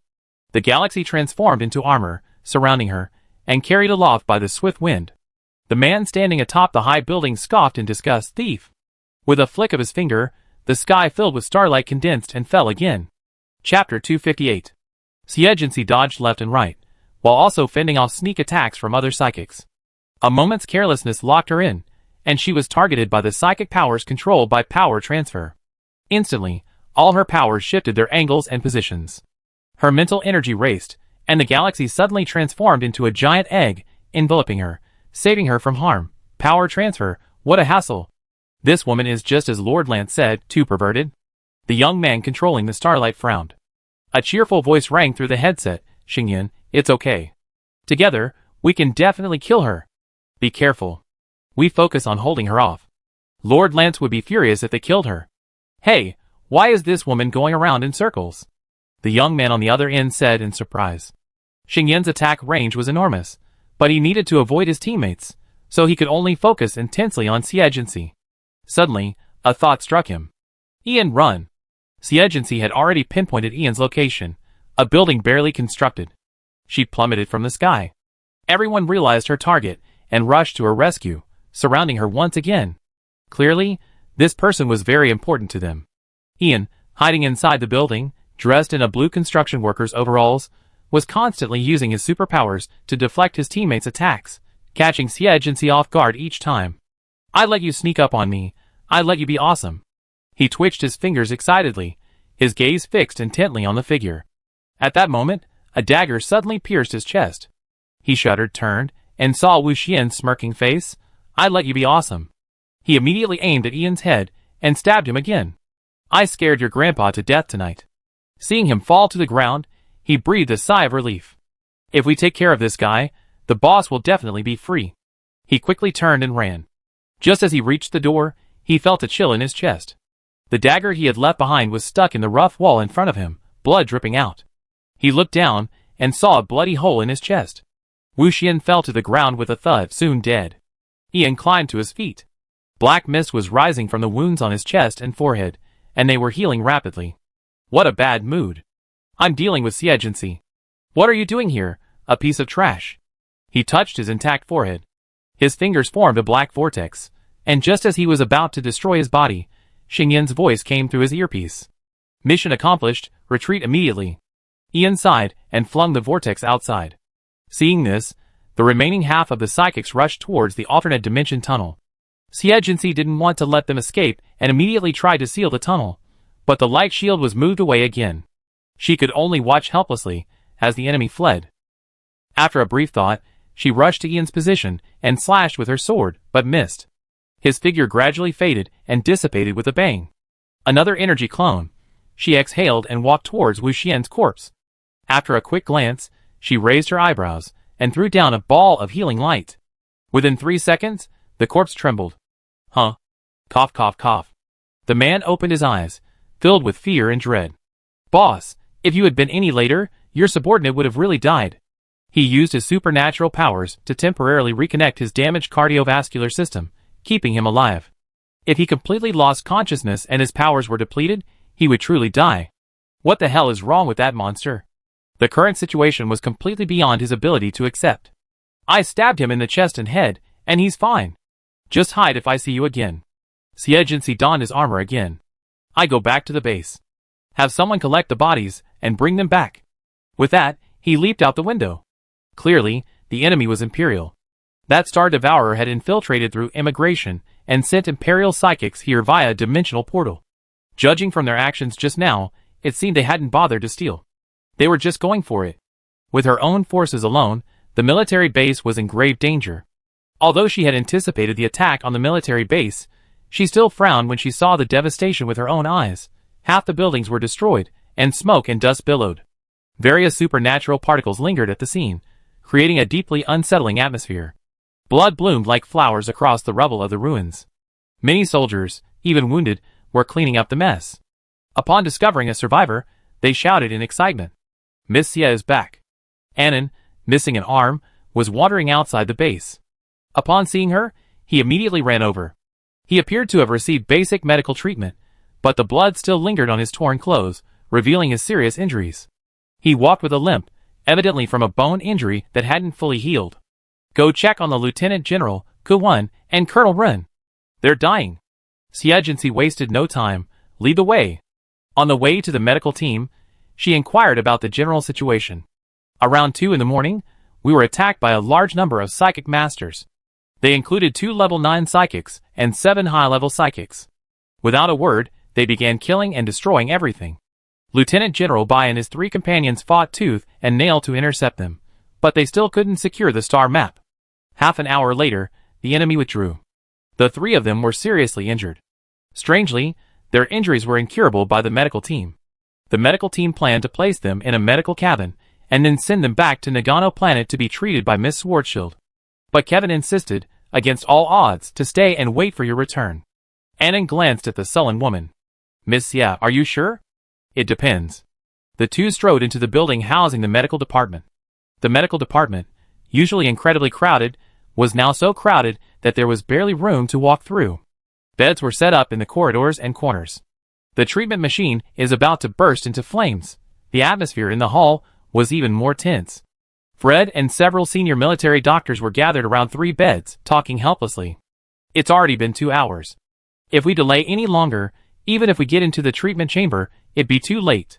Fred's mouth was dry with persuasion. That Xie is an amateur. How can she possibly heal an injury we can't even treat? Wait a little longer. Baikuan's face was pale, blood spilling onto the white sheets. Because the treatment machine, healing powers, and even medication were useless, they could only resort to physical methods to stop the bleeding, but the effect was minimal. Chapter 259. Fred turned his attention to the other two. Lieutenant General, Colonel Run, you two should also try to persuade Colonel Bai. Bai Yuan raised his eyelids and weakly uttered 3 words. I don't have the strength. Compared to the panicked military doctors, who were suicidal, he was like someone who didn't want to get up from bed. If his injuries hadn't prevented it, he would have crossed his legs. His nephew wouldn't drag him down with him. So if his nephew wasn't panicking, then naturally, as an elder, he wouldn't be afraid either. Listen to him. Ren Xingjue also gave a disapproving look. There was only one thing, Bai Yuan ordered with a mournful face. Give me some more painkillers. It hurts so much. I want some too. Ren Xingjue gasped. Just as they were about to burst into tears of pain, Annan pushed through the crowd and shouted, Colonel, Miss Xie is back. Xie, bracing Fred's gaze, approached the bedside. She's still alive. She's made a lot of progress. The lingering star devourer energy in the wound was the real reason the other healers were helpless. Baikuan was breathing more in and out. I'm dying. You were dying last time too. Baikuan felt relieved immediately. He was dying last time too, and she had saved him. It would be the same this time. Xie walked around the bed and summed it up in 3 words. Horrible. The legs were a bloody mess, held together only by tendons and bones. The abdomen was pierced, its intestines spilling out. For a high-level healer, such an injury would have been a sure thing to save. But strangely, Fred was helpless. She condensed a ball of healing light and was about to throw it down when Fred called out, Wait! He stopped Xie righteously. Your healing ability is useless. You're a special healing system. If something goes wrong, who's responsible? Of course I'm responsible for the healing I did. Is this a difficult question to understand? But when Lieutenant General Oria died, it was the medical team who was responsible. Fred's emotions suddenly became heated. You were the first to discover Lieutenant General Oria, but you didn't provide proper treatment, leading to the medical team's subsequent misjudgment. You're unfit to be a military doctor. His voice was so loud that everyone else looked over in silence. Xie smiled. I certainly didn't save him. Not only did I not save him, I dealt him a fatal blow. Sure enough. Fred, taking the moral high ground, accused her. If you didn't save someone in danger, how can you possibly save others? This logic was simply unstoppable, tying 2 completely different things together. Xie forcefully pushed him away. Get out of here now that you've got the answer.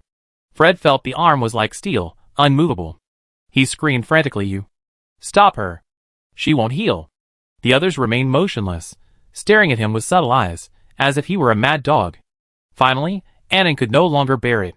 He grabbed his clothes and pulled him towards him, gritting his teeth. The real cause of Oria's death was the medical team's misjudgment of the alien plant's energy, which led to his explosion. If you dare delay the colonel's healing again, I'd be ruthless. Then he shoved him to the ground. Fred was driven mad by the desire to defend the medical team's integrity and nobility.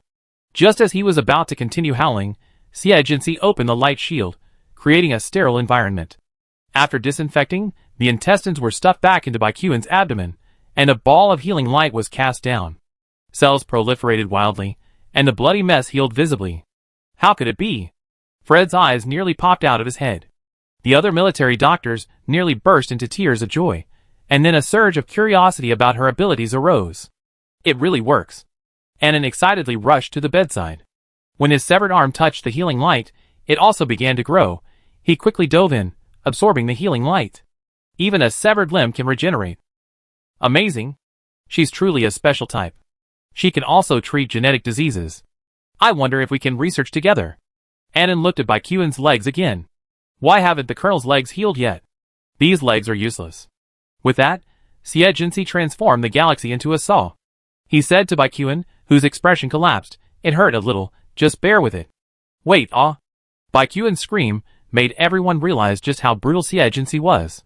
The creaking sound of sawing bones filled everyone's bones, especially when they saw the smile on Xie Jinxi's face.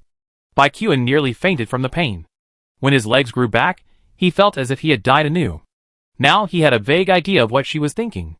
He said weakly, "There are too many masters on the other side. We can't defend the star map, and there's nothing we can do." This woman was simply seeking revenge, but this time, he had been wrong. Xie Jinxi wiped the blood from his hands and said, "I was simply enjoying the treatment." The martial son's screams were incredibly moving. Xie Jinxi approached Bai Yuan again. The young man smiled, but his face was trembling. "Can we make a deal?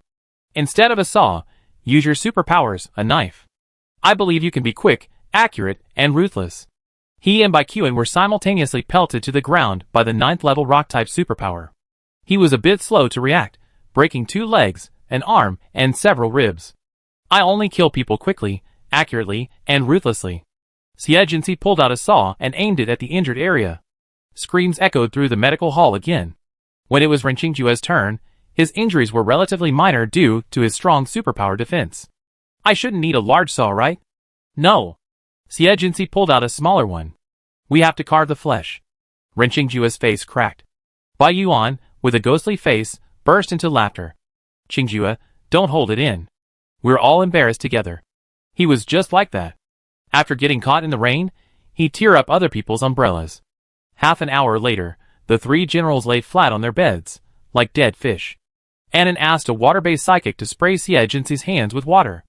At this moment, she was like a man after a cigarette. Although her face remained cold, the pressure had eased considerably. It had been a while since he'd been back at his old job, and it felt quite relaxing. So he said, "I come to the medical department more often in the future."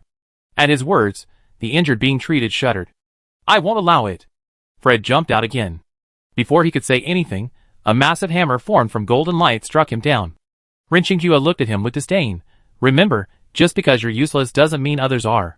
Bai Yuan also calmly suggested to Baikuin, "Someone with this kind of mental disorder isn't fit to be the captain of the medical team." Yes. And so, although Fred was still a senior military doctor, his position was removed and replaced by a more experienced one. The old man warmly welcomed Xie Jinxi. "Young man, work hard. There's room for you to shine in the future." Chapter 260.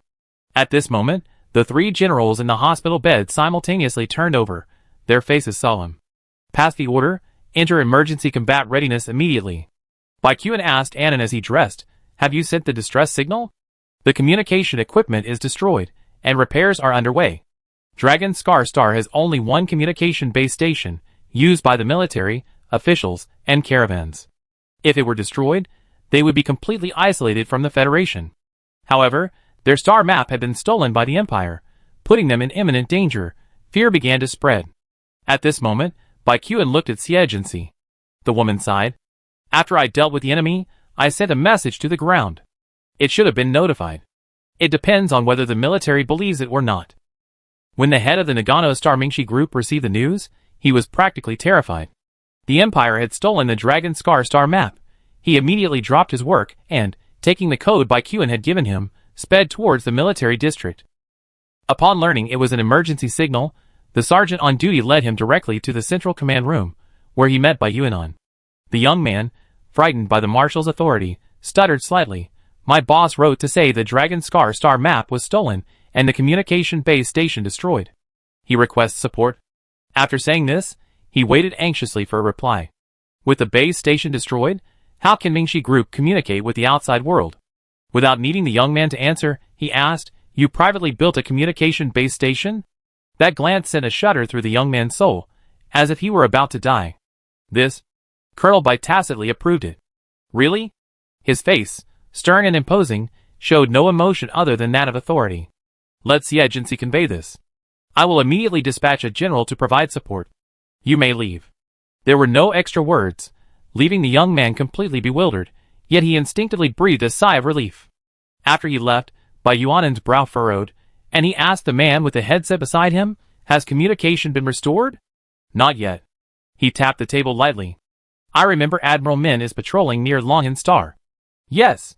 Immediately pass my orders to send Admiral Min to support Longhan Star. The official letter was quickly delivered to Admiral Min. After reading it, he couldn't help but sneer. I thought the Bays were so capable, but it hasn't been that long, and they've already lost the star map. They were in the battleship's command room. The secretary beside him glanced at his expression and suggested, how about we go later? Longhan Star is full of people Admiral Min hates. Waiting until they're all dead would be a reward and a relief. The old man stared at the middle-aged man. You kid.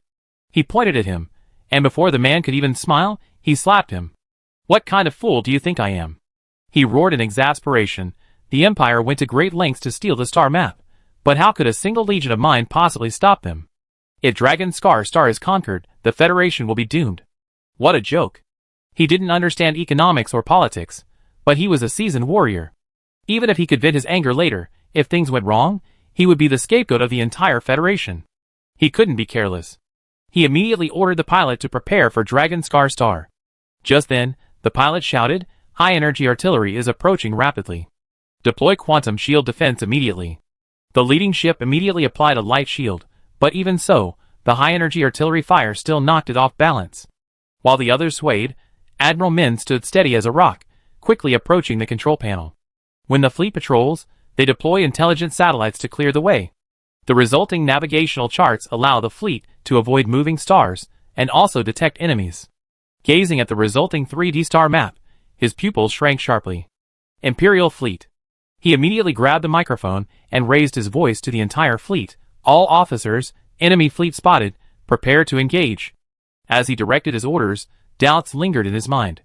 Even if the star map had been lost, the Empire wouldn't have arrived so quickly. No matter how powerful the extra-dimensional channel was, it couldn't have teleported even a fleet. Otherwise, the Federation would have fallen long ago. There was only one possibility. At the same time, Imperial warships were spotted outside Dragon Scar planet. Baikuan stared intently at the satellite imagery. How could it be so fast? What else could it be? There's a traitor among the Federation's top brass. Bai Yuan gritted his teeth. Only the Federation's top brass knew the approximate location of Dragon Scar planet. The Empire arrived so quickly, obviously having been waiting nearby, attacking as soon as they obtained the star map. These bastards. Wrenching Jua spat.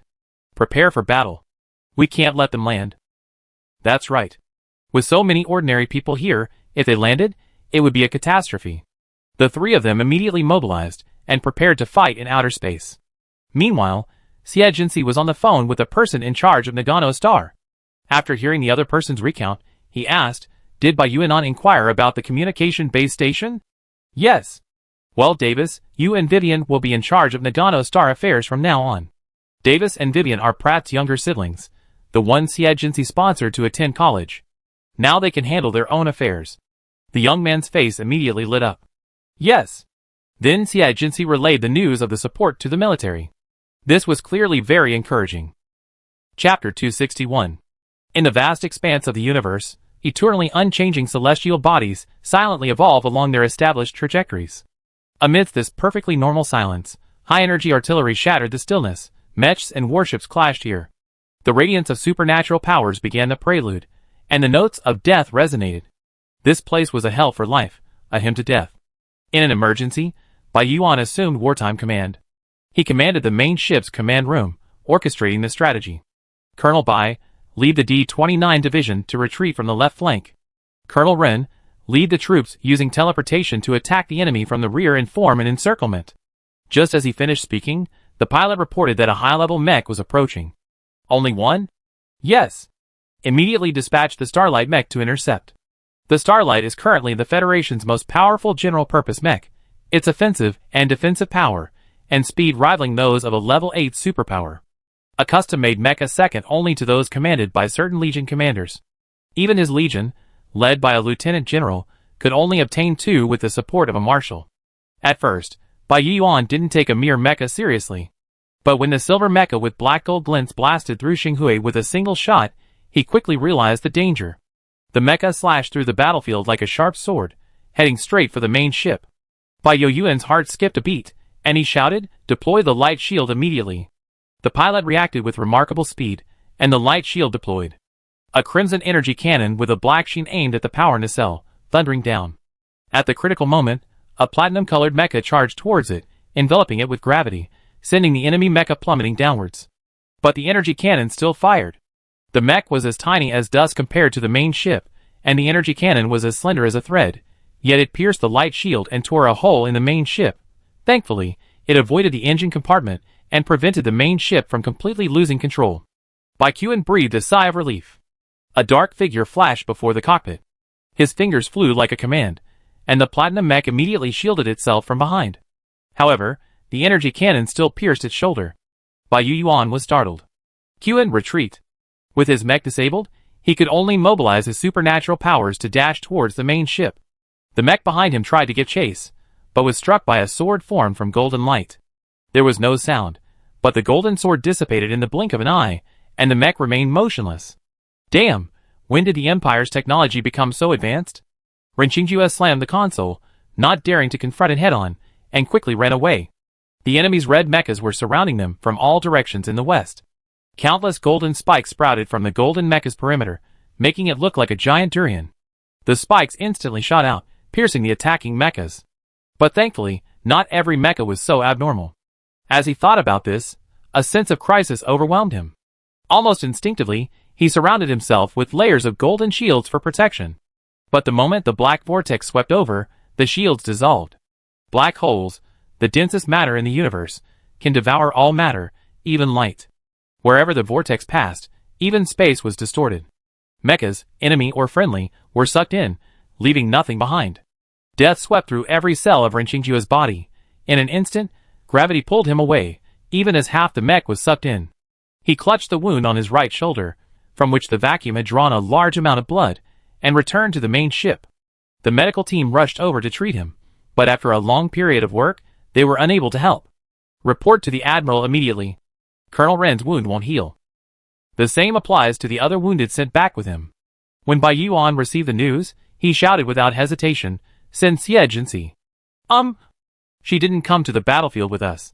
At this critical moment, Baekhyun was furious and contacted the medical team captain. Knowing that Xie Jinxi could treat special injuries, why didn't you send her with us? She didn't want to. If she didn't want to, who on the medical team could do anything to her? Baekhyun wanted to strangle the old man. Why didn't you report it then? The roar echoed through the command room. After his roar, he tried to contact the ground on Dragon Scar Star, asking them to send Xie Jinxi up.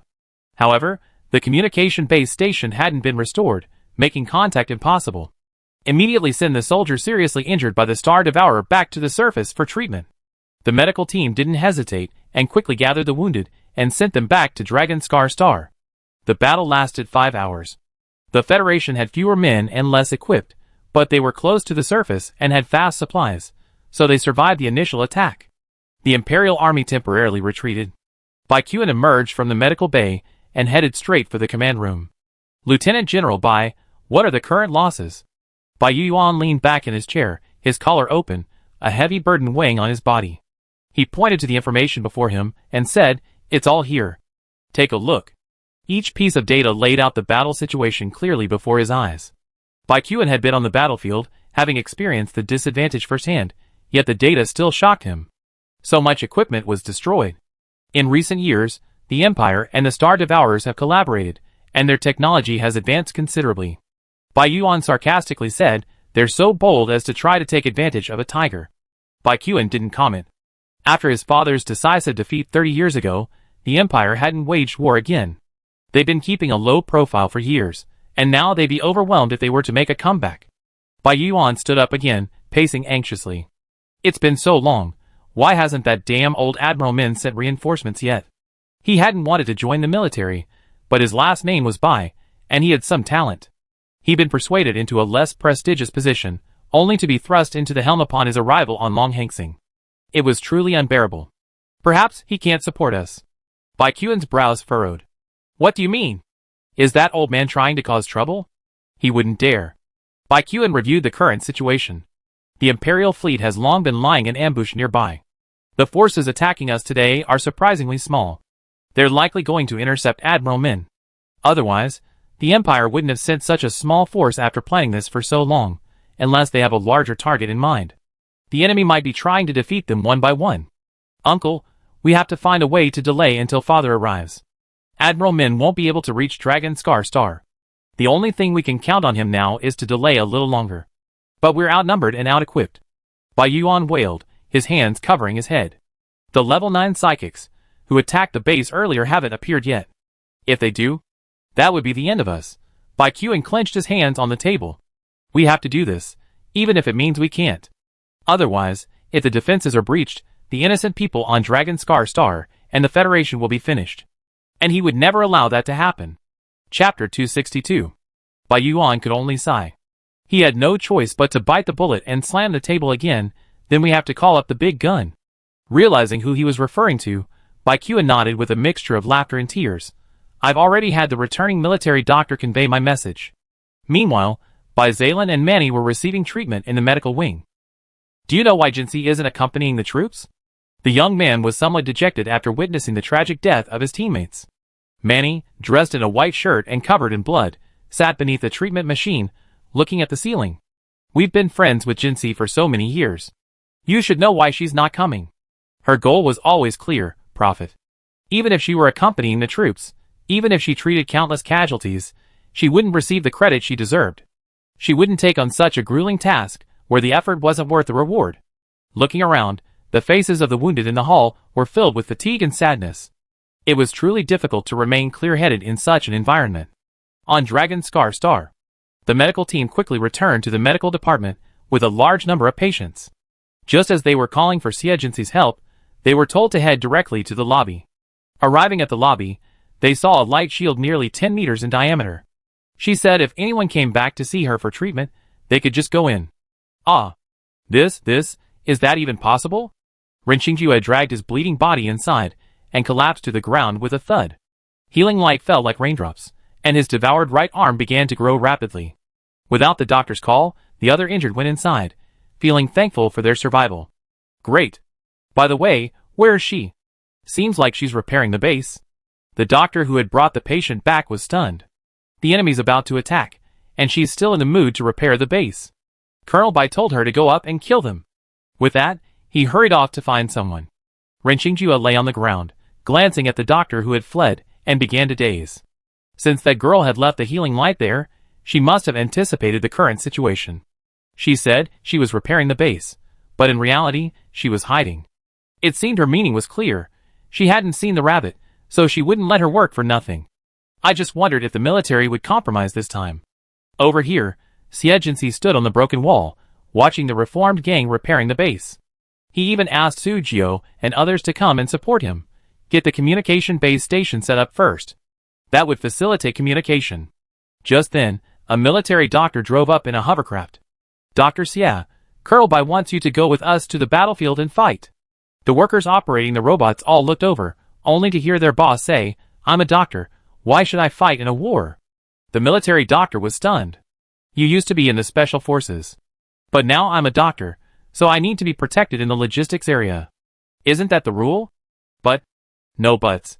Xie Jinsei stood on the broken wall and looked at him. Just tell Bai Yuan. Just then, Su Jiao shouted, sweating profusely, communications are restored. Xie Jinsei raised his chin and said to the military doctor, that's great. Go tell him now. The military doctor, confused, walked to the makeshift shed and told him the truth. Bai Yuan didn't have time to rejoice about the restored communications before he received this news. You have to remember that the moment the communication was restored, he received the intercepted message from General Min. And Nagano Xing said it would take at least 2 days for them to arrive to provide support. Bai Yuan had originally thought he shared her values to a certain extent, but now he realized he was deeply wrong. Xie Jinsei, aren't the lives of so many soldiers and civilians worth your compromise? And your hard work on Dragon Star, don't you care deeply about it? I do, that's why I'm gambling these billions of dollars. Her voice was cold and ruthless.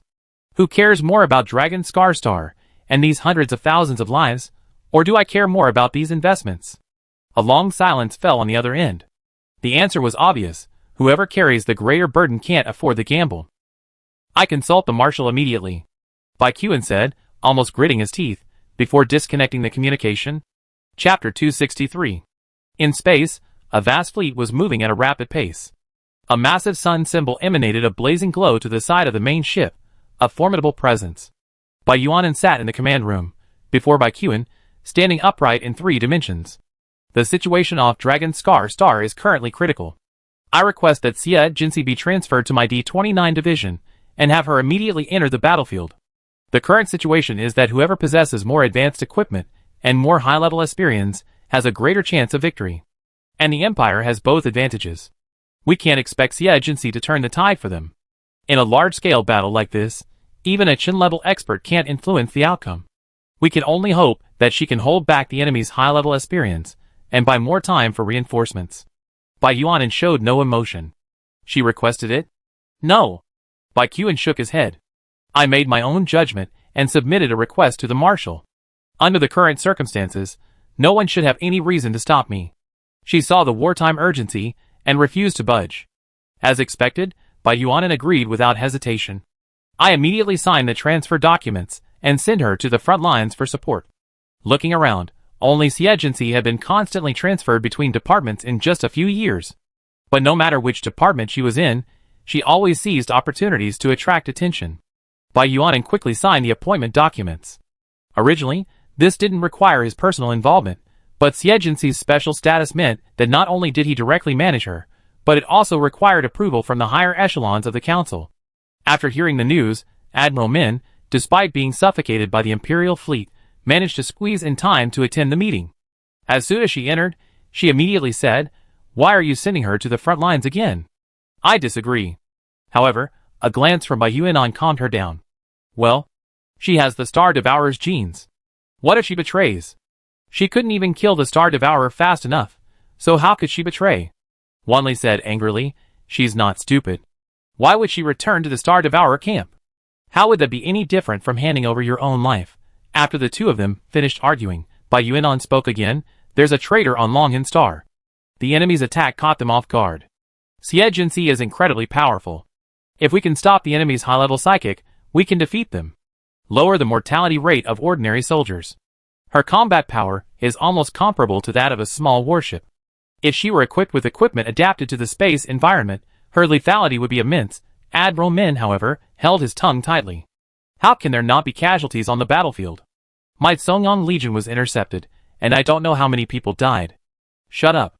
Wanli suddenly stood up and pointed at him, cursing, you're so powerful that you survived, but most of the sergeants are only level 3. Even if one person's death is avoided, it would be worth Xie Jinxi's going to the front lines. What's wrong with you? That's human life. Human life. People will die on the battlefield, but they cannot ignore any death. Outside the battlefield, even 2 deaths would be considered a heinous homicide. General Min was speechless. Seeing Elder Lin and the others giving him disapproving looks, he finally muttered with a fierce face, then let her come to the Songyang Corps. I supervise her. What the hell are you dreaming of? If they weren't all in 3D, Wanli would have rushed over and beat him up. Did your brain grow just to make up for your height? Or do you think we're all fools? It would be better to let Xie Jinxi join the Songyang Corps as a medic. At least she has a chance to survive. At this moment, the very tall and muscular man next to him tooted, what's the big deal? That girl can counter the Star Devourer, so of course she should be sent out to kill the enemy. Who would hide weapons without using them? We've been holding a meeting all this time just for a little girl. I thought we were going to launch a full-scale attack on the Empire. How boring. Ouch, I spotted pirates. Let's go! With that, the 3D image flashed, and he left the meeting. Rudolph is right. It's a waste of time going back and forth. A lazy voice came from the side, and a young man was seen reclining in a chair, his face covered by a military cap. I'm sleepy. You guys chat. By the way, I agree she should go to the front. He also left. Jing'an, you sleepyhead. Wanli cursed. General Min was furious. What do these 2 young brats know? When I say young, I mean compared to these old guys. The other 2 generals were actually over 50 years old. Then let's vote. Bai Yuan glanced at the other 7 people present and paused. Count the votes of Jing'an and Rudolph. Old Lin and another middle-aged male Qin-level master voted in favor, resulting in 6 votes in favor and 4 against. Then I signed the document immediately and adjourned the meeting. The others gradually left, leaving only General Min and General Tinas. Why didn't you speak up for me this time? General Min asked unhappily. General Tinas remained silent throughout, looking at him calmly. It's no use talking. The The Star Devourer has taken action. Agency must go to the front lines. Only she could restrain the Star Devourer. If she didn't go today, she would have to go to the front lines later. Unable to refute, General Min withdrew from the meeting, but the situation didn't give him time to sulk. The next wave of attacks was imminent.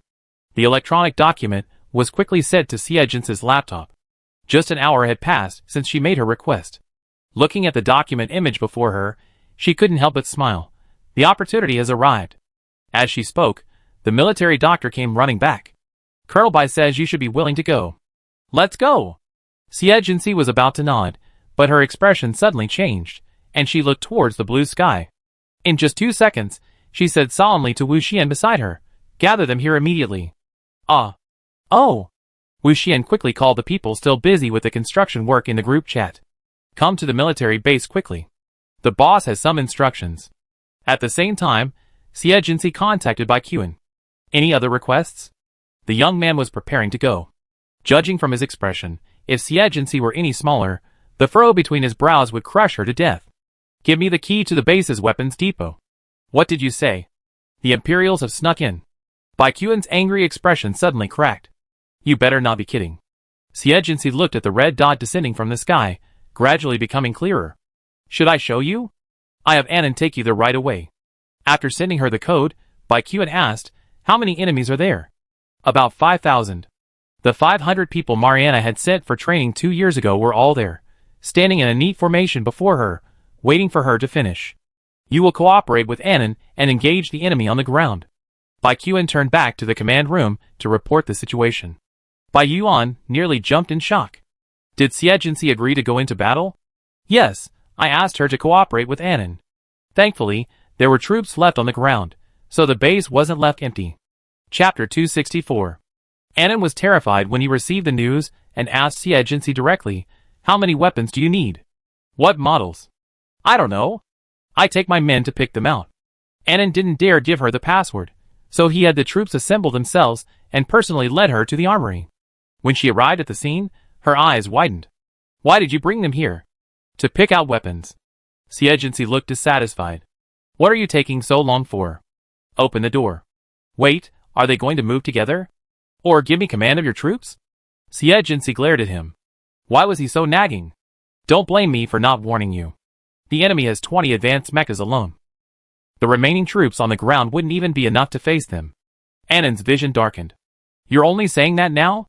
Then he prepared to put the key back and send a distress signal to Bai Qin, who knew that Agency would snatch the key and open the armory door. Hey. Wait. Bai Qin had already answered the phone, so Annan had no choice but to let her in. At worst, they could count the inventory later. He said to Wu Xian and the others who were constantly looking in from behind, pick what you're good at. Remember, I mean what you're good at, or don't blame me if you die later. The restless crowd immediately calmed down. Originally, they all wanted to pilot the military's mechs, but after entering, they all stayed put and used their own expertise. Aren't we space pirates? Why are we fighting for the Federation? If the Empire attacks, will they let us go? That's true. TSK, I've been driving excavators for so long that I'm not really good at mechs anymore. After lighting their weapons, everyone emerged. Agency scanned them with her mental power, and immediately knew what weapons they had taken. Let's go! Wu Xian, driving a mecha beside her, asked, Boss, don't you need them? No. To her, these low-level weapons were nothing but scrap metal. Then she led her men out. As for Bai Qin's request to cooperate with Annan, sorry, she pretended not to have heard. Annan opened his mouth, then sighed, and let her go. The colonel couldn't control her, let alone himself. How could he possibly lead just a bunch of pirates? He couldn't manage so many people anymore, so he rushed to mobilize the ground forces to prepare for the enemy. The evacuation signal resounded early throughout the Dragon Scar Star base, including the workers' gathering area. Many sturdy air raid shelters had been built underground, and everyone hurried inside. At the Mingxi group's base, a tall robot stood beside Sujio, shouting through a loudspeaker, "Don't rush to escape. Take along those with unfinished work. Those who are free should move the valuable equipment first. Also, don't forget the data and precious materials. Remember, equipment first, work, materials, and data second, and escape last." A passing staff member was displeased and said to Sujio in frustration, "Director, why don't you just connect Assistant 1's voice to the base? Your voice is too quiet. What if no one hears, and the equipment gets lost? Sujio frowned. That makes sense. The other construction workers were stunned. Why worry about the equipment? The enemy is attacking. Assistant 1, holding the microphone, put her hands on her hips, and twisted her body, saying proudly, why panic? The boss is a hard-hearted person. If she didn't run away, it means the problem isn't serious. The construction worker's eyes widened in horror as he looked at Sujio. Is your robot so vulnerable? Sujio said confidently, it's a bit of a lie. What kind of character does their boss have? He abandoned such a massive investment and run away only if he was completely hopeless. Since she didn't come back to move the things, there was nothing wrong with her. The construction worker thought it made perfect sense. Okay, I go get my precious shovel. He hurriedly turned around and ran back. Sujio began to examine assistant number 1. Because he'd been busy with tasks assigned by his boss lately, and because of the previous incident involving a traitor, he installed a robot to handle departmental work for him and help out. Its system data was confidential and highly capable, with only one drawback, because all the data was tailored to his master. A robot, after all, lacked emotional intelligence. It could say things he usually only said when he was alone. Just keep it out of the boss's sight. Suddenly, a red light flashed within the base, and an alarm blared sharply. From high in the sky, a crimson beam slammed down at breakneck speed, illuminating everyone's terrified faces. Sujio frowned. Assistant 1, activate the star shield. Layer upon layer of pale purple hexagonal light shields combined to form a massive shield that enveloped the base. The dazzling light from the two colliding forces forced people to close their eyes. The beam, blocked by the star shield, cascaded in all directions, landing on buildings and vehicles, causing a massive explosion. After the beam completely dissipated, even with the star shield's insulation, the base's temperature soared to 50 degrees Celsius. The base's intelligent system immediately activated its cooling program, blasting out cold air to prevent anyone from fainting. Sujio was furious. Who left the machine outside? Assistant number 1 coldly warned him, you're done. The boss is back. What a wasteful thing. Everyone looked over at the words, only to see a slender black figure soaring into the sky. Her blade gleamed like starlight in the sunlight, suddenly piercing through a scarlet mech. Using the mech's foothold, she leaped and danced through the air, tearing the mech in two with blood wherever she passed. A dozen beams of light surrounded her, and she immediately donned her armor and landed lightly on the ground. Then he turned and ran toward the distant base, pressing his earpiece and giving the order, Team 1, take cover. 8 o'clock, target 61. Roger that. The military base was like a small city, half collapsed by the previous fight between high-level psychics. The rubble provided perfect cover. Siegency leaped into a high wall, the mechas following close behind. As they scaled the wall, they were caught and ambushed by laser cannons and artillery fire. Just as they were about to take flight, a laser net descended from the sky, slicing them into pieces. Siegency glanced and saw the enemy pursuing them in the distance. Team 1, move toward 10 o'clock. Teams 2 and 3, prepare for an ambush. After slaughtering a number of enemies, she suddenly realized something and contacted Annan. The enemy numbers aren't right. Have you seen if they've gone elsewhere? Annan was about to speak when a report arrived from the East District gathering area. Imperial enemies have been spotted. They're wreaking havoc on buildings and slaughtering civilians. What level are they? They have 10 high-level mechas totaling. Ah! The words escaped her as she let out a scream. Annan immediately contacted Siegency again. Half the enemy troops have gone to the East District. East District? Siegency's dark eyes flashed with danger. The project she was collaborating on with the government was in the East District. If it was destroyed, who knew how much the compensation would be? Instantly, a chill swept across the battlefield. Chapter 265. Looking at the immobilized mechas, Annan gave the order, and everyone attacked simultaneously, dispatching most of the enemies. I leave the rest to you. If you can't defeat them, hold off. I'll be back soon. Siegency threw down these words and ran towards the East District. Annan nodded, suddenly realizing why she was now obeying him, having been asked to cooperate. But she quickly accepted reality. Whoever had the bigger fist would be the boss. Siegency rushed to the East District of Central City first. From high above, she took a peek and was immediately furious. She saw several mechas of various colors chasing the Federation mechas, blocking their advances and then launching counterattacks. Meanwhile, other standard Scarlet mechas fired lasers, wreaking havoc, completely destroying the already largely completed buildings. Further away, the enemies frantically pursued the civilians who hadn't yet escaped. In the air raid shelter, countless people huddled together, trembling in fear, unable to breathe at the explosions and roars from the ground. The heavy footsteps of the mechas approached with a thud. They began to pray, to weep softly. Like a flock of hunted ducks, those on the edges shoved toward the center, until everyone was squeezed together like plasticine, fitting snugly. Boom! A vibration came from above the air raid shelter. They've begun the attack. Pretty sturdy. Are all the Federation people so afraid of death? Use the high-energy particle cannons. Don't waste time. We should have retreated long ago. What are you afraid of? With Lord Ian here, we can leave anytime. Just so you know, don't you think it'd be fun to kill these bugs? Of course, it's interesting. This is a bonus mission. Their voices echoed through the mecha's speakers. The hunters discussed how to deal with their prey, terrifying the prey below, who were almost ready to commit suicide. The temperature in the air defense system rose rapidly, and the alarm blared. Countless pairs of terrified eyes stared at the ceiling.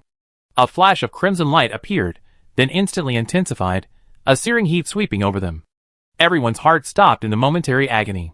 As they neared death, layers of green light shields enveloped them, blocking the light waves while simultaneously shedding healing light. This must be a miracle, right? Above the broken ceiling, a figure shrouded in green light flashed by. Her face was stern, murderous intent rising. She wielded her sword like a flying swallow, slicing the invaders with a few swift strokes. Blood splattered on their faces, but the crimson liquid wasn't hideous now. It was a war song of redemption and worship. In her rage, Siegency barely maintained any unnecessary poise. Kill, kill, kill. Anyone who dares to infringe on her interests will die.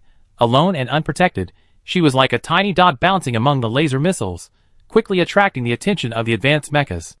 Damn it! Why did this woman stay at the base? The leading Azure mecha let out a crashing cry. Major General Xingyan, she's the experimental subject that Star Eater was talking about.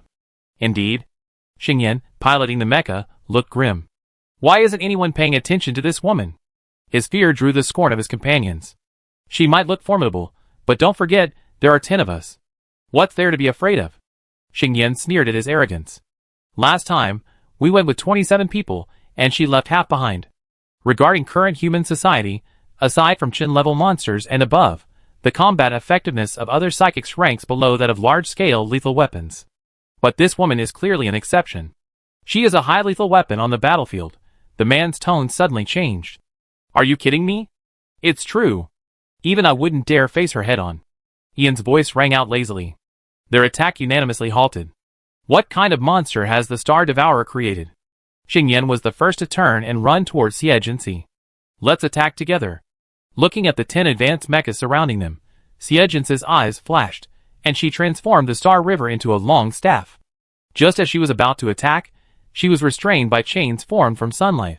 She stood there, completely unable to move. Seeing this, the others immediately rushed to attack. Xingyan, tie her up tight. What's with the strongest experimental subject? That's all. 7 or 8 mechas surrounded them, and as soon as they landed, they were enveloped by a chill. Xingyan cried out inwardly. They only remembered this woman's physical strength and the power of her healing light, completely forgetting that she was also an ice type. The moment her blood froze, green bands of light spread out in all directions, piercing the cockpit. At the critical moment, the supernatural power transfer reappeared, twisting the light bands. Before Xingyan could breathe a sigh of relief, her galaxy, already poised, transformed into a knife and plunged into the cockpit. The speed was so fast that Xingyan's light shield hadn't even formed yet. One of the level 9s broke free from the freezing and escaped. Siegency flung his arms free, breaking free from the chains and leaping onto the fleeing mech. Xingyan yelled, "Stop!" Sunlight condensed into sharp blades and stabbed down. However, Siegency was faster, piercing the mech with a single blade. He rolled away before the ray of light descended. The deceased couldn't even unleash his powers. In a single encounter, she merely showed a hint of weakness and dispatched 8 men. How could this be? Xingyan's eyes flared. You didn't even use your full strength last time. If Siegency had been this powerful, none of them would have escaped. Siegency used his mental power to retract the blades he had launched, twisting his neck. I don't understand what you're talking about. As soon as he finished speaking, he rushed to Xingyan's cockpit. Facing the face, magnified to the point where every pore was visible, a sense of oppression suddenly washed over him. I can't die here. Xingyan's supernatural powers surged wildly, but Siegency easily dodged them. Just as the blade's tip was about to penetrate the cockpit, the dodge light shield suddenly blocked it, stopping it between his eyebrows. An electromagnetic cannon blasted at Siegency. Without even looking up, Siegency held up the light shield, only for it to vanish again. The electromagnetic cannon suddenly struck her. "I'm so awesome!" Ian waved his fist, then his eyes widened. The woman lying on the ground glowed green, her scorched flesh rapidly healing. "Monster!" Ian cursed, leaping from the mech, snatching up the still-breathing star flame, and leaping into the alternate dimension tunnel. After Siegency healed herself, she stood up, completely naked. The group of mechs following behind her froze for a moment, then collided with each other with a clang. She felt no shyness, pulling her clothes from her space button and putting them on. Her headphones were broken, so she simply shouted, "Go to the airport for support first. I'll be right there." She cleared out several advanced mechas and loaded them into the space hub. The enemy forces had dispersed, and under Siegency's strong pressure, they ended the invasion in about half a day. The returning military doctor busied himself around the base, telling Siegency to depart in 2 hours. She decided to return to Mingxi base first. As she entered, a robot clanged up to her. "The cold-blooded, stingy boss is back. You've damaged so many machines. You're doomed." Chapter 266. Even if the enemy were firing their artillery outside the star shield, it couldn't stop Sujio's innate drive for research and development. On the console before him sat a massive mecha arm. As he concentrated, the door to his studio was kicked open. He started, but his hands remained steady. He stopped, shut off the power, and roared in frustration, "Number 1, didn't I teach you to knock? Master, help!" The robot's voice was anthropomorphic and filled with fear. Sujio turned around and met his boss's cold face. "Am I a cold-blooded miser?" The young man's eyes widened in horror. "There are so many rare materials in the base anyway, so it's okay to swindle a little to invent something?" He hesitated, his eyes evasive. "Boss is so generous, with enough funds, can we go to the black market to buy things?" Siegency asked, holding assistant number 1's head in his hand, and walked a little further. But a certain reckless robot was still yelling. Boss slowed down. "Do you know how much the master spent on making me? 200 million. So you feel bad, right? If you do, let me go and don't break it." Sujio was completely dumbfounded. After a long struggle, he stepped forward and pulled the robot, whose mouth was as thin as the waistband of cotton pants, back. He laughed dryly, saying, "This kid is good in every way, except for his nonsense." God, the mechanic, always a materialist and technology-oriented person, began to pray in his heart. "It's good, after all, it cost 200 million. Siegency half smiled. 200 million. Looks like I overfunded it a bit. Not much. Afraid she say the next thing. Sujio threw assistant number 1 away. His legs went weak, and he hugged her legs and started to howl. "Boss, what does a robot know? It only sees the money, not knowing that it's all earned pennies by our subordinates. In our R&D department, everything costs money." He was like a grouchy wife complaining to her scumbag husband, recounting her own hardships and frugality. Siegency glared down at him. "One condition." The young man hurriedly stood up. "You say. Give me control of assistant number 1. Sujio's face froze slightly. Why is the boss interested in robots?" "To monitor you." Siegency crossed his arms calmly. "Cut the budget, assistant number 1 you choose." Sujio gritted his teeth. "Give it to you." In front of Siegency, he changed the owner's authentication information for the smart hub and gave the boss the power keys. Siegency walked around assistant number 1 as it powered back on. "Did Sujio tamper with your intelligence center?" The anxious man beside her glared at her in disbelief. "Boss, you don't believe me?" "Yes." Assistant 1 pointed at him accusingly. "He reserved data modification privileges for himself. He must be trying to secretly modify my electronic ledger." He then proudly put his hands on his hips. "Stupid guy, he's definitely trying to curry favor with the boss." Sujio covered his eyes in horror. "Oh no, I forgot this guy dared to say anything." The next second, Siegency's fists were coming. After having his treasured space button taken away, Sujio tearfully modified Assistant 1's control center, even adding a mental imprint. Now, he tried to build a robot to slack off, but ended up building a bot. While he saved his funding and avoided the backlash of the entire department's mechanics, he lost the opportunity to secretly conduct research and development. He miscalculated. Just when he was about to bang his head against the wall in frustration, 10 massive mechas were thrown in front of him. Sujio pounced on it, eyes gleaming. This isn't a Federation model?" He caressed it lovingly. Imperial? Judging by the materials used, it's got to be at least grade 7, right? Siegency nodded. Find a way to fix it, and you can do whatever you want with it. Okay. Sujio was incredibly excited. Thank you, boss, you're so generous. Forget the funding and freedom. He'd been hitting a wall lately, and if he could use the Imperial Mecha for some research, he'd definitely gain something. Siegency checked the time and headed for the airport. Originally, the Empire's target was the airport's various facilities. Seizing them would be best, but if not, creating trouble would be the best. But because Annan led the remaining troops to hold out, and after Siegency's reinforcements arrived, they managed to hold the position. After boarding the battleship bound for the battlefield, Siegency donned his white uniform again. Here I come, the Imperial flagship. Xingyan emerged from the treatment bay, the woman's oppressive face still floating before his eyes, leaving him with a lingering fear. How are you feeling? Ian came over and handed him a glass of water. It's not a serious injury. Xingyan took the water, then remembered something and asked, have the other soldiers been repatriated? Ian curled his lips. They're all dead? What? The water in the glass spilled all over the floor. Those ordinary soldiers were only responsible for destroying infrastructure. They should have retreated long ago. Who told them to massacre civilians? And yet Siegency left them behind. Ian said lightly. Xingyan's always proud face was filled with confusion. Why massacre civilians? Ian put his hands behind his head. War is basically you humans killing each other. Whether soldiers or civilians, despite your different identities, you're still human. Xingyan was speechless, saying, you have human genes too. Don't. Ian waved his hands repeatedly, a cute smile spreading across his baby face, yet beneath it was a coldness. I'm different from Siegency. I consider myself a star eater. For a moment, Xingyan didn't know how to face the young man before him. He stared at his trembling hands and said, Siegency did restrain her power last time. Why did she do that? Ian said nonchalantly, why else? She just wanted to lose the star map, ignite war, and reclaim power. Xingyan opened his mouth, but said nothing. He guessed it, but he just couldn't believe someone could be so cold-blooded. Soon, Siegency arrived at the Federation's flagship and was immediately assigned to Baiquan's command. Ren Xingjue, who was with her, handed her a space button. I think this would be more suitable for you than the official mecha. Don't refuse. Consider it a thank you gift. He had already been saved twice. Siegency didn't refuse and took out the contents. A light mech. Without heavy offensive and defensive equipment, it emphasized lightness and agility. Combined with the oxygen supply, it was more than enough for her to maneuver in space. Although leaving the oxygen supply exposed would be dangerous, it should be perfect for you. Ren Xingjue nodded with satisfaction.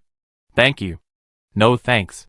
The man smiled broadly at her acceptance of the gift and waved his hand cheerfully. I'd be even happier if you could kill a few more Star Devourers. In the ensuing battle, Siegency encountered the two psychics again. Ian shouted excitedly, his hands rapidly issuing commands on the mech's console. Xingyan, let's go. This time, we must prove I'm better than her. Chapter 267. I give you a squad, commanded. Baiquan looked at the young woman, who was sorting her equipment. After all, she was the top student in the Combat Command Department of the Nagano Military Academy. She should be able to fully utilize her specialties. No need. Siegency jumped into the light mech, her nerves automatically connecting to her body. They only hinder me. The light mech was more like armor, lacking a console and relying entirely on mental control. After a moment's adjustment, she quickly became adept at maneuvering. Then she switched to a more durable high-level energy, and strapped on her oxygen supply. Ren Xingjue, standing by, agreed. It's much easier for her to fight against Star Devourers and high-level psychics alone. Star Devourers also operated individually. Baiquan thought about it and realized that this was indeed the case. He said, do your best, Second Lieutenant Xie. Siegency glanced at him, descended into the docking bay, and flew out of orbit. On the battlefield, Ian was surrounded by 3 black vortexes, doing little else but rampaging through the Federation's camp. His mech was advanced and swift, creating a powerful suction force wherever it passed, sucking in all the warplanes and mechs. Even if Imperial soldiers were sucked in, he paid them no mind. Ha ha ha, die.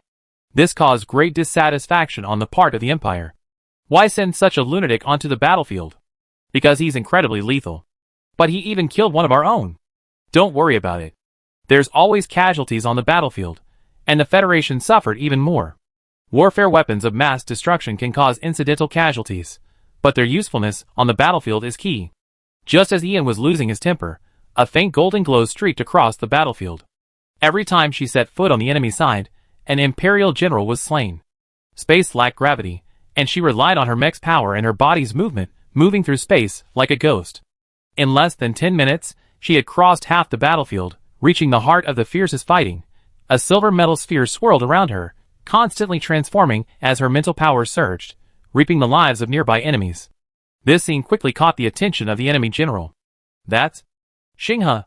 He grabbed the microphone and ordered, "Ian, Xie Jinxi has appeared." The Star Eater had specifically instructed that this woman must be captured. The man pondered for a moment, then entered the small hall behind the command room, where the decor was remarkably elegant and sophisticated.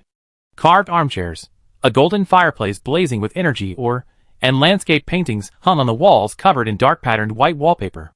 At a round table in the middle, 4 men and women sat playing cards. A tart of pastries and black tea sat beside the table, and a small crystal chandelier overhead accentuated their inhuman beauty. "My lords, Xie Jinxi has appeared." The 4 men, previously focused on their card game, simultaneously glanced at him. What a spoiler. The woman in the red slip dress elegantly crossed her legs. "I was almost lost. Don't forget our mission. Lord Lance told us to bring back the experimental subject." "I really don't understand why Lord Lance said the experimental subject was so dangerous. Why don't we just try it and see?" The men stood up, completely lacking any desire to communicate with the Imperial Admiral. One of them said reluctantly, "Prepare spacesuits, new ones." He didn't even glance at him as he gave the order. The Imperial General clenched his fists, but dared not say anything. He turned and ordered his men to prepare new spacesuits. Meanwhile, on the battlefield, Xie Jinxi was in the midst of a devastating attack when blinding beams of light shot out from all directions. She deployed a light shield around her, only to have it vanish again. She had anticipated the outcome and activated her mech to dodge. You learned your lesson this time." Ian smirked and wiggled his fingers. The next second, several light shields spread across the battlefield. Xie Jinxi, using the light shields as a springboard, began to rapidly approach him. Knowing he was her target, Ian fled without hesitation. Behind Xie Jinxi, Xingyan and a group of high-level psychics were also closing in, trapping her in repeated encirclement. But each time, she used the light shields to step on and escape. Ian watched. "I don't believe you can still jump without superpowers." So he stopped and removed her light shield. At that moment, Xie Jinxi's mental power struck, sending him reeling. Then, stepping on the last light shield and pushing hard, she appeared in front of Ian in the resistance-free space as if teleporting. Looking at the light mecha standing in front of the cockpit, the young man's grim smile turned to terror. A huge black vortex appeared beneath him, and he tried to escape, but was blocked by Xie Jinxi's light shield. Even if he was moved away in an instant, that short moment was enough for Xie Jinxi to drive his long sword into the cockpit.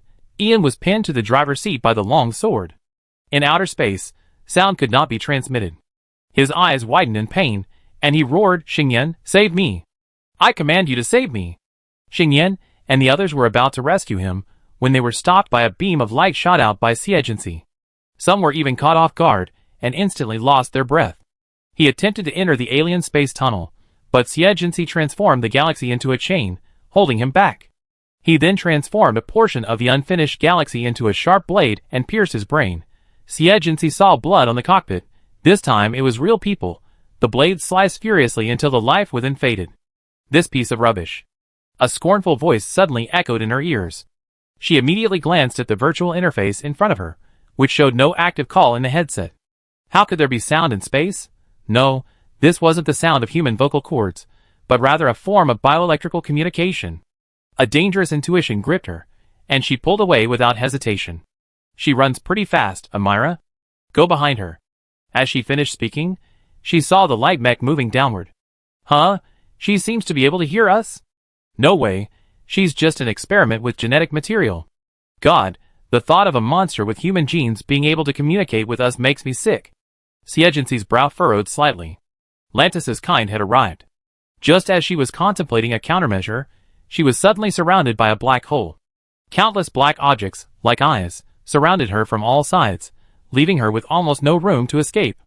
3 men and 1 woman in space suits emerged and attacked her without a word. Xie Jinxi immediately fought back, But the mecha's reactions were ultimately controlled by mental power, and before she could mount a defense, she was kicked away.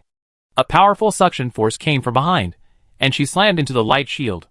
Just across the shield was a passage to another dimension. Chapter 268. Siegency's predicament was quickly discovered by Baikuan and the others. I go rescue her. I order you to stop. Bai Yoyuan's decisive voice came from the headset. It's useless for anyone to go. Wait for her to figure it out. Siegency had been set up to deal with the Star Devourer in the first place. If she couldn't do anything, they would have to prepare to retreat. Baikuan felt a little reluctant, but... Kuan, you've lost your composure. Bai Yoyuan's voice startled him slightly, and he suddenly knocked down the console, blasting the enemy attacking from behind into dust. I understand. Below the battlefield lay an area that neither enemy nor enemy dared to touch. If anyone entered any of these areas, they would be swept in. Siegency was surrounded, and the Star Devourer's physical strength was particularly formidable. The woman's punch sent a dent in the light mech. She crashed into the black hole again, but was again stopped by the light shield. Tisk, it's indeed the healing light. How could the sacred healing light be bestowed upon such rubbish? That's why it should be taken back for a thorough dissection. The man attacked again. Siegency dodged with remarkable speed this time, only to be attacked again from behind. No escape. She draped herself in green light armor, blocking the attack. The woman grinned fiercely, a black hole the size of a soybean appearing in her palm, unexpectedly breaking the light shield. This woman's level was clearly higher than the other three, and like Lantis, she was no match for her. The woman aimed at her nourishment equipment. Siegency's pupils shrank sharply, and without further ado, she extended her light band to cling to the black hole. But the light mecha couldn't fit through the gap. She leaned against the black hole, shielded by a light shield, and faced 4 Star Devourers simultaneously. I know you can hear our language. Give up resistance. The woman's voice was extremely charming. Since you're so powerful, we reluctantly treat you as one of our own. Siegency draped the galaxy over her, and with a green glow, she condensed a line of words. I have a question. Why do you support the Empire? She took a final deep breath, and the galaxy completely enveloped her. The woman smiled softly, and was about to answer, when the green light suddenly intensified, blinding them like the sun, causing them to close their eyes reflexively.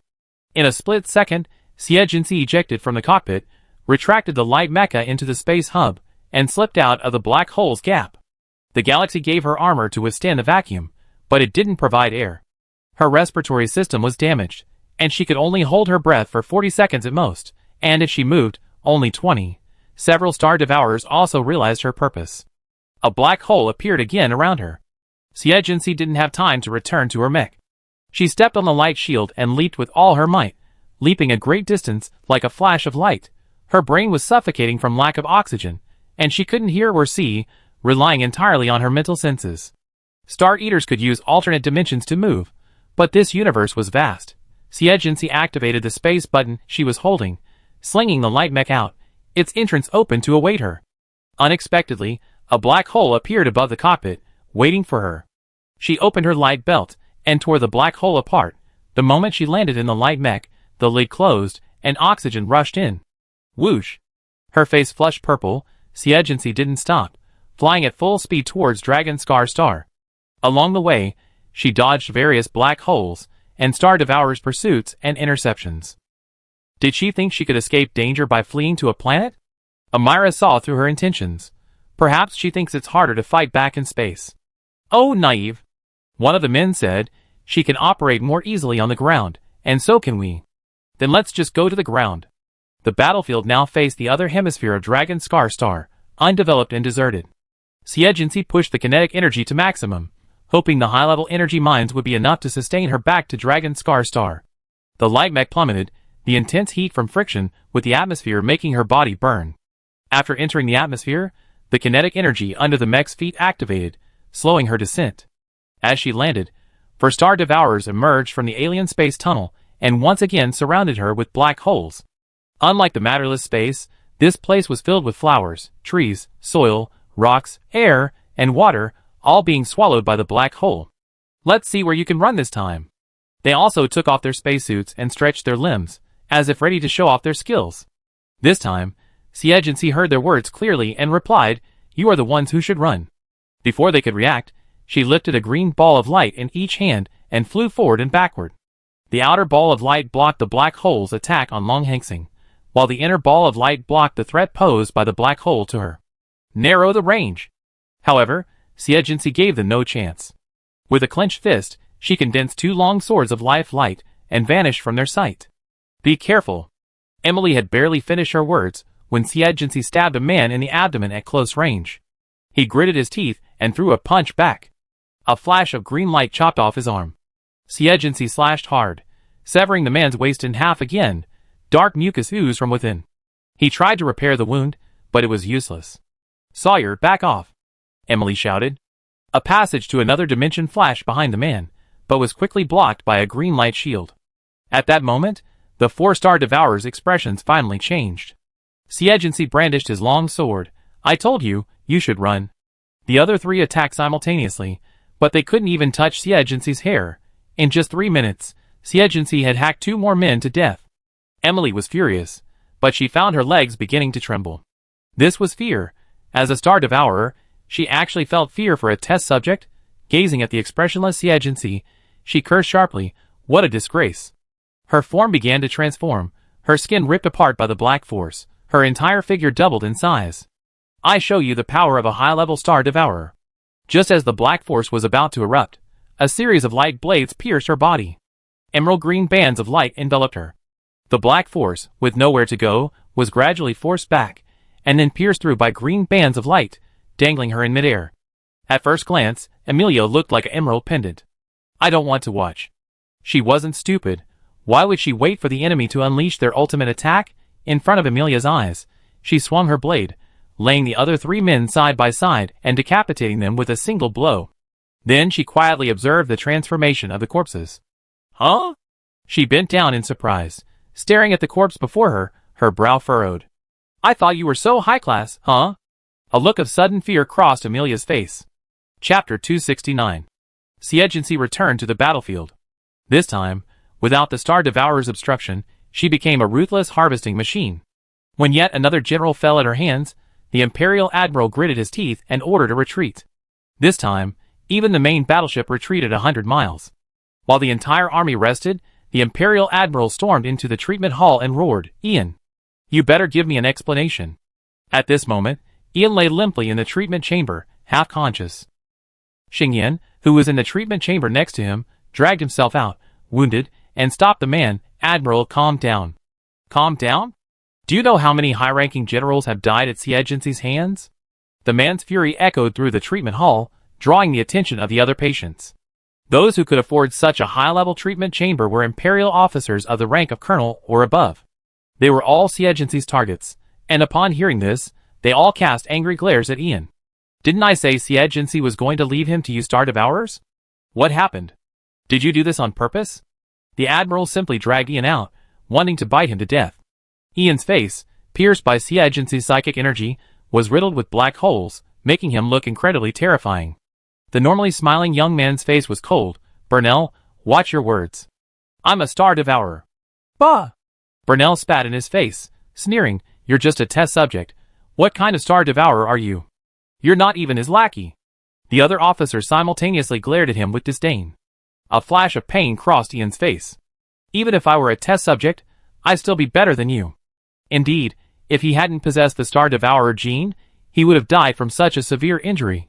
But it was also because of the Star Devourer gene that the injuries he sustained from Xie Jinxi's superpowers could never fully heal. If it weren't for the Star Devourer, you would have been wiped out by the Federation long ago. Ian continued to taunt. This completely ignited the Admiral's rage, and he grabbed him by the neck. I kill you first. Xingyan couldn't bear it any longer and grabbed the Admiral's arm. General Burnell, Ian is still injured. But Burnell pulled him away. You're using a nice guy like you to intercede? Get out of here. The young man, still seriously injured, flew far away. A huge vortex appeared around Ian. You're courting death. Everyone was shocked. Has he gone mad? He summoned a black hole into the spaceship and attacked the Admiral. Those who had the energy to fight immediately mobilized their superpowers in anger. Xingyan was horrified. Stop! If this fight breaks out, what will happen? Just before disaster strikes, a white hand reaches out and retracts the black hole. What's going on? Lance's appearance is like a powerful tranquilizer, calming everyone down. He looked at Burnell, who was strangling Ian. Admiral Burnell, do you have any opinions about the Star Eater?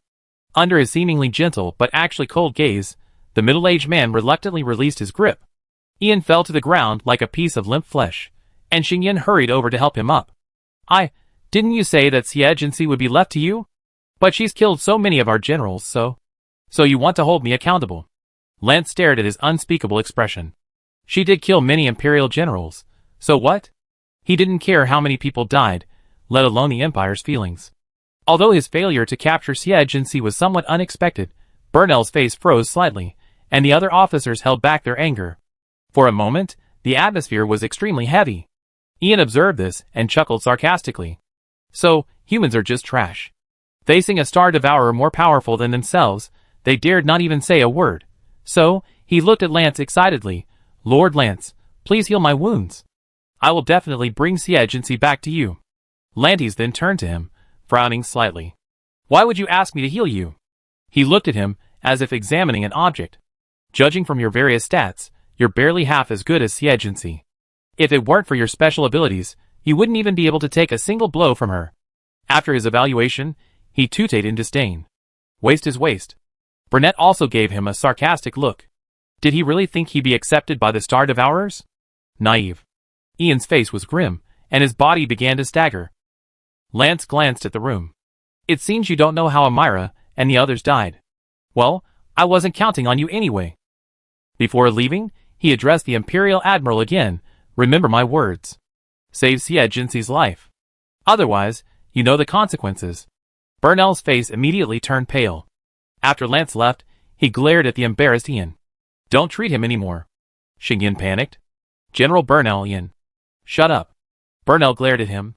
I took you under my command because you're young and promising. I only agreed to let him enlist because of his connection to the Star Devourer, and this is what he ended up with. What bad luck. Before leaving, still feeling unsatisfied, he said, tell him to get out right now. If he's still on my warship in 2 hours, Xingyan, you get out too. With that, he stormed off, leaving the two young men to support him. I'm leaving. Ian pushed Xingyan away. Do you really think I want to hang out with these humans? Ian, you're still seriously injured. How can you leave now? Xingyan held him back. No one can heal me except the Star Devourer. Just then, the officer lying in the treatment pod next to him said coldly, Xingyan, I advise you to stay out of this scumbag's business. He have to go back and ask the Star Devourer to heal his wounds. Maybe even if he begs for mercy, he won't see him and won't pay any attention. These people were talking one after another, making Ian's face turn pale with embarrassment. Xingyan watched, gritted his teeth, and said, I take you away. Everyone, including Ian, was shocked. No need for your fake kindness. Ian pushed him away. Burnell is right, you're just a pushover. Get out. But he didn't move. I go pack my things. Xingyan, don't be impulsive. That's right, it's not worth it for someone like that. The others hurried to persuade him. Xingyan might be arrogant, but he was kind and well-liked. Think about how much the Admiral has invested in your training. He struggled slightly, but gritted his teeth and shook his head. I've made up my mind. Ian stared at him in astonishment. Why bother? The young man smiled. We grew up together. We promised to protect you. I made a mistake once, but I won't make the same choice this time. Chapter 270. After a brief truce, the Federation finally caught a breath. Xie was ordered to the hospital ship to treat the soldiers severely injured by the Star Devourer. Everyone looked at her with awe and amazement wherever she went. Simply because her ferocious fighting style on the battlefield was too astonishing. According to battlefield surveillance satellites, 10 high-ranking enemy generals and 203 senior officers had died at her hands, while countless ordinary soldiers had been killed by her supernatural powers. Also, there were high-level supernatural mercenaries who participated in the battle, who were one of Xie main targets. In the end, they ignored the agreement signed with the Empire and turned around and fled. What a brilliant victory! Unprecedented in the military, it is unlikely to be repeated. If it weren't for the Star Devourer interfering, she might have been able to directly attack the enemy's flagship. Meanwhile, Burnell was counting the death toll. When he saw the death toll of officers above the rank of Brigadier General, he practically crushed the armrests of his chair. Damn it! He pointed at the screen in anger. Xie alone killed so many high-ranking generals. How much effort did the Empire put into training a major general? And yet, Xie killed 10 of them in a flash, including a lieutenant general. It's safe to say that few officers who went into battle returned intact. The officer in charge of statistics had a grim expression. That Xiejinsi fought alone, targeting those with powerful superpowers. There's nothing we can do about it. The memory of being hunted by that green superpower on the battlefield was still vivid in his mind. Burnell was enraged at the thought. We have so many advanced mechas, so many high-powered weapons, so many soldiers and officers. Is there really no way we can deal with her? Forcing them to retreat with just one person is unheard of. The officer stammered, there's really no way. Meeting Burnell's murderous gaze, he quickly corrected himself. It's mainly because her combat capabilities far exceed those of level 9. I guess only a Qin-level expert can deal with her. He trailed off as he spoke. Everyone knew that Qin-level experts couldn't appear on the battlefield. Burnell's expression grew increasingly serious, and just when he was about to admit his mistake, he nodded, you're right. Burnell felt unusually relieved after making this decision. But since we're retreating, let's deal with the other side first. On the Federation fleet side, Xiejinsi was holding a large saw, aiming at the patient's leg as he watched the patient stare in horror. Just as she was about to strike, Manny pushed through the crowd and came to her side, whispering, Second Lieutenant Xie, Lieutenant General Bai wants you to see her. Xiejinsi felt a little regretful. She had only sawed off 7 people. She had no choice but to leave, leaving behind a green light shield. When she arrived at the main ship's command room in her mecha, all the officers above the rank of colonel were already there. Bai Zalen stood at the doorway with his hands behind his back. After Manny opened the door for her, he also stood by the doorway in the same position. After entering, Bai Yuan said, Second Lieutenant Xie, you're just in time. I have a mission for you. She glanced at Bai Yuan, who frowned slightly, a look of disapproval. Based on the current situation, she quickly guessed the reason. The Lieutenant General wants to send me with troops to support Admiral Min. Bai Yuan was surprised by her perceptiveness, but nodded. Yes, after the Empire withdrew its troops from our area, it sent reinforcements to General Min's side. They were now completely vulnerable, and could not stand by and watch the Songyang Legion be annihilated. Being defeated piecemeal like this, coupled with the loss of Longhan Star, would be a disaster for the Federation. But they had averted disaster, but they had delivered Xiejinsi into General Min's hands. She had no doubt that once she had fulfilled her role, the old man would mercilessly kill her. Bai Yuan also took this into consideration, and did not approve of her going to support. But Xiejinsi didn't object immediately. Instead, he asked, I have a question. What if the Star Devourer reappears after I leave? Second Lieutenant Xie, the current situation is that the Star Devourer has also appeared on General Min's side. Bai Yuan's side, we're also worried that if our forces are dispersed, we won't be able to withstand the enemy's next attack. So we can only bet that you can arrive faster than the enemy can invade again.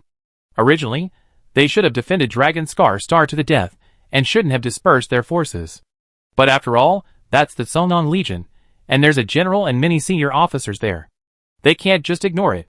The Marshal will arrive on Dragon Star in 5 hours, so we can hold them off. If Xiejinsi is the ultimate weapon, then Bai Yuan is the stabilizing force. His arrival undoubtedly brought a sigh of relief to everyone.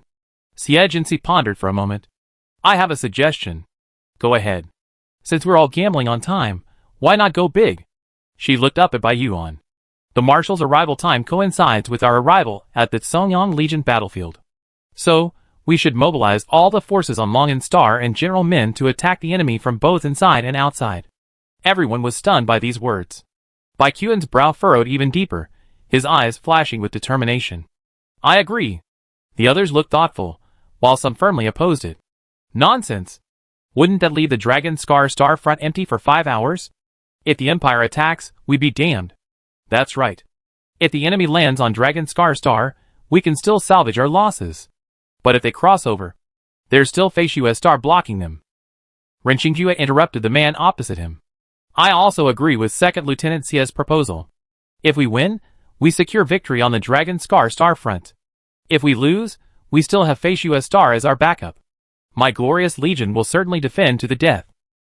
Although Dragon Star uses Nagano Star as a backup base, Frail is actually the frontier defense before Dragon Star is developed. Looking at the star map, Frail, Dragon Star, and Border Star number 2 form a triangle. Admiral Min was near Dragon Star, and it would only take 5 hours to get there. By the time they arrived, the Marshal would have almost reached Dragon Star, making this plan completely feasible. And even if the enemy penetrates deep, the Glory Legion will be there to defend it. Bai Yuan's thinking became increasingly plausible, and he slammed the table and stood up. I consult the marshal immediately. With that, he contacted Bai Yuan. When the man's virtual image appeared, everyone in the conference room stood and saluted. Bai Yuan returned the salute. After hearing Xie Jinxi's suggestion, he didn't agree. Too risky.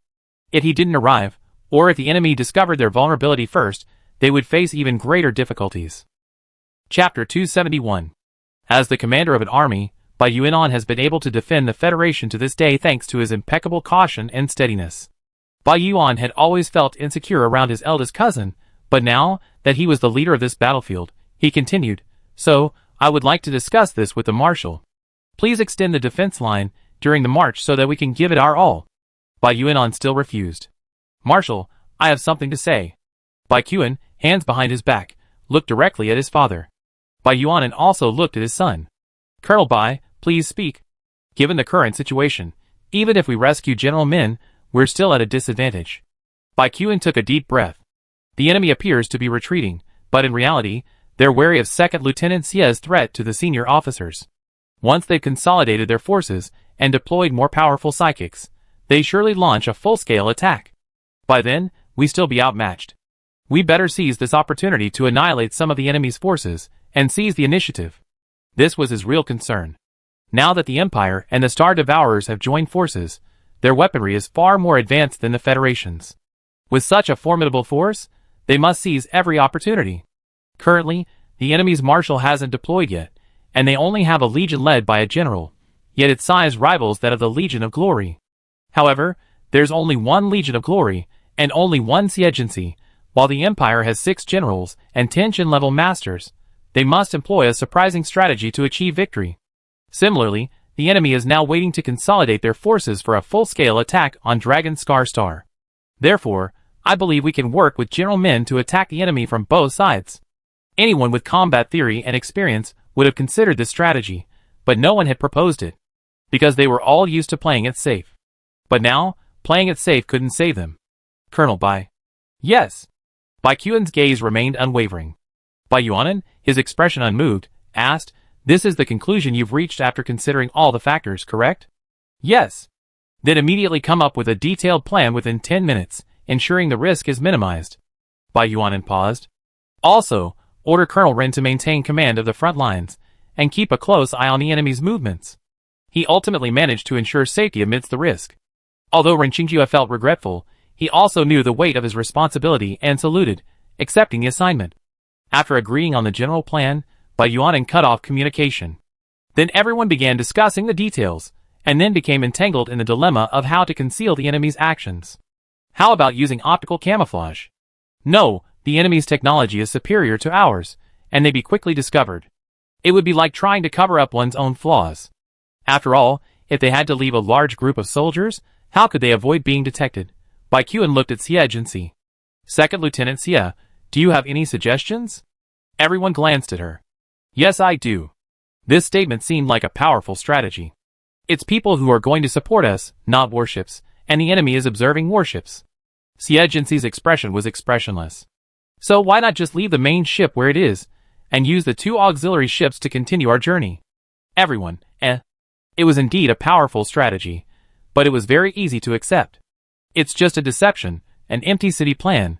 They already needed to constantly travel back and forth to Dragon Star for supplies. 2 auxiliary ships alone wouldn't matter if the enemy saw them. Bai Yuan immediately made the decision, let's do it. As for the issue of the auxiliary ships lacking space, leaving them unable to carry other supplies after loading personnel and mecha fighters, that was completely ruled out. After discussing it, they immediately took action. Most of the soldiers crowded into the auxiliary ships, even the aisles were packed. Before leaving, Xie Jinxi had deliberately left traces of her supernatural powers on the treatment ship to create the illusion that she hadn't left. At least it will keep the enemy from making a move. Bai Yuan was slightly surprised. After traveling such a long distance, she had actually managed to control her supernatural powers. How powerful must her mental power be? After everything was done, the 2 auxiliary ships departed. Ren Qingjue, who remained on the main ship, had initially felt a little regretful, but as the army departed, he became nervous at the sudden emptiness of the main ship. To avoid detection, the soldiers patrolling outside the battle line did not withdraw. But the main ship and a dozen smaller warships were completely empty. It was like facing a pack of wolves. With no bullets in his gun, relying solely on intimidation, he didn't dare constantly monitor the enemy's movements, fearing they might spy on him. An hour after the main force left, scouts reported that the enemy hadn't made any movement, and he finally breathed a sigh of relief. Explore again. His heart was tormented, yet he finally managed to survive 5 hours. When he saw the Glory Legion's fleet, Renchingua nearly burst into tears. At the same time, Siegency and the others had arrived at the outskirts of the Tsongyang Legion's battlefield. Admiral Min, having already learned the news, slammed the table. Finally, they're here. Counterattack immediately. The constant defense was killing him. By the time the Empire received the news, the siege had already begun. As he was surrounded, the Star Eater launched a portal through the alternate dimension. He dove headfirst into it, but collided with a green light shield. When he saw the approaching light mecha, he was completely stunned. Didn't they say this woman was on Dragon Scar Star? Death happened in a flash.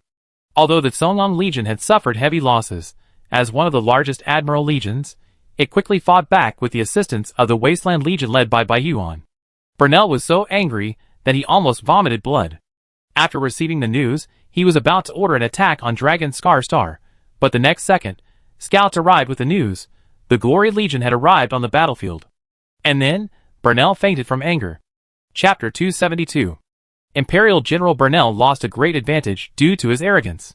When he failed to capture Dragon Scar Star immediately, he became the Empire's center. Haha, some people boasted so brazenly at the time that they could capture Dragon Scar Star in just one cosmic calendar day, but what happened? Faced with the jeers from the other admirals, Burnell's face darkened. He simply said, Baiyuan's Glory Legion has already been dispatched. Hurry. Glancing at the young man in the upper position, he couldn't help but rub his fingers guiltily. Marshal, if Siegency isn't dealt with soon, it could lead to disaster. With these words, the sarcasm in the other admiral's eyes became even more pronounced. I heard it was this girl who forced you to retreat, and then lost the initiative on Dragon Scar Star. Just a test subject. Even if she's capable, she can't withstand our high-energy weapons. Burnell, you're such a coward. Anyone would get angry after being ridiculed repeatedly. Burnell had originally remained silent because he felt in the wrong, but now he couldn't help it. Sounds nice, but if you have the guts, don't run when you meet us. Anyone who runs is a jerk. Just as an argument was about to break out, the man in the upper position raised his eyes, and everyone immediately fell silent. Ling Xian will arrive at the Dragon Scar Star battlefield soon. Siegency will hand it over to him. Keep this matter secret from the Star Devourers. The young man had silver hair and a face as emotionless as a robot. His voice was metallic, cold and stiff. Hearing that the Star Devourers weren't participating, Burnell frowned, but said nothing. In other words, if Ling Xian couldn't use the extra-dimensional channel, he would have to hold out for at least 7 more cosmic calendar days. But Siegency alone, along with the Glory Legion, presented a significant challenge. The silver-haired young man then ordered, also, tell Admiral Enge to immediately reinforce the Dragon Scar Star battlefield. As ordered by the Marshal. After exiting the video conference, Burnell breathed a sigh of relief. Pass the order down, rest for a while, and wait for Admiral Enge's arrival before attacking again. He wouldn't go alone again. Outside Dragon Scar Star, the Wasteland Legion, Baiyuan, and the others who had been responsible for the support, returned triumphantly. They had squeezed into 2 cramped auxiliary ships on their way there, and returned aboard the Tsongyang Legion's warships. At this moment, General Min sat in the command room, looking worried, and asked his adjutant, is there really no solution? The adjutant's face was filled with bitterness. General, we're in space. We can't just conjure anything out of thin air. Just then, Baiyuan walked in, wiping his mouth, and asked, General Min, is there any food left? None of us brothers have had enough. General Min's expression shifted again, and finally he stood up, pointed at him, and roared, I've given you all our rations. My men are still starving. Really? I said no, and I mean no. They were on patrol, originally planning to resupply Face US Star. They'd been running low on supplies after encountering the enemy for so many days, and now this guy, with the Wasteland Corps, hadn't brought any supplies at all. It took almost 50 hours to completely annihilate the enemy, and just as they were about to celebrate, they were embarrassed. Even their compressed rations were almost gone. He split a compressed biscuit in half, and reluctantly shared it. An entire army of generals, and they don't even have food. Baiyuan grumbled, curling his lips. We came all this way to support them, and we're still starving. General Min was furious, yet also a bit embarrassed. He waved his hand impatiently. Get lost. You've been rewarded for your support, so go ahead and starve.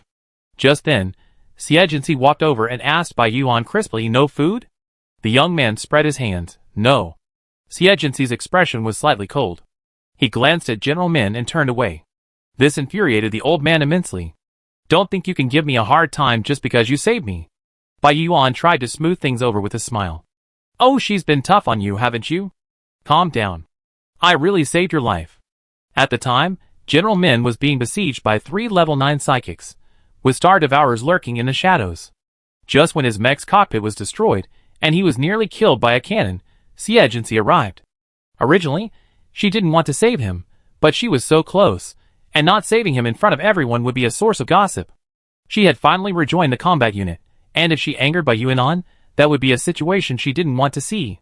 Another crucial point, saving the Admiral earned her a significant amount of merit. For all these reasons, she finally rescued the old man from the siege. She wasn't particularly concerned about the tool man's reaction. Luckily, the battlefield was close to Dragon Star, so they have food in 5 hours. Because the enemy had temporarily withdrawn from the Federation star system, the Wasteland and Sungyon legions were able to return to Dragon Star for reorganization. General Min had previously monitored progress through data and photos, but upon arriving in person, he couldn't help but sigh in admiration. You built so much. You're quite capable. The tone was as if he were inspecting the progress. Bai Yuan rolled his eyes, and the others ignored him.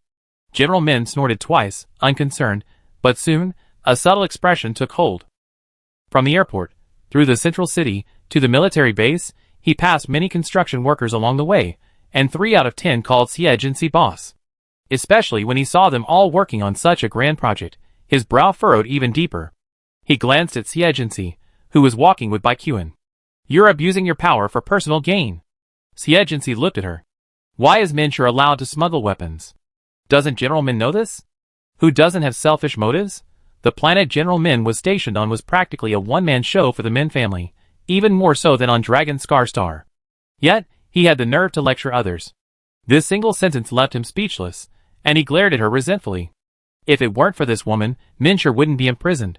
Bai Yuan gave Bai Yuan a gloating look. Only Xie could cure this old, brain-dead bastard. After the break, Xie returned to Mingxi base, and went to the biological laboratory on the basement level. Compared to the mechanics, the biotech staff was smaller, but almost all of them were research enthusiasts drawn to her unique healing powers. The boss is here.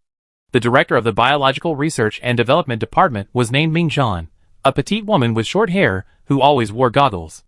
Seeing her, he eagerly approached. I've tried everything to dissect her, but haven't been able to. It looks like you need to do it yourself. Okay, I hold the knife, and you record the data. As they spoke, they made their way to the sterilization room, changed into sterile gowns, and entered the gleaming white laboratory. On the operating table at the center, a woman bound by green light opened her eyes. Upon seeing Xie, she could no longer conceal her fear. Chapter 273. In the brightly lit biological laboratory, as a scalpel, condensed from emerald green light, sliced through flesh, a woman's shrill screams echoed.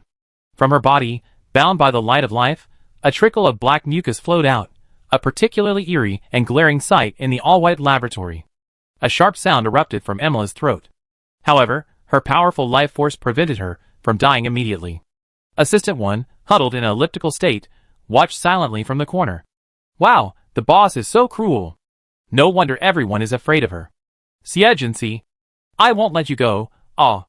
She tried to mobilize the power of the black hole, but under the suppression of the light of life, she could summon no strength. Xie ignored her, her knife precisely removing the internal organs and proceeding to a more detailed dissection. Mingzhan, who was in charge of recording the data, watched her skillful and precise knife work and felt as if his obsessive-compulsive disorder was about to be cured. After glancing at the vital sign next to her, she immediately said, Boss, the subject's heart has stopped beating. Xie raised his hand and revived Emilia. The miraculous scene once again filled Mingzhan with amazement. The healing powers awakened by humanity today, no matter how special they were, could only treat external injuries. Internal injuries required combined surgical intervention. For example, internal bleeding required treating the blood clots before stopping the bleeding. But her boss's healing power was so unreasonable. No matter the injury, he simply cast it. It could heal humans, beasts, and even star devourers. It was truly amazing. After thoroughly dissecting Imola, even obtaining analysis data down to her hair, Siegency stopped casting the healing light. Then began recording her death. After Emilia completely lost all signs of life, a miraculous scene occurred. Black energy slowly emanated from her corpse, gradually transforming it into the form of an elderly person, its internal organs and bones shrunken. Finally, it shriveled to the point of being as shrunken as a cardboard shell. So the Star Devourer relies entirely on this energy for support. This was the conclusion drawn from the corpse's behavior. Siegency looked at Mingjan, who was buried in recording, and asked, compared to the alien beasts, is there a big difference? The petite girl tilted her head back, as if she had discovered a new world. Not much, really. She adjusted her goggles. The Star Devourer uses the power of black holes, while the alien beasts use the same supernatural powers as humans, but their structures and powers are very similar. It's just that, in terms of appearance, the Star Devourer is more human-like. Sure enough. That's why she said earlier that the Star Devourer wasn't as advanced as humans thought. Will you submit the results to the military? No. Siegency said seriously, I request confidentiality. Okay. When the alien beasts first appeared, they caused great trouble to humans. However, as psychics grew stronger and dissected the alien beasts, the threat was significantly reduced. But no one had ever been able to obtain a specimen of the Star Devourer, not even the military, until Siegency showed up. Mingjan clutched the stack of papers tightly, her heart pounding. Oh my god, she had the rarest research data in the world. This was so exciting. As for what her boss would do with the information, she didn't care. But she was enjoying being a part of it. Mingjan looked at the sticky black mist trapped in the glass bottle, trapped by a green glow. If we expel the power from the Star Devourer, or disrupt its flow, we can subdue it. Just get the idea. You and Shujo can discuss the specifics. Siegency glanced thoughtfully at the bottle, and flicked the switch next to the test bench.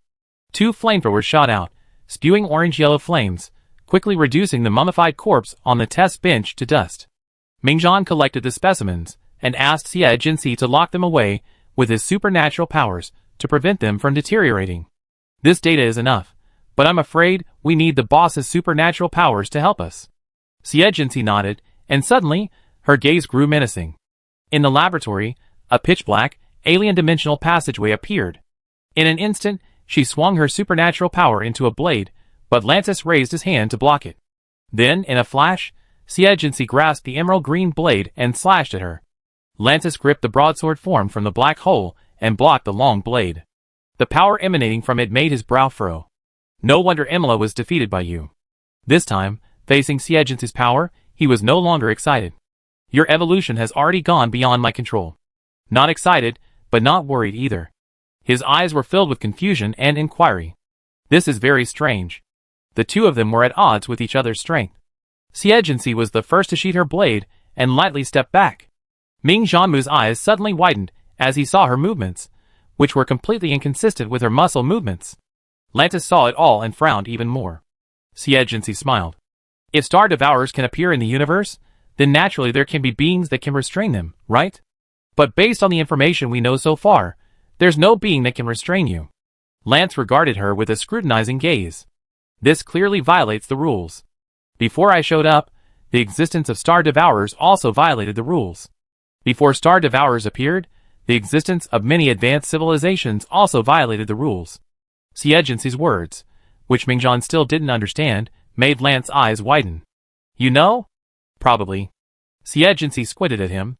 So I'm asking for confirmation now. The next second, a blinding green light illuminated the laboratory. Lance immediately went on the defensive. As he and Siegency engaged, Assistant Number 1, who had been waiting, suddenly fired a green beam at Lance. Whoosh! Lance stared at the dark hole in his chest, at Assistant Number 1, who was gloating. He'd fallen for a trick. This woman had guessed he'd come today. She already known the Star Devourer's secret. As the dark power rapidly faded, Lantis's movements and strength weakened, giving Siegency the opportunity to slash him repeatedly. In the blink of an eye, he was cut into pieces. He writhed on the ground, then vanished with a thud. It was his clone.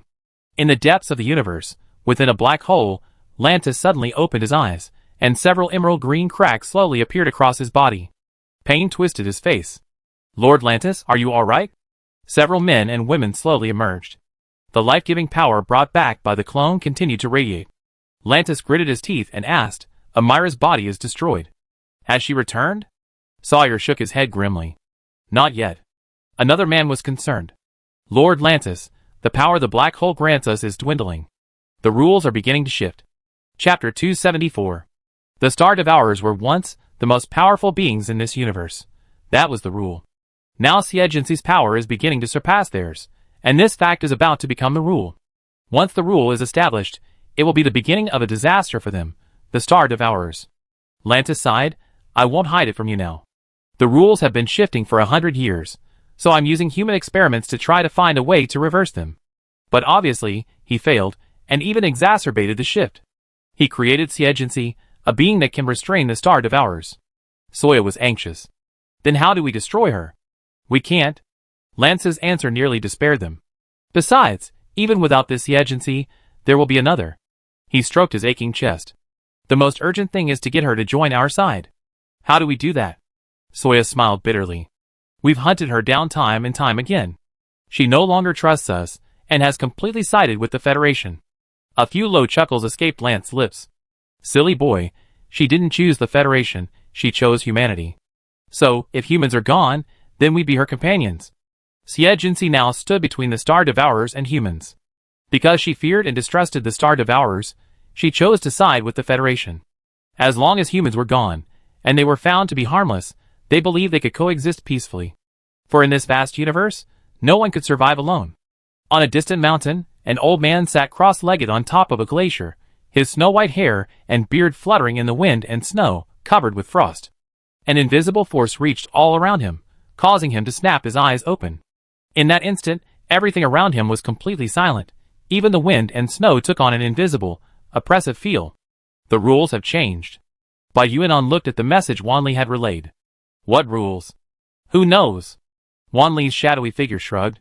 The old man hasn't uttered a single word in 100 years, and now he's suddenly spoken, and only 5 words. Old Master Lin rushed over to ask what he meant, but you know, he's deducing the secrets of the universe again. Compared to Wanli's indifferent attitude, Bai Yuanan took it very seriously. Old Master Chio's mental power has long since reached a level we cannot even begin to reach. Since he's come to this conclusion, it must be something extraordinary.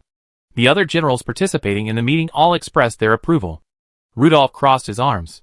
Considering the current situation, it definitely means we're certain to win. Marshal, why don't you send me to the front now? Jingen yawned. Look at the bigger picture. The rules of the universe have changed. Are they biological rules, or physical rules? For example, a new species? Or a shift in planetary gravity? Or perhaps a shift in the power system? Connors frowned slightly. Perhaps it's a change related to human survival. Jingen rolled his eyes at him. That's nonsense. Prisoner has been spewing out this kind of information for centuries. Isn't it related to human survival? After a long discussion, everyone finally concluded that it was related to the Star Devourer. Let's wait and see. Changes on this level are bound to have traces.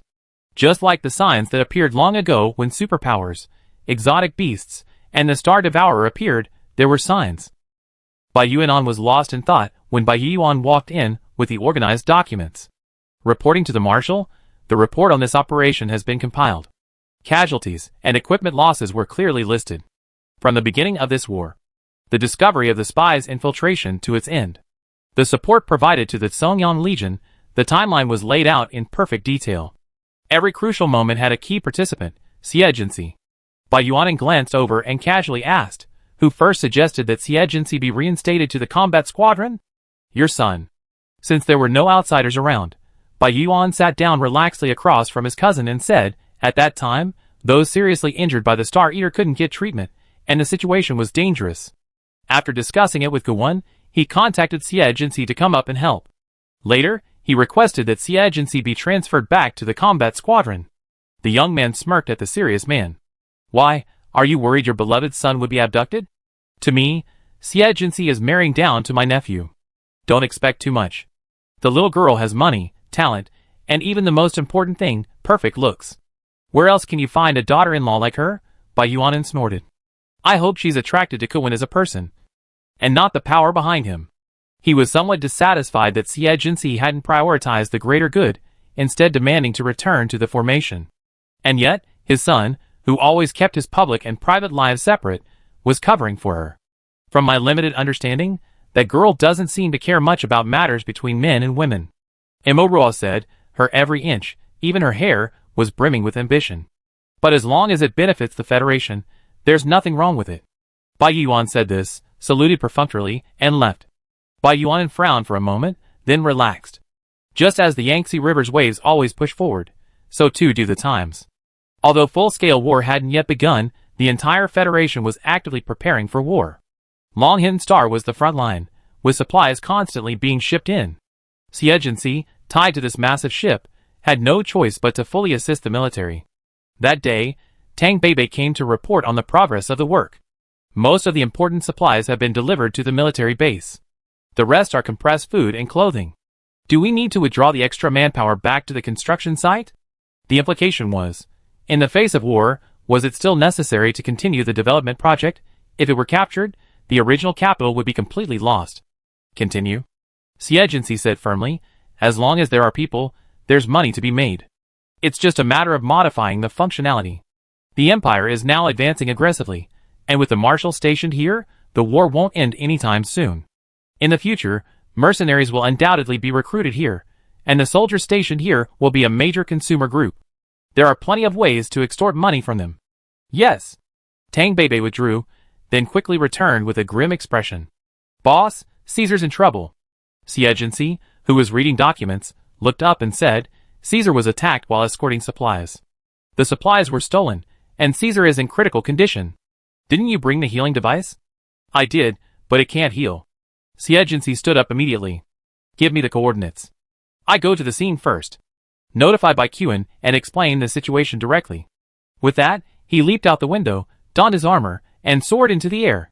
Tang Beibei hurriedly followed his instructions. Hello, Colonel Bai. Chapter 275. Strictly speaking, the stretch of road from the airport to the military base is currently the busiest section of Longhin Star. Even Xie Jinxi hadn't expected a robbery to occur. The victim was the currently powerful Mingxi group, and most of the onlookers were gloating. On both sides of the street were half-built buildings, and many tall machines were parked in standby mode nearby. One transport truck had crashed into a wall and was stuck, while another overturned on the road, spilling supplies, but no one cared. Other vehicles were parked crookedly on the roadside. The Mingxi caravan huddled under a lamppost. Captain Caesar, hold on. The boss is coming. Caesar's chest was ripped open, his shattered sternum impaled on his heart and lungs.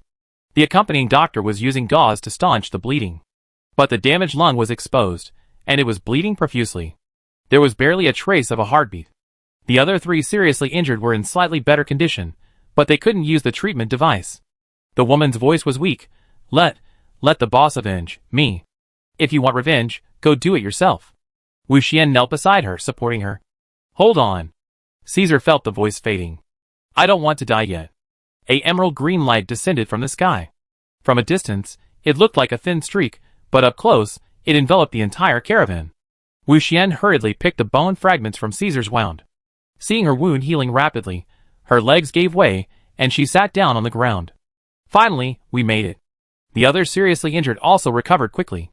By the time everyone regained consciousness, Xie Jinxi had landed on the overturned car. She looked around, her expression icy.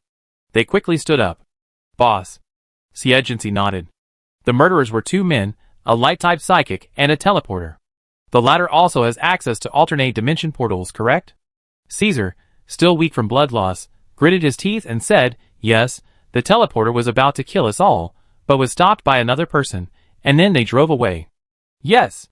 Xie Jinxi donned his armor again, and chased after the transport truck. The chilling murderous intent it left behind made even Caesar and Wu Xian shiver.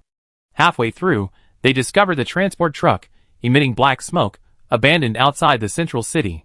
The food and daily necessities on board were much less. The remaining items had been burned. She frowned slightly. Why were they only looting supplies? At the same time, outside a cave, an alternate dimension portal appeared, and Xingyan helped Ian out. After having him sit down at the cave entrance, she gathered firewood and built a fire. Ian, can you still hold on?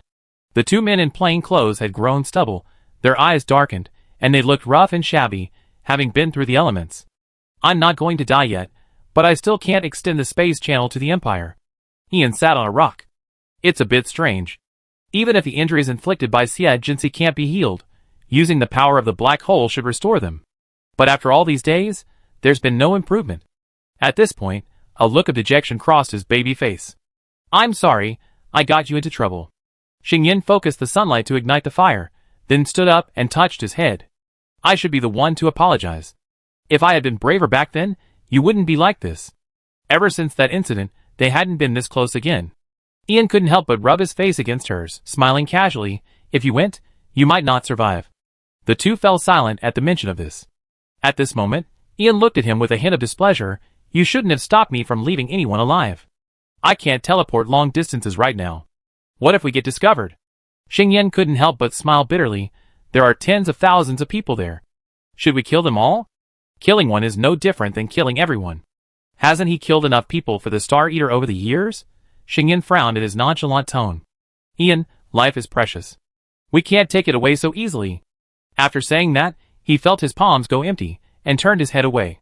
That's what you think. In my opinion, everyone except you and me deserves to die. Looking at the young man, with a cold look in his eyes, Xingyan sighed, his heart filled with bitterness. At that moment, alarm bells rang loudly within him. He felt a familiar sense of oppression, and turning his head, he saw a figure suddenly appear in a nearby tree. The two of them, in perfect sync, launched an attack without a word. Unfortunately, before they could activate their powers, they were both struck by green blades of light. Xingyan's eyes widened in disbelief. Even though his mental power was much lower, he was still only level 8, and now, he didn't even have time to react. Ian couldn't help but tremble. How could this happen? Even if he had been defeated by this woman several times, it would never be like this. Fear rose from the depths of his heart, like an instinct. Could it be because they were of the same kind? You? Xie sharp eyes swept around, revealing no companions or ambushes. Stepping on a light shield, he approached them, amusement filling his eyes. Abandoned? I had thought they were troops sent by the Empire to raid its military bases, but it turned out to be just these two, both seriously injured. Ian felt embarrassed. What do you care? I can get by anywhere. You little bitch. He met Xie deep eyes mid-sentence, and his words froze in his shell. Shit, what's going on? Xingyan saw this, thinking he was frightened. With difficulty, he swallowed his pride and pleaded with Xie. We were indeed driven out. We are no longer of any value. You can kill us or chop us up as you please. But can you spare Ian's life, considering we are of the same species? He's not one of the same species, but prey. With a flick of his finger, a green beam of light pierced Ian's heart. Staring at his limp body, Xingyan was overcome with grief. He struggled fiercely. Ian, don't fall asleep. Use the black hole. Hurry! The young man's mournful cries echoed across the wilderness. Ian! Look at your brother. Puff. Seeing the light band piercing his heart, he glared at Xie angrily, then closed his eyes in relief. Xie wrapped the light band around the two bodies and took off. Sighting the approaching military helicopter through the clouds, he flapped his wings and flew over. How's it going? Baikuan asked as loudly as he could from the doorway. The strong wind muffled his voice, and Xie displayed the light band in his hand. Baikuan immediately stepped aside, his vision blurring as he heard the sound of something heavy falling at his feet. Looking down, he was surprised. It's them?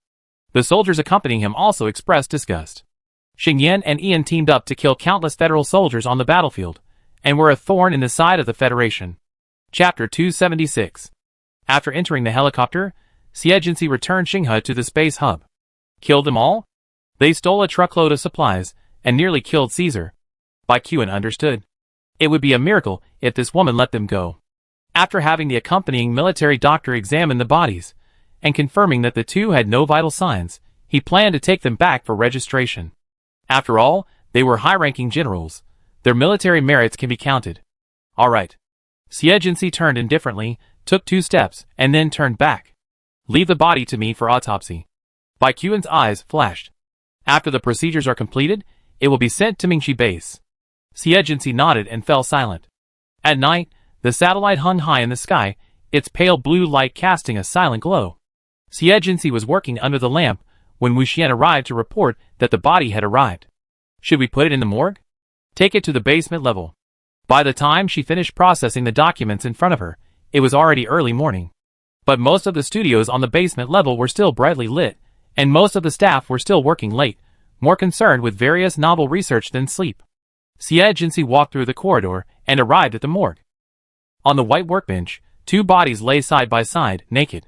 Ian's body was covered with many forensic sutures, like an ugly centipede crawling all over his body. Huh? She knew the military would never miss the opportunity to study the combination of humans and planet eaters. She had no idea what had happened to this thing inside. Wu Xian saw the boss standing in front of the body, his 5 fingers spread out. In the past, the boss had always saved people by spreading the light of healing, but this time was different. The 2 corpses glowed, swirling like dancing fireflies. Then, their chests began to rise and fall. He clutched his head in horror. He had resurrected. It hurt so much. Ian opened his eyes, abruptly scrambled to his feet, and glared at Agency fiercely. You devil? This woman had drained the life force from their bodies, leaving only a tiny sliver, undetectable. It was like a dying fire, with only a tiny spark at the very core. Within a certain time frame, they could be revived. To outsiders, they appeared dead. But in reality, they were still conscious. It could be said that they were being dissected almost without anesthesia. Recalling the pain of the scalpel slicing through flesh and the pain in their internal organs, he shuddered. What does Miss Xia want us to do?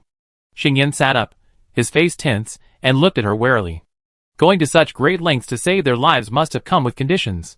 No need to do anything for now. Agency said, waving at Wu Xian. Get them work permits, and then create biomimetic skin. It's a shame she didn't have a plastic surgeon on staff, otherwise it would have saved her a lot of trouble. 2 level 8 experts, even if they were just working as bricklayers, would have saved her a lot of money. But they can't be used on Dragon Scarstar, otherwise the military would notice their abilities as soon as they were unleashed. After making all the arrangements, she implanted mental imprints on the 2. Wu Xian couldn't help but marvel at her boss's audacity, actually defeating the enemy right under the military's nose.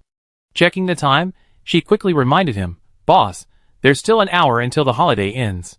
Because the Wasteland Legion and other garrisons had been meritorious in defending the enemy, they were eligible for a 2-day leave, and Agency certainly didn't miss the opportunity. Those 2 days proved quite fruitful.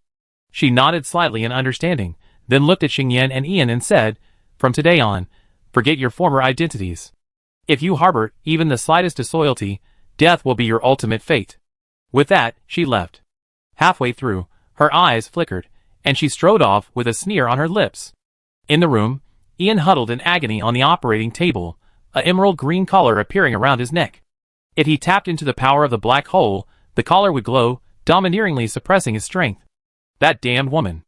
Ian's face flushed red from the desperate exertion of his supernatural powers. He was practically choking, his breathing becoming shallow. Xingyan quickly helped him up. Ian, take back your powers. No. At least get you out of here. A faint black spot appeared on his palm, but it dissipated under the influence of the green light. He rolled his eyes and fainted. Xingyan quickly checked his breath and breathed a sigh of relief. Wu Xian returned and handed them the artificial skin. Behave yourself. The boss may be a bit harsh, but there are benefits to being obedient.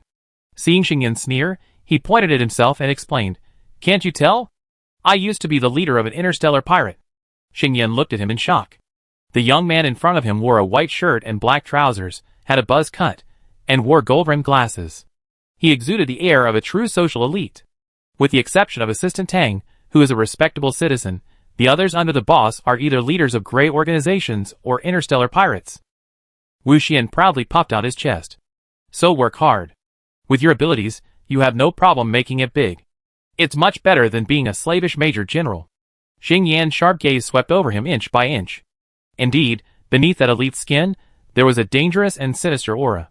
He didn't immediately relent, but chuckled self-deprecatingly. We have nowhere to go anyway.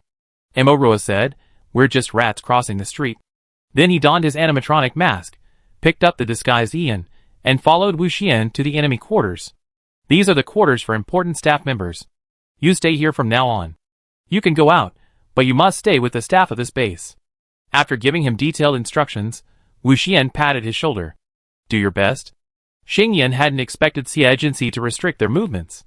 Feeling the pressure coming from his brain, he finally couldn't suppress a wry smile when no one was around. Was this the confidence that comes with strength? The next day, Ian woke up. He stared blankly at the ceiling. It's me who's implicated you. You could have returned to the Empire. Let's not argue about who's implicated whom. Xingyan shrugged casually. I once fought for the glory of the Empire, but now, to protect you, what's wrong with putting my dignity aside? Ian heard the implication. Are you planning to work for that woman? Ian, we should live for ourselves, not be used as tools. I've been asking around, and that Wuxian is right. Following Xie Jinxi is far better than working for the Empire, or the Star Devourers. I disagree. Ian's scalp tingled at the thought of facing Xie Jinxi. But seeing Xingyan's embarrassment, he hesitated again. Well, I heard Xie Jinxi has business on border planet number 2. I asked her to let us go there. When the word ask left his mouth, all of Ian's stubbornness vanished. Chapter 277. The days after returning to the military base were tense, as we were constantly on the alert for an Imperial attack. Even if we weren't nervous, our daily work remained routine. Training and living life followed a routine, and every day was incredibly fulfilling. The day after returning to the unit, Xie Jinxi finished training late at night. As she was about to leave, she ran into Baikuan, who had also finished training. That's perfect. I have something to discuss with you. The two of them walked together to the dormitory. After reporting this military achievement, you'll be able to advance at least 3 ranks. You'll be able to lead an entire corps, and you need to arrange for adjutants and clerks. Do you have any plans? In this battle, Xie Jinxi received over a dozen first-class and special merit awards, and the 3-rank advancement was a result of her being pushed down.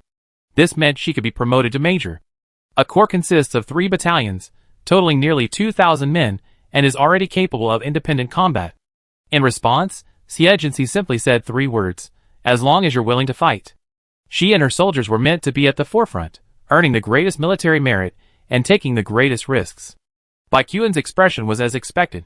Then I assign you to the Vanguard Regiment, including a mecha battalion and 2 fighter battalions. Okay.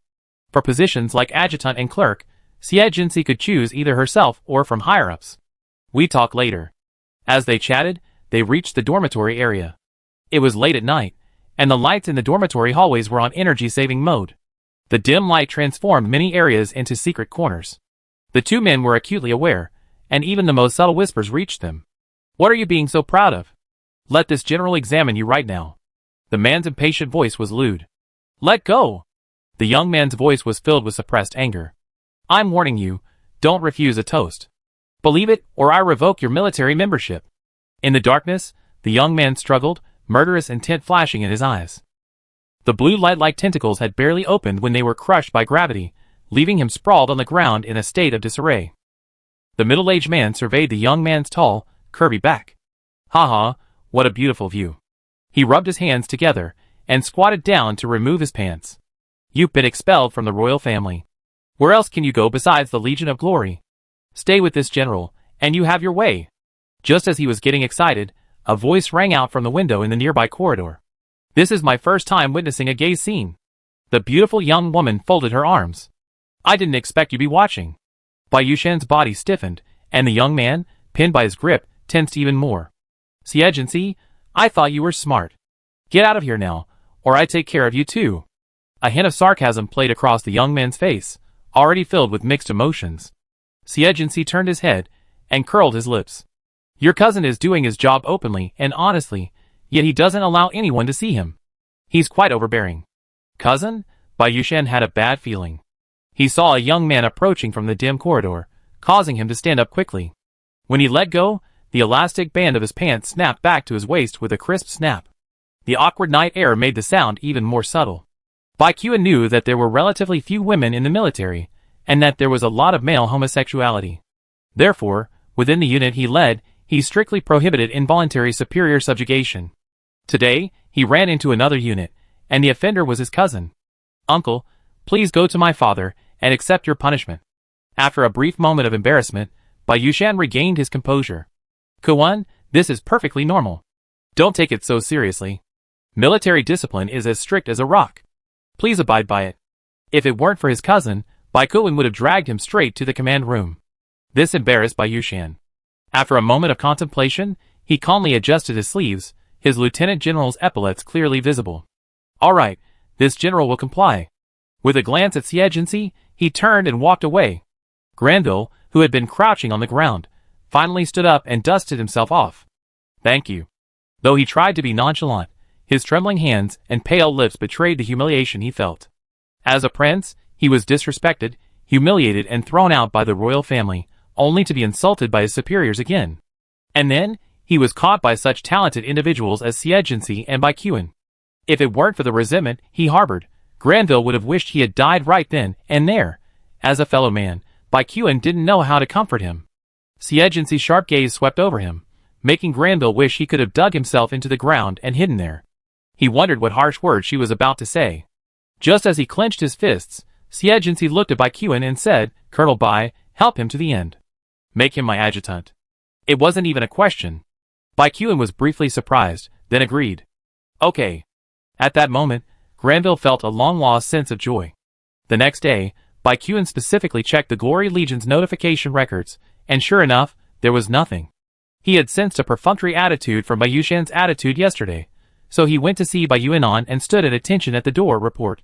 Bayuan happened to be there, and without waiting for Bayuanon to say anything, he quickly waved. "We're all family, don't be so formal." The young man didn't move, and Bayuan couldn't help but shrug. This kid just loves to get serious. Bayuanon raised his head and said, "Come in." When the young man stood at the desk, he asked, "What's the matter?" Both father and son clearly separated their public and private lives. Father and son at home, superior and subordinate outside.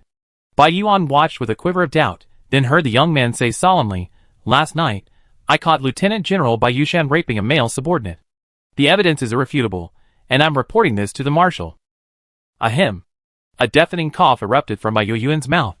But both father and son looked away from him, staring directly at each other. Regarding this matter, Lieutenant General Bai admitted his guilt last night and received the appropriate punishment. However, Baikuin could not accept this outcome. Then why wasn't a report made? The young man's eyes burned, pursuing the justice and principles within him, without a trace of gloom. There's no need to question this matter further. After saying this, Bayuanon lowered his head and returned to his work. Baikuin was a little incredulous. Why would his father have such an attitude? Just as he was about to say something else, Bayuan dragged him out into the hallway. "I don't understand." Baikuin felt like he barely recognized his father, clutching the window frame tightly. "Will it be troublesome to handle this publicly?" "Not at all." Bayuan leaned against the wall, his hands in his pockets. "But if we deal with Bayushan, then the other generals must also be dealt with. What will the soldiers think of the long list of reports?" Facing his nephew's wavering gaze, he curled his lips sarcastically. "You don't think Bayushan is an exception, do you?" Chapter 278. Bayuan had always been labeled a lazy person within the Bai family, seemingly out of place among the capable Bai family members. But at this moment, Baikuin felt that he was perfectly normal.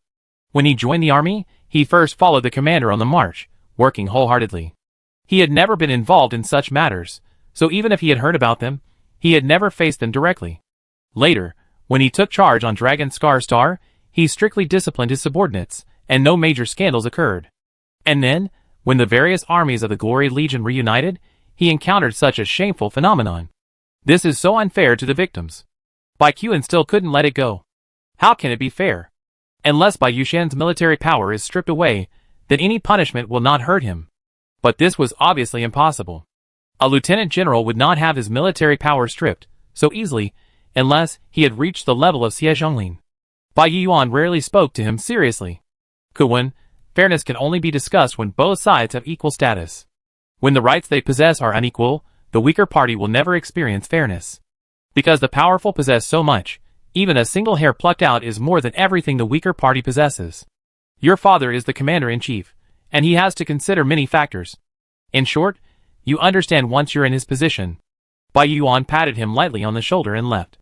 The Glory Legion has over 20 generals above the rank of Major General. At this level, with tens or even hundreds of thousands of men under their command, how could there not be some dirty laundry? Furthermore, the Glory Legion has been under Bayuanon for 4 generations, and he no longer has the final say. Bayuan was right. Bayuanon intended to groom his own son to succeed the Glory Legion, so Baikuin would have to learn about these things sooner or later. But could the young man truly accept it? Baikuin remained motionless for a long time, finally using his privileges for the first time to browse the punishment archives. That day, the glory of the Glory Legion collapsed within him. Bayushan had only written a warning in the file, But for generals like them, such punishment was barely a tickle. After learning that his prize had fallen into Siegency's hands, he couldn't help but sneer, "Young man, you're still too naive." After that, he made a few phone calls and personally met with Bai Yuan. "Marshal, I want Siegency to lead the X-21 Vanguard Regiment." The middle-aged man stood straight, his face radiating righteousness. Bai Yuan, slacking off again, leisurely held his coffee, a hint of disgust in his eyes. Bai Yuan couldn't help but look up. Kuan plans to assign her to his command. Bai Yuan commanded a total of 5 corps and a special forces unit, all of whom were his trusted associates, cultivated over time. One of the majors had just been promoted to lieutenant colonel and transferred to the commander-in-chief's command, so he planned to hand the vacant position to Siegency. Personality and values aside, he had always admired Siegency's abilities. "But I think it's best for Kuan to limit his contact with Siegency. This girl has a lot on her mind." Bai Yuan shrugged. "Besides, Siegency and Kuan have some serious ties, and who knows who will control the Glory Legion in the future." Bai Yuan didn't agree immediately. After Bai Yuan left, he notified the other 3 lieutenant generals, intending to assign Siegency to their command. However, they all politely declined, citing the unsuitability as a reason. The moment the communication was severed, Bai Yuan's expression darkened. Bai Yuan sighed at this. He must have already communicated with the others. Even if they force him in, they have the authority to mobilize the corps. With some maneuvering, Siegency still won't be able to escape. The 4 lieutenant generals of the Glory Legion command a combined nearly 1 million soldiers, while the commander-in-chief leads a combined force of over 800,000. This creates a delicate balance. If those individuals had applied to form their own regiment, even if not all the soldiers would have followed, then most would have. In this urgent wartime situation, Bai Yuan had no choice but to act cautiously. The results were notified shortly afterwards. Hurried footsteps could be heard outside the door. Bai Yuan glanced at the frowning marshal, set down his cup, and stepped outside to stop the man. "Going in won't help. Stop it. Father, you're forcing her." This was the first time Bai Yuan had seen his nephew so excited that he lost his composure. He had never called the marshal father in the army before. "Since we were relying on her to deal with the Star Devourer, why let her become a victim of power?" Bai Yuan spoke quickly and loudly, drawing a sidelong glance from Ned at the door. "My God, the young master is really furious this time." Bai Yuan struggled to pull him away. "You have to trust your father. He have other plans." Bai Yuan's face flushed with anxiety as he glared at the office door, symbolizing the supreme authority of the military, and turned angrily. His white cape billowed with his imposing stride, reflecting his uncompromising ambitions. After sitting quietly in the office for a long time, he finally calmed down. At that moment, Manny knocked on the door and entered. "Colonel, I have a favor to ask." "You want to go back to her?" "Yes." Manny's expression was firm. "This is the agreement between Jincy and me. She would become stronger, and become her right-hand man. Did you know she already made Granville her adjutant? There are only 2 adjutants, so how could she be sure it was the other one?" Manny paused for a moment, then a confident smile crossed her face. "I may not become adjutant, but she will definitely leave the most suitable position for me." Bai Yuan was stunned for a moment, then saw the slender figure. She was clearly a cold-blooded person, yet possessed a determination that made people follow her. Perhaps that was her personal charm. "Wait until her paperwork is complete, then you can go too." She stood up. Suddenly, he wanted to see her. Along with Siegency's promotion came the order for her transfer to lead the X-21 ST Corps. At this moment, Granville happened to be completing the transfer paperwork with her, and he thoroughly experienced the thrill of living in heaven and hell. Just as he celebrated his escape from suffering, he fell back into it. "Why won't you just let me go, you bastard?" After returning to the base's training ground, the handsome, gloomy young man sat down, clutching his head, his eyes wide open, as if he were going crazy. "I'd rather die than face that kind of person." As the saying goes, a hemp rope breaks at the thinnest point, and misfortune favors the suffering. Siegency glanced at him. "Since you're going to die, why not take him with you?" But this was just Granville's angry words. "I won't die. Until he's finished with those people, he wouldn't choose death, even if it meant being a dog. Don't forget, you're my subordinate now." Granville was stunned. The young woman before him had long lost the childishness she had during the military academy league. Her clean-cut face was filled with coldness and ambition. When Bai Yuan arrived, he saw Siegency like this and realized his worries were unnecessary. Chapter 279. Siegency might suffer a temporary loss, but he would never tolerate it for long and would earn it back double. After calming down, Baikuan told himself that his anger stemmed from his discovery of the Glory Legion's filthiness, not simply from a feeling of injustice towards her. I'm sorry. At this moment, his status as a marshal's son was completely useless. Bai Yushan also had the surname Bai, a higher rank and greater power than him, and could even threaten his father. These realities strengthened his resolve. Xie Jinsi neither blamed nor mocked him, simply saying, "Keep going, Colonel Bai, and build a clean new federation." "I will." Xie Jinsi's bright, radiant gaze startled her for a moment, then she waved her hand. "Let's go." "Xie Jinsi," Baikuan called her. She turned slightly, appearing nonchalant. "You?" The young man took a deep breath. "Don't be impulsive. When I'm promoted to Major General, you'd be welcome to join my army." The Glory Legion was the legion his father led. The tactics that worked in the special forces weren't permitted here. Xie Jinsi couldn't help but feel a hint of interest, but at the young man's serious gaze, he shook his head. "Forget it."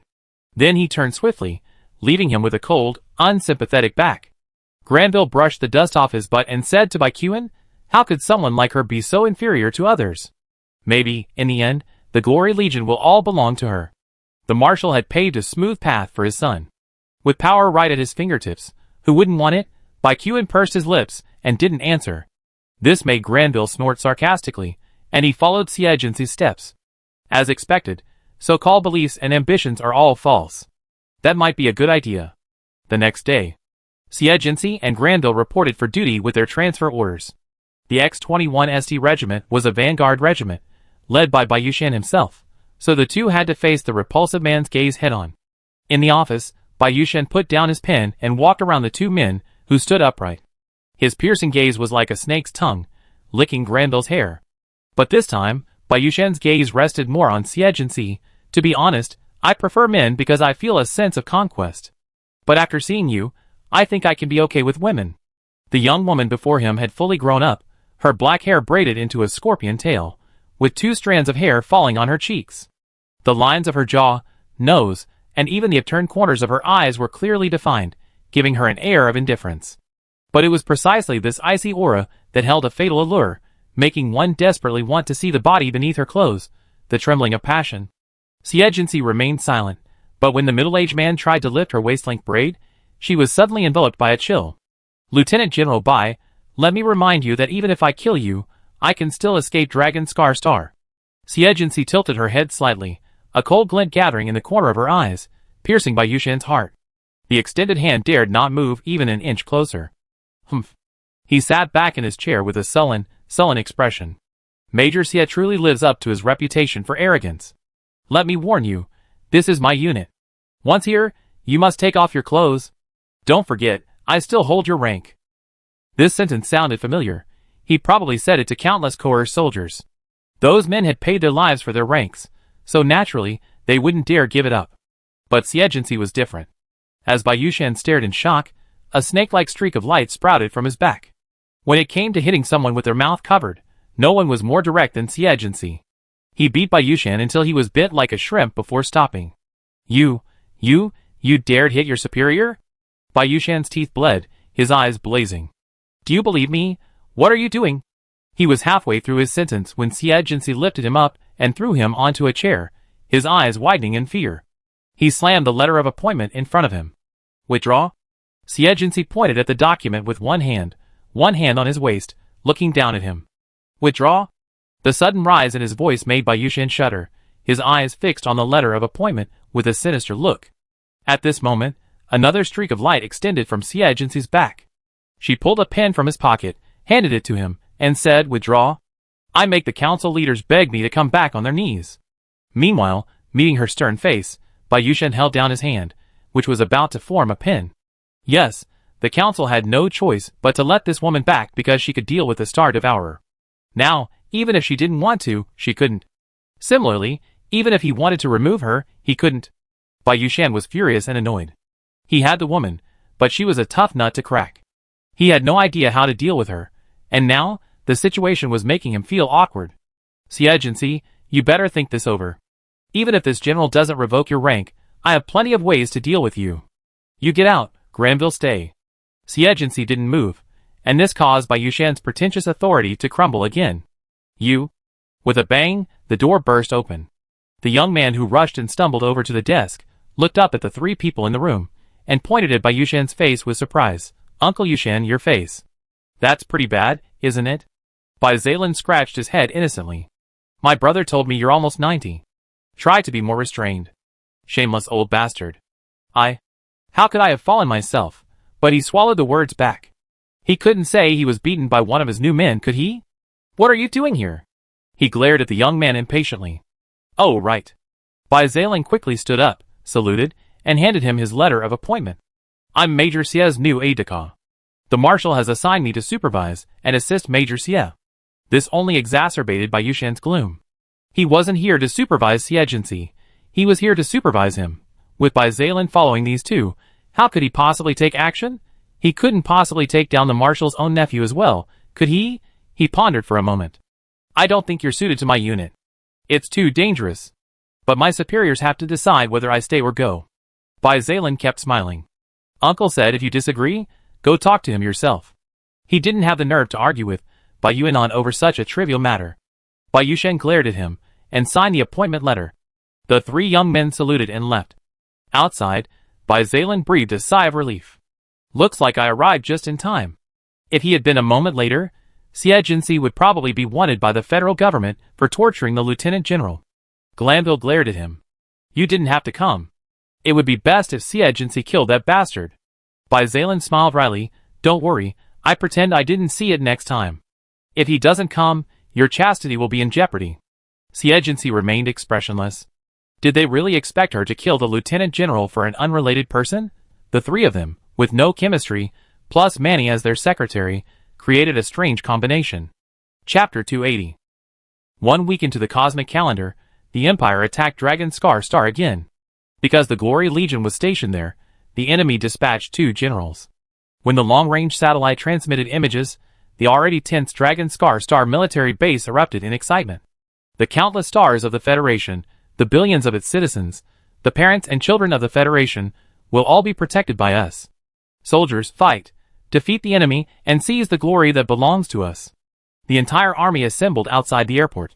Bai Yuanan inspected the troops, spoke briefly, and boarded the warships.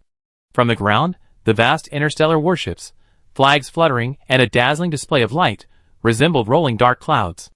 Ian sat cross-legged on the rooftop of the Mingxi Base dormitory, his eyes dark. Another war is about to begin. Xingyan placed a can of apple juice on his head. It feels so good to not have to fight. She sat down beside him. Ian took the juice off his head. Do you want to return to the Empire? Xingyan was stunned for a moment, then shook her head. We all grew up in an orphanage, without family to worry about. It doesn't matter whether we go back or not. No family, but friends, a familiar life. Ian knew he wanted to go back, but he couldn't because of him. The juice gradually deformed in his hands. In space. Mecha Fighter Sword, awaiting orders. Sat in the command room of the main ship, staring at the three-dimensional map, calmly deploying troops. Vanguard Regiment, attack from the enemy's left flank. The Vanguard Regiment was in Bai Yushan's hands. Upon hearing the order, he immediately gave the order. Vanguard Regiment, obey. After giving the order, a cold glint flashed in his eyes. He couldn't kill Xie Jinxi, but if she died on the battlefield, it would be nothing to him. With this thought in mind, he ordered Xie Jinxi to lead the X-21 Corps in the attack. Xie Jinxi and his men were on standby in the launch bay. Upon command, he piloted a C-class mech and launched over 1,000 men one after another. Only 2 adjutants and a clerk remained. What is she doing? Granville had been in the Legion of Glory for so long, but because of the targeting by that bastard Bai Yushan, he'd been doing menial tasks at the base. Finally, he was able to go to the battlefield, only to be left behind again. Bai Zaylan watched the departing fighter planes from the window, and said, Jinxi must have her own plans. Granville glanced at his epaulets and sneered, You have the same rank as her, yet you're willing to serve as her assistant. When the time comes for rewards, you just get the soup. Military merit is just a name. As long as she's alive and well, she can protect the Federation. Granville was stunned by this response. He stared at his sharp features for a moment, disdain rising. You two brothers are talking nonsense. Who doesn't come to the military for military merit? That's too fake. Bai Zaylan didn't care about his doubts. When he received the order to serve as Xie Jinxi's aide-de-camp, he was a little confused. It wasn't until Bai Qian approached him and confessed Xie Jinxi's identity, background, and current situation that he agreed without hesitation. Because my cousin said, as long as she's here, the Federation is indestructible, and the Star Eaters pose no threat. If she's to be protected from the elements, she must be protected from backstabbing. Although the Amaran massacre on Mingguang Star still haunted him, he knew Xie Jinxi wasn't capable of saving everyone back then. She was capable now, and he shouldn't let her fall prey to the military schemes. He adjusted his hat and said, "I'm leaving." He took a step when Manny stopped him. "Jinxi said before we left that she wouldn't let you go. She has her own plans. I'm just doing what I have to do." After saying that, he pushed Manny aside and strode towards the launch bay. On the battlefield, Xie Jinxi led the assault, ordering a V-shaped attack. After the team leaders responded to the order, she spearheaded the charge, piercing the enemy camp like a sharp sword. However, the team members who were supposed to keep up with her gradually lost touch, leaving Xie Jinxi alone and trapped in the enemy's encirclement.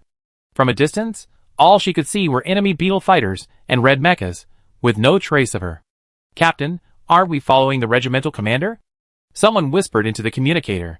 The mecha battalion commander immediately rebuked. "The regimental commander is incredibly skilled, are you? Are you charging in and dying? But don't be distracted on the battlefield." But on the battlefield, death is your constant companion, isn't it? Time ticked by. Under siege, Xie Jinxi unleashed his powers and weapons, showing no sign of retreat. The mecha battalion commander panicked, gritted his teeth, and aimed his launcher at Xie Jinxi. Just then, a platinum-colored mecha crossed the battlefield, heading straight for Xie Jinxi. "Who's that?" "It's Adjutant Bai Zalen?" The mecha battalion commander hastily cancelled the launch sequence. Hitting Xie Jinxi could be considered an accidental injury, but if Bai Zalen were killed, even that would be dealt with by the marshal. The mecha battalion commander kept looking for angles, but Bai Zalen happened to be standing between him and Xie Jinxi, infuriating him. "Captain, I cover you." "Go ahead." Bai Zalen's mecha was powerful, constantly shielding her. He possessed considerable combat prowess, and the two of them, working together, were like an impenetrable wall. However, Xie Jinxi was soon discovered by the enemy's high-level esper. "Report to the marshal, Xie Jinxi has been spotted. Order Ling Xian to attack." The moment the enemy Qing-class esper left the warship, Xie Jinxi fired a cannon to blast away the enemies surrounding her, and sent a message to Bai Zalen, "Squad leader, retreat." At the same time, she reported to her superiors, "A Qing-class esper has been spotted." The news reached Bai Yushan's ears. His first instinct was to inform the marshal, but he quickly suppressed the thought. "A Qing-class expert has his sights on Xie Jinxi, right?" "Yes." Bai Yushan told himself to wait 10 minutes, then report for backup. In reality, he had no clear idea of the destructive power of a Qing-class expert. On the battlefield, Xie Jinxi fled with all her might, the desperate mecha behind her carrying a vast vortex of supernatural particles, causing nearby stars to tremble. She continuously sent signals requesting backup, but received no response. The Federation soldiers around her were swept up in the supernatural energy, their lives evaporating like mist under the blazing sun. Before Bai Yushan had even waited 10 minutes, Bai Yuanan issued an order: report the location of the enemy Qing-class expert immediately. A chill ran down his spine, and he hurriedly reported his position. A moment later, a terrifying supernatural fluctuation emanated from the main ship. It was then that Bai Yushan realized how wrong he had been. As Qing-class masters clashed, the commanders of both sides simultaneously recalled their rank-and-file soldiers to prevent unnecessary casualties. After returning to the launch bay, Xie Jinxi immediately saved all the data from her mech. Feeling several provocative glances, she turned and saw it was from her 3 battalion commanders. Without waiting for them to say anything, she walked away with a stern expression. The commander of the fighter battalion snorted. "I thought she was going to say something, but this is it?" Chapter 281. Xie Jinxi said nothing because she knew it was pointless. Being them beat up wouldn't change their current situation of obeying Bai Yushan's orders, so why waste energy in a wartime state? Instead of tangling with these obedient pawns, she might as well do something else. She rushed to the Battle Statistics Department without stopping. "I want the Vanguard Corps' Battle Satellite Surveillance." Battle Satellite Surveillance is the primary basis for calculating military merits and important battlefield events. Bai Yushan had made a serious mistake, and any clues would be best. Unfortunately, as a seasoned veteran, Bai Yushan had already ordered the data deleted and even destroyed the satellite. When she turned back to check the surveillance records on the mecha, as expected, it had been thrown into the recycling bin, even the serial number destroyed. Then she received the summons from the marshal. Outside the command room, Bai Yushan appeared remarkably calm. After glancing at Xie, he walked in. The moment he stepped inside, he was enveloped by an intimidating aura. You better give me an explanation for the delay in reporting the news of the Qin-level expert on the battlefield. Bai Yuanan, seated at the top, stood like a statue, his eyes like torches, as if burning through them. The overwhelming pressure from his presence was overwhelming. The vanguard regiment was deepest in the enemy camp, and had the clearest view of their movements. It was impossible for them to remain completely unaware of the deployment of a Qin-level expert, especially when it was led by Xie. She remained silent. After Bai Yushan made sure he hadn't missed anything, he immediately said, "I didn't receive the report." Xie glanced at him, then said, "I reported it immediately." Some people were courting death, but she didn't stop them. She simply displayed the surveillance evidence from the mecha. She reported the moment the Qin-class experts were dispatched. The mecha's external surveillance showed that, without support, she had repeatedly tried to stop them, putting herself in dire straits several times. She called out several times, but received no response. At that moment, everyone, including the other 3 lieutenant generals, glared at Bai Yushan. "Bai Yushan, you've gone too far. What the hell are you doing?" Although they usually stood on the same side, maintaining a delicate balance with Bai Yuanan, in the current situation, they had to prioritize the collective of the Glory Legion. Bai Yushan's actions had clearly crossed their line. Bai Yushan panicked. He hadn't expected Xie to save the mecha record so early. And what's wrong with these 3 guys? Is it necessary to be so furious? Lieutenant General Bai, do you know the casualties in this battle? I arrived in a hurry, and haven't seen the statistics yet. Then take a look now. Bai Yuanan zoomed in on the screen, which showed the death tolls for each army. The unit led by Bai Yushan suffered the highest casualties. With a full fifth of the soldiers on the battlefield missing, he stared at the cold data in disbelief. That Qin class had only been there for less than 10 minutes. How could there be so many casualties? He alone had suffered nearly 60,000 casualties, and the rest of the troops combined had nearly 100,000. His hands trembled, especially when he met Bai Yuanan's murderous gaze. He couldn't bear this accusation, or he would be condemned by all. There's a communication problem. Yes, although Xie passed the message up, I didn't receive it at all. The mechas had already been recycled, and would soon be disassembled and reassembled at the recycling station. But he had underestimated Bai Yuanan's wrath. Pass my order to suspend operations at the recycling station. We must find the mecha Xie is piloting. He stared coldly at Bai Yushan. Check carefully to see if there's a signal. A biting chill rose from the soles of his feet to his forehead. Just then, Xie stepped forward and said, "Marshal, I remember the mecha's serial number." Bai Yushan stared at her in shock. The Federation had countless ordinary military mechas. The serial numbers were simply to prevent them from being sold privately, and to facilitate traceability. Furthermore, general-purpose mechas were essentially common, and the mechas flown into battle were different each time. No soldier would memorize such a long list of serial numbers while piloting a mecha, but Xie was an exception. Bai Yuanan gave her a deep look. Very good. Even with the number, finding it among hundreds of thousands of mechas was extremely difficult. Bai Yushan had temporarily escaped. After leaving the command room, he glared at Xie fiercely. "Xie, did you plan this all along?" "I can only say that Lieutenant General Bai didn't let my planning go in vain." With this remark that left Bai Yushan furious, Xie returned to his regiment. Bai Yushan's revenge was swift. After the military merits were tallied, all of Xie merits went to her immediate superior, Major General Mao Yu. Mao Yu was Bai Yushan's nephew.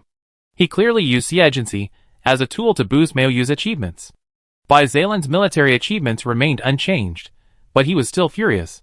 First, he killed so many soldiers, and now he's causing this. Scum, absolute scum. The young man took 2 impatient steps and said, "I'm going to find my uncle." Without satellite surveillance, what's the point of going to the marshal? Xie stopped him, appearing remarkably calm. Bai Zailan glanced at her sharply. "Jinxi, what do you want to do?" "Nothing." The battle broke out again, and this time, the enemy's Qin-level masters were stopped. Xie was now surrounded by the Star Devourers. She coated her mech with a turquoise glow, rendering the black hole's power ineffective. She moved across the battlefield and quickly located her target, the beloved Major General Mao. Mao was fighting bravely, when he suddenly felt his mech fly uncontrollably in a certain direction. The mech, gleaming with turquoise light, passed by him, and the next second, Mao and his mech were shredded by the black hole. In the command room, Bai Yushan's vision darkened as he received the news of Mao's death. He clutched the microphone in exasperation and yelled, "What the hell? The surveillance satellite is broken, and there's no footage. We only know they were killed by the Star Devourer." Star Devourer? Bai Yushan was immediately overwhelmed by hatred. Weren't they stopped by Siegency? Connect with her immediately. The moment the connection was established, he nearly crushed the microphone. "Siegency, you're so bold." "I don't know what you mean, sir." The woman's cold voice paused. "I have killed 8 Star Devourers. Sir, remember to credit me." "I'm not giving you any credit." Star Devourers and high-level psychics had indeed appeared on the battlefield, and Bai Yushan had to tally up the credits. Not to mention the Star Devourer, no one else had the ability to kill it.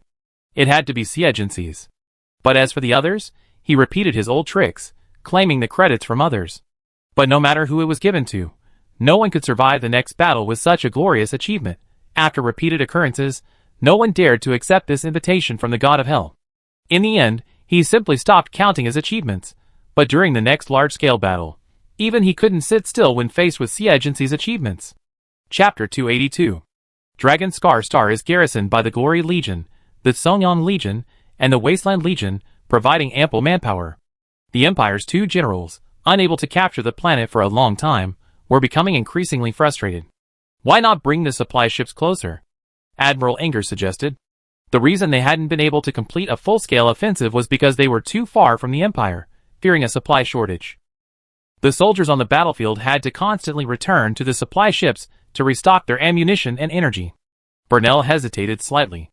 If we bring the main ship and the supply ships closer, what if we're attacked? But we also have a chance to launch a surprise attack on the enemy's main ship or base. The two sides are evenly matched in strength, but their weapons are more advanced, and they also have the power of the Star Devourers.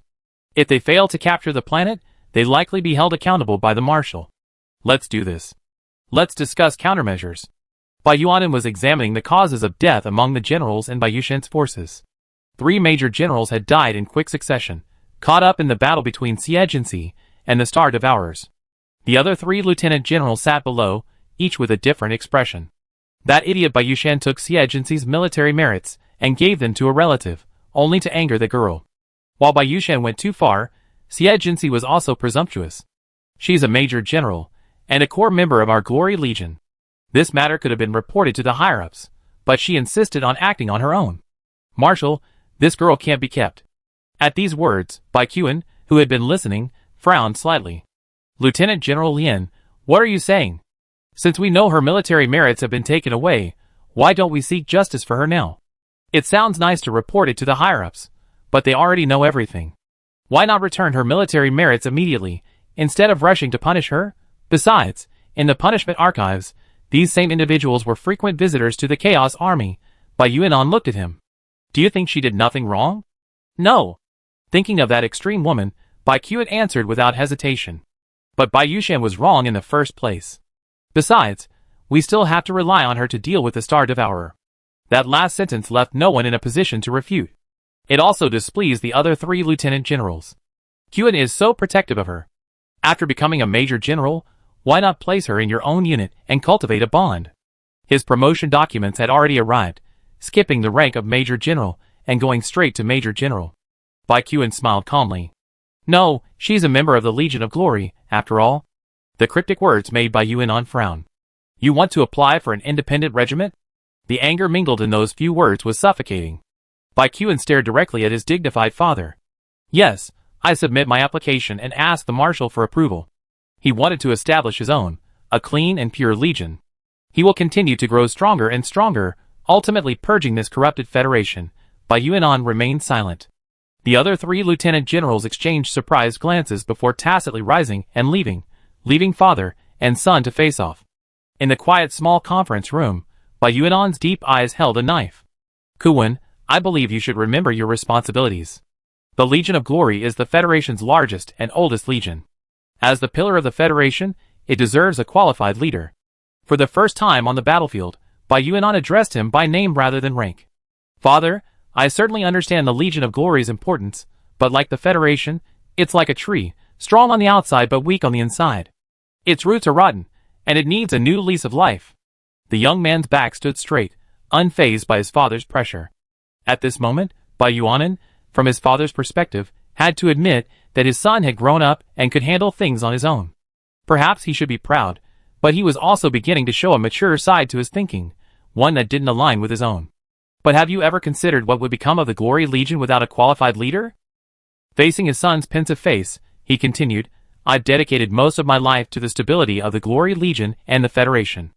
I've finally managed to stabilize them. Do you want my efforts to go to waste? Baekhyun had to admit that when his serious old father played the emotional card, he found it difficult to resist. Please give me some time to think about it. After all, I can hold on for another 50 years. There was a hint of a trickery in his voice, yet he remained serious. Yuanan was slightly taken aback. You kid. I take my leave. Before he could say anything, Baekhyun saluted and left. Gazing at the young man's resolute back, Yuanan's smile faded, turning cold. He dialed a number. When will the product be ready? It's already in the experimental stage. The child had truly grown up, and it was time for him to clear all the problems for the Federation. Baekhyun, who had been heading back to the office, turned and went to find Siegency. Knowing she didn't like nonsense, he simply said, I plan to form an independent regiment. Siegency paused in her training, quite surprised. The marshal probably didn't agree. I think the Glory Legion is too big to be dismantled. It's better to reorganize it, but my father said it's the work of most of his life. Externally, they had to defend against the Empire. Internally, maintain a balance with the government and the royal family, and maintain the stability of several key generals within the Legion. No small feat. Siegency gave him a strange look. So why did he come to her to talk about this? But she continued, to be frank, your father has worked hard for most of his life, and the Glory Legion is still in this state, just like the Federation. It's hopeless. It was harsh, but it made sense. Baekhyun suddenly understood. He glanced at his cousin, who was diligently practicing martial arts, and his tense expression relaxed slightly. Actually, there's a very suitable successor. Indeed. The squad leader looked naive, but that was just his personality, and it also meant he lacked ability. Seeing the two of them chatting happily, Zaylin chuckled and leaned over. Jinsey, brother, what are you talking about? Zaylin. Baekhyun's expression was solemn, and Zaylin's heart sank. I want to give you an important mission. If you do it well, you become the Federation's strongest shield, protecting hundreds of millions of people. Zaylin's eyes lit up. Great. He didn't even hesitate, letting Baekhyun pat his head with relief. He hadn't realized how much his cousin, who had been following him around, had grown up. When his uncle and aunt died in the line of duty, he said, at the memorial service, that he fought back tears because he was his parents' pride. But at night, when he secretly cuddled up to sleep with him, he sobbed in his dreams, barely catching his breath. Zaylin was as happy as a puppy, while Granville sneered beside him. This scene was etched in Manny's eyes, and she remembered it vividly long afterward. Both men possessed unwavering convictions, yet ultimately took completely different paths. Just when everything was on track, a seismic shift quietly unfolded. Chapter 283. The reconnaissance department, terrified by the satellite feed, turned pale. They immediately reported to the marshal. The Empire has launched an all-out attack. A fleet, including 2 motherships, is advancing towards us. Assemble immediately. Everyone on the warships moved in an orderly fashion, including Siegency. But even at this moment, Yushan was still thinking of targeting her. Siegency, you guard the warship. Ever since the deaths of Mao and others who had inherited her legacy, no one dared to take advantage. Furious and resentful, Yushan simply refused to let her out. Before Siegency could say anything, Zaylin coldly retorted, what if the Star Devourer appears? Will Lieutenant General Bai deal with it? The man was speechless. Glazing at the carefree woman, he said, you can handle it yourself, and left. Zaylin couldn't help but chuckle, covering his mouth. Siegency went to the launch bay with an expressionless face, and began her slaughter. Aboard the enemy's main ship. Inge looked at Burnell, and the others standing by the alien space tunnel. Quick victory, quick resolution. I understand. With that, Burnell and the Star Devourer entered the alien space tunnel together. All-out war broke out, with both sides bringing out their most powerful weapons, and even the commander personally took to the battlefield. A variety of high-energy weapons were unleashed, and high-level psychics engaged in fierce battle on the battlefield. This was no longer a battle Siegency could control. She simply did what she was supposed to do, hunt down the Star Devourers. The Chin-level masters were held back by psychics of the same level, so she remained focused. But gradually she noticed something was amiss. Even after such a fight, the number of Star Devourers was too small. She glanced around from her mech, seeing silent fighting and death everywhere. "Jinxie, what's going on?" Zalen asked over the communicator, blasting through the enemy with a single shot. "Captain, let's return to the main ship." They quickly turned and headed for the ship. The nearby high-level psychics and Star Devourers immediately rushed to stop them, further solidifying Jinsei's suspicion that they had ulterior motives. After some effort, they broke through the encirclement and rushed back. Outside the recovery bay, countless fighters and mechs returning for supplies entered. "Captain, wait!" Jinsei suddenly shouted. Zalen quickly applied the emergency brake. "Inform the Marshal immediately. The Star Devourers have invaded the main ship." Zalen, without a doubt about her judgment, immediately reported this to his superiors. This time, Yushan didn't dare to stop them, and the news quickly reached Yuanan's mech. "Contact Admiral Min." Yuanan, taking into account the elusive presence of the Star Devourers, had asked Admiral Min to remain on the main ship, not expecting him to resist, but at least to buy time for reinforcements. He didn't even react. The entire main ship was destroyed. Nearly 100 Star Devourers had combined forces to transform the door to the recovery bay into a black hole, while also seizing control of the command and communications rooms. This completely severed the main ship's connection to the outside world. Burnell pointed his weapon at Admiral Min's head, while other high-level psychics and Star Devourers slaughtered the soldiers on the main ship and prepared to invade the supply ship. Several technicians were hacking the main ship's intelligence center. Burnell, monitoring the movements outside, urged, "Hurry and activate the warship's self-destruct sequence." If they could destroy the Glory Legion's main ship and supply ship, they would be victorious. Admiral Min was furious, contemplating self-destruction and annihilation along with them. Just as he activated his psychic powers, he was kicked against the wall by Burnell. "Want to die? Dream on." Burnell pulled out the psychic suppressor he had prepared long ago and put it on him. Capturing the enemy admiral alive is a first-class merit. The massive interstellar battleship sat in space like a bustling city. Jinsei's mental power swept over the fleet, his expression grave. "Jinsei, what's wrong?" "Not good." Just as he finished speaking, 2 supply ships exploded. Without air to burn, only a massive outpouring of energy erupted, pulverizing the fighters and mechas that were supposed to be refueling. Jinsei frowned. "Looks like we can't afford to make any further plans." Instantly, her psychic powers surged. Zalen's eyes widened. The soldiers fighting nearby were stunned by the powerful psychic particles. Jinsei donned a light armor suit and an oxygen supply, then plunged into the main ship's command room like a sharp sword. Just as Admiral Min was in despair, the main ship's attack alarm sounded. With a click, a figure passed through the transparent window in front. The damage caused the command room to suddenly lose pressure, and everyone was sucked into the vacuum outside. As they scrambled to protect themselves, they were hacked in half by the attackers. As Jinsei's blade landed on Burnell's head, he swiftly spotted his epaulets. "Admiral," the blade twisted, severing his arm. After completing all this, he grabbed Admiral Min, whose face had turned purple from suffocation, and turned back to block the hole with a green light shield. Oxygen gradually filled the command room. Jinsei first used his supernatural power to lock Burnell in place, then stopped the main ship's self-destruct sequence. Admiral Min, no longer concerned with his grudge against her, stretched his muscles. "You arrived just in time. Follow me." Before he could even utter the word "kill the enemy," Jinsei dashed out. "Leave the Star Devourers to me. I trouble you, Admiral Min, with the others." News of Jinsei's intrusion quickly spread among the Star Devourers. They hurriedly tried to retreat, but found they couldn't open the alien dimension portal no matter what. "What's going on? We've lost contact with the black hole. Look in the air." At some point, a faint green light permeated every corner, a power that filled them with deep fear. How could she possibly have done this? Of course she could. Gazing at the green glow leaking from the main ship, Zalen was filled with amazement. She had actually reached level 9. Lantis had noticed the Star Devourers losing contact with the black hole. From within the black hole, he could constantly sense the other Star Devourers' situation. How could this happen? Jinsei's data exceeded his expectations. After the Star Devourers attacking the main ship vanished one by one, another overwhelming sense of oppression overcame him. He suddenly understood the reason for Jinsei's rapid growth in strength. Is this the rule? After Burnell was captured and most of the Star Devourers were annihilated, the Federation, which had been retreating, strangely stabilized. Just as Ung was about to retreat, a spatial fluctuation rippled across the main ship. Two figures instantly appeared in the command room. Just as he was about to strike back, he was pinned to the ground by gravity. "Thank you, old Lin." Bai Yuan thanked him, while restraining Admiral Ung and simultaneously activating the main ship's self-destruct sequence.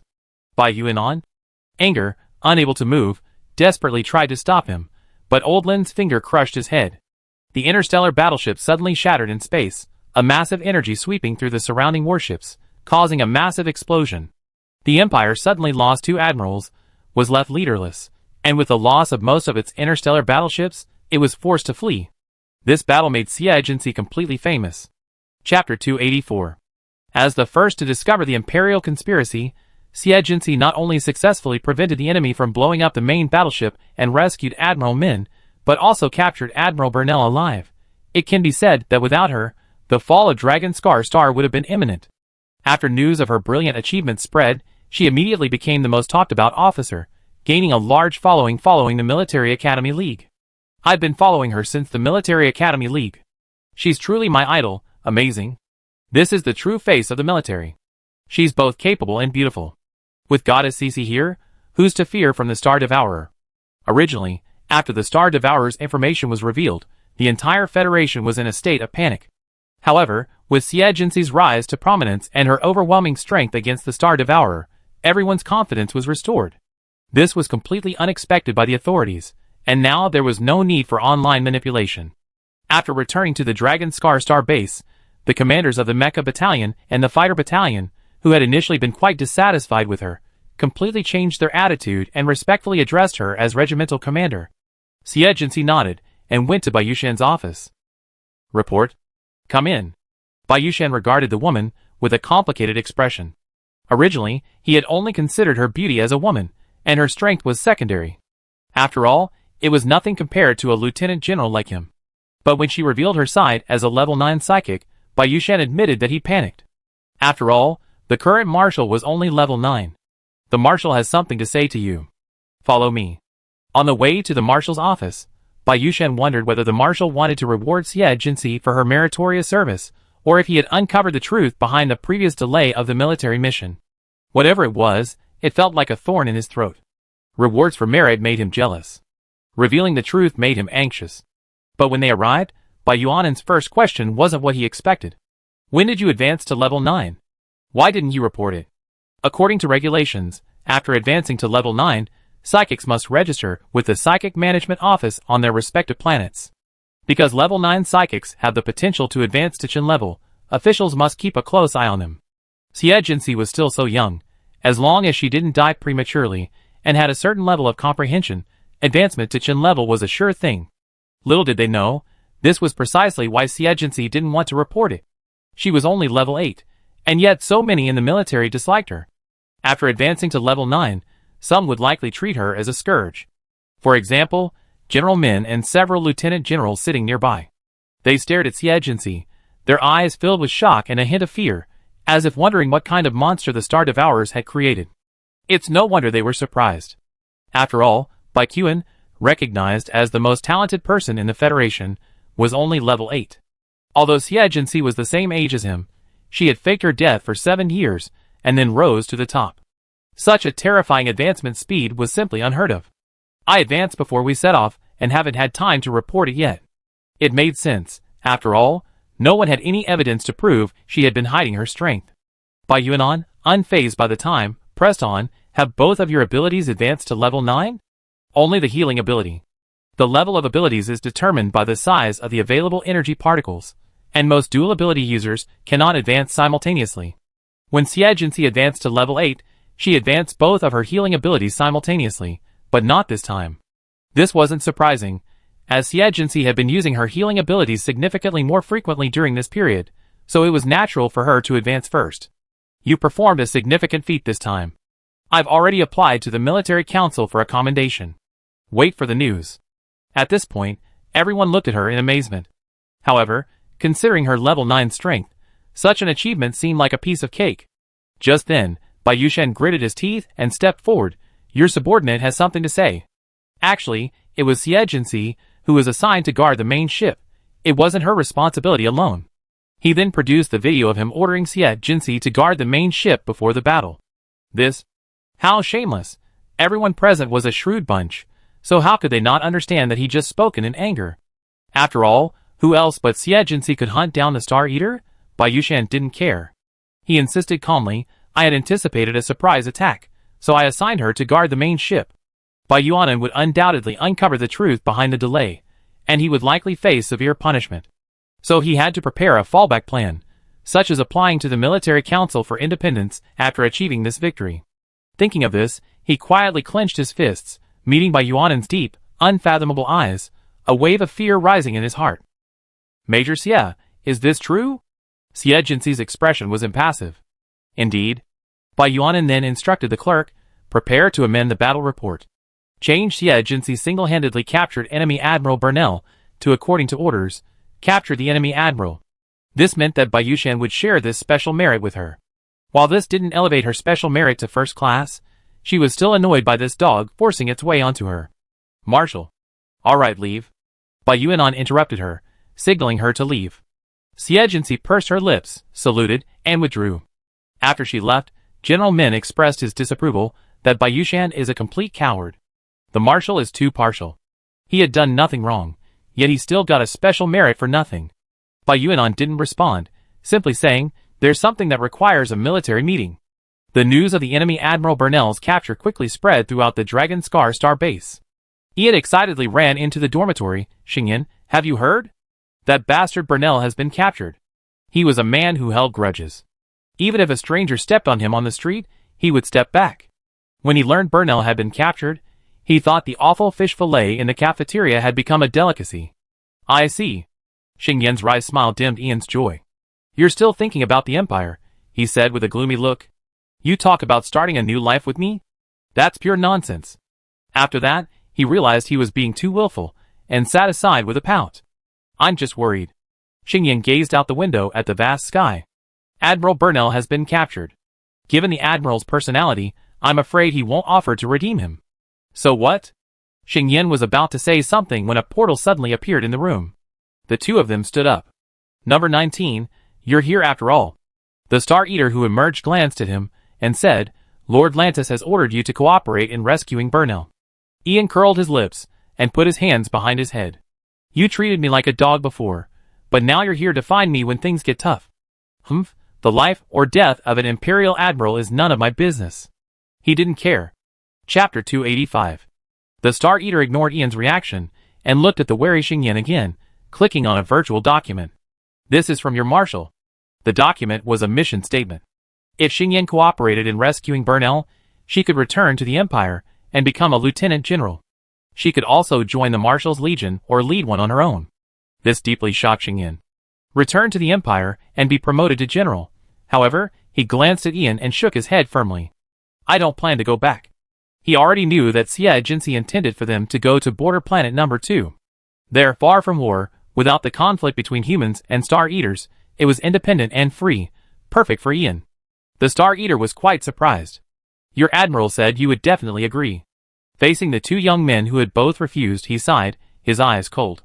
If being soft doesn't work, don't blame me for being rude.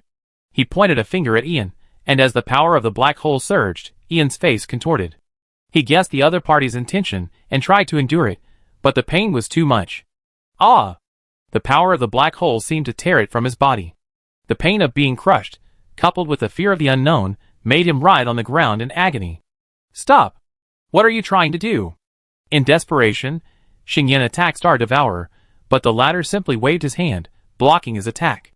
Number 19, you don't know yet, the power of the black hole is being suppressed. Once it runs out of power, it will inevitably withdraw the power granted to you experimental subjects. You should know the consequences. Thinking back to the painful experience of being empowered, Ian instinctively trembled, clutching his head and sobbing, I don't want it. I don't want it. Brother. Save me. Xingyan rushed over and helped Ian up, I promise. Since their reunion, Ian has been pretending to be very carefree, but the past experience has long since become a lifelong shadow etched into his bones. Xingyan doesn't care about the future. She just wants him to get better. Star Eater left, satisfied, and told him he would inform them of their plans later.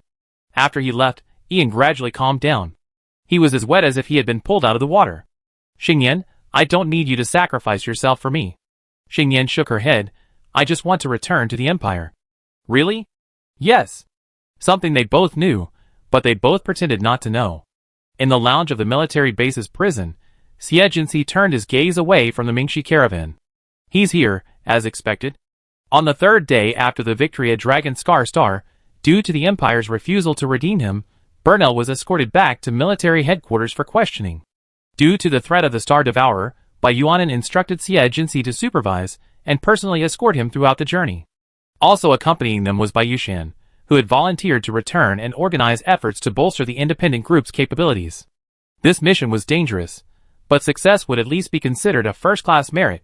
Early in the morning, the heavily fortified convoy departed from the military base. In the center prison van, Xie Jinxi sat beside Burnell, her eyes closed, resting. The chilliness of her presence was hard to ignore. Burnell, wearing a supernatural suppressor, addressed her. Xie Jinxi, why don't you join the Empire? In terms of economy and technology, we are superior to the Federation. The driver and the officer in the passenger seat were mortified. Was this something they could possibly listen to? Xie Jinxi didn't answer, but slapped him on the head. Behave yourself. Don't try to sow discord. The driver and officer breathed a sigh of relief. Fortunately, there was nothing they couldn't hear. Then he cast a complicated glance at Xie Jinxi in the rearview mirror. She happened to look up and see him, so he quickly looked away. When they reached an open area, Xie Jinxi suddenly opened her eyes. Stop the car and prepare for battle. The entire team took her words as if they were imperial decrees, immediately adopting a defensive stance. Bai Yushan was furious. He was clearly the one in charge. Xie Jinxi drove out and stood on the hovercraft. The hovercraft holding Burnell was ablaze with a faint green light, eliminating the possibility of an alien space tunnel inside. At that moment, several alien space tunnels opened nearby. Bai Yushan immediately ordered an attack. The escort team, with the exception of the driver, consisted entirely of high-level psychics. There were also lurking snipers and long-range psychic experts. A fierce battle immediately erupted with the enemy. Xie Jinxi did not engage. Bai Yushan kicked away the beast-like psychic that lunged at him and glared at her. Don't forget you have another mission. I know. Xie Jinxi released her mental power to sense the surroundings. Where was the Star Devourer? Suddenly, the hairs on her back stood on end. The pressure in the air grew stronger, and a faint light could be seen descending from the sky. The points of light grew more numerous and brighter. Everyone looked up and was shocked. It was a meteorite swarm. Retreat! Bai Yushan's voice cracked. We can't retreat. Xie Jinxi frowned, raised his palms, and stacked up layers of light shields.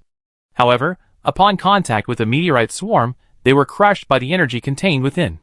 Shin level, the pressure of the falling meteorites sent the ground's air surging wildly. Amidst this chaotic energy, they were pinned to the ground, unable to move. Everyone felt a chill in their hearts. At that moment, a strange vibration spread through space, and the meteorites were twisted 1,000 meters away, hovering in the air.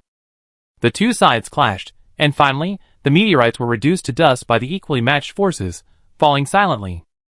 The crowd was watching intently when Xie Jinxi shouted, "Be careful!" They immediately regained their senses, and found themselves surrounded without realizing it. This general has sent a distress signal. Everyone, hold on! Bai Yushan launched the attack. At that moment, many Star Devourers suddenly appeared, deliberately avoiding Xie Jinxi and killing ordinary psychics. Just as Xie Jinxi was about to attack, she was locked onto a dangerous supernatural power.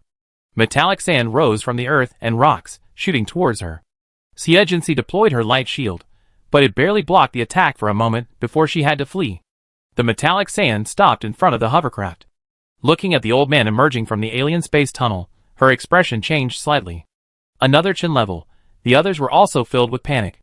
The next second, metallic sand flew everywhere, turning half of the Federation officers into sieves. Screams rang out, and Xie Jinxi cast her healing light, saving as many as she could. As for the metallic sand remaining in the wound, she could do nothing about it. The metallic material deformed under the supernatural power, and she nearly had her galaxy taken away by the other party just as she cast it, forcing her to return it to the space button. Huh?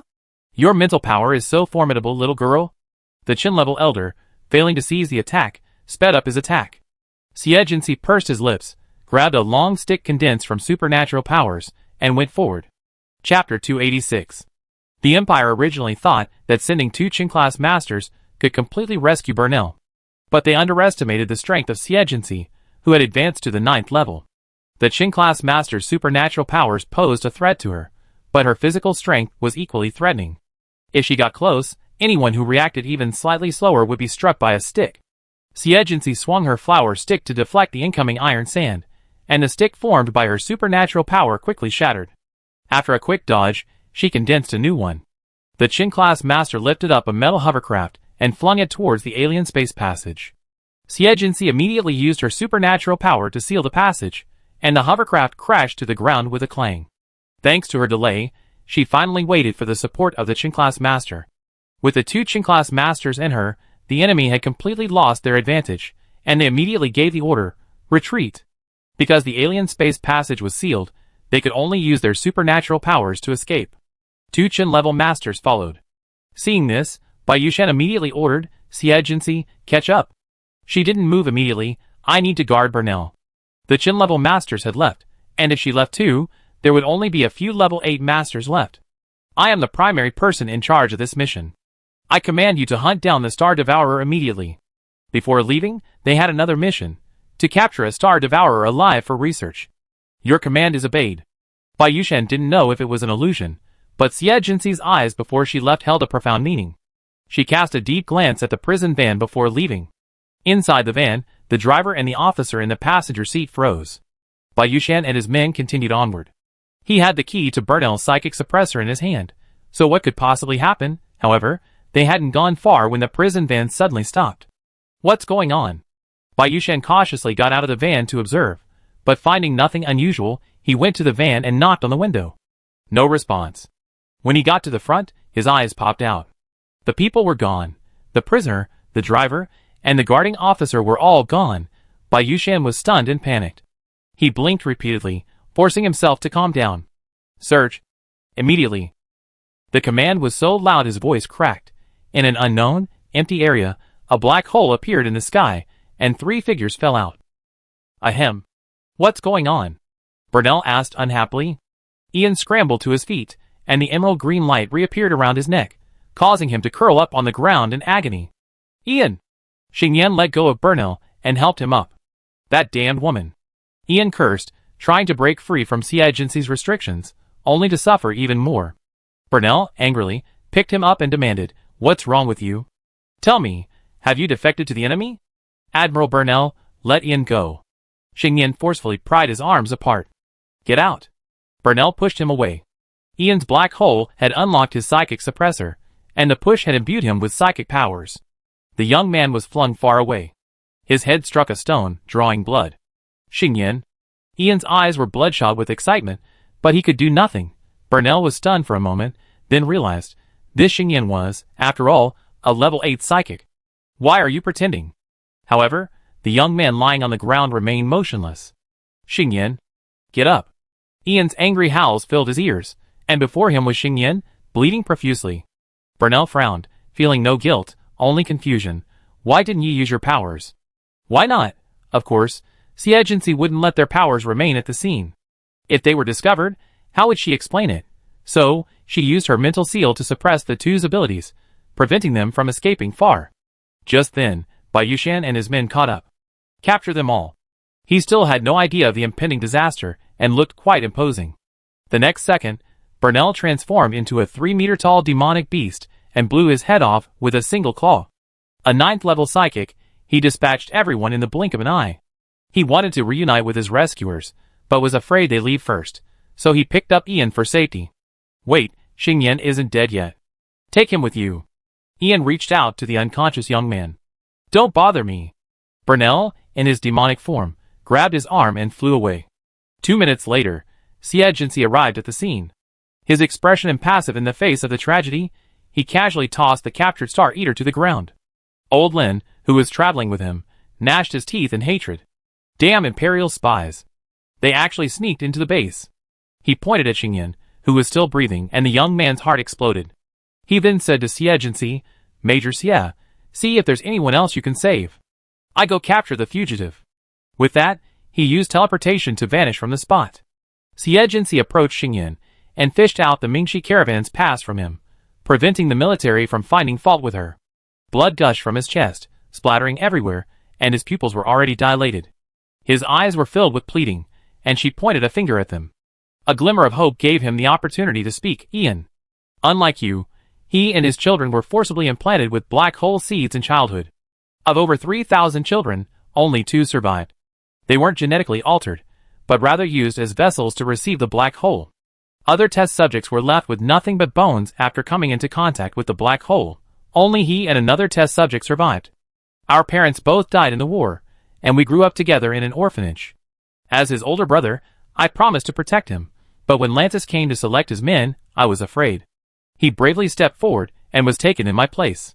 He survived and escaped, finding his biological mother, but was nearly tricked into prostitution by her. He killed his mother and her client, then escaped again and found me. Then, during his encounter with the Star Devourer, he was once again controlled by it. The sunlight on the day of our reunion shone like the children's smiles, but they were both crying. When I grew up, I joined the army. As an orphan, I suffered humiliation. I thought I could escape war, but in the end, I broke my promise. I know you want to use the power of his black hole. Please save him. His last hope was gone, and 2 tears streamed from Xingyan's eyes, weaving into his blood-stained hair. Xie didn't answer. His eyes slowly closed with regret. If only the world had been a little kinder to us, we wouldn't. She was about to turn and leave, but then stopped. This world is ultimately cruel, a reality she understood more deeply than anyone else. In an age of war between planet eaters, technology, and advanced psychics, they were so weak. Gazing at the young man's bitter face, a sigh escaped her lips. Xie extended his hand. Chapter 287. As Elder Lin caught up, Ian suddenly felt the power of the black hole again. He immediately opened the passage. Burnell beamed, "Let me go first." Just as he approached, the black hole suddenly closed. "You're dreaming." Burnell was furious. "What are you trying to do?" The black hole appeared above his head. He maintained an expression of disbelief before dying. When Elder Lin arrived, only a headless corpse, its blood still warm, remained. This Ian emerged from the alien passage, his legs weakening. He knelt beside Xingyan's body, sobbing, "Brother, I'm taking you home." He then lost himself in thought. Where was their home? A bare hand suddenly grasped his neck, while another snatched the pass from his pocket. Facing that expressionless face, he finally understood. No wonder he could suddenly use the black hole to enter the military base. This woman had known about their plan long ago and allowed them to proceed, using it to eliminate Bayushan. The people of the Empire and the Federation were all manipulated by her. He strangely stopped resisting and closed his eyes in relief. As Elder Lin was carrying the corpse through the air, he encountered Xie and quickly stopped. "Why are you here?" "There's a Star Devourer, and I was afraid they escape," the young woman replied expressionlessly. "You were a step too late, and they already escaped." Even he was helpless against the Star Devourers. They were naturally immune to all psychics. "How many are alive?" "3, receiving treatment on the spot." Unexpectedly, Elder Lin's face changed drastically. "Oh no! The Star Devourer has escaped. They're in danger." With that, he took Xie and teleported back. They discovered that the healing light shield was still holding, with 3 weakened officers lying within, still alive. Xie was rescuing people within a healing light shield. Old Lin looked around cautiously. "Has that Star Devourer been here?" One of the officers replied, "Yes, they took the bodies of our companions."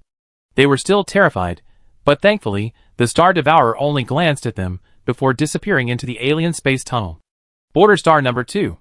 Ian supported the pale-faced Xingyan as they emerged from the alien space tunnel. He glanced around and walked towards the tallest building in the gathering area. "Hello, we're looking for Boss Shang."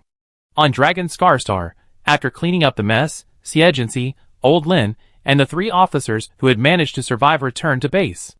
Although this trip hadn't allowed the Empire to succeed, they had paid a heavy price. The captured Star Devourer died in the laboratory before it could even be dissected.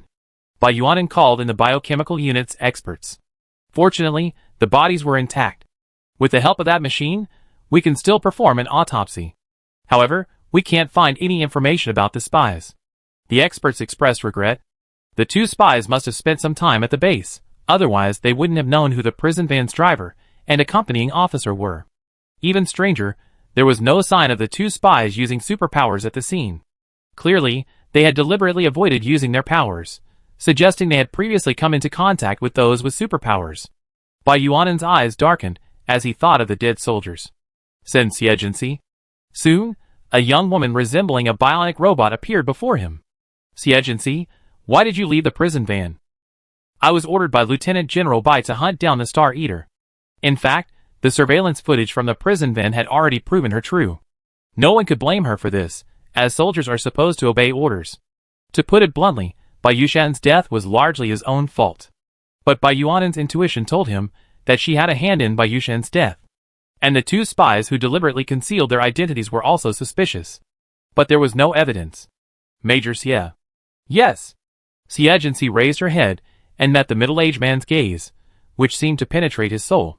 I hope you always put the greater good first. I will keep that in mind. But Bai Yuanen could not detect any sincerity in her words. The woman before him was like a cold sword, sharp and ruthless. There's one more thing. I'd like you to help test a few machines. Xie Agency was a little surprised. What machines did she need to test? Looking at the black tower-shaped machine before her, Xie Agency's eyes flickered. The Federation actually made it? This machine is called the Backlash. It can detect the energy of a black hole. We plan to produce it for use with star shields and city surveillance. This will minimize the chances of the Star Devourers and the Empire infiltrating Federation gathering places. Major Xie, please sense it and see if it works.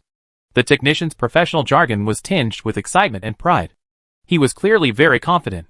The result, as the technician had expected, was a positive one. Xie Agency stood before the nearly 5-meter-tall machine and glanced at the dignified marshal. If the test is real, should we also warn her? The Federation already has the technology to detect black holes, and machinery to defend against the Star Devourers will soon be available. She should be careful not to act recklessly.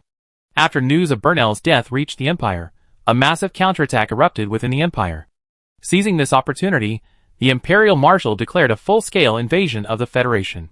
The Star Devourers, allied with Imperial Psychics, launched a massive invasion of the Federation's settlements. Originally, such actions violated human consensus. Not to wage war or kill ordinary people. But in true war, there are no principles, only life and death. Unexpectedly, this plan, which should have been perfectly smooth, was thwarted by the Federation's technology. As soon as the black hole opened, a beam of light from the star shield locked onto them, and patrol robots over the city immediately arrived and opened fire. In the large settlements, advanced psychics were waiting in wait, and they instantly killed the Imperial soldiers. The Star Devourers left unconcerned. They had agreed to help open the passage, not to fight. The Empire needed help, so it could only remain silent. Of course, they weren't entirely without gain. Some settlements were insufficiently defended, or the attacking enemy was too powerful, resulting in widespread casualties and causing considerable unrest within the Federation. This further strained the already stretched to the bone officials. That evening, Xie Agency received an unexpected call. She clicked on the screen, and Yiji's face, with bags under his eyes and deep nasolabial folds, appeared before her. Minister Yi, you've been working hard lately. The woman chuckled. Thanks to the war, I've been staying in the office overnight for a week straight. Every bomb you drop on the battlefield, every high-energy laser beam, costs the Federation treasury. She brushed back her scattered hair. Of course, as a citizen of the Federation, I'm grateful for your sacrifice and dedication. The first sentence was spoken with gritted teeth, the second with genuine sincerity. Xie Agency understood. You're in financial trouble, so it's no use asking me for help. Although I'm quite wealthy, I can't support a war of this magnitude. Yi chuckled. If you can't afford the money, you can afford the weapons. Xie Agency's face darkened. Chapter 288. Miss Ya, Yi, have been in charge of the federal finances for nearly 20 years. Nothing about the flow of money, overt or covert, can escape my gaze. Yi lit a cigarette to refresh herself. Although Border Planet Number 2 isn't included in the fiscal budget, such a large-scale arms trade couldn't possibly go unnoticed. The hazy smoke made her look enigmatic. I don't care where this money ends up. I just want your weapons. In war, money is secondary. In a bank, it's just numbers, and when converted into cash, it's nothing more than waste paper. Only tangible supplies and weapons are a guarantee. Xie Agency sat upright. Then let's talk about the price. I can only give you half the market price. 20% off. 40% off. You should know that if your weapons factory were exposed, the military would spare no effort to seize it, and you wouldn't have another chance at the top of the military. 30% off. Agency was unfazed. I don't think the government can buy weapons right now. Otherwise, they wouldn't have set their sights on her. Their eyes locked across the screen. Finally, Yiji sighed wearily. Just consider it a courtesy. Too many people have died in the Federation right now. Public insurance alone is a huge sum, and the patrols need more weapons to protect civilians. The budget is tight lately. I can also exchange exotic plants or minerals from the public treasury. As usual, resources are more reliable than money. She paused. 65% off.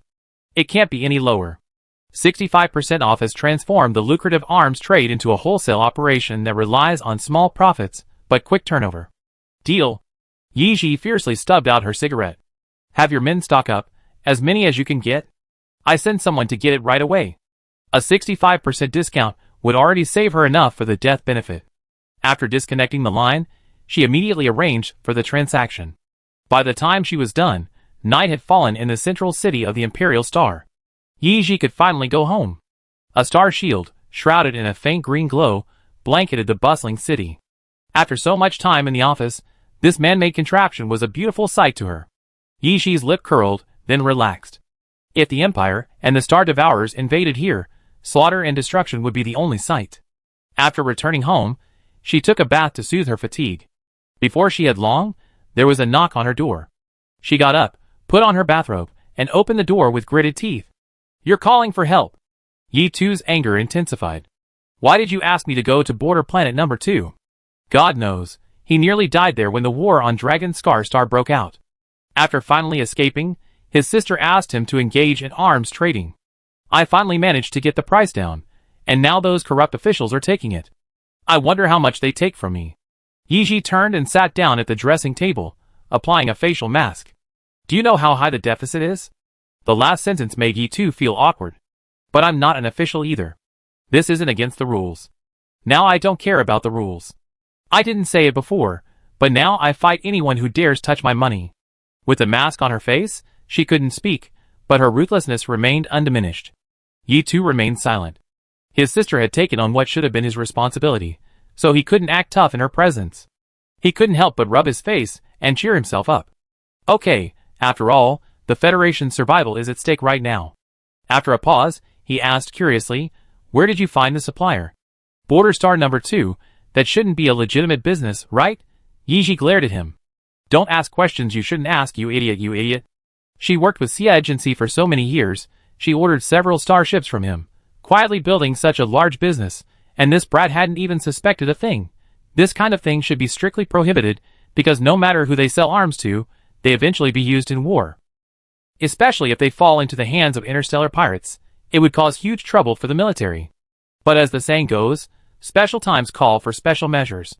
The Federation was about to be conquered, and she wasn't one of those fools in the military who thought anyone who gave her a hand was an ally.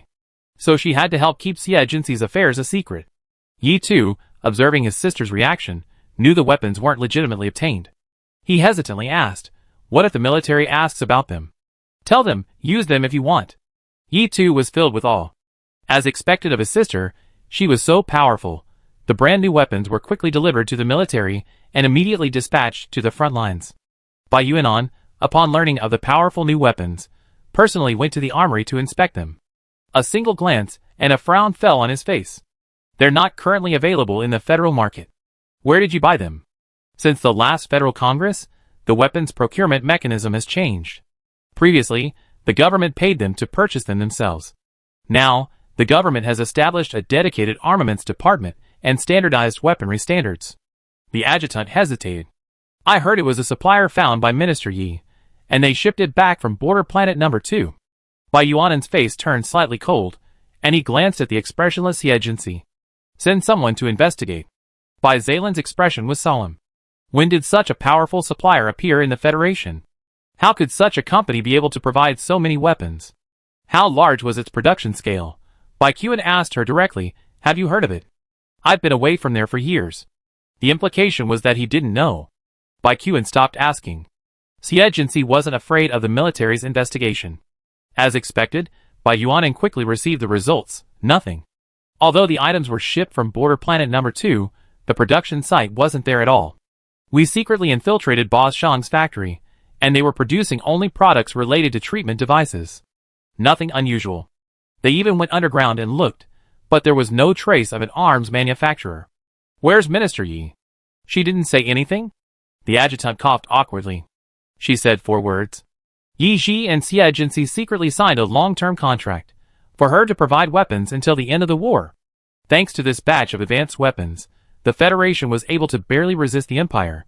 After successfully defending several wars, the military no longer questioned the source of the weapons. But Xie Agency was bombarded by Boss Shang, Caesar, and others. My dear, you deserve the price the Federation is offering. Boss Shang, now her top executive in charge of business, nearly vomited 2 liters of blood when he saw the price she agreed to. He even wondered if this was still the same profit-driven scalpel. Don't you know how many mouths you need to feed? With all the expenses and income, you have no money left. Xie Agency didn't affect anyone else's interests. She simply gave away her share. Money isn't important to me now. Then what is important? Who knows? Boss Shang snorted. Even if you don't tell me, I know it. It's power, of course. He took 2 puffs from his cigar. Boss, we're waiting for the day you reach the top of the military. Following this person isn't just about money. It's about waiting for her to gain enough power to become humanity's most powerful and supreme being. Believe me, that day will come soon. Her voice drifted far beneath the low-hanging satellite of Dragon Scar Star. Chapter 289. Xie Agency spoke rapidly, almost too fast to be matched. As the most powerful weapon on the battlefield, she had fought extensively for 3 years since the Imperial invasion. Everywhere she went, a bloody road paved by Star Devourers and Imperial soldiers was left. And her military career had reached a milestone. Senior Colonel Xie Agency, in the past year, has achieved 3 special merits, 9 first-class merits, and 2 second-class merits. He is now awarded the rank of Major General. On the live broadcast screen on the street, a young woman's cat-like eyes were calm and deep, unperturbed by the honor of promotion. Her lips were quietly closed like a bud, her nose was delicate and straight like a drop of water, and her black scorpion-tail braid fell to her hips. Clad in her white military uniform, she looked like an orchid blooming on a cliff, braiding in full bloom against the wind and snow. When the marshal pinned her new epaulets, she raised her hand in salute, and instantly, the onlookers erupted in thunderous cheers. Congratulations, Major General Xie. We've finally waited for this moment. My goddess Cece has finally achieved her due glory. Damn that military. They finally wised up for once. For the past 3 years, even the common people of the Federation have witnessed it. Her achievements clearly warranted promotion to Major General long ago, yet they've held her back for a year. In the past, Bai Yuanan was the Federation's god of war, but now, in their eyes, only Xie Agency deserves the title. In many direct battlefield reports, whenever she appeared, Imperial soldiers, from generals to soldiers, would avoid her. While the people of the Federation cheered, the military council began a discussion regarding Xie Agency. She's applied to form an independent regiment. What do you think? Bai Yuanan tossed out the application form. According to regulations, generals need a certain percentage of votes from the military brass before they can form an independent group. I agree. Agree. General Rudolph nodded first, followed by Jing'an. Wanli followed suit, saying, time makes heroes. This girl's momentum is unstoppable. 3 of the 5 generals already agreed. Only General Min and General Connors remained. TSK, I agree. General Min nodded reluctantly. Wanli glanced at him and smiled. It seems her 2 life-saving gestures were of some use. General Min blushed. I was worried she might have ulterior motives and defect to the Empire. Now, even if she wants to, they won't let her. God knows, in the Empire, the name Xie Agency can stop a child from crying at night, especially for the military families who have lost their families. They gnashed their teeth in hatred at the mention of her, considering her their greatest enemy. Everyone turned to look at Connors. The portly old man smiled helplessly. At this point, what reason is there to stop her? First there's the Empire invading, and then there are the Interstellar pirates, led by the Long Night pirates, eyeing them covetously. Her ability to thrive is more important than anything else. How much sincerity there was in these words was unknown, but it silenced everyone, including Elder Lin. The Long Night Pirates had been a rampant pirate group for over 20 years, exploiting the war between the Federation and the Empire to sell weapons to the Empire. Over the years, they had grown into a major pirate group that dominated entire star systems. At this scale, they already surpassed the Interstellar pirates, becoming a rising power. This time, The vote was unanimous. Since it's passed, let's also decide where her garrison will be. Generally speaking, due to their lack of seniority and experience, newly promoted major generals are often stationed near other senior generals' garrisons or stationed at space bases. But if Siegency were to be assigned to the same position, it would be a waste of talent. Siegency, of course, the border is best. Rudolph admired this type of exceptional combat prowess. Even giving her a dedicated space base would be fine. Indeed, such a capable individual shouldn't be wasted. The group debated endlessly, unable to find a suitable location. At this point, General Connors paused for a moment and suggested, why not go to border planet number 1? Instantly, everyone's expressions changed. What are you talking about? Admiral Min retorted, border planet number 1? We can't even settle there. Border planet number 1 was originally a garbage planet, lacking mineral resources and a poor ecological environment. Because it was too far from the Imperial capital, it was secretly colonized by interstellar pirates. By the time the Federation discovered it, it had become a den of thieves. The military has conducted numerous cleanups, but those guys usually vanish quickly. When a new army unit arrives, they return to attack with unparalleled ferocity. They operate independently, each led by 3 large interstellar pirate groups. These groups are led by level 9 psychics, making them extremely difficult to deal with. To put it bluntly, even if Bai Yuanan were to personally take action, he wouldn't necessarily succeed. The danger of garrisoning is too great, and with little to gain, the Federation will eventually abandon its efforts. Connors' proposal was clearly malicious. He continued leisurely, think about it, everyone. Siegency is unmatched below the Chen level. How difficult would it be to deal with a few level 9 psychics? With her in charge, even if we can't drive out the interstellar pirates, garrisoning on border planet number 1 shouldn't be a problem. In the face of the ongoing war, while border planet number 1 may have faced US Star as its backing, it's still undefended. Everyone fell silent, completely unable to refute. They'd forgotten one thing. They considered garrisoning border planet number 1 difficult because dealing with those level 9 psychics was a hassle, but for Siegency, that wasn't a problem at all. Bai Yuanan immediately summoned Siegency and asked her opinion. Siegency immediately agreed. It's a perfect place for me. There was no ulterior motive in her words. It truly was. Without pressure from superiors or official dictates, she could do as she pleased. Bai Yuanan nodded at the table and said, after you successfully garrison, at the end of 3 years, you be promoted to Lieutenant General. Everyone in the meeting room agreed. Reclaiming a single planet was enough for her to be promoted to Lieutenant General. I obey your orders, sir. She saluted, took the consent form and left. Outside the base, Bai Zalen was waiting in his hovercraft. They're rushing us. Let's go! Siegency nodded and took the passenger seat. In recent years, everyone has been on the battlefield, rarely getting together. This time, following the commendation ceremony, it was a rare occasion for all the classmates from the Nagano Military Academy to be in the Imperial Capital Star, so they arranged a date. Of all the familiar people, Siegency, who had been promoted the fastest, had changed the least. When she arrived, everyone had already finished drinking. My goddess, you're still so aloof and beautiful. Although Xiangyu was still unrestrained, it was obvious that he had learned to restrain himself. Everyone was chatting and laughing, joking, but they had become more restrained. Of course, Renchinka was an exception. Even with her restraint, she could still be considered unrestrained. Chapter 290. Come on, drink it all. Renchinka rushed over, bottle in hand, and hugged her. My dear Cece, I heard you've recovered. It's time for a few drinks, right? Don't you agree? That's right. Major General Xie is the representative of this class at the Nagano Military Academy. Siegency frowned slightly, and Renchinka chuckled. Manny, this time, leaned in and joined in Renchinka's support. Jinsi, everyone wants to congratulate you. She finally sighed, just one glass. Renchinka blinked and poured her a drink, choosing a small glass. He poured her a glass of fruit wine. This one's not too strong, and it's sweet. Manny smiled. Although Kiki was yelling, she didn't want to embarrass Jinsi. She sat down beside him. Manny. She turned and nodded with a slightly complicated expression. Jinyu, you're here too? Unlike the students, who were almost all in military uniform, Jinyu wore a business suit. She shrugged. It's been a while since we've met. Manny then realized she hadn't joined the Corps, but had gone to the logistics department. Jinyu brushed her long curly hair. After all, I have everything I need, so there's no need to risk my life. After all the bloody battles and growth, the past seemed insignificant. But it also became clearer. You're fine the way you are. Manny smiled calmly. After all, I can't imagine you soaking in blood on the battlefield. She might be scared to tears. I'm going to the other side. Jinyu opened her mouth and watched her sit down next to Xie. Some words were ultimately unspoken. Xie had never drunk alcohol, even fruit wine, and after one glass, her cheeks quickly flushed.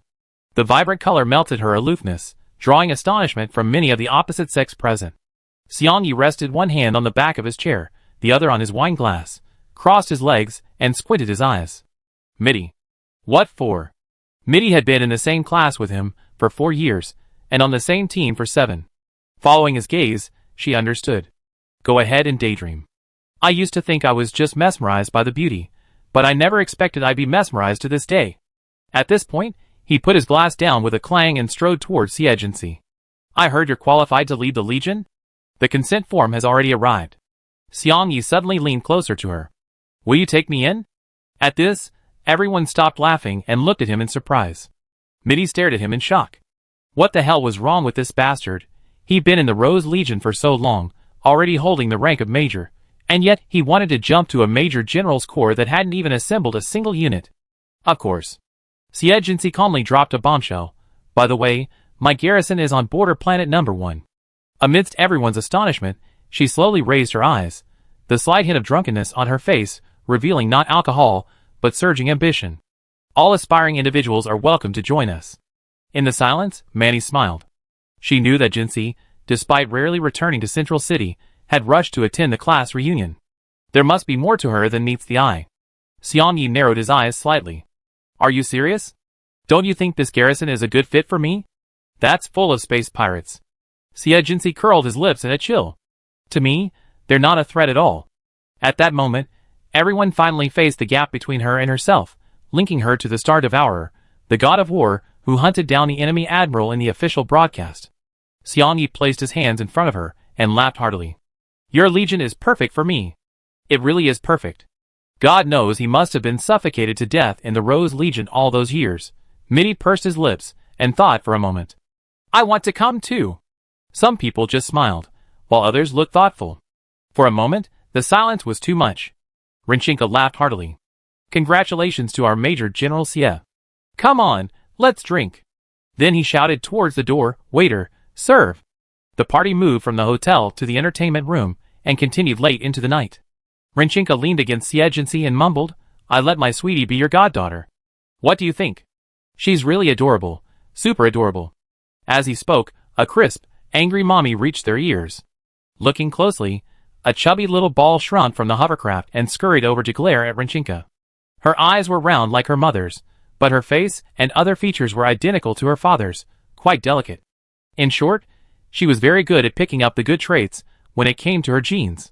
Drinking again? Watch out for a spanking from Daddy. I'm not going to say anything good about you this time. As he spoke, he pulled her over. However, upon seeing Xie, she flung her mother aside and hugged her thighs. Ah. Sisi, godmother, I'm Qin Anshan. Qin Luo followed and reluctantly took Rinchinka's hand, who was covering her face. Kiki always shows it in your videos at home and tells her this is her godmother. It wasn't really a case of acting without prior approval, because at the wedding, Rinchinka had already mentioned her desire to have a child to play with, and have as her goddaughter. Xie lowered her eyes. The little girl, barely taller than her thigh, stared at him with starry eyes, a thermos bottle dangling from her side. Hello. She pulled out a fingertip-sized, unfinished galaxy from the space button and, using her mental power, transformed it into a bracelet, slipping it onto the little girl's hand. A welcome gift. Thank you, godmother. The little girl continued to stare at her with sparkling eyes. Xie paused, then pulled out a universal bank card. Red envelope. Godmother is awesome. The voice was sweet and crisp, and Xie felt the wine starting to take its toll. He pulled out a chubby robot. Assistant number 2, toy. Wow. So cute. Qin Anshan tilted her head to look at her, her white, tender paws cupping her round face, squeezing out the flesh. Godmother is awesome. Seeing Xie about to touch the space button again, Qin Luo quickly carried her precious daughter away and fondly tapped her nose. Baby, you're going to empty your godmother's nest egg. Rinchinka covered her mouth with a chuckle. Not really. Then she lifted her daughter and placed her in front of Xie. Hold her, She's so soft. Even in winter, she held her in her arms for warmth. The child followed suit, opening her arms for a hug. Jinsei shook her head. I'm a little dizzy. Forget it. The smell of blood was too strong for her to be around children. Renchinka smiled, pinching her daughter's chubby face. Lolo said Inshin hopes the child can greet the sunrise peacefully every day. Cece, Inshin really likes you. Whatever Cece does, she will support her unconditionally. Everyone dispersed in groups of 3 or 4. Zalen, his face flushed from drinking, sat on the side of the road, looking very depressed. Sorry, I can't see you off today. From a classmate in the same regiment as Claude, I learned that Claude had been killed in the line of duty 2 weeks ago, when he encountered an Imperial spy while on patrol.